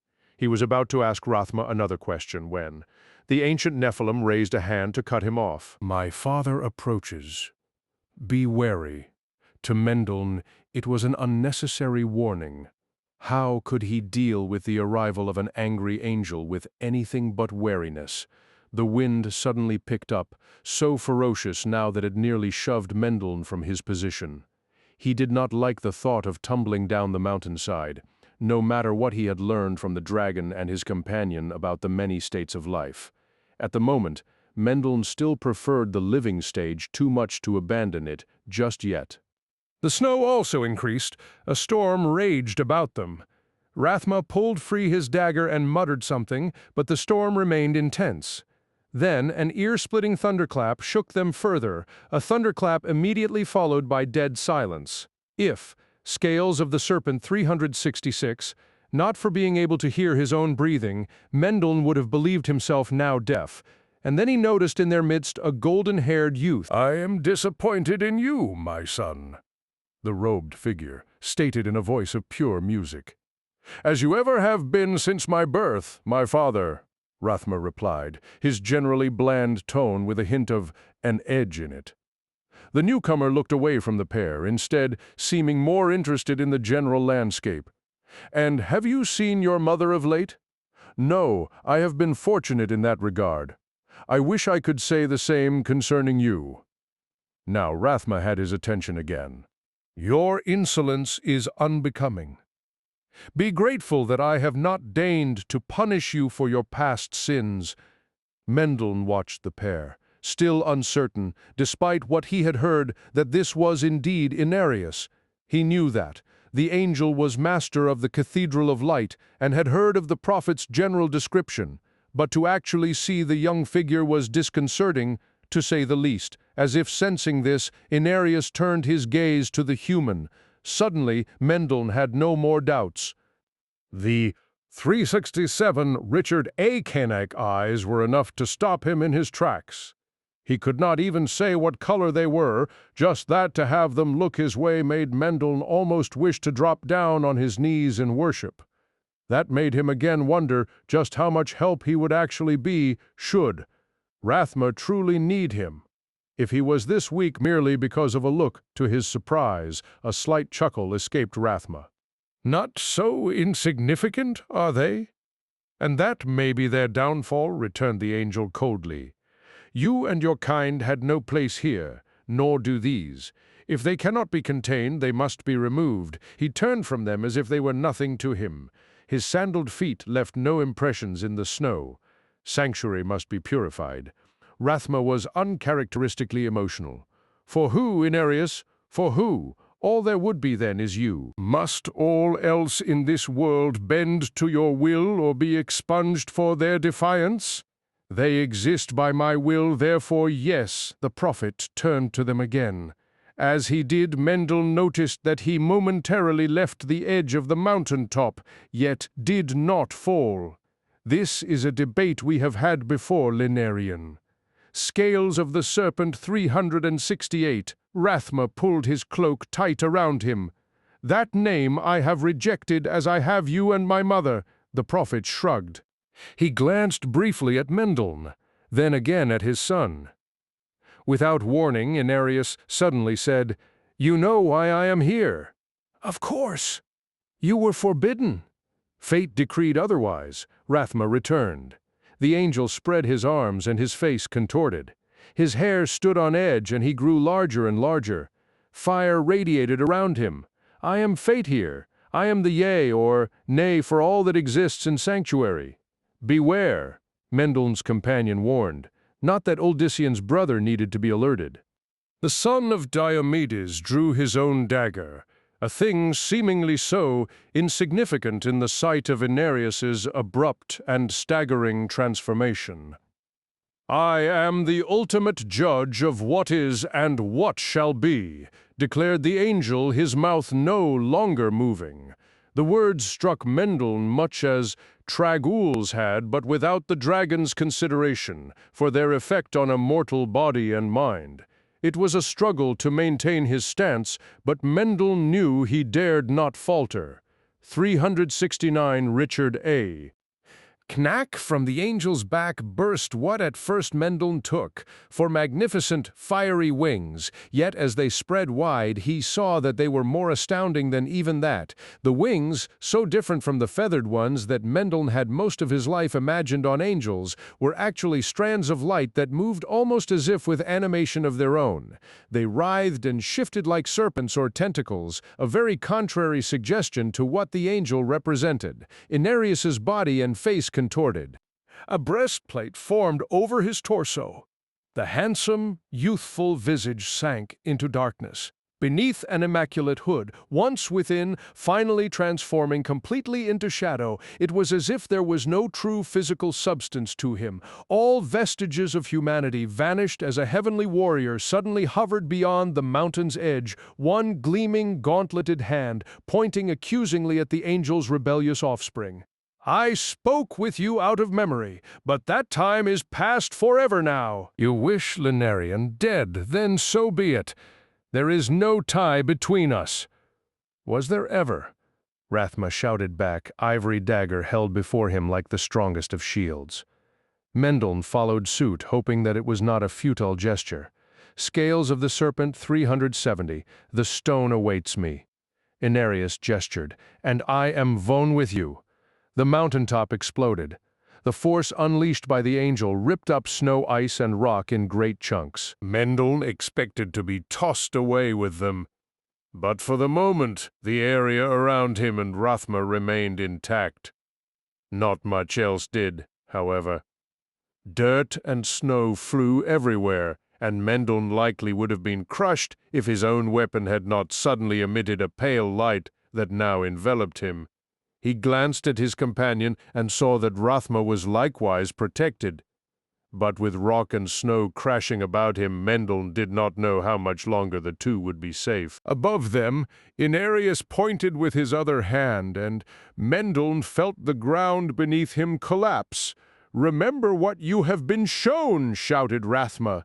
But all Mendeln could think about was that he no longer had any footing. His fear of falling had at last become a reality.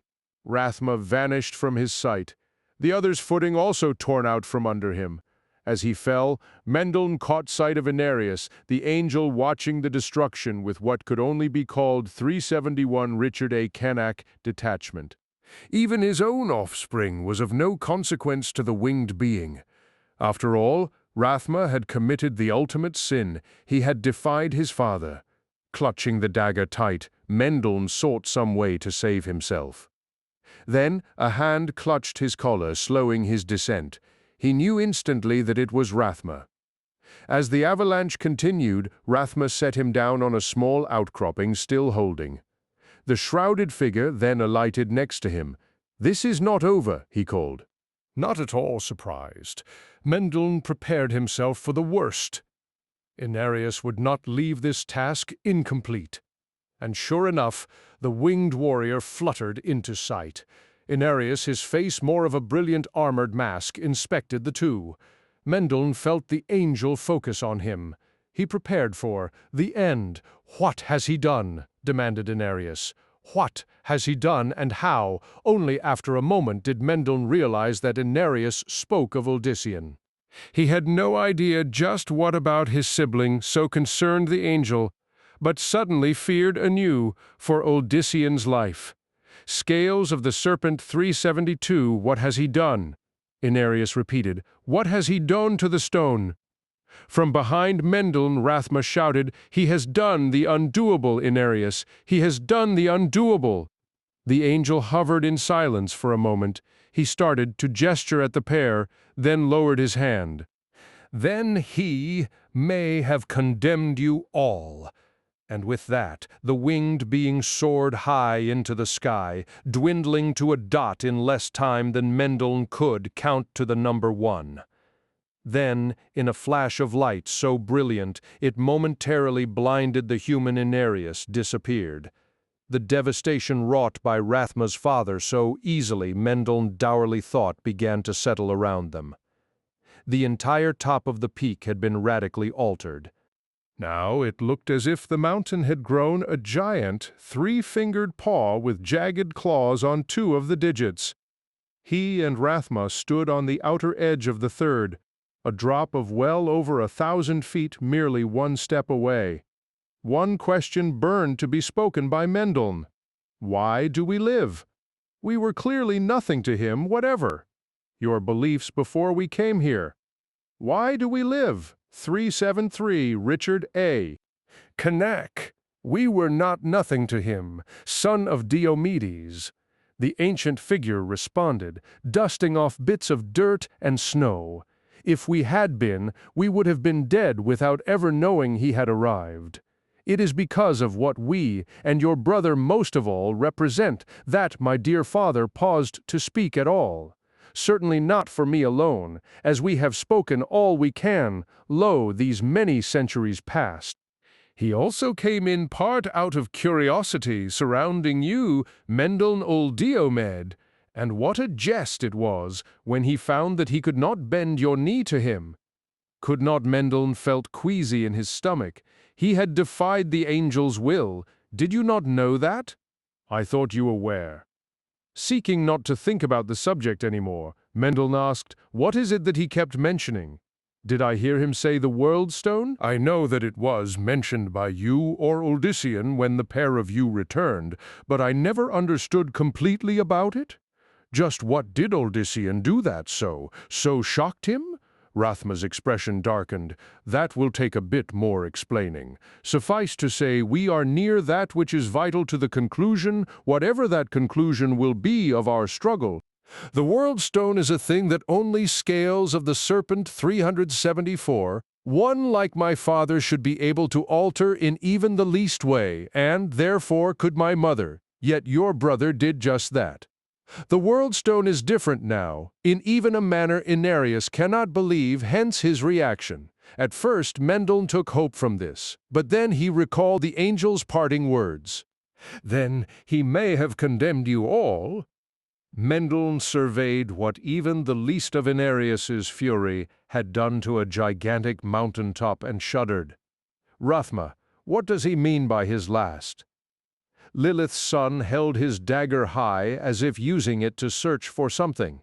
Mendel waited impatiently as the tall figure first turned in a circle, then replaced the otherworldly weapon in the vast confines of his cloak. What he means has to do with the same reason that we, who could not make the stand that I hoped, and evidently did not need to since Inarius made no adjustment to the stone that I can divine, are still alive. Why should he bother with 2 paltry deaths, when if he reaches the conclusion to which I sense he is leaning, he will then remove everything at once and start his sanctuary anew? 375 Richard A. Knack, only now did Mendel truly grasp what he realized. Rathma and Tragul had been saying all along, rather than allowing Lilith or humans to act beyond his dictates, you are saying that the angel would utterly destroy our world, and then build anew to suit his megalomania. Yes, Mendel could not even imagine such power in one being's control. He can do this. He can. Rathma began drawing a circle in the air, a circle that expanded instantly. As it did, Mendel saw that within it was utter darkness. The path, he knew, to Tragol's realm. He has that power, the angel's son, continued, sounding for the first time very, very weary. He has that power 1,000 times over, and will be more than willing to use it. Lilith materialized on the throne, her image only briefly that of herself before she cast the illusion of the Primus over her. The demoness sat in the darkness, utterly silent. Had any been there and able to gaze upon the face she now wore, they would have come away unable to read the emotions coursing through her. After several minutes, she suddenly rose and departed the Primus's personal chambers. The guards outside, scales of the Serpent 376, jolted to attention. Although they had been at their positions as demanded, they had assumed rightly that their master had not been inside.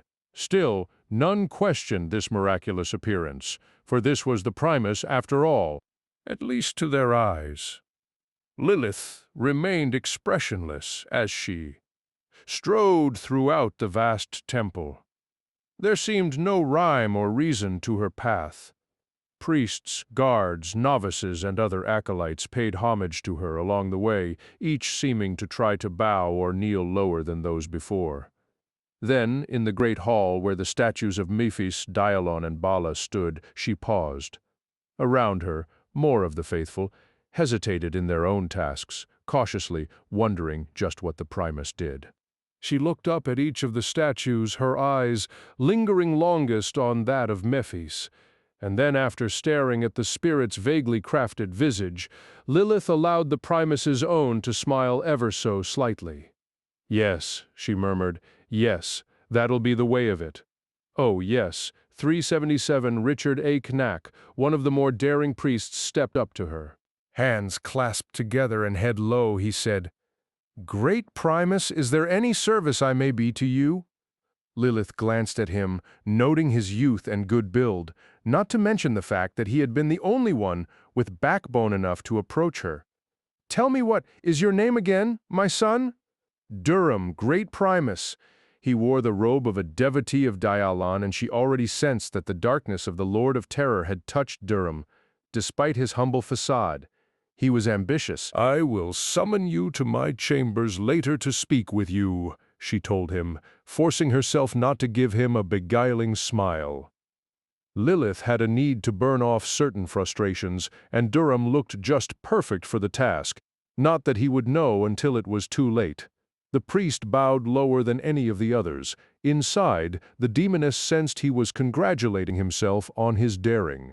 She wondered how he would feel after their discussion, but minor pleasures had to be pushed aside for the moment.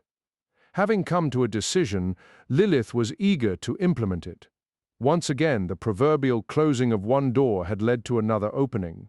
"Scales of the Serpent 378, I must go," she informed Durham. "I will await your summons, Great Primus." Lilith could not forgo a brief feminine chuckle, but Durham did not hear it. As she passed the bowing priest, she blithely commented, "Durham, clear the vicinity. An accident is about to happen." To his credit, Durham was quick to obey. As he shouted the warning, Lilith strode off. She waited until she had reached the corridor leading back to the Primus's chambers, then glanced over her shoulder. There was a resounding crack, and the statue of Mephis suddenly toppled from its high perch. Had it fallen moments earlier, at least a score of humans would have been crushed or badly injured. As it was, the statue's collision with the marble floor sent huge chunks flying in every direction.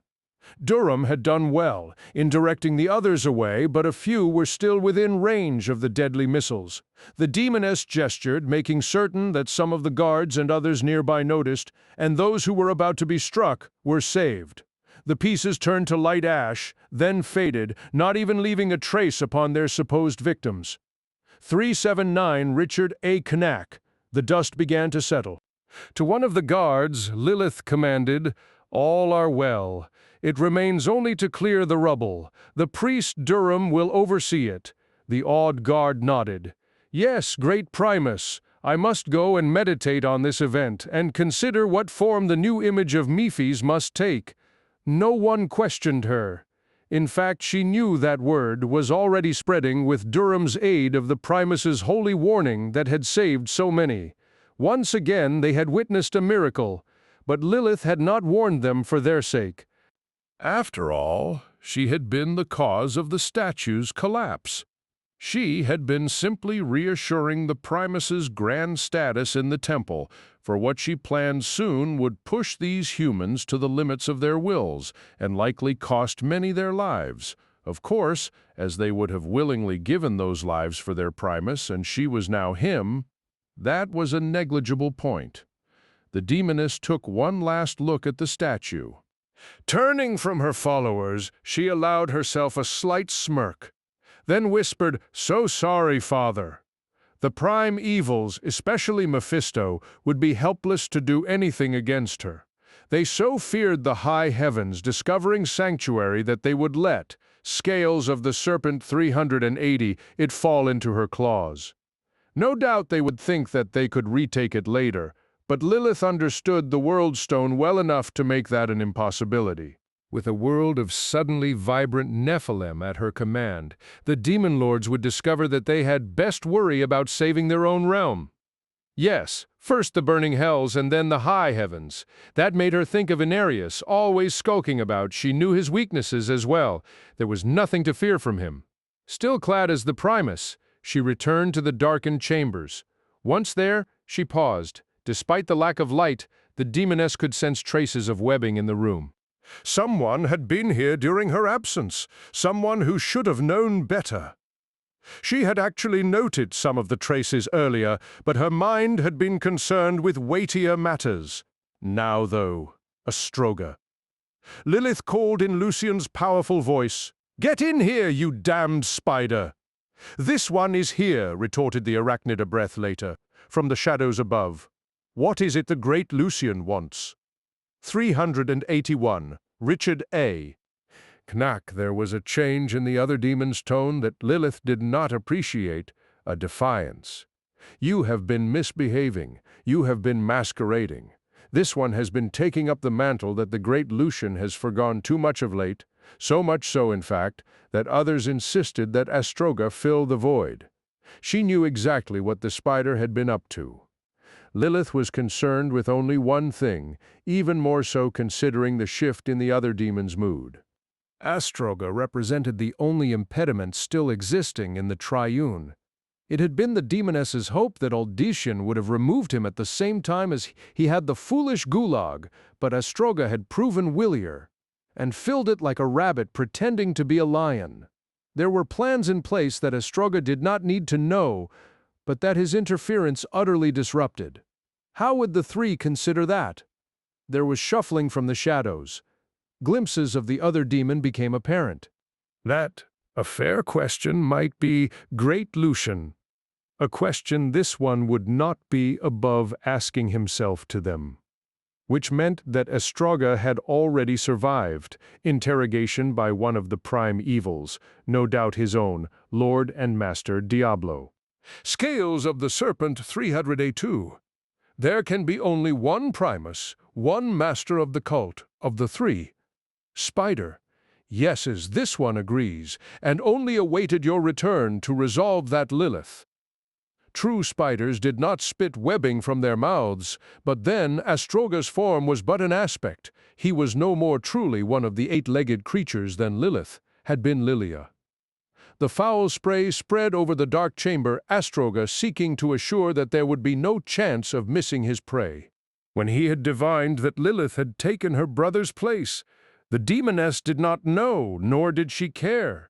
She had even expected this possible scenario, and so, before the webbing could engulf her, created a green inferno that burned away the other, demon's attack. Sharp, hissing, accompanied the destruction of the webbing. But Astroga, too, had evidently assumed removing her would demand more effort, for suddenly there were spiders everywhere. Even Lilith could not evade them all. They bit her wherever they could, spilling into her Astroga's foul venom. The arachnid had learned the need for haste from his experience with the mortal. 383 Richard A. Canak Uldician, but he still forgot that he dealt with no ordinary demon. This was the daughter of Mephisto. With but a thought, Lilith pushed the surge of venom back into each of the spiders, then added her own to the mix. The sinister creatures began tumbling off her body in great numbers. Astroha hissed angrily, and another wave of webbing shot forth, this time snaring Lilith's right side. However, suddenly appearing as herself, she laughed and sliced away the sticky substance with the claws of her left hand. "I find the best way to rid a place of vermin is to burn them out," she mocked. "Don't you agree?" The demoness snared one of the fallen tendrils. The end burst into green flames which raced up toward the shadowed Astroha, at last revealing his macabre form to her. Astroha hissed and spat, seeking to douse the unnatural flames. His webbing only fueled Lilith's fire, though, and in seconds he was surrounded by it. "This one will devour your flesh and drink your soul," he snarled. The arachnid's multiple eyes flared crimson. Lilith faltered. There was a new presence in the chamber, one she knew too well. She almost turned to look behind her, then stopped. "Scales of the Serpent 384, when next you seek to remind me of my father," she cooed, "you had best be certain you bring the real thing, not some desperate illusion, servant of Diablo." Lilith magnified the flames. Astroga shrieked as they licked at his hairy form. "You are a fool, Mephisto's daughter," he declared, pulling back as best he could, "and therefore welcome to this fool's nest forged by Lucian. Savor it for what little time remains." A new and utter blackness enshrouded the spider. Lilith willed the flames forward, but when they reached the corner, there was no longer any Astroga. With her mind, she searched the whole of the temple, but found no trace. Astroga had not merely fled to safety, he had fled the Triune entirely. Lilith was not overly concerned. She should have slain Diablo's servant, but he clearly would be of no consequence anymore. Now the cult of the three completely belonged to her. No. Lilith thought with a smile as she dismissed the remnants of the struggle to oblivion, and once more as the Primus assumed her place on the throne. No longer the cult of the three. There is only one. There is only me, 385, Richard A. Canak. Feeling quite pleased with herself, she had a sudden desire for the priest Durham's company. There was time enough for a little entertainment before she dealt with dear Uldyssian. He had forced her to a decision that, in retrospect, would accelerate her dreams to fulfillment. All she needed were a few Morlu. Lilith giggled at her own thought. Perhaps more than few. Astroga had no regrets about fleeing the temple. He had not expected to be able to defeat the daughter of a prime evil, although his effort had allowed him to gauge her for another possible confrontation. She was welcome to the Triune, and she and the mortal, Uldyssian, were welcome to the other. Astroga had not outlived other demons by not knowing when it was best to let others deal with his problems. Let them battle it out, perhaps. With the angel, Inarius, also throwing himself into the mix. The survivors, should there be any, would find themselves weakened of that. He was certain. Then the spider would pick up the pieces. The notion of a cult such as the Triune still made sense, but one more focused, on himself perhaps. Yes, Astroga liked that thought. From the ruins of this debacle, he would gather humans of his own. There. Scales of the Serpent 386 were always those with an almost demonic lust for power. Unlike Lucian, though, Astroga would maintain tight control over his minions. That had been the trouble. Lucian had lost order, had allowed himself to rely too much on others. Then, when he had finally taken personal control, something had obviously gone wrong. The son of Mephisto had somehow perished. No, Astroga would not make Lucian's mistakes, nor Lilith's already. He could imagine his slave spreading out to both sides of the world, his symbol, the spider, raised over city after city. There would come the day when no one would recall the Triune or the Cathedral of Light. It would be the cult of Astroga that finally conquered Sanctuary and made humans its slaves, all for the prime evils, of course, and especially his master. All for them eventually 17. Although given only an instant, Uldyssian yet managed to devise a plan to readily explain the scene before his followers. Most of it involved the truth, the rest a necessary twisting of it. But Achilleus gave him no chance to even begin it. The archer threw himself toward the gathered Edorim who, stunned, reacted as people and cleared a path for the dead man. Achilleus made good use of their reaction, bolting outside before any could recover. "Achilleus," Odysseus shouted, "wait!" He rushed after his childhood friend, ignoring the clamoring that began among those gathered. To them he ordered, "Get those bodies out of there and see to her. Don't move her any more than necessary, but make her comfortable. Do it!" Scales of the Serpent 388 outside. More Edorim stood in shock, most of them, still looking west. Odysseus ran in that direction, trying to locate the incredibly swift Achilleus by both eyesight and higher senses. Yet the archer was invisible to both. As he neared the edge of camp, Odysseus saw a sentry turn his way. The man, a Parthian, gaped. Odysseus seized the guard and demanded, "A pale figure, did he run by here?" "No, no one's come this way, Master Odysseus." He could explain his miraculous return to the guard when he did so to the rest. Shoving aside the Parthian, Odysseus entered the jungle. Achilleus had to have gone this way, but try as he might, Odysseus could not sense him at all. Defeated, he finally returned to the encampment. By that time a great mob had gathered near the sentry, who was animatedly describing his encounter with their lost leader. Everyone grew silent when Odysseus approached, but he had no time for them yet. Still, he had to say something. "I'll tell all later, return to your rest." It was very doubtful that any of them would sleep, but Odysseus could only hope. For now he had to concern himself with Serenthia. 389. Richard A. Canak, those still surrounding the ancient building, scattered out of his way as he neared. Without a glance to any of them, Odysseus entered. Serenthia still lay on the floor, but someone had had the presence of mind to set a blanket under her head and another over her torso. Her breathing was regular, for which Odysseus thanked the stars. Then he recalled particular stars, those that made up the dragon, and nearly took back his silent gratitude. Going down on one knee, Odysseus touched Cerinthia's face. It was pleasantly warm. A slight moan escaped her. Her eyes flashed open, and she attempted to rise. "Achilleus! Achilleus! Don't leave!" Her strength failed her. Cerinthia had to lay her head down again. Despite that, though, she kept her eyes open and repeated over and over the same thing. "Achilleus, don't leave, don't leave!" Odysseus was caught between relief and jealousy. Cerinthia seemed mentally intact and physically unharmed, for which he was grateful, but that her first cries had been for the archer Scales of the Serpent 390. Silently berating himself for his extreme selfishness, Odysseus leaned nearer. "Cerinthia, Ceri, do you hear me? How do you feel?" Odysseus. Her eyes finally focused on him. I think I'm all right." She stiffened. "No, that thing, I know it. She's coming for me." It was. The merchant's daughter clutched his arm. Odysseus. Lilith was coming for me." I know. Hush, Cerinthia." Lilith's been sent away again, but she was finally beginning to register her unsettling surroundings. Where are we? The last I recall, I was by the river. I sensed her nearness too late, and then it was as if she were inside me. Where are we, Odysseus? Tell me the truth."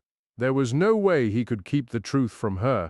If Odysseus even tried, Cerinthia was certain to eventually learn everything from the others.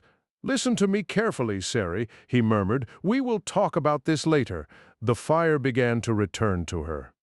"No, Odysseus, I need to know now. Tell me." He looked back at the others.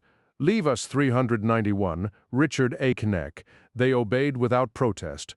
Odysseus used his power to seal the doors behind him, then also blocked those outside from hearing. They would know enough when the time came, but there were some things he felt should remain only between the two of them. Someone had wisely left a water pouch near Cerynthia, and Odyssean bade her drink first. She willingly swallowed a good portion of the contents, then gave him a look that suggested he stall no longer. And so, with a deep breath, Odyssean told her what he could and what he dared, cutting matters to the bare facts, as much as possible. Cerynthia listened without interruption, save for the occasional gasp. Her face, though, more than once nearly caused Odyssean to stop, especially when he had to tell the merchant's daughter what he knew of Lilith's activities. Revulsion filled Cerynthia, but to her credit, she did not lose control. Then, Odyssean came to the moment when Achilleus had re-entered the situation. Here he finally stopped short, not at all certain just how to go on. Was it better to let her believe that he had been no more than a dream? She knew that he was trying to leave something significant out of the story, and so pressed him. Scales of the Serpent 392 surrendering to the inevitable, Odyssean chose a different tact. "Seri," he began in his kindest tone. "Seri, do you remember what you said when you first awoke here? Do you remember at all?" "You keep calling me Seri," she countered, her gaze narrowing. "That can only mean you've got something terrible to tell me. What can be worse than what I've heard so far, and what has it to do with what I said?" He could not turn back. "Seri, think, what did you say?" "It's vital." Her brow wrinkled. "Let me think. I was having a dream or nightmare, I can't say which. I thought I saw Achilleus. I must have still been dreaming when I believed I awoke, because I think what I was doing was calling out his name and tears suddenly rolled down her cheeks. "Oh, Odyssean, I thought he'd come back to me. I thought I'd been blessed with a miracle, but it was nothing but my imagination." Odyssean swallowed. "No. What was that?" "Seri, Cerynthia, he was here. You didn't imagine him. Achilleus was here. 393 Richard A. Canak." She frowned at him. "Don't make a jest like that." "There's nothing funny about it at all, Odyssean." "How could you do that?" "I never would. It's not a jest." He was pulling back from Odyssean. Cerynthia covered her ears. "Stop! Stop that! Don't say such things. Achilleus is dead. Dead!" The building started to quake. Small bits of stone rained down on them. Driven by her grief, Cerynthia's power was affecting their surroundings. Odyssean quickly worked to counter her. The tremor subsided, albeit reluctantly. Cerynthia was nearly as strong as him. She had not even noticed what she had done. Cyrus's daughter shook her head back and forth, and tears stained her cheeks. Over and over she repeated the archer's name. Mouth set, Odyssean took hold of her wrists and forced her to listen. "Cerynthia, it was Achilleus you saw. It was no dream." He could not bring himself to say that. It was no nightmare. Even he had not quite recovered from the shock of seeing his friend. "It was Achilleus." Her eyes widened and the tears lessened. Hope filled her expression.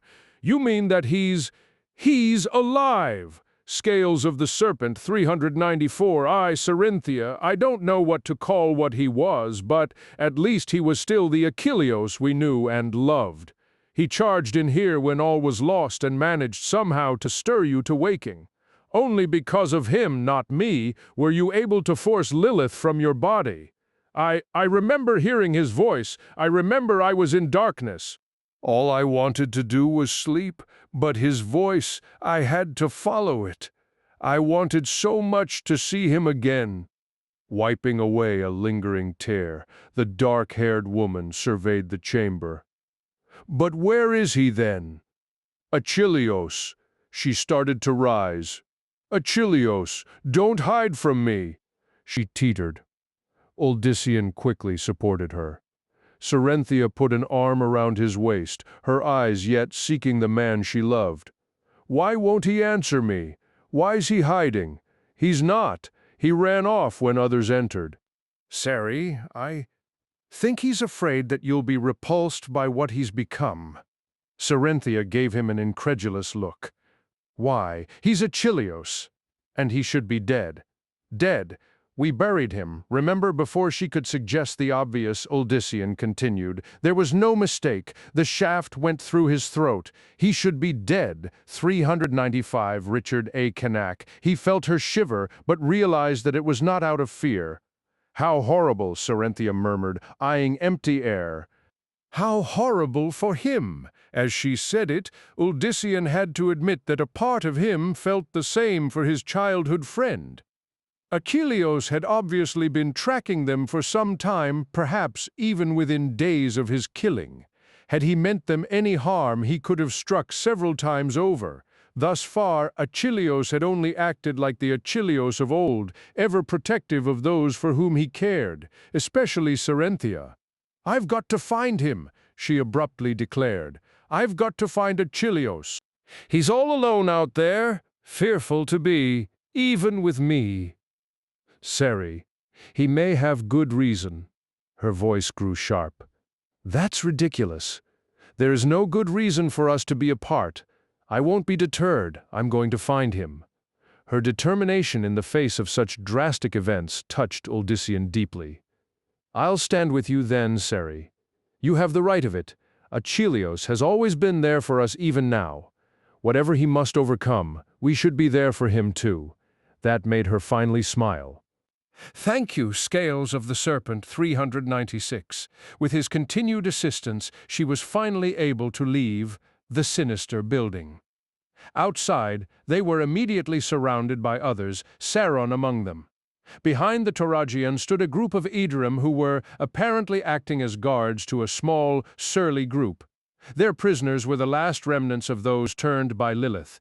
They were but a handful, the rest having been sacrificed to the demoness's madness. Uldyssian recognized all but two and assumed those to be Hashiri. In addition to having the bodies removed, Uldyssian had, through his powers, secretly passed word to those he felt certain he could trust to locate the guards Lilith had left at the edge of the encampment.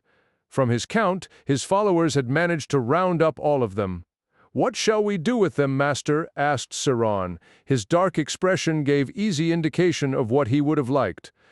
To the mind of most of the Edorim present, the Turned were the foulest of traitors, even if their fall from grace was due to Lilith's seductions. Uldyssian had been unable to save Romus or any of those inside, but he still hoped to salvage these souls.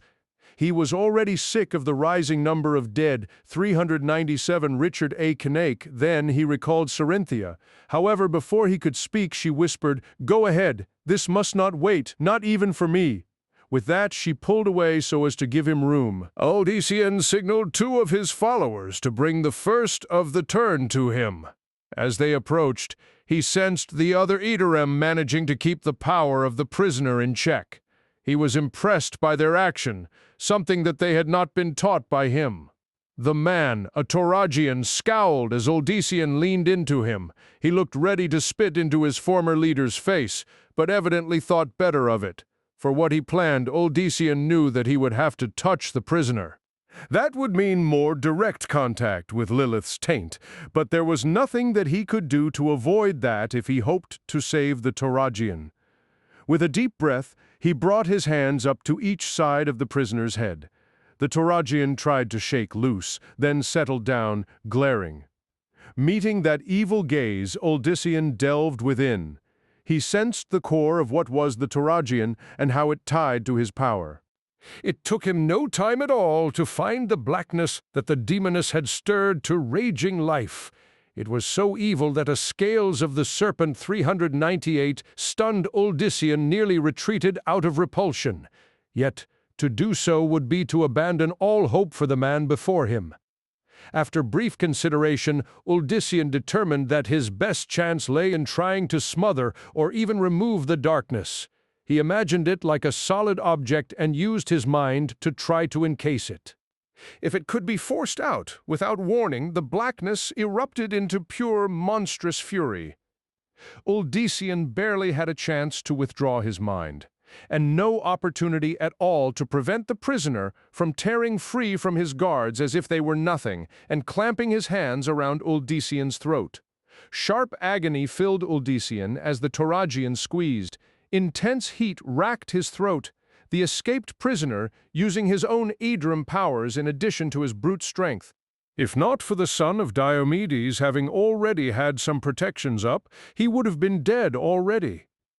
"I will rip out your throat and drink your blood," snarled the Toragian madly, his face distorted, his eyes bulging as if about to pop out and his mouth stretching wide. His teeth grew sharper and his tongue, now forked, darted in and out like a wild snake. "I will. 399 Richard A.K. Knack," he screamed, his hands releasing Odyssean's throat at the same time. The Toragian took a step back, his body blazing. He attempted once to douse the mysterious but voracious flames, and then burned away into a pile of black ash. From behind him, Odyssean heard Cerinthia's weary voice. "I had to do it." There was nothing left to save Odyssean. He nodded wordlessly, then, rubbing his throat, surveyed the rest of the prisoners. They did not look at all fearful, but rather full of malice. Odyssean contemplated, searching deeper in the hope of finding some chance for their redemption, but recalled too well what had just happened. Lilith had taken into account that someone, perhaps even him, might seek to save those she had turned. The demoness had made that impossible, which left Odyssean with only one bitter choice: stand away from them, he commanded their guards. Sarin quickly protested. "Master, it might not be safe to do. Stand away from them." They obeyed, but still used their combined might to keep the prisoners at bay. Unfortunately, Odyssean could. Scales of the Serpent 400 not permit them to continue to do that either, for fear that they might be harmed by what he planned. "Release them," he ordered, before Saran could speak. Anew, Odyssean added, "I'll deal with the problem." "Do as I say." He sensed the moment that they obeyed, and then the one when the prisoners realized that their power was theirs again. Yet before any of them could become a threat, Odyssean concentrated. The turned Idrim froze even then, though he could feel their evil struggles. "Away with you," Odyssean grimly uttered. A wind picked up around the turned, a fierce wind that touched only them, as if made of sand. Lilith's creatures literally blew away. The wind ripped up the particles and flung them high, high into the night.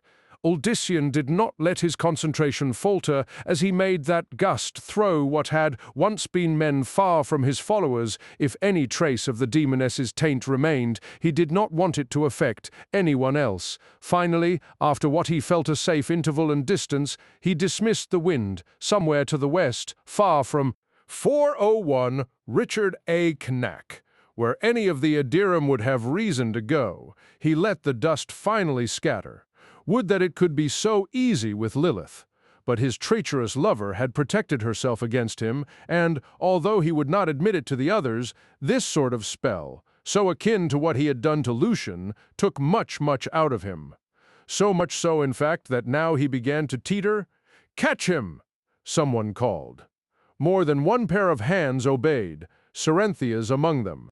I'm good," he managed, straightening again. Ignoring the awed stares of the others, he turned to Cerynthia. We can go after Achilleos now."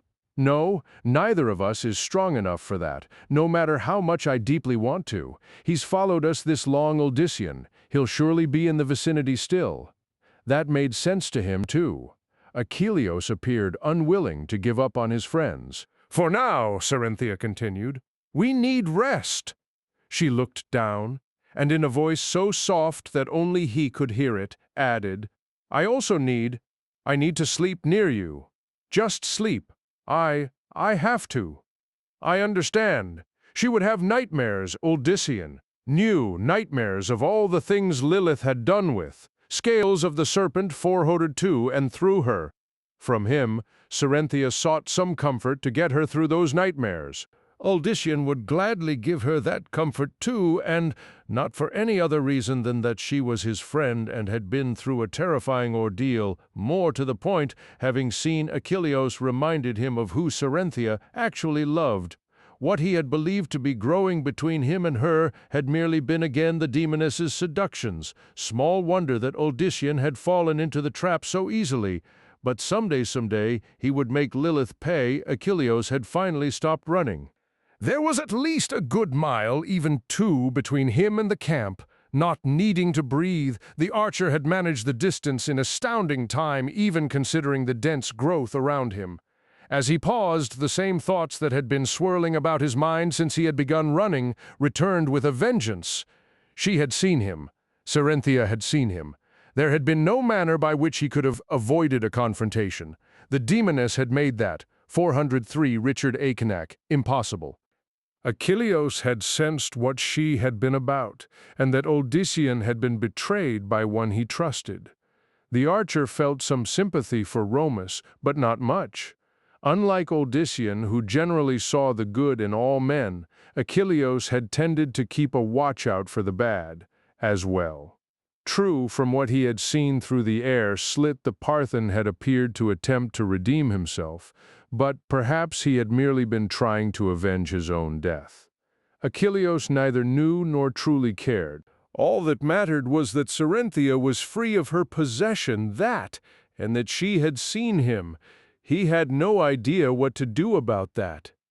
With an unearthly groan, Achilleus slumped against a tree. A small lizard near his head sought to quickly scurry away, but the hunter grabbed it without even looking. The reptile squirmed as he brought it around to view. Achilleus could feel its heart beating wildly as it tried in vain to escape. It was certain it was about to be eaten. He savored the small creature's life motions, realizing that he was jealous even of it. A part of Achilleus suddenly wanted to crush the lizard to a pulp, but instead he set it on the tree again and let it rush to the freedom it had been certain it had lost. She had seen him scales of the Serpent 404. Achilleus could not get that thought out of his mind. He was haunted by it. The archer let out a grating chuckle. He, the walking dead, was haunted. It doesn't matter, Achilleus quietly grated. Doesn't matter. But it did. He had taken some small comfort in being able to at least be near Cerynthia and on occasion secretly aiding both her and Odyssean. That would be next to impossible now. Yet, if not to help those nearest and dearest to him, of what use was his resurrection? Perhaps he should call Rathma or the dragon until one of them came and put him to rest forever. Despite the sense of that, Achilleus uttered no sound. Even this mockery of life was something, if only because Cerynthia still lived. You must make a choice, the archer berated himself. Either stay clear forever or show yourself to her and pray that she doesn't go screaming in terror, Achilleus grunted. More likely, Cerynthia would deem him the abomination he was and use her new powers to do what he had just been considering asking of those who had brought him to this state. 405 Richard A. Canak, and that settled it for him. He would go to her, to all of them, and reveal the truth. If she, and only she, demanded he return to the grave, then Achilleus would obey. He turned, and before him suddenly shone a brilliant blue light. Achilleus backed away, an arrow already drawn. A memory once hidden from him flashed through his decaying brain, a memory preceding his collapse near Hashir. There had been a light there too, he remembered now, but this was not the same light that he knew immediately. However, whatever its source, Achilleus had no doubt that he would not like its presence so near. He fired the arrow, and even as it left the bow, reached for a second. The shaft soared into the exact center of the unsettling glow, soared into it and out the other side. It struck a tree beyond with a hard thud. Undaunted, the archer readied the second. This time, though, he waited. Achilleus was rewarded, but a moment later, a shape vaguely human appeared in the mist of the blue light. Scales of the Serpent 406, with grim satisfaction, Achilleus pulled. He thought that he caught a glimpse of some armor, a silver-blue breastplate, and adjusted his aim accordingly. "I have need of you," the voice echoed throughout his entire rotting body in a manner akin and yet not akin to that of Trag-Ul. At the same time, Achilleus's grip on his weapon weakened. In fact, no part of him seemed to want to obey his commands anymore. Like a rag doll, the archer collapsed. He fell face first, making him unable to see what was happening. Achilleos listened for footsteps, but heard none. Nevertheless, when the voice spoke again, he felt as if its source now hovered over his corpse. "I have need of you," it repeated, and as Achilleos now also recalled what had happened. Last time, the archer blacked out. 18. They did not find him. Despite their combined efforts, Odysseus and Cerynthia discovered no trace of Achilleos. Refusing to give up, Odysseus kept his followers in the same location for 2 extra days. However, by the end of that period, even Cerynthia felt it unwise to postpone the march any longer. "We have to move on. Achilleos either is not around or he doesn't wish to be found by me, at least right now," she said morosely. "I've got to think it's the second reason and that, eventually, he'll come back to me. He can't stay away from you. I've known Achilleos even longer than you, Cerynthia." "You'll see." His companion nodded, glancing not for the first time out into the jungle. "Does he really think I'd be so terrified by him? Scales of the Serpent 408. I told you how he looked." Odysseus had not been graphic in his description, but he had left nothing out. Despite that, though, Cerynthia's sympathy for the archer had only grown, and I've no doubt that I'll probably gape and gasp when I do see him, but you say it's still Achilleos. "How can I not love him then?" He had no answer to that. Besides, she was correct that they had to get moving. Lilith had surely not been standing by idly. Whatever new course her plot had taken, it would not do to simply wait for it to pounce upon them. That is, if it was not already too late. Saran a Hashiri named Rashim and the Parthian Timon were now the unofficial commanders of their various folk. Odysseus had not intended each party to be divided up so, but he also did not wish to make one group seem dominant over another. It was his hope that by treating the Parthians, Hashiri, and Toragians on an equal basis, that they would further blend and eventually he could dispense with calling them anything but Edrem. Timon was the cousin of Jonas, one of the first of Odysseus' converts. Jonas had always been among the 409 Richard A. Knack, first of the Parthians to volunteer for different tasks, but he had never shown any desire to act as one of Odysseus' seconds. Still, the once scarred man assisted his cousin in organizing their remaining comrades from the town, a group particularly smaller than the others now. This must end soon, Odysseus thought, watching those most like the people with whom he had grown up. Each time a Parthian died, more of Odysseus' past faded away. He had to finish his struggle before all of Jonas's people were slain, and along with them the Hashiri and Toragians too. Odysseus had not spent all of his time on Achilleos. He had also explained in an abbreviated form his vanishing to his followers. Naturally, he had left out such fantastic details as Tragul and Rathma, feeling that now was not the right time to try to explain them. The Adrim marched come dawn the next day. Because of Lilith's wicked detour, they had lost 3 more days in addition to those spent by him and Cerynthia searching for Achilleos. 3 more days to give the demoness time to devise their doom. The jungle proved unduly quiet as they wended their way through it. A few birds could be heard in the far scales of the Serpent 410 distance, and there were always insects, but even they were less evident than normally. Odysseus took this as an omen, but did not mention it to anyone else, not even Cerynthia. Still, he kept the Edirim watchful, reminding them that their enemies were cowardly and often sprang from the shadows rather than face them directly. When they finally reached the river half a day earlier than he had originally hoped, Odysseus gave thanks. Their path was now clear again. Still, despite wanting to push on for at least another hour, he knew that he had already worn out the others too much. With reluctance, Odysseus called for a halt. The lone benefit of Lilith's vile possession of Serenthia was that the demoness had brought with her from Hashiri charts of the regions leading to the lands surrounding the main temple. The charts were old, but they were accurate enough in identifying not only the general location of Odyssean's adversaries, but the largest population centers between him and the Triune. "Yes, I know of Kalanash," answered Rashim to his question as he pointed to where the city lay. The bushy-haired Hashiri had served as an apprentice to a merchant and had made the journey there more than once. "It is a little larger than where I am from, and the temple there, 411 Richard A. Kanake, would be strong, so near Kejan."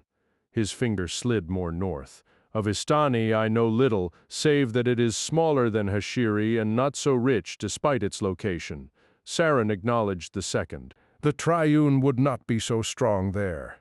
If the Master wishes to reach the main temple swiftly, it would be good to take the road leading closer to there."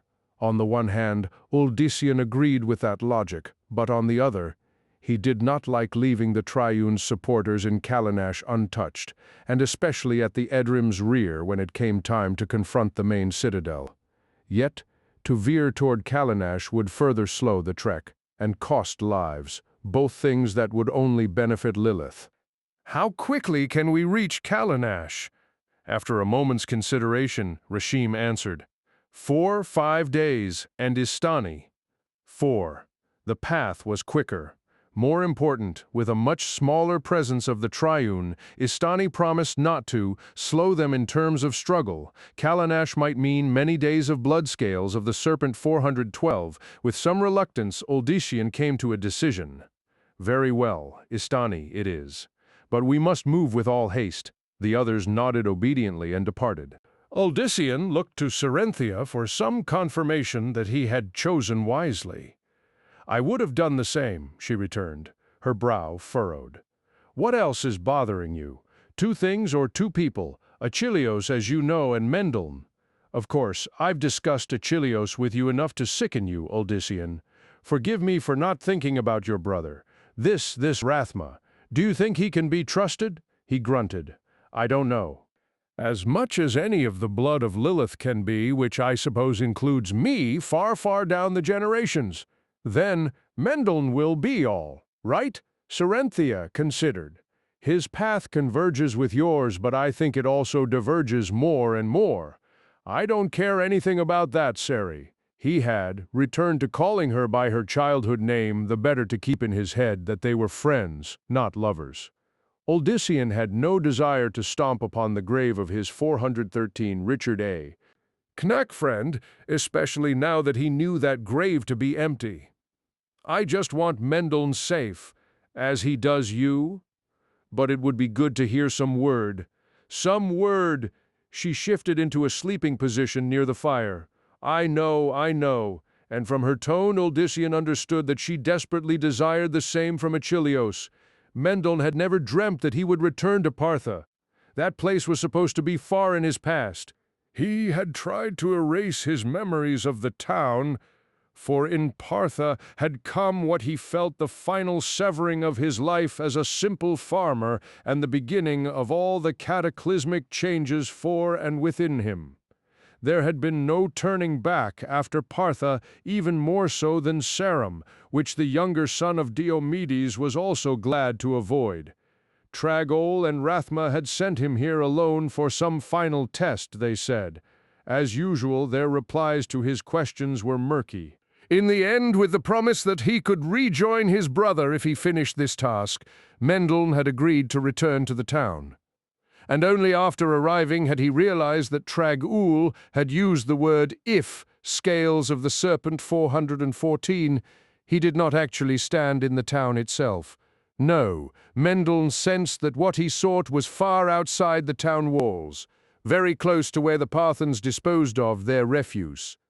A faint hint of decay already indicated that he was near the spot. There was no one else about. Those still living in the town, which surely had to be more than half empty, were likely asleep. The few guards would not be bothering with this area. Who would be interested in their trash? Mendeln certainly was not. He was only here because this also happened to be where the burning had taken place. According to Rathma, it was the best location to make the summoning. Uldissian's brother had little desire to cast the spell, but his mentors insisted that it was necessary. He had the feeling that they were not telling him something not at all a surprise. Their methods of teaching, especially that of Lilith's son, left much to be desired. The confrontation with Inarius had influenced this event. Of that, Mendeln was certain. After bringing him back to the dragon's realm, Rathma had requested a private audience with the celestial beast. The first 415 Richard A. Knack announcement after their discussion had been the requirement that Mendeln do this. I should have refused. He told himself for the dozent time. I should have demanded that they send me back to Uldissian. Somehow, though, even if he had, Mendeln knew that he would have ended up back in Partha.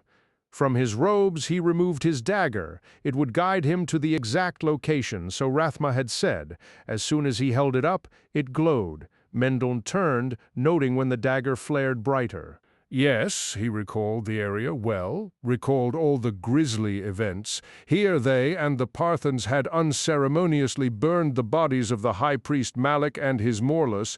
Mendeln still recalled the man with a shiver. He was not afraid of Malik, but of his evil. How any man could give himself to such darkness was beyond him. The mere thought of Malik repulsed Mendeln so much that he wanted to turn around and leave, but Rathma had insisted that he needed to do this.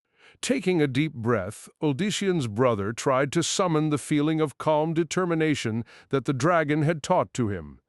In order to best serve the scales of the Serpent 416 balance, and, therefore, sanctuary and humanity, Mendeln had to learn to see things in a more clinical manner. Emotion was not forbidden, for even Rathma clearly fell prey to it, but that emotion had to be kept in.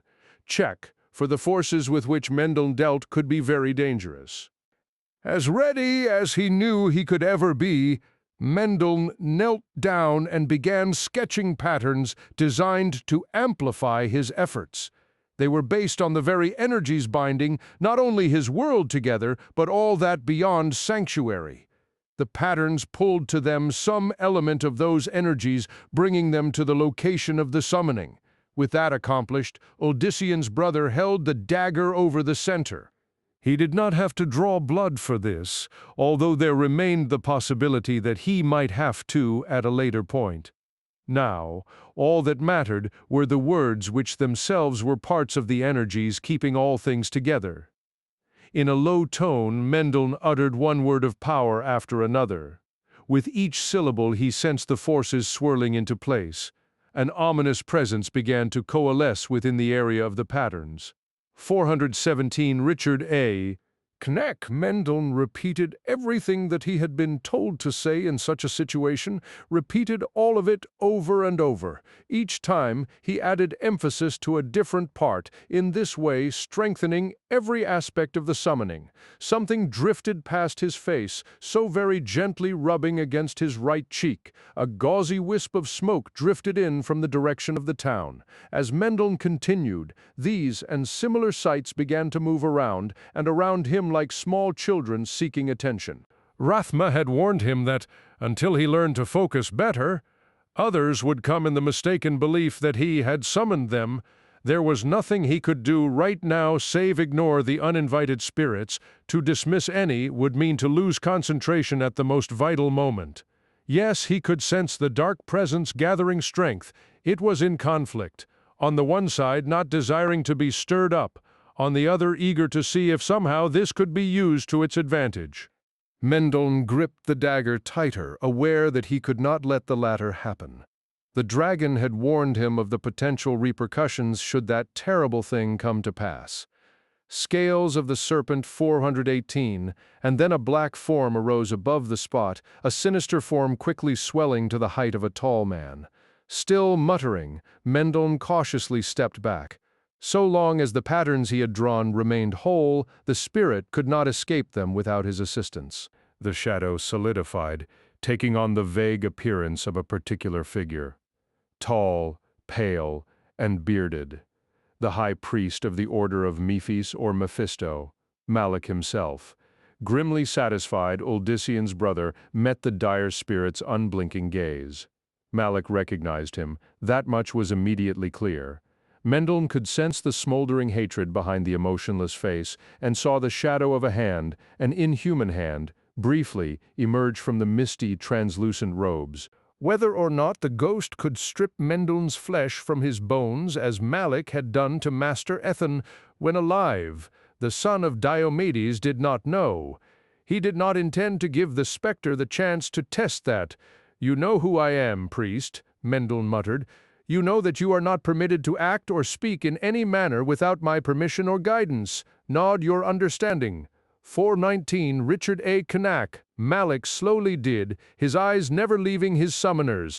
Satisfied thus far, Mendel turned to the purpose of his having called up this ghoulish figure. "Malak, your master is no more." For the first time, he registered a brief reaction. The spirit flickered out of and back into existence with a swiftness that the untrained eye would not have noticed. There was also a momentary shift of the dead eyes. "Yes, priest, Lucian is dead." Not exactly true. Uldysian had caused the demon to cease to exist. According to Rathma, there was something different about such a fate, although Mendel did not yet understand the vagaries of such things. "And do you know who now sits in his place? Do you know?" The ghost was utterly motionless. Mendel frowned, having expected much more from Malak. Tragul had warned him that those existing in the after-death state were not necessarily averse to attempting to cross back over or seek vengeance on those whom they hated. Malak knew him, knew that he was Uldysian's brother. The sooner Mendel was able to judge if Malak could be of use, the better. "It is Lilith, his sister," he informed. "Scales of the Serpent 420.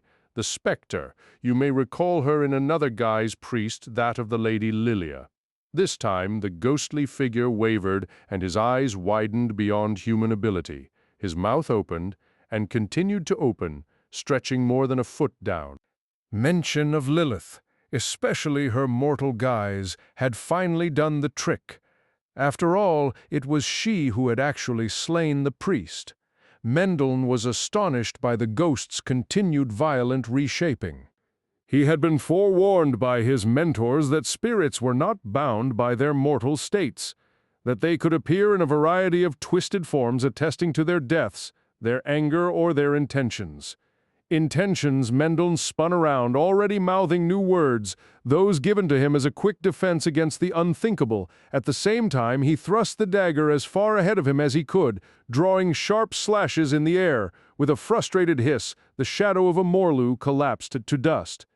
A second of the creatures, made the more macabre by this fiendish reconstruction of burnt ash and dirt, nearly had its fleshless hands upon him. Mendel, 421, Richard A. Cain, turned the dagger around for use as a weapon and touched the chest of the undead. The second Morlu also collapsed back into dust, but the third struck him hard on the shoulder with a piece of rotting timber. Mendel grunted and fell back, out of reach. The Morlu stumbled forward, bits of it flaking off as it moved. These were not truly the monstrous warriors who had accompanied the high priest, for Mendel himself had made certain that the creatures could never be raised to fight again. No, what stood before him were constructs animated by Malak's evil. Still, even if only that, this Morlu had the brute force not only with which to slay Uldysian's brother, but then assist its creator in enabling the ghost to free himself. And if that happened, Partha would be only the first of many places to suffer horribly. The Morlu swung, but his aim was erratic. Mendel leapt to the side, easily evading it. If that was the best the beast could do, then Mendel recalled just where Malak's ghost stood in relation to him. As the Morlu attacked again, the son of Diomedes threw himself in an entirely different direction. It meant landing hard on congealing trash, but Scales of the Serpent 422. That was a small price to pay to keep the priest's plan from succeeding. Indeed, Malak had come within inches of freeing his spirit. Had Mendel been herded just a little more in the previous direction, then his boot would have scraped away a part of the patterns securing the spectre. The Morlu loomed over his intended victim, but now Mendel had his bearings. He held fast the dagger point down and cried the words of banishment that the dragon had taught him. The last of Malik's puppets crumbled. The timber clattered next to Mendel's head. Rising, Mendel turned back to face the high priest. "No more of such tricks," he commanded. "Raise up another, and I will cast you to a place that will make your violent death seem so pleasant by comparison." It was an exaggeration, Mendel not having learned how to do any such thing, but if worst came to worst, he could at least dismiss the shade. Malik, his appearance once more normal, wavered. At last, the ghost dipped his head once. Mendel silently cursed himself for having fallen for the priest's diabolical distraction. While Rathma and Trag'Oul had warned him that a powerful priest, such as Malik, might be able to 423, Richard A. Canak, circumvent the rules of the summoning, Mendel doubted that even they had expected such a startling maneuver. Great had been the power granted Mephisto's high priest even in death. But Mendel would have no repeat of that. As the ghost hovered, Odyssean's brother bent low and made corrections to the patterns. He then repeated other words given to him by Trag'Oul and, on a hunch, altered some others to further add to what he believed a better spell. Rising, Mendel addressed the spirit again. "Malik, you heard what I said. She who slew you is not masquerading as the Primus. You are eager for revenge. Why not toward her?" It was no difficult matter to feel the priest's abrupt interest. Mendel decided that it was time to permit the ghost to speak. "Well," he asked of Malik. The high priest's voice came out as a vicious rasp that made Achilleos so much more alive by comparison. "Brother of Odyssean old Diomed, what will you have of me?" Scales of the Serpent 424, knowledge of the temple near the capital, its dangers and hidden secrets, those things that Lucian made that Lilith now controls. The ghost laughed, a jarring cough with no humor in it. "Brother of Odyssean old Diomed, you ask more than can be told." The translucent figure gave a smile. "But it can be shown." This was not part of what the dragon and Rathma had discussed with Mendel. There had been no explanation of what to do if Malik sought to accompany his summoner. Still, now that he had the spectre under control, Mendel saw the value in having the priest for constant questioning. The only trouble was how to accomplish this. He did not want to go back and ask the others. Mendel considered for a moment, then turned the dagger to where the pyre had burned strongest. He focused on what it was he desired, willing the dagger to draw it to him. The blackened ground underneath Malik's vague form shook, as if the body of the priest himself were about to rise up from the ashes like the Morlu. Instead, though, what at last erupted to the surface was a small, white 425 Richard A. Canak fragment like a pebble. It paused once it was free of the soil, then rolled directly to Mendel's waiting hand. He straightened, studying the object. The largest bone fragment remaining of the high priest. Mendel touched the blade's tip to the bone. He then muttered a binding spell akin to what he had utilized to keep Malik sealed within the patterns. The words used were again Mendel's own combinations, but something just felt right about them. He prayed that he had not made a fatal mistake. Clutching the fragment, Odyssean's brother studied the patterns on the ground. Then, with one quick sweep of his foot, he destroyed them. The ghost let out a sigh. He lost all form, now no more than mist. Malik suddenly swirled into the bone fragment. Once he was within, the fragment flared bright. Once, then returned to its normal state. Mendel carefully checked to make certain that Malik had done nothing sinister. Detecting no fault in his spellwork, he finally exhaled in relief. But before he could actually relax, from the direction of the town there came excited cries. Whether or not they concerned Mendel, he did not wish to discover. His task here was at an end, as Trag'Oul had previously. Scales of the Serpent 426 instructed. Mendel used the dagger to draw a circle in the air, then two small symbols within. "Yes, I sense you came," the dragon's voice. The next moment, Mendel stood in the familiar darkness. He was surprised to not see Rathma. "I've done all you asked," he told the stars. They changed position briefly then, as ever became the half-seen Leviathan. Yes, all that was asked, and much that was not expected. "What do you mean?" Mendel could think of only one thing.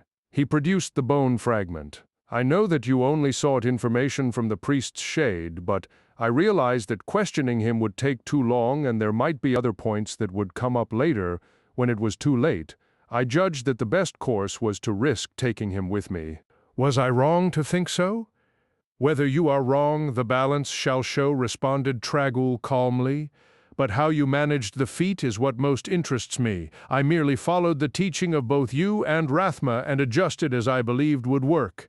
Thankfully, I was not wrong." Mendel frowned. "Did I do wrong, 427? Richard A. Knack, rather. It should be said that you did the impossible. But then, the brothers Old Diomed have been revising the meaning of that word over and over. Mendel did not understand. All he had done was attempt to follow through a logical procession. Why would Trag'Oul, to whom so much was possible, say otherwise? Nevertheless, the dragon went on. "You offer new hopes and potential with this direction you have taken. I have observed the binding on the stone. I cannot foresee the priest's ghost freeing himself. I am glad to hear that. But do not mistake his alliance for obedience. The Shade will seek to undermine if he can for his own ends." There was no opportunity for Mendel to reply, for Rathma materialized next to him, the demoness's son fighting to keep his normally disinterested expression intact. Mendel had become experienced enough reading the ancient spellcaster to know that what news he brought was not good. "He is nowhere to be found," Rathma reported more to Trag'Oul than to Mendel. "You have gazed upon all planes?" "Scales of the Serpent 428, naturally. I have also summoned him in 100 manners, some of which put me at risk. It was necessary to do so, though the results were not as I wished." The dragon was oddly silent for a time. "Then you realize, my friend, that there are few other paths?" Rathma nodded. "Yes, the most preferable one is that somehow he has passed on to that place from which even you could not summon him back. Certainly it would be his reward for what he had so far done." "His reward, yes, that would be the best hope. But you find that as unlikely as I do." Mendel had listened to their back and forth long. "Enough. Who is my brother in danger?" "Is that of whom you speak?" Rathma's aspect grew as grim as Mendel had ever seen it. "No. It is your friend Achilleos. I can find no trace of him. None. Is that possible? Possible, barely, potentially devastating. Definitely. Does Lilith have him?" Mendel's mind raced as he attempted unsuccessfully to determine just what the demoness would do with the archer. 429. Richard A. Cain. "If that were so, I would be much relieved," her son replied frankly. "No, Mendel, I fear someone else has him, and it may be my father, Inarius." But the moment after he spouted the Angel's name, Mendel recalled the odd inflection in Rathma's voice when uttering one word. "But wait, what did you mean by may?" There was silence, made the more ominous by the stirring of the stars above them. Whatever Rathma had hinted at, Trag'Oul understood exactly and did not like. "And if it so disturbed even the timeless entity, it meant ill for not only Oldesian, but likely all of Sanctuary. I mean," Rathma began slowly, looking very weary, "I have charted path after path concerning my father and cannot fathom any reason that he would take your Achilleos so blatantly. His presence would explain one short period of mystery, but certainly not this. This is not how Inarius works. Even though Trag'Oul was stable, he yet radiated his concern too." "No, it is not. And if that is the case, it may be that we are all already doomed. The son of Lilith declared the end of sanctuary with barely any inflection. For if it is not Scales of the Serpent 430 in Arius who has taken Achilleos, then I fear that it was another angel. Another angel? Surely a demon instead. No, that I have made certain of. No denizen of the burning hells could have taken him without leaving their foul touch behind. Only with my father have I seen such absence of signs. The stars that were Trag'ul grew more and more agitated, as did Mendeln. They all knew what it meant if another angel was present. The high heavens had discovered sanctuary. The end of the world was imminent. 19, there was no word from Mendeln, and certainly none from Achilleos. Odyssean feared for both of them, but could not let their absences hinder him any longer. The Edarim marched in the direction of Istani. The closer they got to the smaller city, the more Odyssean took precautions, especially when it came to scouting. Not only did he stretch his abilities to their utmost, but for the first time he dared send out others even farther beyond. They, in turn, maintained contact with him and those nearest, creating a sweeping field that, besides its main function, Odyssean also hoped would keep any of those who had volunteered from suddenly vanishing or being attacked. With barely a day more to Istani, Odyssean remained tense. The supreme temple lay not all that much farther away. He had no doubt that they were already preparing Scales of the Serpent 432 for his coming. The sooner the Edrim finished with Istani, the better. Cerynthia joined him at the lead. Should we even stop? I know that you've gone back and forth about it since we began moving again, but the main temple is so close, I know. I've been considering something. Odyssean finally summoned Rashim to him. I've a mission for you, if you will accept it. Of course, master, the Hashiri eagerly replied. Wincing at the man's willingness to take on what might be a deadly task, Odyssean explained, I want you to find 4 others and race as quickly as you can toward Kalinash. This startled both Rashim and Cerynthia. Kalinash, master? The Hashiri repeated. Surely, Istani? No, Kalinash. Ride for a full day and keep seeking with your mind as I've shown. I want to know if there's any movement at all from that direction. Understanding now came to the others. Yes, master, Rashim replied. I will pick the others and be gone as quickly as the wind. Rashim, always take care. Return as soon as you can. Don't go any farther. 433 Richard A. Knack. I will obey, master. Cerynthia nodded in approval. You fear a trap. They know that we're coming. There could already be an army or worse heading toward us from the south. Why else wait until we're pounding at the gates? She mulled this over for a moment, then answered, Because they have something even more terrible awaiting us there. That may very well be the case, Odyssean agreed. But I can't take the chance that we're being outflanked? No, you're right. Rashim is good. If there's anyone coming, he'll definitely alert us, Odyssean. That's what I hope. True to his word, Rashim and his chosen set off but minutes later. Odyssean had not allowed the rest of his followers to even slow during that time. The mass of bodies was so great that they stretched for a mile in the jungle, and for the first time Odyssean formally thought of them as an army, too. The term had drifted into and out of his mind over the course of events, but with the confrontation with the Triune close at hand, he decided that he had to treat them as such. Discipline had to be at its utmost, otherwise, even with the advances made lately by many, including the newest converts, the Scales of the Serpent 434 Edarim's combined powers might not yet be enough to defeat Lilith and her pawns. Not that Odyssean was all that certain that victory was assured, even if they were. The day wore on. He sensed Rashim now and then, a simple touch from the Hashiri's mind enough to let Odyssean know that all was well with the scouting party, and that nothing had so far been detected. It was very possible that Kalinash was entirely ignorant of events. Odyssean certainly hoped so. When evening came and the Adyram halted, he summoned Saron, Timon, Jonas, and all the others who had some sort of commanding role and re-emphasized the importance of coordinating every aspect of their journey from this point on. For the first time, the children and weaker among them were slowly being ushered to the rear, where a select group of the stronger would assist in protecting them. The rest of the Adyram were divided under Odyssean's most trusted. Only Cerynthia, and he had no one personally under them, they being the two to coordinate most of the potential action.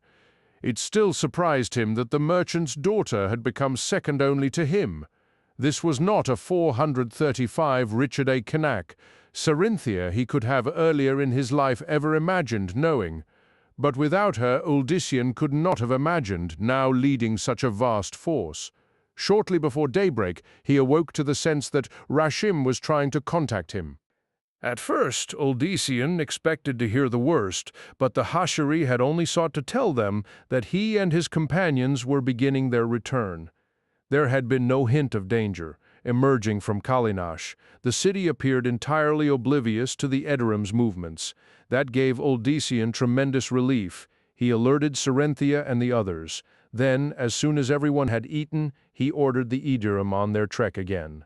And barely 3 hours into the day, they sighted the towers of Istani in the distance.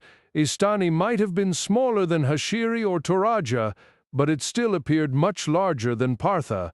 Odyssean made an estimate as to the size of the temple based on what he had seen in the previous cities. Not very large, but with the potential to cause enough of a delay to jeopardize their chances of reaching their ultimate destination before Lilith could plot anew. Scales of the Serpent 436. He decided that there would be no preliminary introduction to the citizenry. As he had done each time in the past, Odyssean would strike directly at the temple the moment he could and pray that he would be able to make the rest of the Astanians understand that he had done it in part for their sakes. Aware that the priests might be scrying for any trouble and certain that the Adyram could not remain entirely hidden, Odyssean sought out the most open path to the city. Speed was essential. Rashim and the others were not yet back, but Odyssean could not wait for them. He had the rest of the Adyram spread out as they neared the thinning jungle. Soon, very soon, the gates of Istani would stand before them. He straightened. For just the slightest of moments, Odyssean could have sworn that he had felt, but no, it had to be his anxiety. It had to be, Seri, Odyssean murmured. Stand next to me and follow my will. She did not question why, trusting in him as always.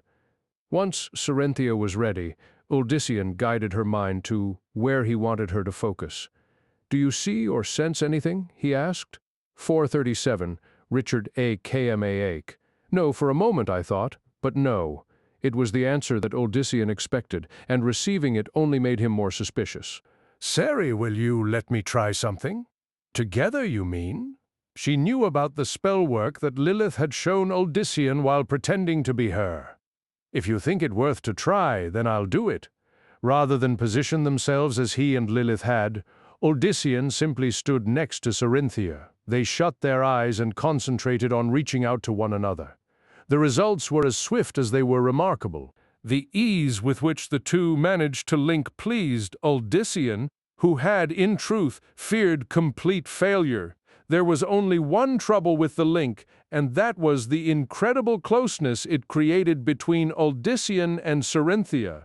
To prevent any stirring of his feelings, he quickly guided her mind out in the direction he wished to survey. However, even after the two of them completed what he felt a thorough search, Odyssean came away with nothing. He did not even detect what had earlier disturbed him, and knew that neither had Cerynthia. After a few more minutes of futile hunting, Odyssean ceased the effort. Scales of the Serpent 438. I was wrong, he muttered. Merely my imagination. That's better than another threat, isn't it? Odyssean nodded. Just so long as I don't start seeing shadows everywhere, it'll become that much harder to tell when a real danger rears its head." The Edorim progressed. Uldyssian watched as Istani became an actual city, not merely a few structures above the treetops. He drew in his scouts, wanting no one cut off from the rest. That left only Rashim and his party, who he knew would catch up, while Uldyssian was dealing with the local temple. But to his surprise, before he and his followers could reach the city gates, a contingent from Istani rode out to meet them. There were 25 in all, most of them guards. A handful of officials led by a middle-aged, plump figure in rich blue and green silk robes confronted the son of Diomedes. "We have come to speak with the leader of this army," the plump man said. He wore an elaborate silver nose ring that itself was encrusted with tiny rubies. Uldyssian strode forward. He did not care that the Istanian being mounted had the advantage in terms of eye level. The official would soon learn who truly held 439 Richard A. Canak the power in this conversation, especially if he sought to protect the Triune. "I am who you seek," he told the rider. "I am Uldyssian Uldiomed." As the official started to speak again, Uldyssian raised his hand. "And I have only one thing to say. You and yours have nothing to fear from us. It's only the Triune. Stand out of our way, and the evil truth about them will be revealed soon enough." The rider fidgeted throughout his speech. Finally, the moment that Uldyssian stopped, he blurted, "But that is why we have come to you, Master Uldyssian. There is no need to enter Instani. The Triune, they have fled." As Uldyssian stared at the man in disbelief, excited voices broke out among the Edorim. "What do you mean by that?" he demanded. "When?" There was that in Uldyssian's tone that evidently cowed the official further. He bent low in the saddle, hastily explaining, "It was but 2 days ago, Master Uldyssian." Without word, the priests, the guards, all within the temple, they did vanish during the night. It was noticed by the sentries and the people the next day, and when we went inside to seek the high priest, we found his chamber empty too. Scales of the Serpent 440. "Do you think they're lying?" murmured Serenthia, a step behind him. Uldyssian did not answer, for he had already begun finding out on his own the answer to that question. He sensed no guile on the part of the Istanians. In fact, they were afraid of angering him with this news. Satisfied as to them, Uldyssian then reached out to the city itself, seeking the taint of the Triune. He found traces, but nothing more. The temple was, as the official had insisted, entirely abandoned.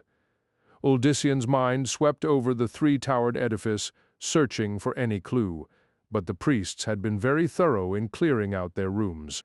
Seeking their trail, he located, as in Hashir, a secondary city gate near the temple. There were only a few guards manning it, and it did not take the son of Diomedes much guesswork to assume that those sentries had been mystically blinded to the departure. Once into the jungle, the trail quickly faded, the priests having strived hard to avoid detection. However, what little was evident indicated a route heading directly toward the Supreme Temple. While Uldyssian had been doing all this, the Istanians had grown more and more anxious. They could not 441 Richard A. Canak know what the foreigner was doing, standing there as if asleep. The lead official kept glancing back at his counterparts, likely begging for some advice. However, they remained silent, none wishing to be drawn into the talks. Clearly, if there proved to be any violence, the blame would all fall upon the spokesman, who likely had been chosen for this task against his liking. Withdrawing from his search, Uldyssian exhaled, then met the first rider's wide-eyed gaze. "You speak the truth." This brought renewed excitement from the Aedorum. Their master's enemies were running scared. Victory was surely at hand. Uldyssian dared not get his own hopes up. Still, this reprieve meant that less time would be lost in this area. If they left in the morning, they could reach the Supreme Temple 2 days earlier than planned. "You speak the truth," he repeated, "and so there remains only one thing for us before we leave your domain." The Istani leaders all looked sick. They no doubt expected either some reprisal or some great demand for riches. Scales of the Serpent 442. We've need of some food and fresh water. In addition, we must make camp nearby. Any of your people are welcome to trade with us, to learn about us. Because of the shortness of time, Odyssean could not enter Istani and preach to the locals. That would come later, supposing that he survived his confrontation with Lilith. A hint of relief spread through the locals. The lead official nodded several times. Food and water can be provided. Yes, Master Odyssean, there are those who will trade with you also. Yes, he leaned back. Barenji, see to it? Yes. One of the other officials nodded once, then turned his horse around and rode off as if on fire. Odyssean indicated his gratitude. That's all then. If any of you have other questions, I'll answer them. If not, then I wish the wise people of Instani good health and thank them for their efforts. It was not exactly the formal greeting that he had learned for Hashir, but it was satisfactory. With many bows the contingent turned and rode back to the city. Can they be trusted with the food and water? Asked Timenon. They may seek to poison it. 443 Richard Abe. Knack. That was highly doubtful to Odyssean, but he had already considered what to do. Nothing'll be distributed until I've looked it over. His answer was, of course, enough to satisfy the others. They had full trust in him, which Odyssean appreciated. He prayed that he would not let them down. With the guidance of those among the Edorum who understood the territory best, Odyssean chose a place to camp for the night. Even before his followers had settled down, the Istani began to bring foodstuff for them. The articles came in wagons drawn by both oxen and more of the huge beasts used in the lowlands. Saron called them Pakishon, which meant long-nosed brothers. The Pakishon made delivering the food a quicker operation, for they used their flexible snouts to reach baskets down to where Odyssean awaited. Once he made certain that there was no poison or other threat, Saron, Timon, and others began passing the supplies around. The Istanians treated them with the utmost regard, almost falling over themselves to please. Odyssean did not expect any of the locals to come to hear about the Edoremen, but a large handful did. He welcomed them and spoke to all as he had times previous. Some of the Istani departed after his speech, Scales of the Serpent 444, but more stayed. To the latter, Odyssean offered to reveal their own gifts. This time, he did one other thing as he stirred the latent powers to life. Within each, Odyssean sought out, as best he could, any kernel of darkness that he could find, and crushed it utterly. There would be no repeat of Lilith's foul work with Romus and the other unfortunates. And then, before he knew it, the sun had risen again. There was indeed no more reason for staying. From the officials, who obviously wanted to do their best to see the intruders depart as quickly and peacefully as possible, he received updated information on the path leading to the Triune Supreme Temple. A couple of the newest converts verified the charts and directions. Odyssean thanked his reluctant hosts, then led his army on again. And now there were no more distractions, only their goal lay ahead. Rashim and the other scouts were closer than before, but as Odyssean had realized, the swift departure from Istani meant that they were now a day or two again from reuniting with the rest. With Lilith just ahead, Odyssean could not focus on the small band constantly.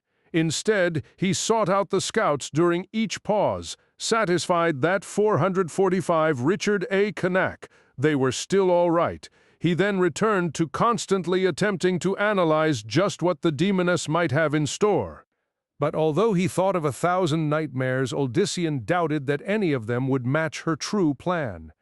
The Edorum moved on through the jungle, becoming quieter as they ate away at the miles.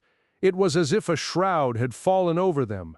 For the first time, they became aware of the monumental task quickly approaching. And then something touched Odyssean's very soul, a gnawing darkness that grew with each step. "We're close," he finally muttered to Serenthia. "We're so close." She only nodded. Odyssean doubled his precautions.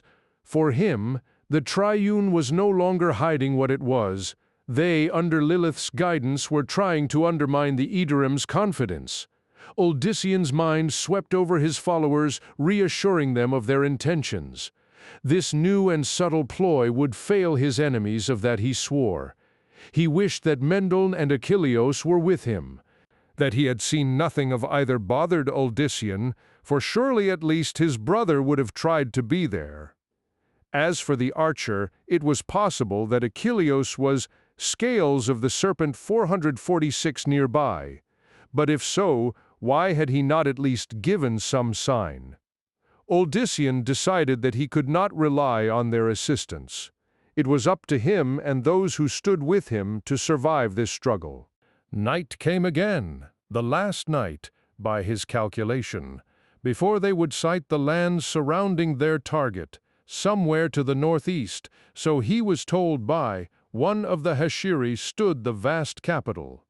As Odyssean sat down by one of the low fires, he marveled that its masters outwardly appeared oblivious or unconcerned about the struggle going on. Odyssean knew that such could not be the case, that they were actually keeping avid watch to see if the victor in this conflict would then be vulnerable. So much blood, it won't end here, it'll go on and on and on. He wondered if he should just seek out the angel Inarius and ask him to start the world all over. Maybe that was the best course after all. Odyssean shook like a dog, trying to jar loose such vile thoughts. He felt ashamed for having even wildly considered them. Cerynthia joined him by the fire. "Are you all right?" "No," he returned bluntly. "But that never matters." 447 Richard A. Knack. She was taken aback by his reply. "Odyssean, forgive me, Ceri, it's nothing. It'll pass.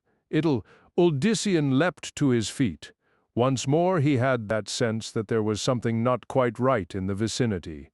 He turned in a circle, studying each direction carefully. Back along their trail, Odyssean almost thought that he noticed something, but then did not. Coming to his side, Cerynthia asked, "What's wrong? What happened?" He did not answer, instead considering the facts. They were within striking distance of the main temple. The Triune certainly had to know that their arrival was imminent, and that there would be no negotiation. Lilith wanted this confrontation. The Triune had even entirely abandoned Istani, where he would have expected that Lilith would have at least forced him to spill more blood before reaching her. She still wanted the Edorim. That was also a fact. Odyssean and his followers would face no ordinary battle. Lilith would have something particular in mind. Once more he checked the region surrounding them. Yet again there was nothing.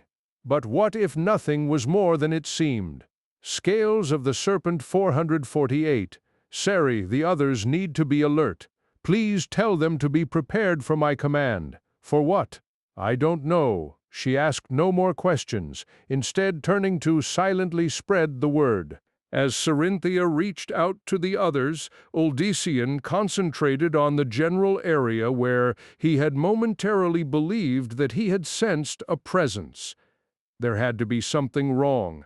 There had to be a reason for his wariness. It was more than merely nerves.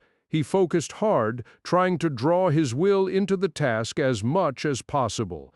This time Odyssean could not simply give up. He had to keep searching, even if it took him all night. Perhaps that was what Lilith wanted. Perhaps she desired Odyssean so exhausted that he would make crucial mistakes. Maybe all he sought out beyond the camp was one of her illusions. No, it has to be more. Odyssean sweated as he pushed himself harder. There was something out there, something worth much effort in hiding, and suddenly it was all there to see. 449 Richard A. Knack. As if a vast blanket swept back by a powerful wind, the truth revealed itself in one rapid layer after another. Through his mind, Odyssean saw a row of familiar armed figures, slowly but relentlessly wending their way toward the encampment through the thick underbrush. Behind them materialized another row and another, and on until it became clear that an army had been secreted from him. Peace warders, the triune soldiers, were not alone either. Odyssean noted priests among them, priests of all three orders. They were the ones casting the elaborate cloaking spell. But he sensed Lilith's hand in its making. Such a casting was far too advanced even for these senior acolytes. So at last the truth about Istani was known. Lilith had arranged their vanishing, only to have them, and surely warriors from Kalanash, and perhaps even the Supreme Temple, gather nearby. While Odyssean's concentration had been upon the enemy ahead, even with his attempts to sweep the trail behind the Edorim, they had followed, awaiting the moment to strike. That moment, it appeared, was to be tonight. "Serenthia," Odyssean silently called. She answered with a questioning note. He quickly filled her in, scales of the Serpent 450, but as he did, the son of Diomedes discovered that he had erred. Within the invisible ranks, a priest's mind abruptly closed itself from him. Instantly, the entire army vanished from Odyssean's second sight. He had just enough of a last glimpse to see the peace warders pick up their pace. They had noticed him. The attack was coming. "The enemy is behind us," he told not just Serenthia, but everyone. "Behind us, ready yourselves." It should have made absolute sense to Odyssean that Lilith would send her forces against him at night, not daylight, when most would attack. Worse was the veil of invisibility that added to the darkness. The Edorim could defeat this foe, but they would need to be able to see them in some manner. Or did they? Odyssean knew the approximate location of the peace warders. That, in truth, was enough with which to start. He had no time to summon the aid of the others. Odyssean clapped his hands together. As he had done once before, what sounded like thunder rolled forward. This thunder, though, was a sound wave so powerful that it tore the nearest trees from their roots and sent leaves and vines scattering. 451 Richard A. Knake. It also, he knew even without seeing, struck the first ranks of the peace warders with equal force. Once again, the blanket blew back. The triune's minions were revealed to him. The first row lay completely scattered, the two behind it in various levels of disarray. Yet those farther back, those who had not fallen, only looked more determined, more ready to spill the blood of their master's enemies. Charging past the fallen, the temple's servants waved their weapons, but they would find themselves a foe more than ready for them now. He felt Serenthia, Timon, and the other commanders of his army letting him know that those in their charge merely awaited his word. However, just as Odyssean was about to give orders, he felt another presence. Rashim's distant mind reached out to him. The Hashiri's thoughts desperate. "Beware, master!" Rashim called. "Beware! They march from the main temple. Look ahead, with the peace warders almost upon them." Odyssean dared not take the time to question Rashim further. Instead, he tore his thoughts from the oncoming attackers to the direction in which the Edorim had been marching, the direction in which lay the Supreme Temple and Lilith. Scales of the Serpent 452 there. He saw with dread that the Hashiri had been speaking the truth. Like those who had followed the Edorim, these too had been expertly hidden from even his sight until now. There was another army several times larger than that they were about to face sweeping toward them, an army composed of many peace warders and priests. Yes, but also something more terrible. Morlu, hundreds and hundreds of Morlu 20. "We have lost," Rathma uttered again. "We have lost?" Tragul was oddly silent. The glittering stars shifted.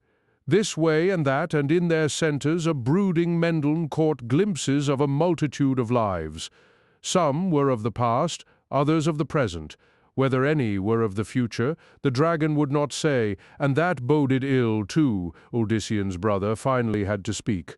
"Surely there is something we can do. The angels have not alighted unto sanctuary, nor have the demons risen out of the black depths onto its surface. There must still be hope."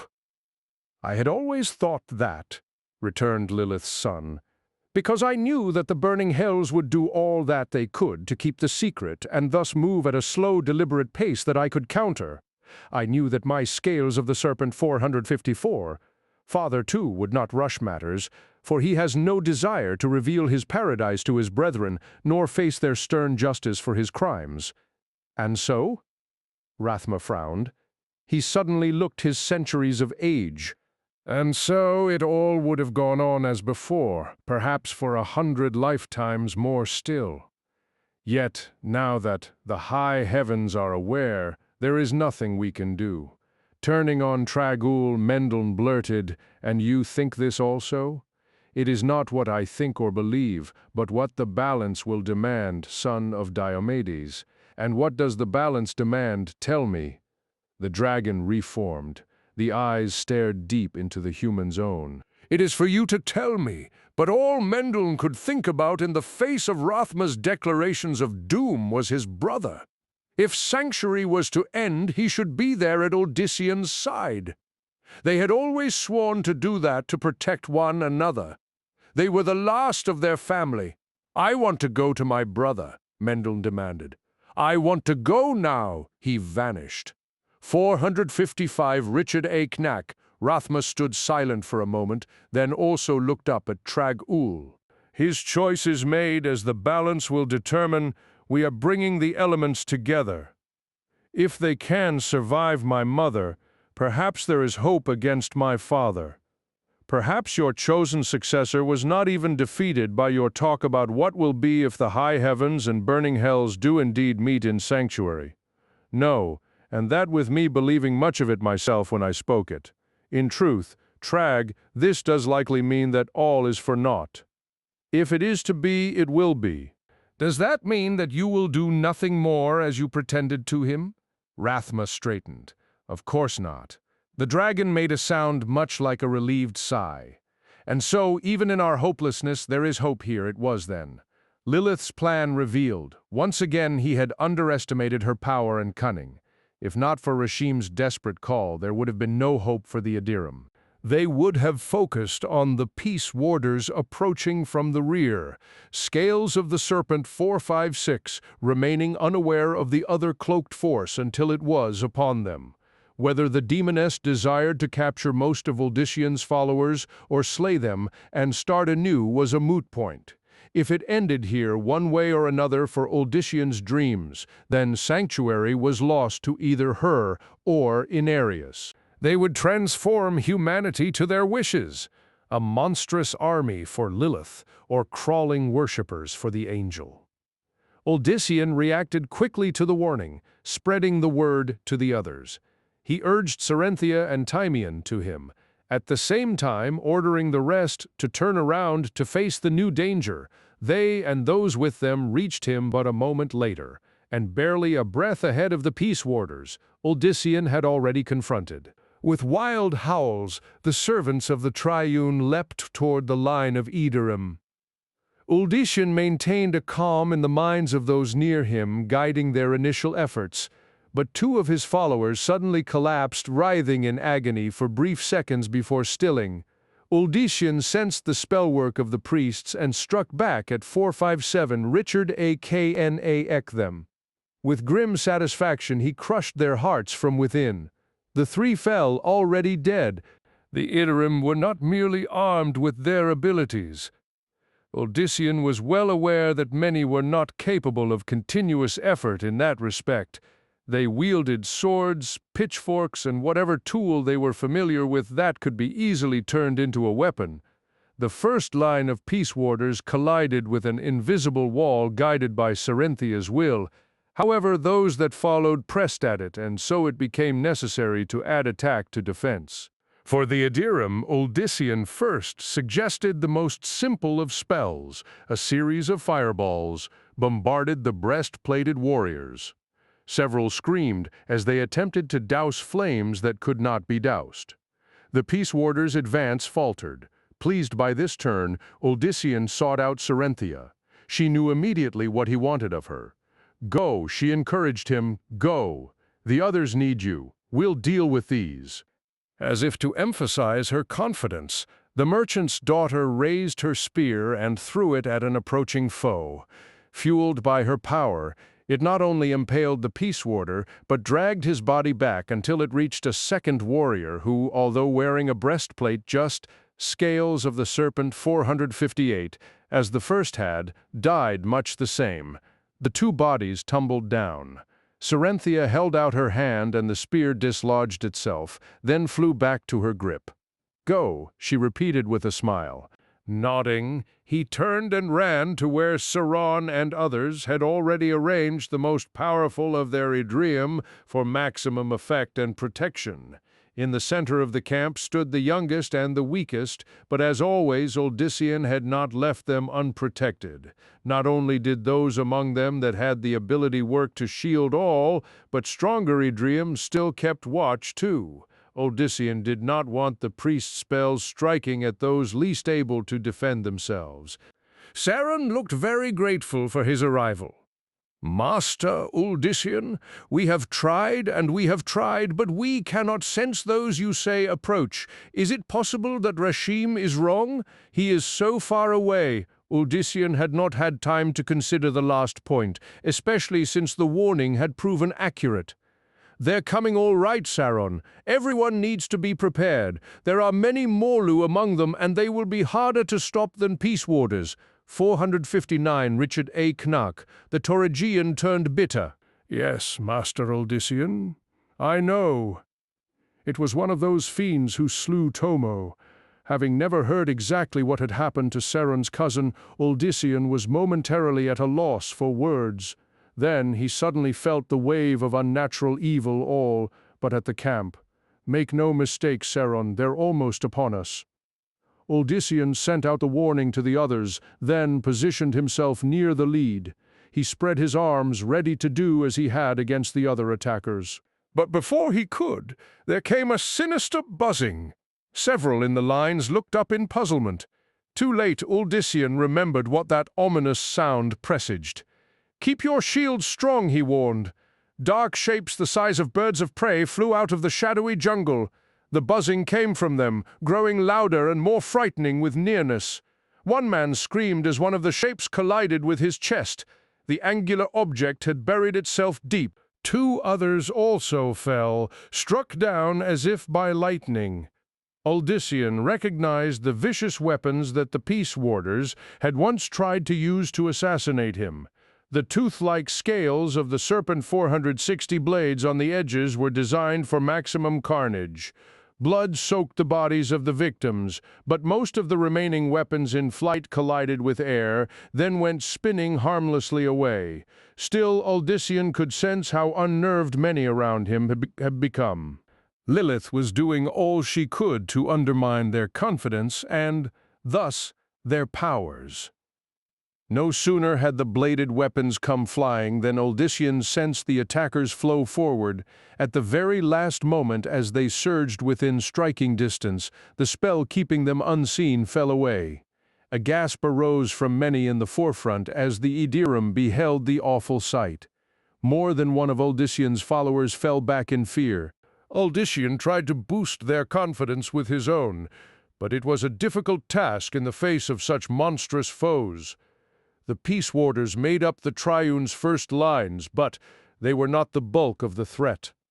That fell to the Morlu seen in such numbers as even Uldyssian could not have believed. He could not say what was worse, that so many existed, or that they all looked and moved like the same beast replicated hundreds of times over. Even more than the Peace Warders, the unliving warriors were 461 Richard A. Cain, driven by one urge to soak their weapons in the blood of their victims. But neither they nor the Peace Warders were the first to strike. That dark honor went to the priests. Uldyssian sensed their spells and gave warning. But even then, some of his people were not strong enough, their wills, and thus their shields were broken. Peace Warders, obviously alerted by the priests, immediately leapt at those vulnerable. For the first time came the clash of arms. Uldyssian sighted two Peace Warders who had broken through the wall of Idrium. At his command, the first warrior's weapon turned on its wielder. gutting the man. Uldyssian sent his second foe flying back over his followers and into the vicious throng from which he had come, using the Peace Warder as an effective missile that bowled over a dozen other fighters. The Edorim were being assailed on all sides, but they were, for the most part, holding their own. The Morlu had yet to join the combat, but would so very soon. Still, Uldyssian had expected more from Lilith, and at that moment the ground to his left erupted in a mass of horrific tentacles that reached out and grabbed people in every direction.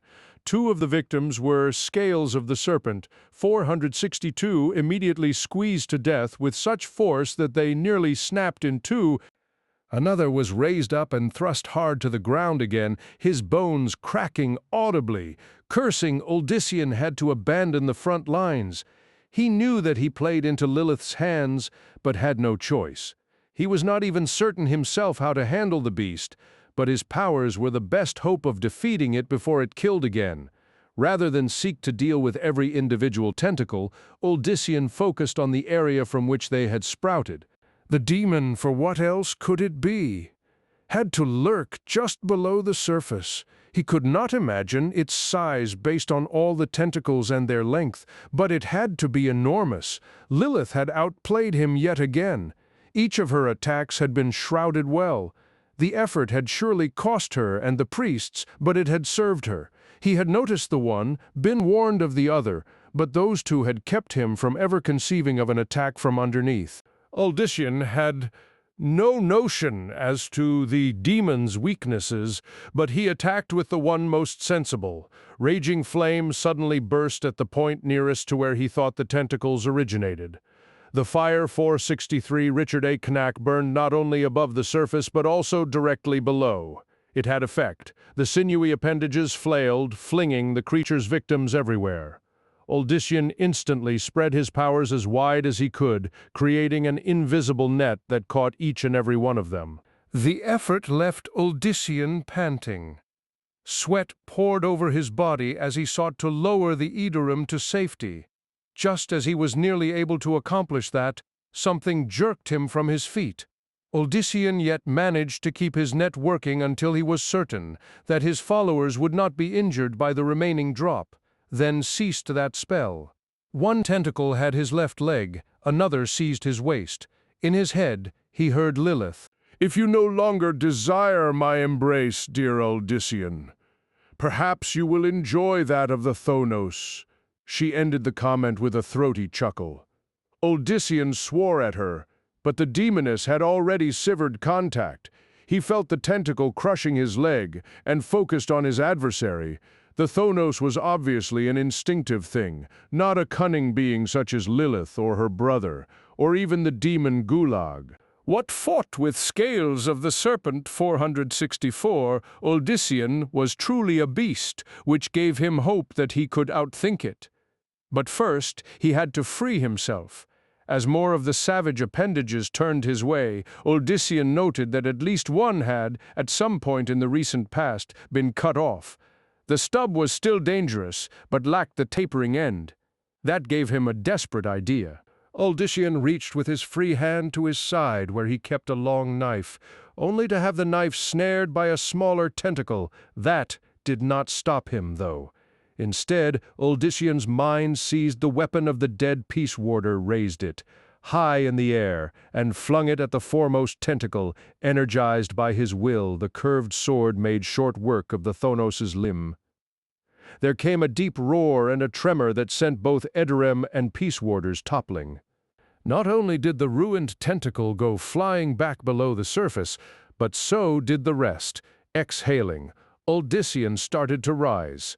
The entire area around him, nearly a quarter of the area of the encampment, exploded as a giant shape shot up from the depths. Screams arose as those nearest fled. The Thonos did not merely have many tentacles, it was tentacles. They all originated from an oval mass at 465, Richard A. Knack. The center, a mass equal to perhaps a dozen Uldyssians. From every part of it sprung limbs of various sizes and lengths, more than 100 if Uldyssian could believe his eyes, and in terms of eyes the Thonos was also nightmarish.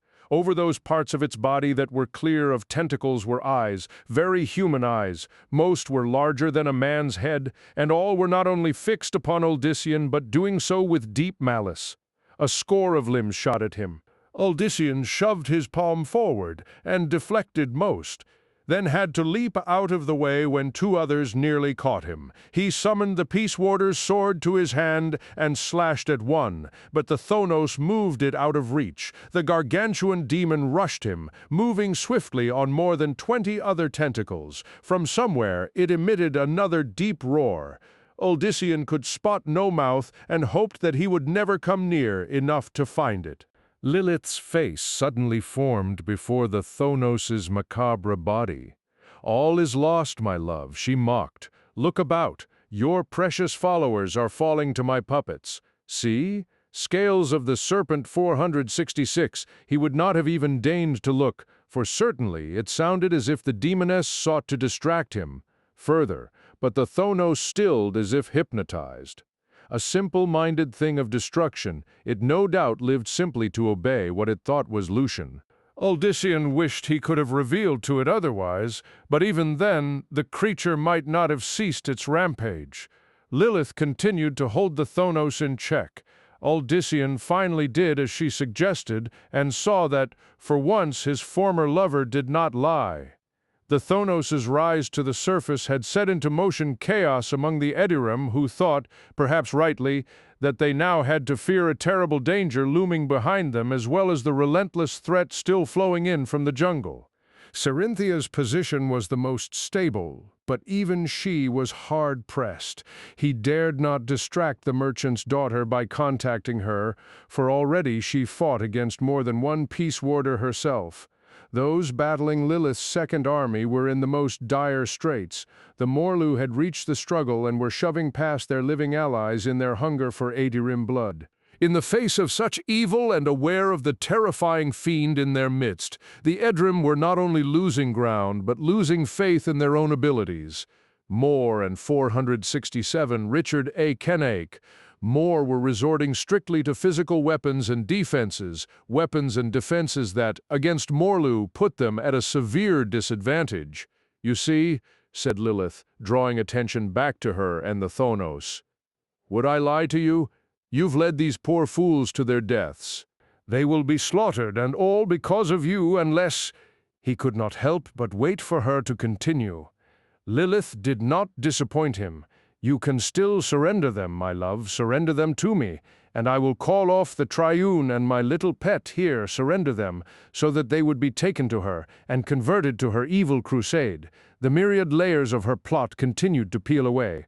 Uldyssian had no doubt that the demoness would also continue the slaughter, until he finally acquiesced. For a moment he considered her demands.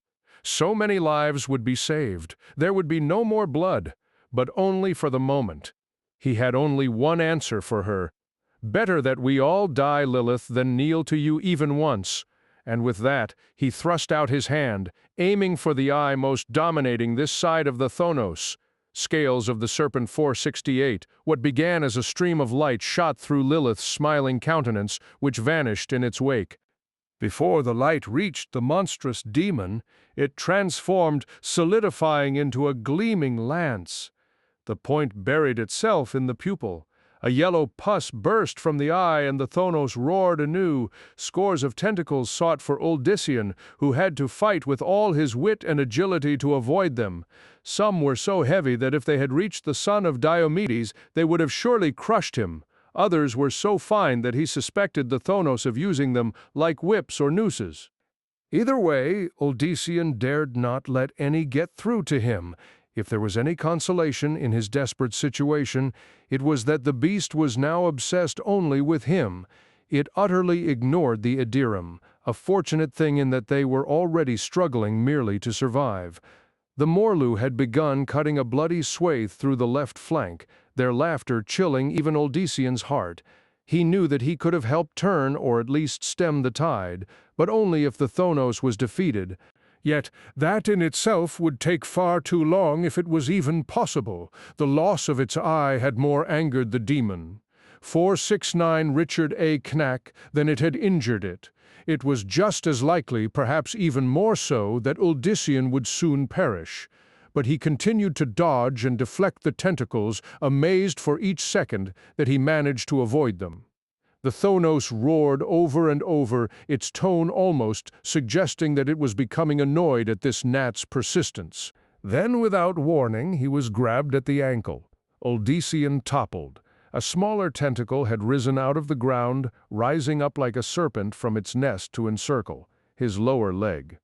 Uldyssian had underestimated the monster's intelligence, perhaps fatally. He moved to slice at the appendage, but another tentacle caught his wrist while a third tore the sword away. A fourth pummeled his chest, forcing the air from his lungs. Uldyssian nearly blacked out. A part of him wondered if that might be for the best. What was left but for him to witness the destruction of the Edorim and his own grisly demise? Yet he struggled, albeit feebly. Uldyssian could not regain his breath, and thus enough wit to use his powers. He felt the Thonos drag him toward it. Through blurry eyes, Uldyssian finally caught sight of the mouth, a scales of the Serpent 470 menacing beak-like projection underneath the demon's body. A thick tongue, dripping with saliva, thrust out of the mouth, seeking him. Stirred by the sight, Uldyssian managed to send a bolt of pure force at the mouth. It struck the tongue, searing it. Letting loose an ear-pounding sound, the demon pulled back its tongue, then shut its mouth. The tentacles holding Uldyssian tightened painfully if it could not eat. The human, the Thonos, evidently would be satisfied with, crushing him. Then Uldyssian sensed a figure near him. His mind flashed back to the jungle when Mendel had come to his rescue against the ancient demonic presence. He had wondered where his brother was in all this, should not the fate of the Edorim have been integral to Rathma and the dragon. Would not Mendel himself have sought to come to his sibling just as Uldyssian would have come to him? Something happened, but what it was, a weary Uldyssian could not say immediately. He only knew that the tentacles abandoned him. Air filled his lungs. The Thonos bellowed angrily. 471 Richard A. Cainac, Mendel Uldyssian managed, shaking his head to clear both it and his vision. Mendel, I knew you'd. It was not Mendel. Achilleos stood next to him, firing one arrow in rapid succession after another. Those bolts, those seemingly insignificant bolts, struck true against each of the visible orbs of the demon. But more to the point, after they hit, they dissolved in an explosion of energies far more deadly than the point of an arrow. 6 eyes were ruined and blue lightning crackled from each. The Thonos shivered, and many of its limbs flailed about without reason. Achilleos, standing like some dread guardian, pulled arrow after arrow out of his quiver and never seemed in danger of running out. Recovering from his shock, Uldyssian called out, "Achilleos, what?" Without missing a shot, the archer turned his gaze to his old friend. Achilleos's eyes blazed white. Expressionless, he said, "Go, Uldyssian, you are needed." With that, the blond figure returned to firing. For the first time, the Thonos showed some hesitation. Several scales of the Serpent 472, tentacles wiped at the eyes already targeted. Others began churning up the ground. Uldyssian, still uncertain as to whether to leave Achilleos alone against this behemoth, recognized immediately what the Thonos was doing. "It's going to burrow," he shouted to the hunter. "It's going to attack from underneath." To this, Achilleos remarked in the same monotone voice as before, "No, it will not go now, Uldyssian." This time Uldyssian listened. He did not understand this latest face of his childhood friend, but what mattered was that Achilleos did appear to be holding the Thonos at bay. At the very least, Uldyssian hoped to salvage the Idrim and then return to help the archer. If all of that was yet possible, the struggle with the Morlu had turned very desperate. The one beacon of hope centered around Saren. The Toragian, looking almost as fierce as the helmed warriors, wielded a long, slim sword and at first appeared to be simply using skill against his insidious adversaries. However, each time the sword hit, a flash of blue accompanied the slice. In this particular case, the result was the toppling of a Morlu's head the next moment. 473 Richard A. Knack, but other than those surrounding Siran, the Edorim were in retreat. The Morlu and surviving peace warders trod over the bodies of the dead, eager for more victims. Pausing to catch his breath again, Uldyssian glared at the encroaching villains. He spied a Morlu about to slay a Toragian and fury took over. The Morlu let out a hiss as the blade in its hand melted. That hiss turned to a howl as the creature's gauntleted hand followed. Uldyssian did not stop until he had reduced the Morlu to a bubbling mass, an act that took him all of 3 breaths. The Edorim realized that he was with them again.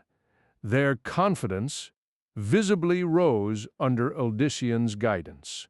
The line began to strengthen, even push back in some places the servants of the temple. Then a Parthan whom Uldyssian had thought slain rose up again, axe in hand. Next to the man, a Toragian also stood. Uldyssian cheered at this sight until a peace warder whose throat was a bloody tangle of sliced flesh and sinew joined them. All 3 turned to face the defenders, and all 3 began attacking. All 3 were dead scales of the Serpent 474. Cerinthia's anxious voice filled his head. Uldyssian, the slain, theirs and ours, they're rising, all of them, they're rising, they were indeed. Everywhere that he looked, Uldyssian saw that those who had been killed were now standing. Some of them lacked limbs, even heads. Whether Edorim, peace warders, priests, or Morlu, those still intact enough were now back on their feet. And all now marched with the rest of Lilith's servants against Uldyssian and his followers, 21. He could hear her laughter again, Lilith's triumphant laughter. Each time she stole hope away from him, but if she thought that this would finally break him, finally make Uldyssian surrender the souls of the Edorim to her, then the demoness was sorely mistaken. The corpses shambling toward his people were no more than shells. The spirits of the men and women they had once been had moved on. That was made even more evident by the fact that none of the resurrected Edorim used their powers, all kept to the weapons at hand. When Uldyssian probed one of the figures, he sensed nothing living. That settled it for him. Feeling no regret for what he had to do, Uldyssian waved his hand toward the first several walking dead. They immediately collapsed. However, before he could sigh in relief, the bodies, scales of the Serpent 476, stumbled to their feet again, weapons once more ready to add the living to their ranks. As powerful as he was, Uldyssian could not play this endless game against Lilith and the priests. He would have to destroy her creatures en masse, but that risked him injuring or even slaying his followers in the process. But there was no other choice. Each moment that he hesitated, more of those who had put their lives in his hands fell victim, and then rose to add others. He had only one hope, but it risked everything. Then again, the battle was already beyond concerning himself about that. "Pull back," he commanded the Edorim in front of him. "Quickly, those that can, create a shield. Separate us from them, if only for a few feet." They obeyed without question, which made him cringe inside. In their minds, Uldyssian had come to save them again. However, he could no longer promise that would be the case. His heart beat as he waited for them to do as he said. Yet, although in some places they managed to succeed, in others it proved impossible to disengage with the Morlu and the peace warders. Uldyssian could wait no longer. He prayed that he could control his powers enough to 477 Richard A. Cain, keep from adding too many of his companions to the casualties. Worse, he did not even know if what he planned would accomplish anything except delay defeat. He focused on the mass of bodies. The resurrected dead suddenly began falling, not merely those of the dead Edorim and peace warders, but also the slain Morlu. They simply collapsed as if a gust of wind had blown all of them over. But this miracle was not due to Odyssean. Startled, he looked around for the source, but could not find it. Then it occurred to him not to waste this moment. Strike! He ordered the others. Strike before they recover. To their credit, the Edrim reorganized immediately. Saron and the other commanders led them forward. The surviving Peace Warders and Morlu readied themselves for what was surely the last confrontation. They had every confidence in their might despite this abrupt turnaround. But then a voice called out in a language that Odyssean did not understand. He did recognize that voice, though, and his heart leapt at its sound. A figure in black, one hand holding high a gleaming white dagger, shouted again in the direction of the scales of the Serpent 478 attackers.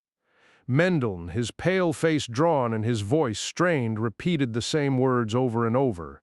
And as Odyssean watched, in the front line one Morlu after another let out hisses of dismay, and fell as dead as the once animated bodies. The Peace Warders and priests faltered, stunned as their most potent weapon proved vulnerable.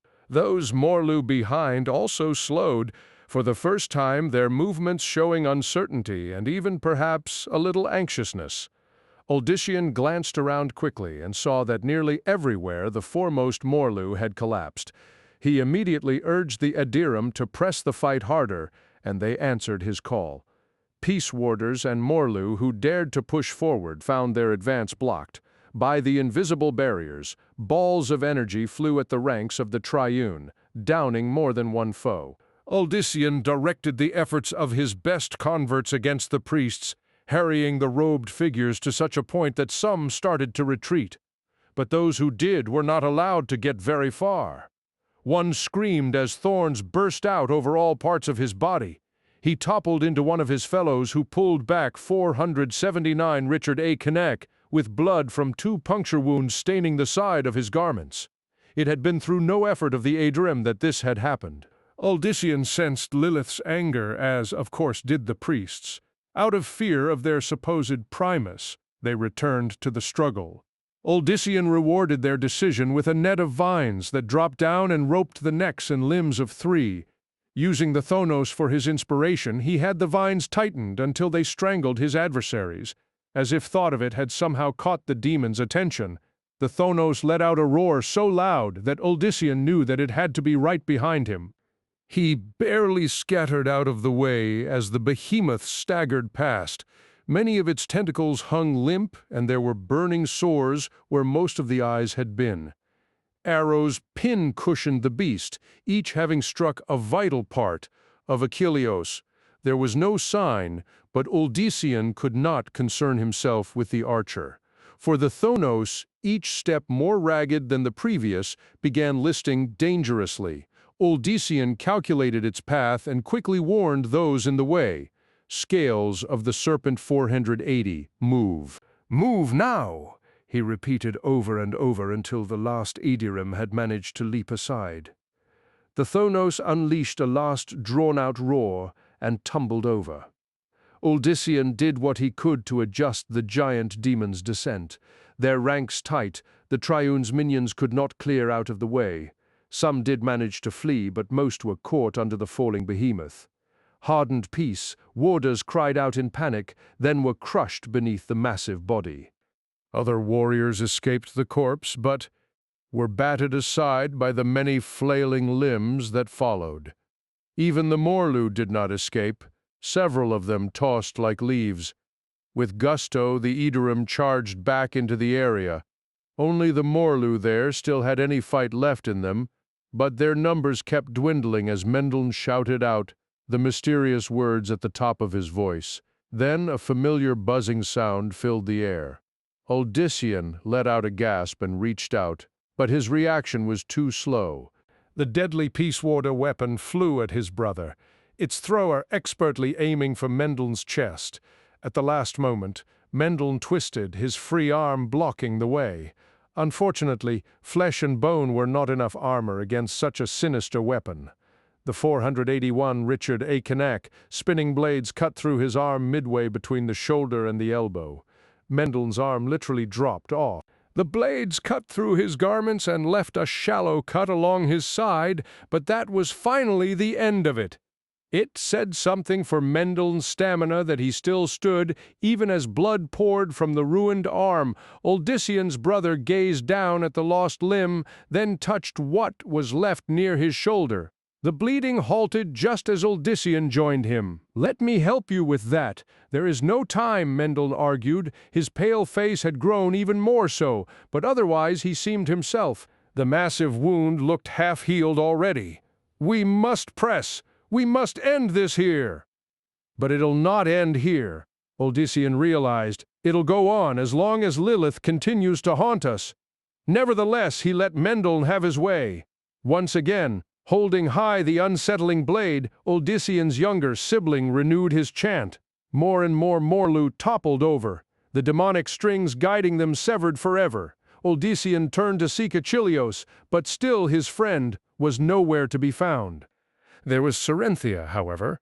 She utilized her spear and her powers as if born scales of the Serpent 482. To them, each time a peace warder or some other adversary perished at the point of the weapon, another fell to a fireball, a storm of dust, or some other conjuration. "Serenthia," he called. "Where is Taman?" Like Achilleos, there was no trace of him. Dead. A Morlu caught his eyes turned elsewhere, and his powers defending another. The Parthans were growing fewer and fewer, and even though this night had witnessed both his brother and his childhood comrade return to his side, the loss of Timon only emphasized again how Odyssean's past was being eaten away. It did not help that he saw Jonas, once scarred Jonas, commanding others in the name of his only blood relation. "Damn you, Lilith!" he silently swore. No, this would never end. If she could not use the triune, the demoness would slip away to find some other method by which to seize the Aedorim, seize all of humanity for her own. He could not let her. He could not let her continue. Odyssean imagined her before him, imagined her in his grip, and so she was. 483 Richard Aiknak, the daughter of Mephisto, stood right in front of Odyssean, her expression as wide-eyed and wondering as his. She wore no guise, appearing before him as the reptilian temptress he had last seen. Odyssean did indeed hold her as he imagined, hands clamped painfully tight around her upper arms. Their faces were less than a foot apart. Unfortunately, it was Lilith who recovered first, her gaping mouth transformed into the familiar beguiling smile with which as Lilia she had first captured his heart. "Why, Odyssean, my love, if you wanted me in your arms again, you should have just told me." Something snared him around the throat, constricting, like a serpent. Too late he recognized it as her tail. "We should go to somewhere more private, don't you think?" They vanished from the battle. Serenthia felt Odyssean's surprise and his subsequent dismay, but the struggle against the triune prevented her from coming to his aid. She sensed Lilith's awful presence and almost screamed in horror when both he and the demoness disappeared. Scales of the Serpent 484. But even then there was nothing that the merchant's daughter could do, nothing but continue to fight and kill peace warders, priests, and Morlu, each of whom seemed immediately replaced by two more. That Mendel had returned and had stripped many of the Morlu of their parody of life had helped stave off the onslaught. But that was all. The servants of the temple were better trained for this chaos. Odyssean's followers were still, for the most part, farmers, merchants, and the like, yet they fought with far greater determination and skill than even she could have imagined. But would it be enough? Two Morlu converged on her. However, before Serenthia could deal with them, a succession of arrows caught the pair in both their eyes and their throats. Each strike was accompanied by a flash of energy. The Morlu dropped. "Achilleos," she blurted.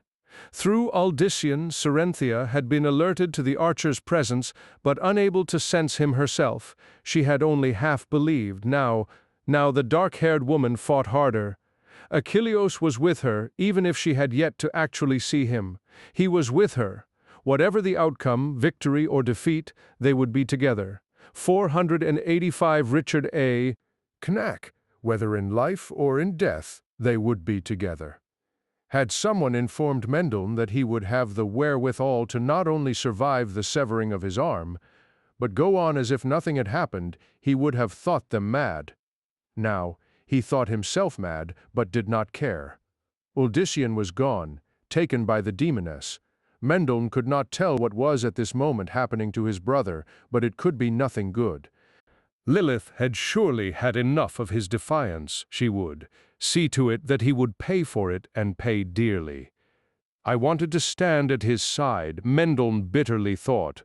A short time that certainly was. He considered calling to Rathma and Tragul, but for reasons that he could not explain, held back. Instead, he used his wound and his bitterness to power his work. One Morlu after another Morlu. The fiends bereft of the demonic essence that animated them dropped before him. Each casting took its toll upon him, though, something he did not outwardly show. Yet there were still Morlu, too many Morlu, and their savage blades continued to get through some Edorim's shield, splattering the innards of that hapless person over other defenders. Scales of the Serpent 486. They must all be cast out if we are to win, or even survive they must be. A Morlu broke through. Rather than attack from behind those battling the Triune, the bestial warrior headed for the children and weaker within the circle. A monstrous grin stretched across the fiend's unnatural countenance. At the same time, two more slipped through other cracks in the ranks of Uldissian's followers. The Edrim had proven themselves several times over. They were just outnumbered and lacked the foul expertise of their foes. They must be cast out. But he was the only one with that ability, and had so far proven wanting. All that the dragon and Rathma had shown or taught him meant nothing. None of their methods or spells had focused on such a monumental and desperate task. Yet Mendelssohn had to try. It still did not mean that the Idrim would be saved, but to simply give up, and that suddenly gave him an idea of how to come to his brother's aid. It, too, was a desperate notion. He pulled the small bone fragment from his pocket. Without hesitation, he said to it, "To my brother? To help him against Lilith." 487 Richard A. Knaa. The fragment vanished. Mendelssohn hoped that he had not just made a terrible mistake, but he had not had any other choice. That left the Morlu with which to deal. Bracing himself, Mendelssohn ran through the words in his head. They had to be arranged just so. He no longer followed his mentor's examples, but his own. If the balance decrees it, Uldissian's brother thought, then it will work, and if the balance did not, Mendelssohn did not want to think about it. He held the dagger up and began shouting. His spell was his own variation of what he had used already, but now amplified. Yet it was not the words of power alone that he needed. Mendelssohn threw his will into it, threw everything that he was into it. The Morlu were an abomination. They had to be cast out from the dagger, burst a blinding light which caused Mendelssohn himself to cry out in surprise. He staggered, suddenly feeling as if his very life were draining from him. The light spread out among the Aedorum and then their enemies. Mendelssohn watched with hope, with anxiousness. Scales of the Serpent 488, waiting for something to happen. When nothing did, he nearly gave in to his growing weakness. But then, a Morlu flung back his helmet. The ghoulish warrior, his horrific, scarred face fully revealed, took an awkward step in Mendelssohn's direction, and then spun around and crashed to the ground. The one next to the first fell over. A third followed suit. It is happening. Mendelssohn cheered. It is happening. However, it was still happening too slow, and the stress on him was becoming overwhelming. He fell to one knee, even as an entire row of Morlu simply collapsed.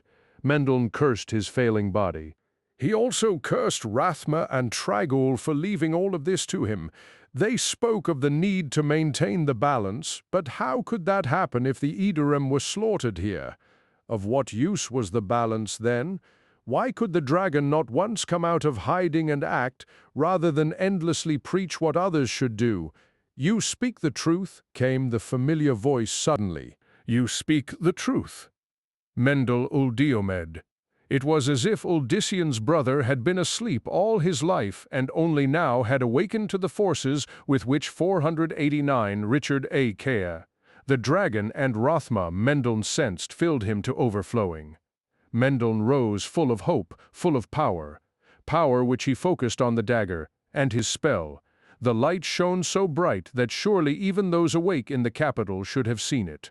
All around him, the combatants froze in astonishment. And the Morlu, all the Morlu, finally died again. They fell by the dozens, by the scores, and Mendel was certain by the hundreds. As he turned around, he saw only their corpses littering the already blood-soaked jungle. Thankfully, he knew that these beasts would not rise again, for he had taken that into account when he had derived his own spell. "They are all finished," Tragul declared. "They are no more." The dragon and Rathma withdrew from him. Mendel teetered, then dropped to both knees. His arm fell to his side, and as it did, the incredible illumination cast by his dagger vanished. Another voice entered his thoughts, yet one that he welcomed, for it did not speak to him alone, but all the defenders. "Have at them." Serenthia commanded. "They're confused, lost. Now's the time to strike for Uldisian." Scales of the Serpent 490. A spontaneous cheer arose from among his brother's followers, and even Mendel added his own ragged cry to it. The Edorim swept out toward their adversaries, beating back the peace warders and countering the spells of the priests.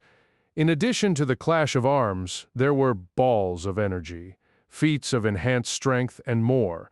The once invincible ranks of the Triune splintered. Peace warders fought, but not with much hope. Mendel wanted to do nothing more than sleep, but he fought to his feet. Sleep could only come when, assuming no new horror reared its ugly head, Lilith's minions were utterly broken. Only then he sensed a priest casting. Mendel shoved the dagger forward and muttered. In his mind he saw the priest's spell turn on the man. A dark shadow enveloped the caster, a shadow that literally ate away at him until nothing remained. The priest did not even have time to scream. There were still many to fight, but the odds were now with the Edorim. Their confidence continued to swell, that and the fact that they knew in their hearts that this was the decisive moment, and so they fought. Mendel, aware that he could do no more for his brother, fought with them. At that 491 Richard A. Knack moment, he both respected and hated the balance, for he knew very well that the Edorim needed to win, even if it meant losing Uldisian. Sanctuary could survive without his brother. Mendel could only hope that by sending the bone fragment to wherever his sibling was, that it would help Uldisian survive. Of course, considering just what the piece contained, considering the potential for evil within it, it was also possible that Mendel had done just the opposite. 22. Uldisian stood in amaze. He knew that this was some part of the Supreme Temple, but other than that he was entirely without a clue. Each time he used his powers to try to escape, nothing happened. He did not appear somewhere else, and this time he could not summon Lilith to him. Why, that was the son of Diomedes did not know, but it boded ill for his efforts against her. With nothing else left to him, Uldisian continued, down the stark stone corridor. Torches in the walls lit the way. Not that there was anything to see. Still, with memories of his encounters in the temple in Toraja still fresh, he kept a wary eye on the ceiling, the floor, and the walls. Uldisian knew that such distraction only worked in the demoness's favor, but could do nothing about it. 493 Richard A. Knack. The corridor ended at another one that gave him the choice of turning left or right. Having already chosen the right at the last intersection upon which he had come, Uldisian picked the left this time. In truth, a part of him was suspicious that he would end up in the same place, regardless of which direction taken. There was something entirely unnatural about this maze, not at all surprising, since it was demonic in origin.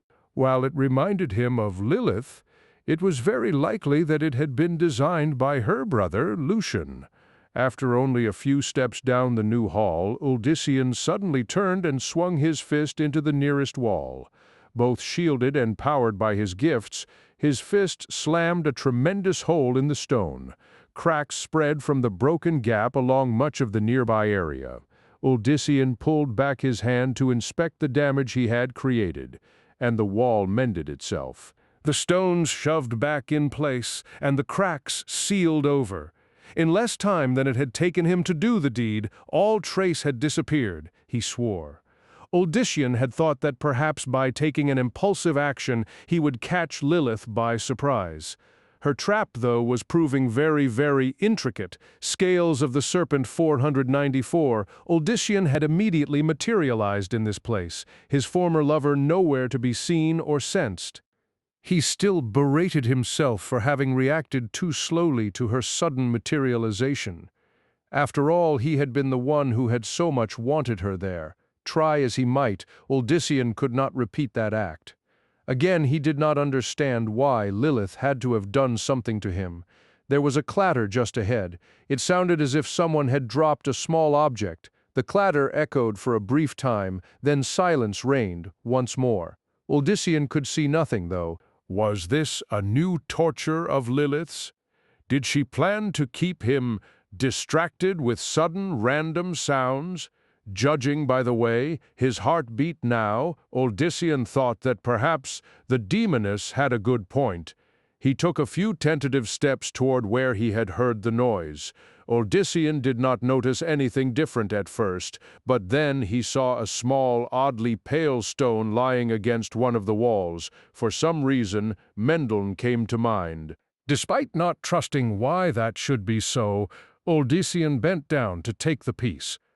There was a coldness to the odd stone that nearly made him drop it. Yet again he felt that his brother had 495 Richard AKM-AA, some sort of tie to this find. Straightening, Uldyssian inspected it. "The way you seek is behind you." Uldyssian smothered a gasp. He knew that voice, knew it so very well. Never had he expected to hear it again, especially emanating from a stone. No, he saw it for what it actually was. As a farmer raising animals, he should have recognized it instantly. It was a bone. And the voice had belonged to dread Malik.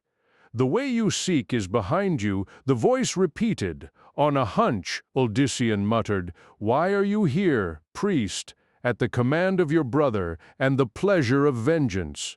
The first part Uldyssian understood, the second confused him at first.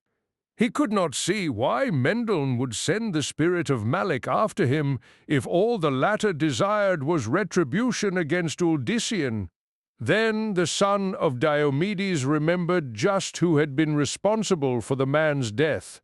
"So it's Lilith you're after, the way you seek is behind you." Scales of the Serpent 496 Malik's cryptic response made Uldyssian frown. He did not entirely trust this ghost, even if Mendeln had been the one to send him.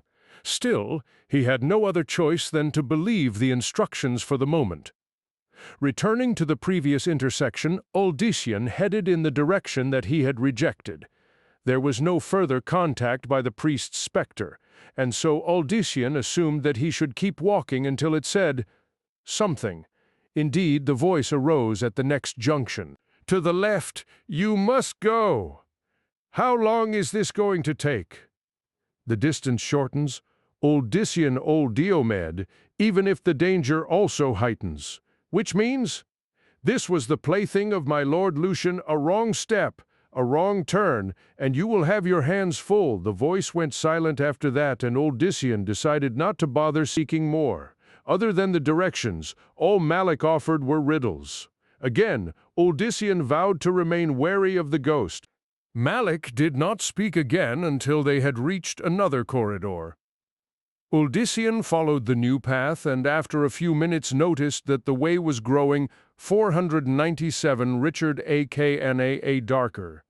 In addition, a sense of claustrophobia took hold of him. Recalling the tricks of the Worldstone's cavern, Uldyssian rejected the feeling.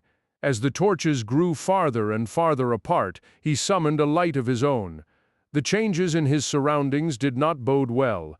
He resorted to the bone fragment for answers. "What goes on here, priest?" "Remain steady on the path," the ghost replied very succinctly. It was almost as if Malik stood next to him. "Touch not the walls, whatever the need, while he was certainly willing to obey. Uldissian wanted a reason. Why? What will happen if I—" The stone floor tilted, sending him sliding to the left. "Beware, the wall." Still clutching the fragment, Uldissian grasped with his free hand a depression between two stones in the floor. His momentum ceased. He held on tight. Oddly, the path behind him looked absolutely normal. With the utmost caution, Uldissian pulled himself toward it. The floor shifted, sending him rolling on into the darkened areas. This was not some clever use of mechanisms. The only manner by which the floor could move in so many directions was magic. Scales of the Serpent 498. He concentrated, willing the floor to become even again. The angle at which he tumbled lessened, then disappeared altogether. Uldissian paused to catch his breath. The floor shifted to his right. The wall. Fool! Beware the— It was too late. Uldissian, already near one side of the corridor, had no chance to react before his shoulder slammed into the wall. The stone there gave way. He dropped into emptiness and a moment later landed on a harsh, slick surface. Rise up, you dolt," Malik all but shouted in his head. They come. Savage grunting filled Uldissian's ears. On instinct, he rolled away from their source. A heavy battle axe chopped into the ground near his head. Ending on his back, Uldissian stared up into the black pits that were the eyes of a Morlu. Uldissian thrust his hand toward the monstrous figure. With a roar of anger, the Morlu went flying back, finally crashing into a jagged wall far away. The body fell several dozen yards before hitting the bottom. 499 Richard A. Knack. But as Uldissian rose from dealing with this threat, he saw that Malik had been correct when the ghost had used the word they. He was in a vast underground chamber filled with Morlu. Uldissian had been certain that Lilith had thrown all her resources into attacking the Idirem. He would have never believed that she had kept so many of these hideous creatures at hand should Uldissian escape her trap. Then again, perhaps she had merely held on to this band for other ventures, such as against Inarius, conspicuously absent in all this struggle. Whatever the reason, the Morlu howled at the sight of Uldissian and charged him. Like ants, they flowed toward the intruder from every direction. Some waved weapons, others merely sought to tear him apart with their hands. He thrust the fragment into his shirt and then met the first of his attackers. Uldissian grappled with the Morlu just long enough to gain a hold, then twisted the warrior around in time for the axe of another to bury itself deep in the first's chest, regardless of the armor. Tossing aside the body, Uldissian sent a ball of fire at the second attacker. Perhaps because of the Morlu's scales of the Serpent 500 undead nature, the creature immediately became an inferno. Uldissian kicked him into another, then turned to his left, where his most imminent foe now stood. That Morlu received what the initial one had. Driven by the human's powers, the armored beast flew up, then dropped over a lava flow Uldissian had spotted. The Morlu sank out of sight, the lava sizzling loud, but even with such success the horde was pressing him harder. With a cry of defiance, Uldissian swept his arm across the chamber. The ground around him exploded, and Morlu by the scores were ripped apart or tossed far away. Uldissian did the same with his other arm, with just as dramatic results. He continued this twice more, clearing for a great distance the ground around him. Morlu bodies and parts lay scattered everywhere. Driven by his frustration and fury and not having to fear harming friends, Uldissian had been able to take down nearly as many of the creatures as had been part of the entire attack on his followers. He did not fear the survivors. All Uldissian wanted was a moment to catch his breath, and then he would rid this place of the last of the vermin. 501 Richard A. Knack, but then he saw an arm lying over one body slide off that and roll to its former wielder. Once there, it reattached itself. Odyssean looked to the other side and beheld the ruined throat of another heel itself. As that happened, something emerged from the lava. Armor blazing red and flesh seared, the Morlu he had tossed into the flow also stalked toward him. Everywhere the demonic warriors healed and rose. It was an even more horrible tableau than that from the battle, yet Odyssean knew that it had to be related. It is the kiss of Mephisto that raises them, but the demoness has amplified its powers, came Malek's voice. Seek the black gemstone in the center. Seek it. Morlu blocked his view in that direction. Inhaling, Odyssean clapped his hands together. The crashing sound bowled over his foes. There, at last revealed, was what Malek claimed the source of the warrior's regeneration. A gleaming black gemstone nearly as tall as him and embedded in a triangular column of red-streaked marble. That is it. It must be destroyed, quickly. But the Morlu perhaps understood what he intended, for they came at him in a frenzy, screaming and leaping, scales of the Serpent 502 and swinging whatever weapons they carried. They converged on Odyssean from all sides. Despite that, he concentrated only on the huge gem. Compared to the World Stone, the task proved easier. Odyssean located within it a fault and threw all his will into that one place, with a shattering sound worthy of the colliding shards of the World Stone. The kiss of Mephisto was no more. The Morlu did not slow even then. Their hatred for him was absolute. Foam splattered the mouths of many, and their shrieks would have frightened the dead. The Morlu lived only for his utter annihilation. Just as he had done before, a grim Odyssean waved his arm across his view. He threw Morlu left and right into walls and into the lava flows.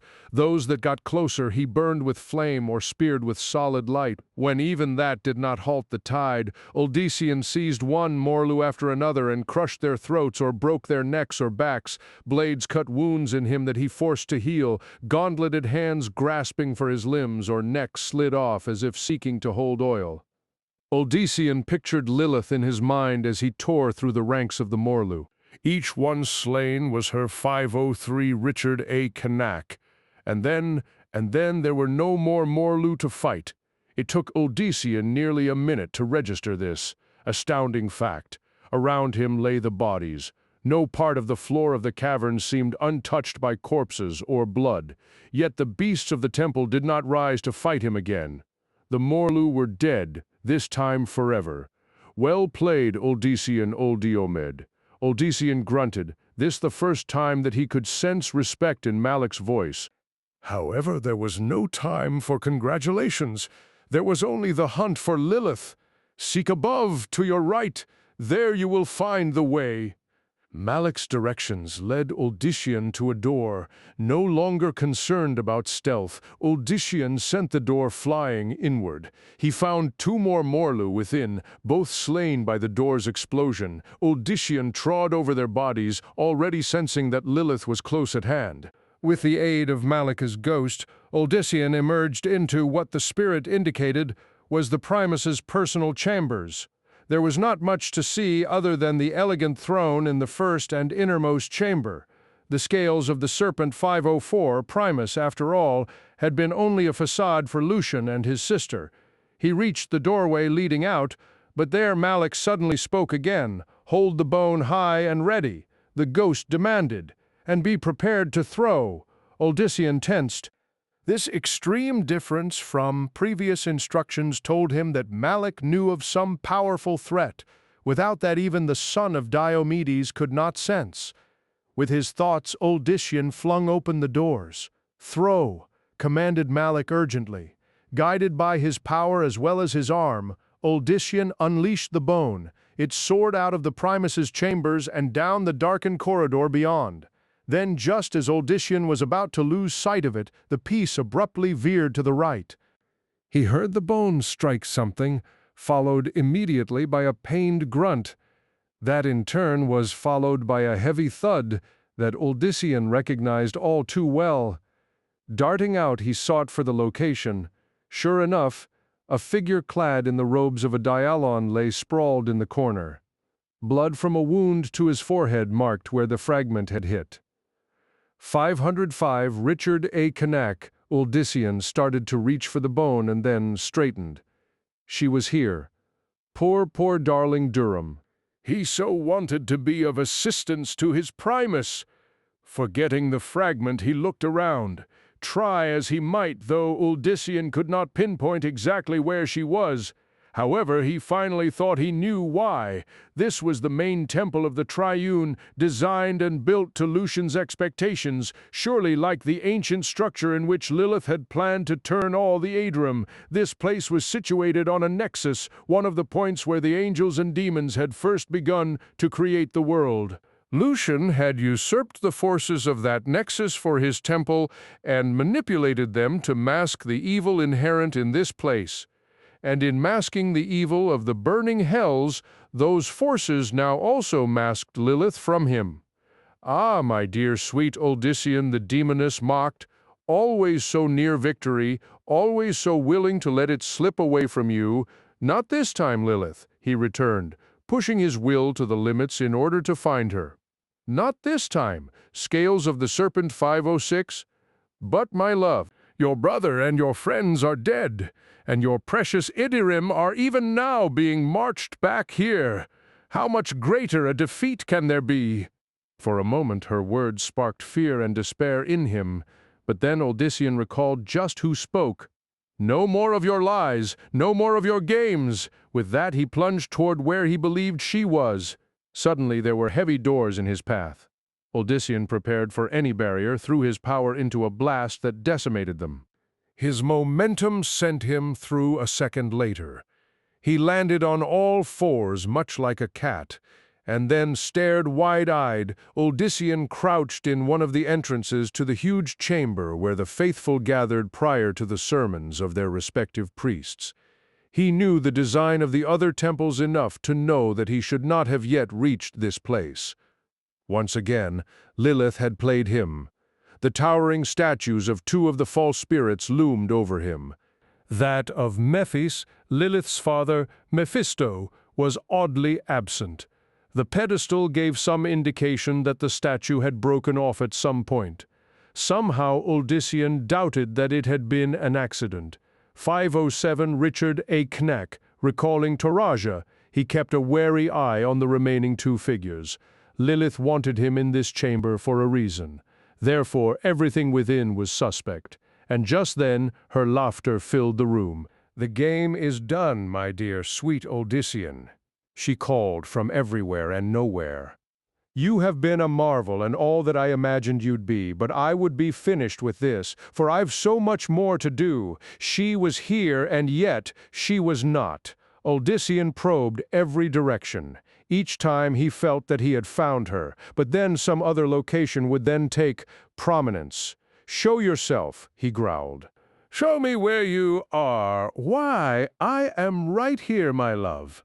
Lilith appeared and appeared and appeared over and over and over. 100 visions of the demoness materialized, followed by hundreds more. That they were merely illusion was the obvious thought to Uldyssian. Yet, when he sought to tell the true from the false, all of the figures seemed to him as the former. None were merely figments. "Hold me in your arms one last time," they mocked in unison. 1,000 Liliths pursed their lips. "Kiss me, Scales of the Serpent 508. One last time, my love." They started toward him, hips swinging, bodies moving suggestively. "Come lay with me one more time." They could not all be real, yet they were. Uldyssian tried to focus, but the battle, his personal fight with the Morlu, so much had happened to drain away his strength and concentration. He knew that the demoness had planned this. A weakened Uldyssian was less a threat to her, and possibly in her mind, more manageable. After all, she still wanted his Aedrum, and he was the easiest path to that. Then Uldyssian thought about the fact that Lilith had gone to the trouble of sending him through the maze, and against the Morlu below. She had expected him to somehow survive. He felt certain of it. That, and her shock when she had first materialized in the midst of the jungle battle, revealed to him that the demoness respected his abilities more than she let on. In fact, Odysseus suddenly believed that she was even a little frightened. Why else go through all this elaborate spell work? Could Lilith not have done with him as she wished after stealing him from the others? Perhaps not, perhaps she had indeed needed him, much weakened first 509 Richard A.K., aka. The horde of Liliths converged upon him, all with arms outstretched. Odysseus suspected that if he fell prey to her here, he was lost forever. Somehow he had to find the one and only Lilith in his fogged mind. A question arose. This was the supreme temple, the focus for the life of the sect. Where, then, were all those who should have been within? Lilith had sent only lesser priests, peace warders, and Morlu into the jungle. Where were the acolytes, the high priests, the guards, and all the rest that kept the temple functioning, but of whom many were not trained? Warriors? The only one that he had seen had been the one Malak's bone had brought down. He suddenly knew, and knowing it, Odysseus demanded in his mind to see the reality. The Liliths melted away. In their place stood the faithful, priests, priestesses, acolytes, peace warders, and more. The whole of the sect was represented, but Lilith was not among them. She had to be here. Odysseus reminded himself just who he was hunting. It would not be impossible for her to transform herself at the same time that he was ripping away her other illusion. Scales of the Serpent 510, the servants of the Triune must have realized too that they were no longer disguised, for they came at him like a maddened mob. In their minds they still served the Primus, and Odysseus knew that nothing he said would shake their faith in that knowledge. But then there were none here who did not know what the sect truly was, that it was actually a cult following the monstrous dictates of the lords of the burning hells. All concern for these fellow men and women abruptly faded. They cared nothing for the lives of his followers, nor the innocents who came to listen to the holy sermons. As he had done with the Morlu, Odysseus swept away. The ranks of the faithful, screams echoed throughout the vast chamber as bodies went flying in all directions. Several flew high in the air, others crashed against the walls. Odysseus left no direction unscathed. All those serving the three were tossed aside like the refuse that they were, and that left one figure still standing, a nondescript follower in robes of gray and brown. "Hello, Lilith," Odysseus remarked. Her instinct for defense had this time played against her, but only momentarily. The human guise vanished. 511 Richard A. Knake, the demoness now in her full glory. She leapt up into the air, hovering momentarily.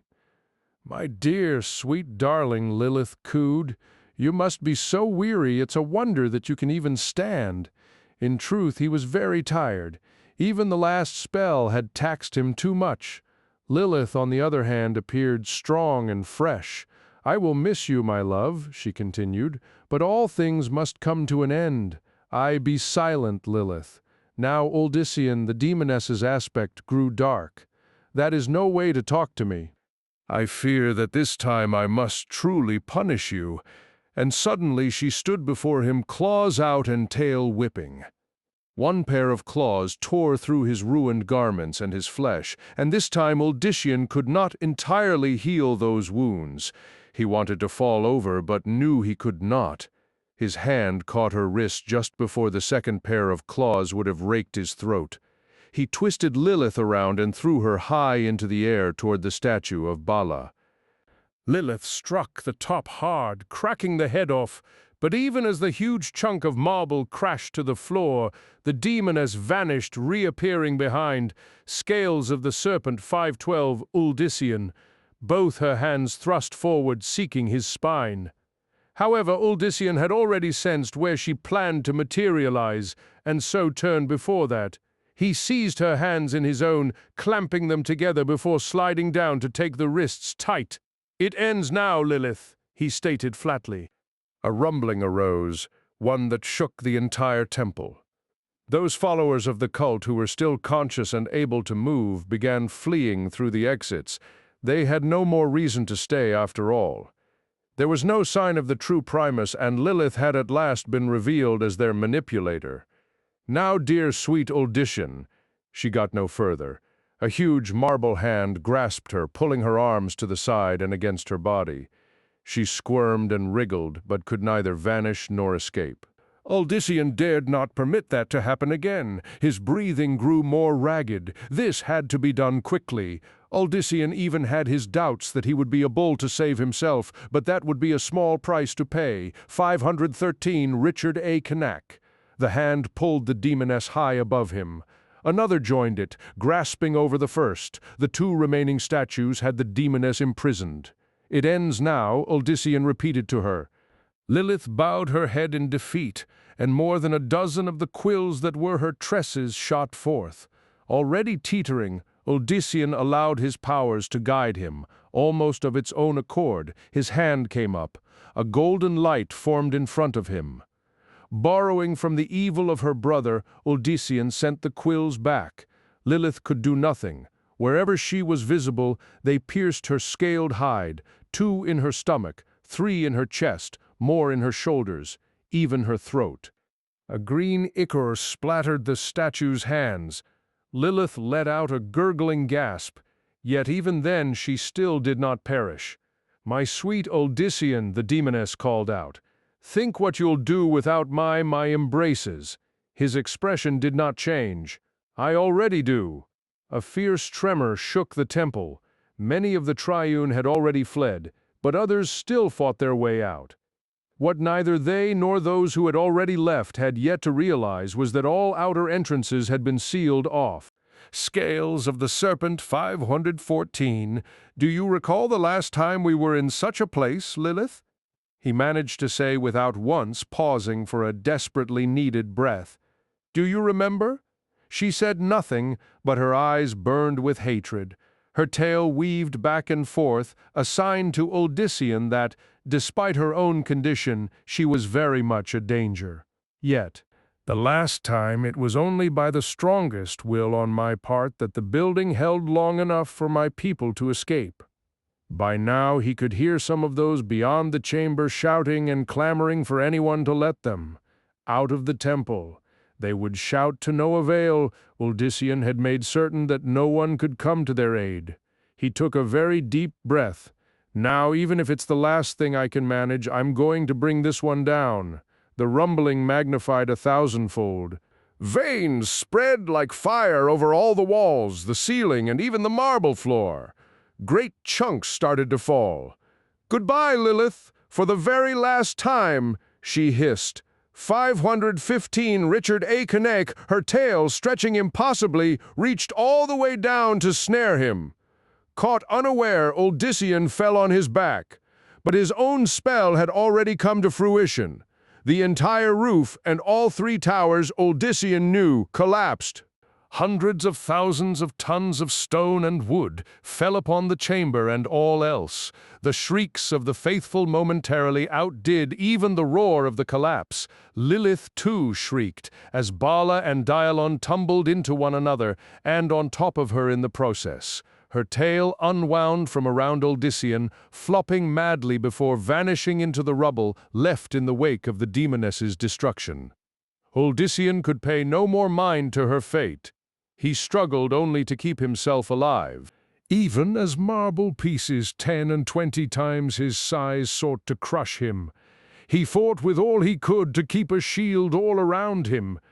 But the stone kept pressing and pressing, and Lilith's deeds had sapped him of more strength than he had let on to her. The effort of bringing down the gigantic structure was too much.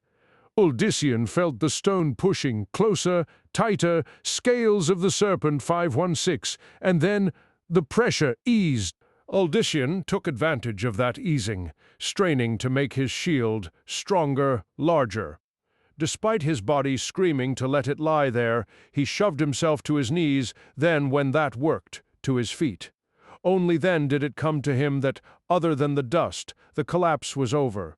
The ruins lay sprawled for as far as he could see. The The dust made it impossible to know more about the destruction he had caused, but Uldyssian sensed a wave of emotions coming from the north. The capital, just beyond his physical view, had felt the collapse and now, no doubt, saw the cloud rising above to obscure the stars. It would not take long for riders to come out to see what had happened. The mage clans likely already knew. Uldyssian's legs almost gave way. Fearful that he would leave matters incomplete, he quickly surveyed the area for any living sign of Lilith. After a moment, he sensed her trace some distance from him, a trace that faded away as Uldyssian monitored it. She was dead. It was over. 517 Trichard Akna. The son of Diomedes let out a sigh and fell. As he did, his fading mind wished that somehow he could return to the others. That was all that mattered, returning to them, and so you shall came the voice of Traguul, and so you shall 23. There had been many losses, but many more lived who should not have. Mendel and Cerynthia saw to the comfort of all the Edrim, feeling that in Uldyssian's absence they should do whatever they could. Despite the blood, despite the losses, there was an aura of joy among those there. They had vanquished their enemies. The few peace warders and priests to survive had fled into the deep jungles, their wills broken. They had nowhere to go, for everyone had felt the sudden destruction of the great temple. Jonas, climbing up a tree, claimed to have seen a dark cloud obscuring part of the sky in that direction. Daylight was coming soon, but no one needed to verify his claim, for suddenly Uldyssian himself was back among them. Although Uldyssian appeared alone, Mendel knew that the dragon had lent his brother aid in the return of 519, Richard A. Knack, second startling act by a being who insisted on complete secrecy when it came to his existence. Truly, Mendel thought then, the balance must have seen the good need for Uldyssian. He and Cerynthia came to Uldyssian's side. The merchant's daughter brought Mendel's brother something to drink. Uldyssian nodded his thanks. Then, when he had taken as much as he could, he eyed the two and said, "You know?" "Yes," answered Mendel. "You are free of her." But Uldyssian shook his head.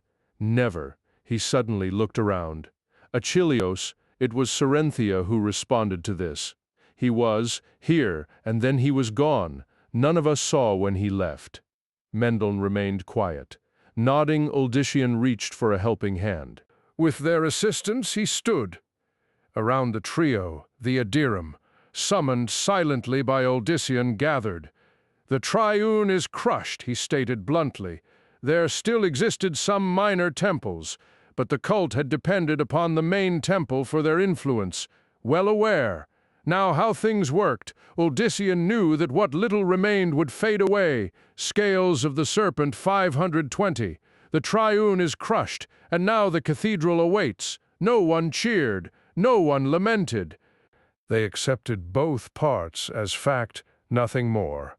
Whatever Uldyssian wanted of them, they would do their best to achieve. "Clear the dead away and send to me the wounded," he next ordered. Then everyone sleeps. As they left to obey, Uldyssian looked at his brother. His eyes went to the wounded arm, an arm Mendel again wore whole. "It shall be explained," replied the younger brother. "The dragon?" Rathma, nodding, Uldyssian asked. "Will they help us more? Or is it just us?"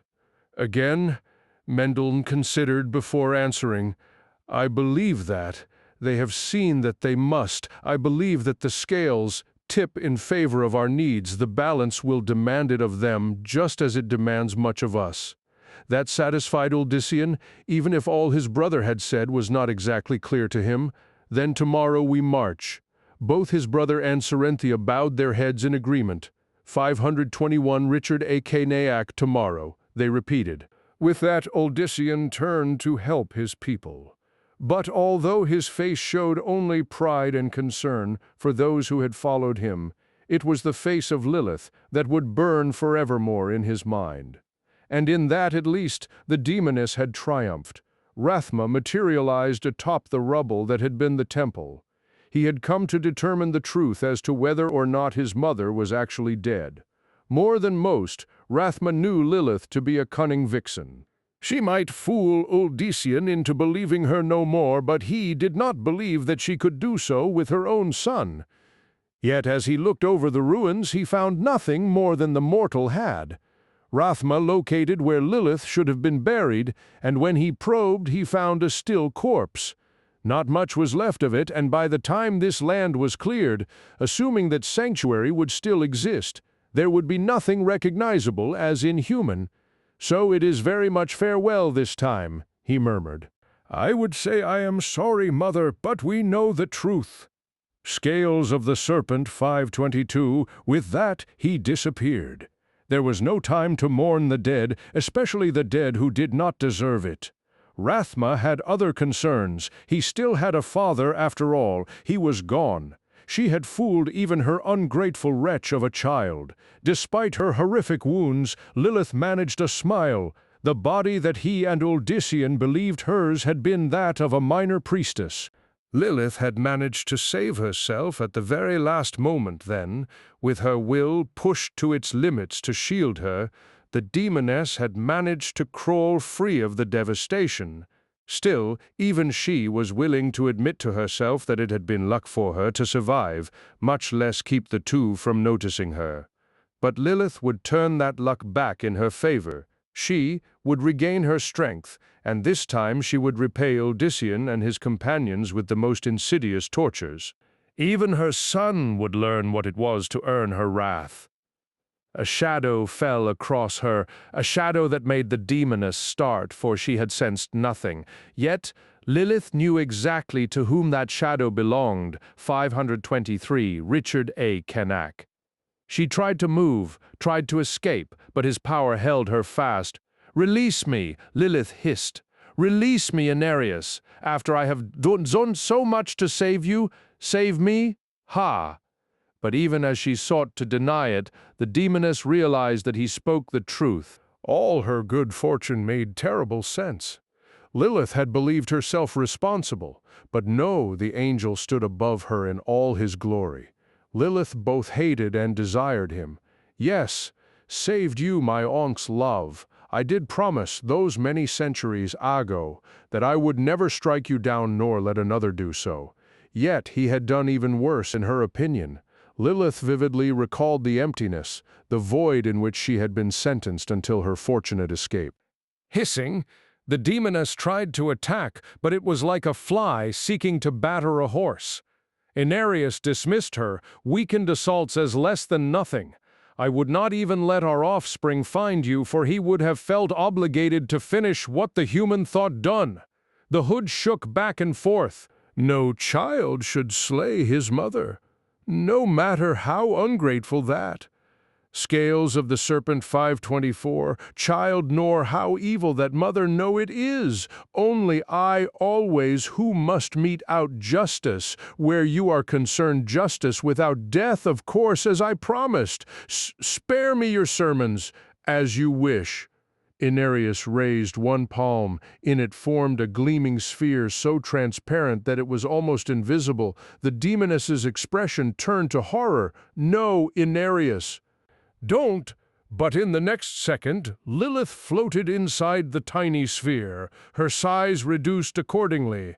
"I have remedied what was done inadequately before," the winged being said without emotion. "The mistake shall not be repeated. Good be my aunt's love." She spat at him, although the sphere prevented it from having any result. "You think sanctuary yours? You see what this human has wrought? He'll bring you down too, Inarius. He will not, for it is through my efforts that he has done you in." Before she could argue more, Inarius added, "Farewell me, onks love farewell, 525, Richard A.K. Nake." Lilith screamed and cursed, but her voice as well as she grew tinier and tinier.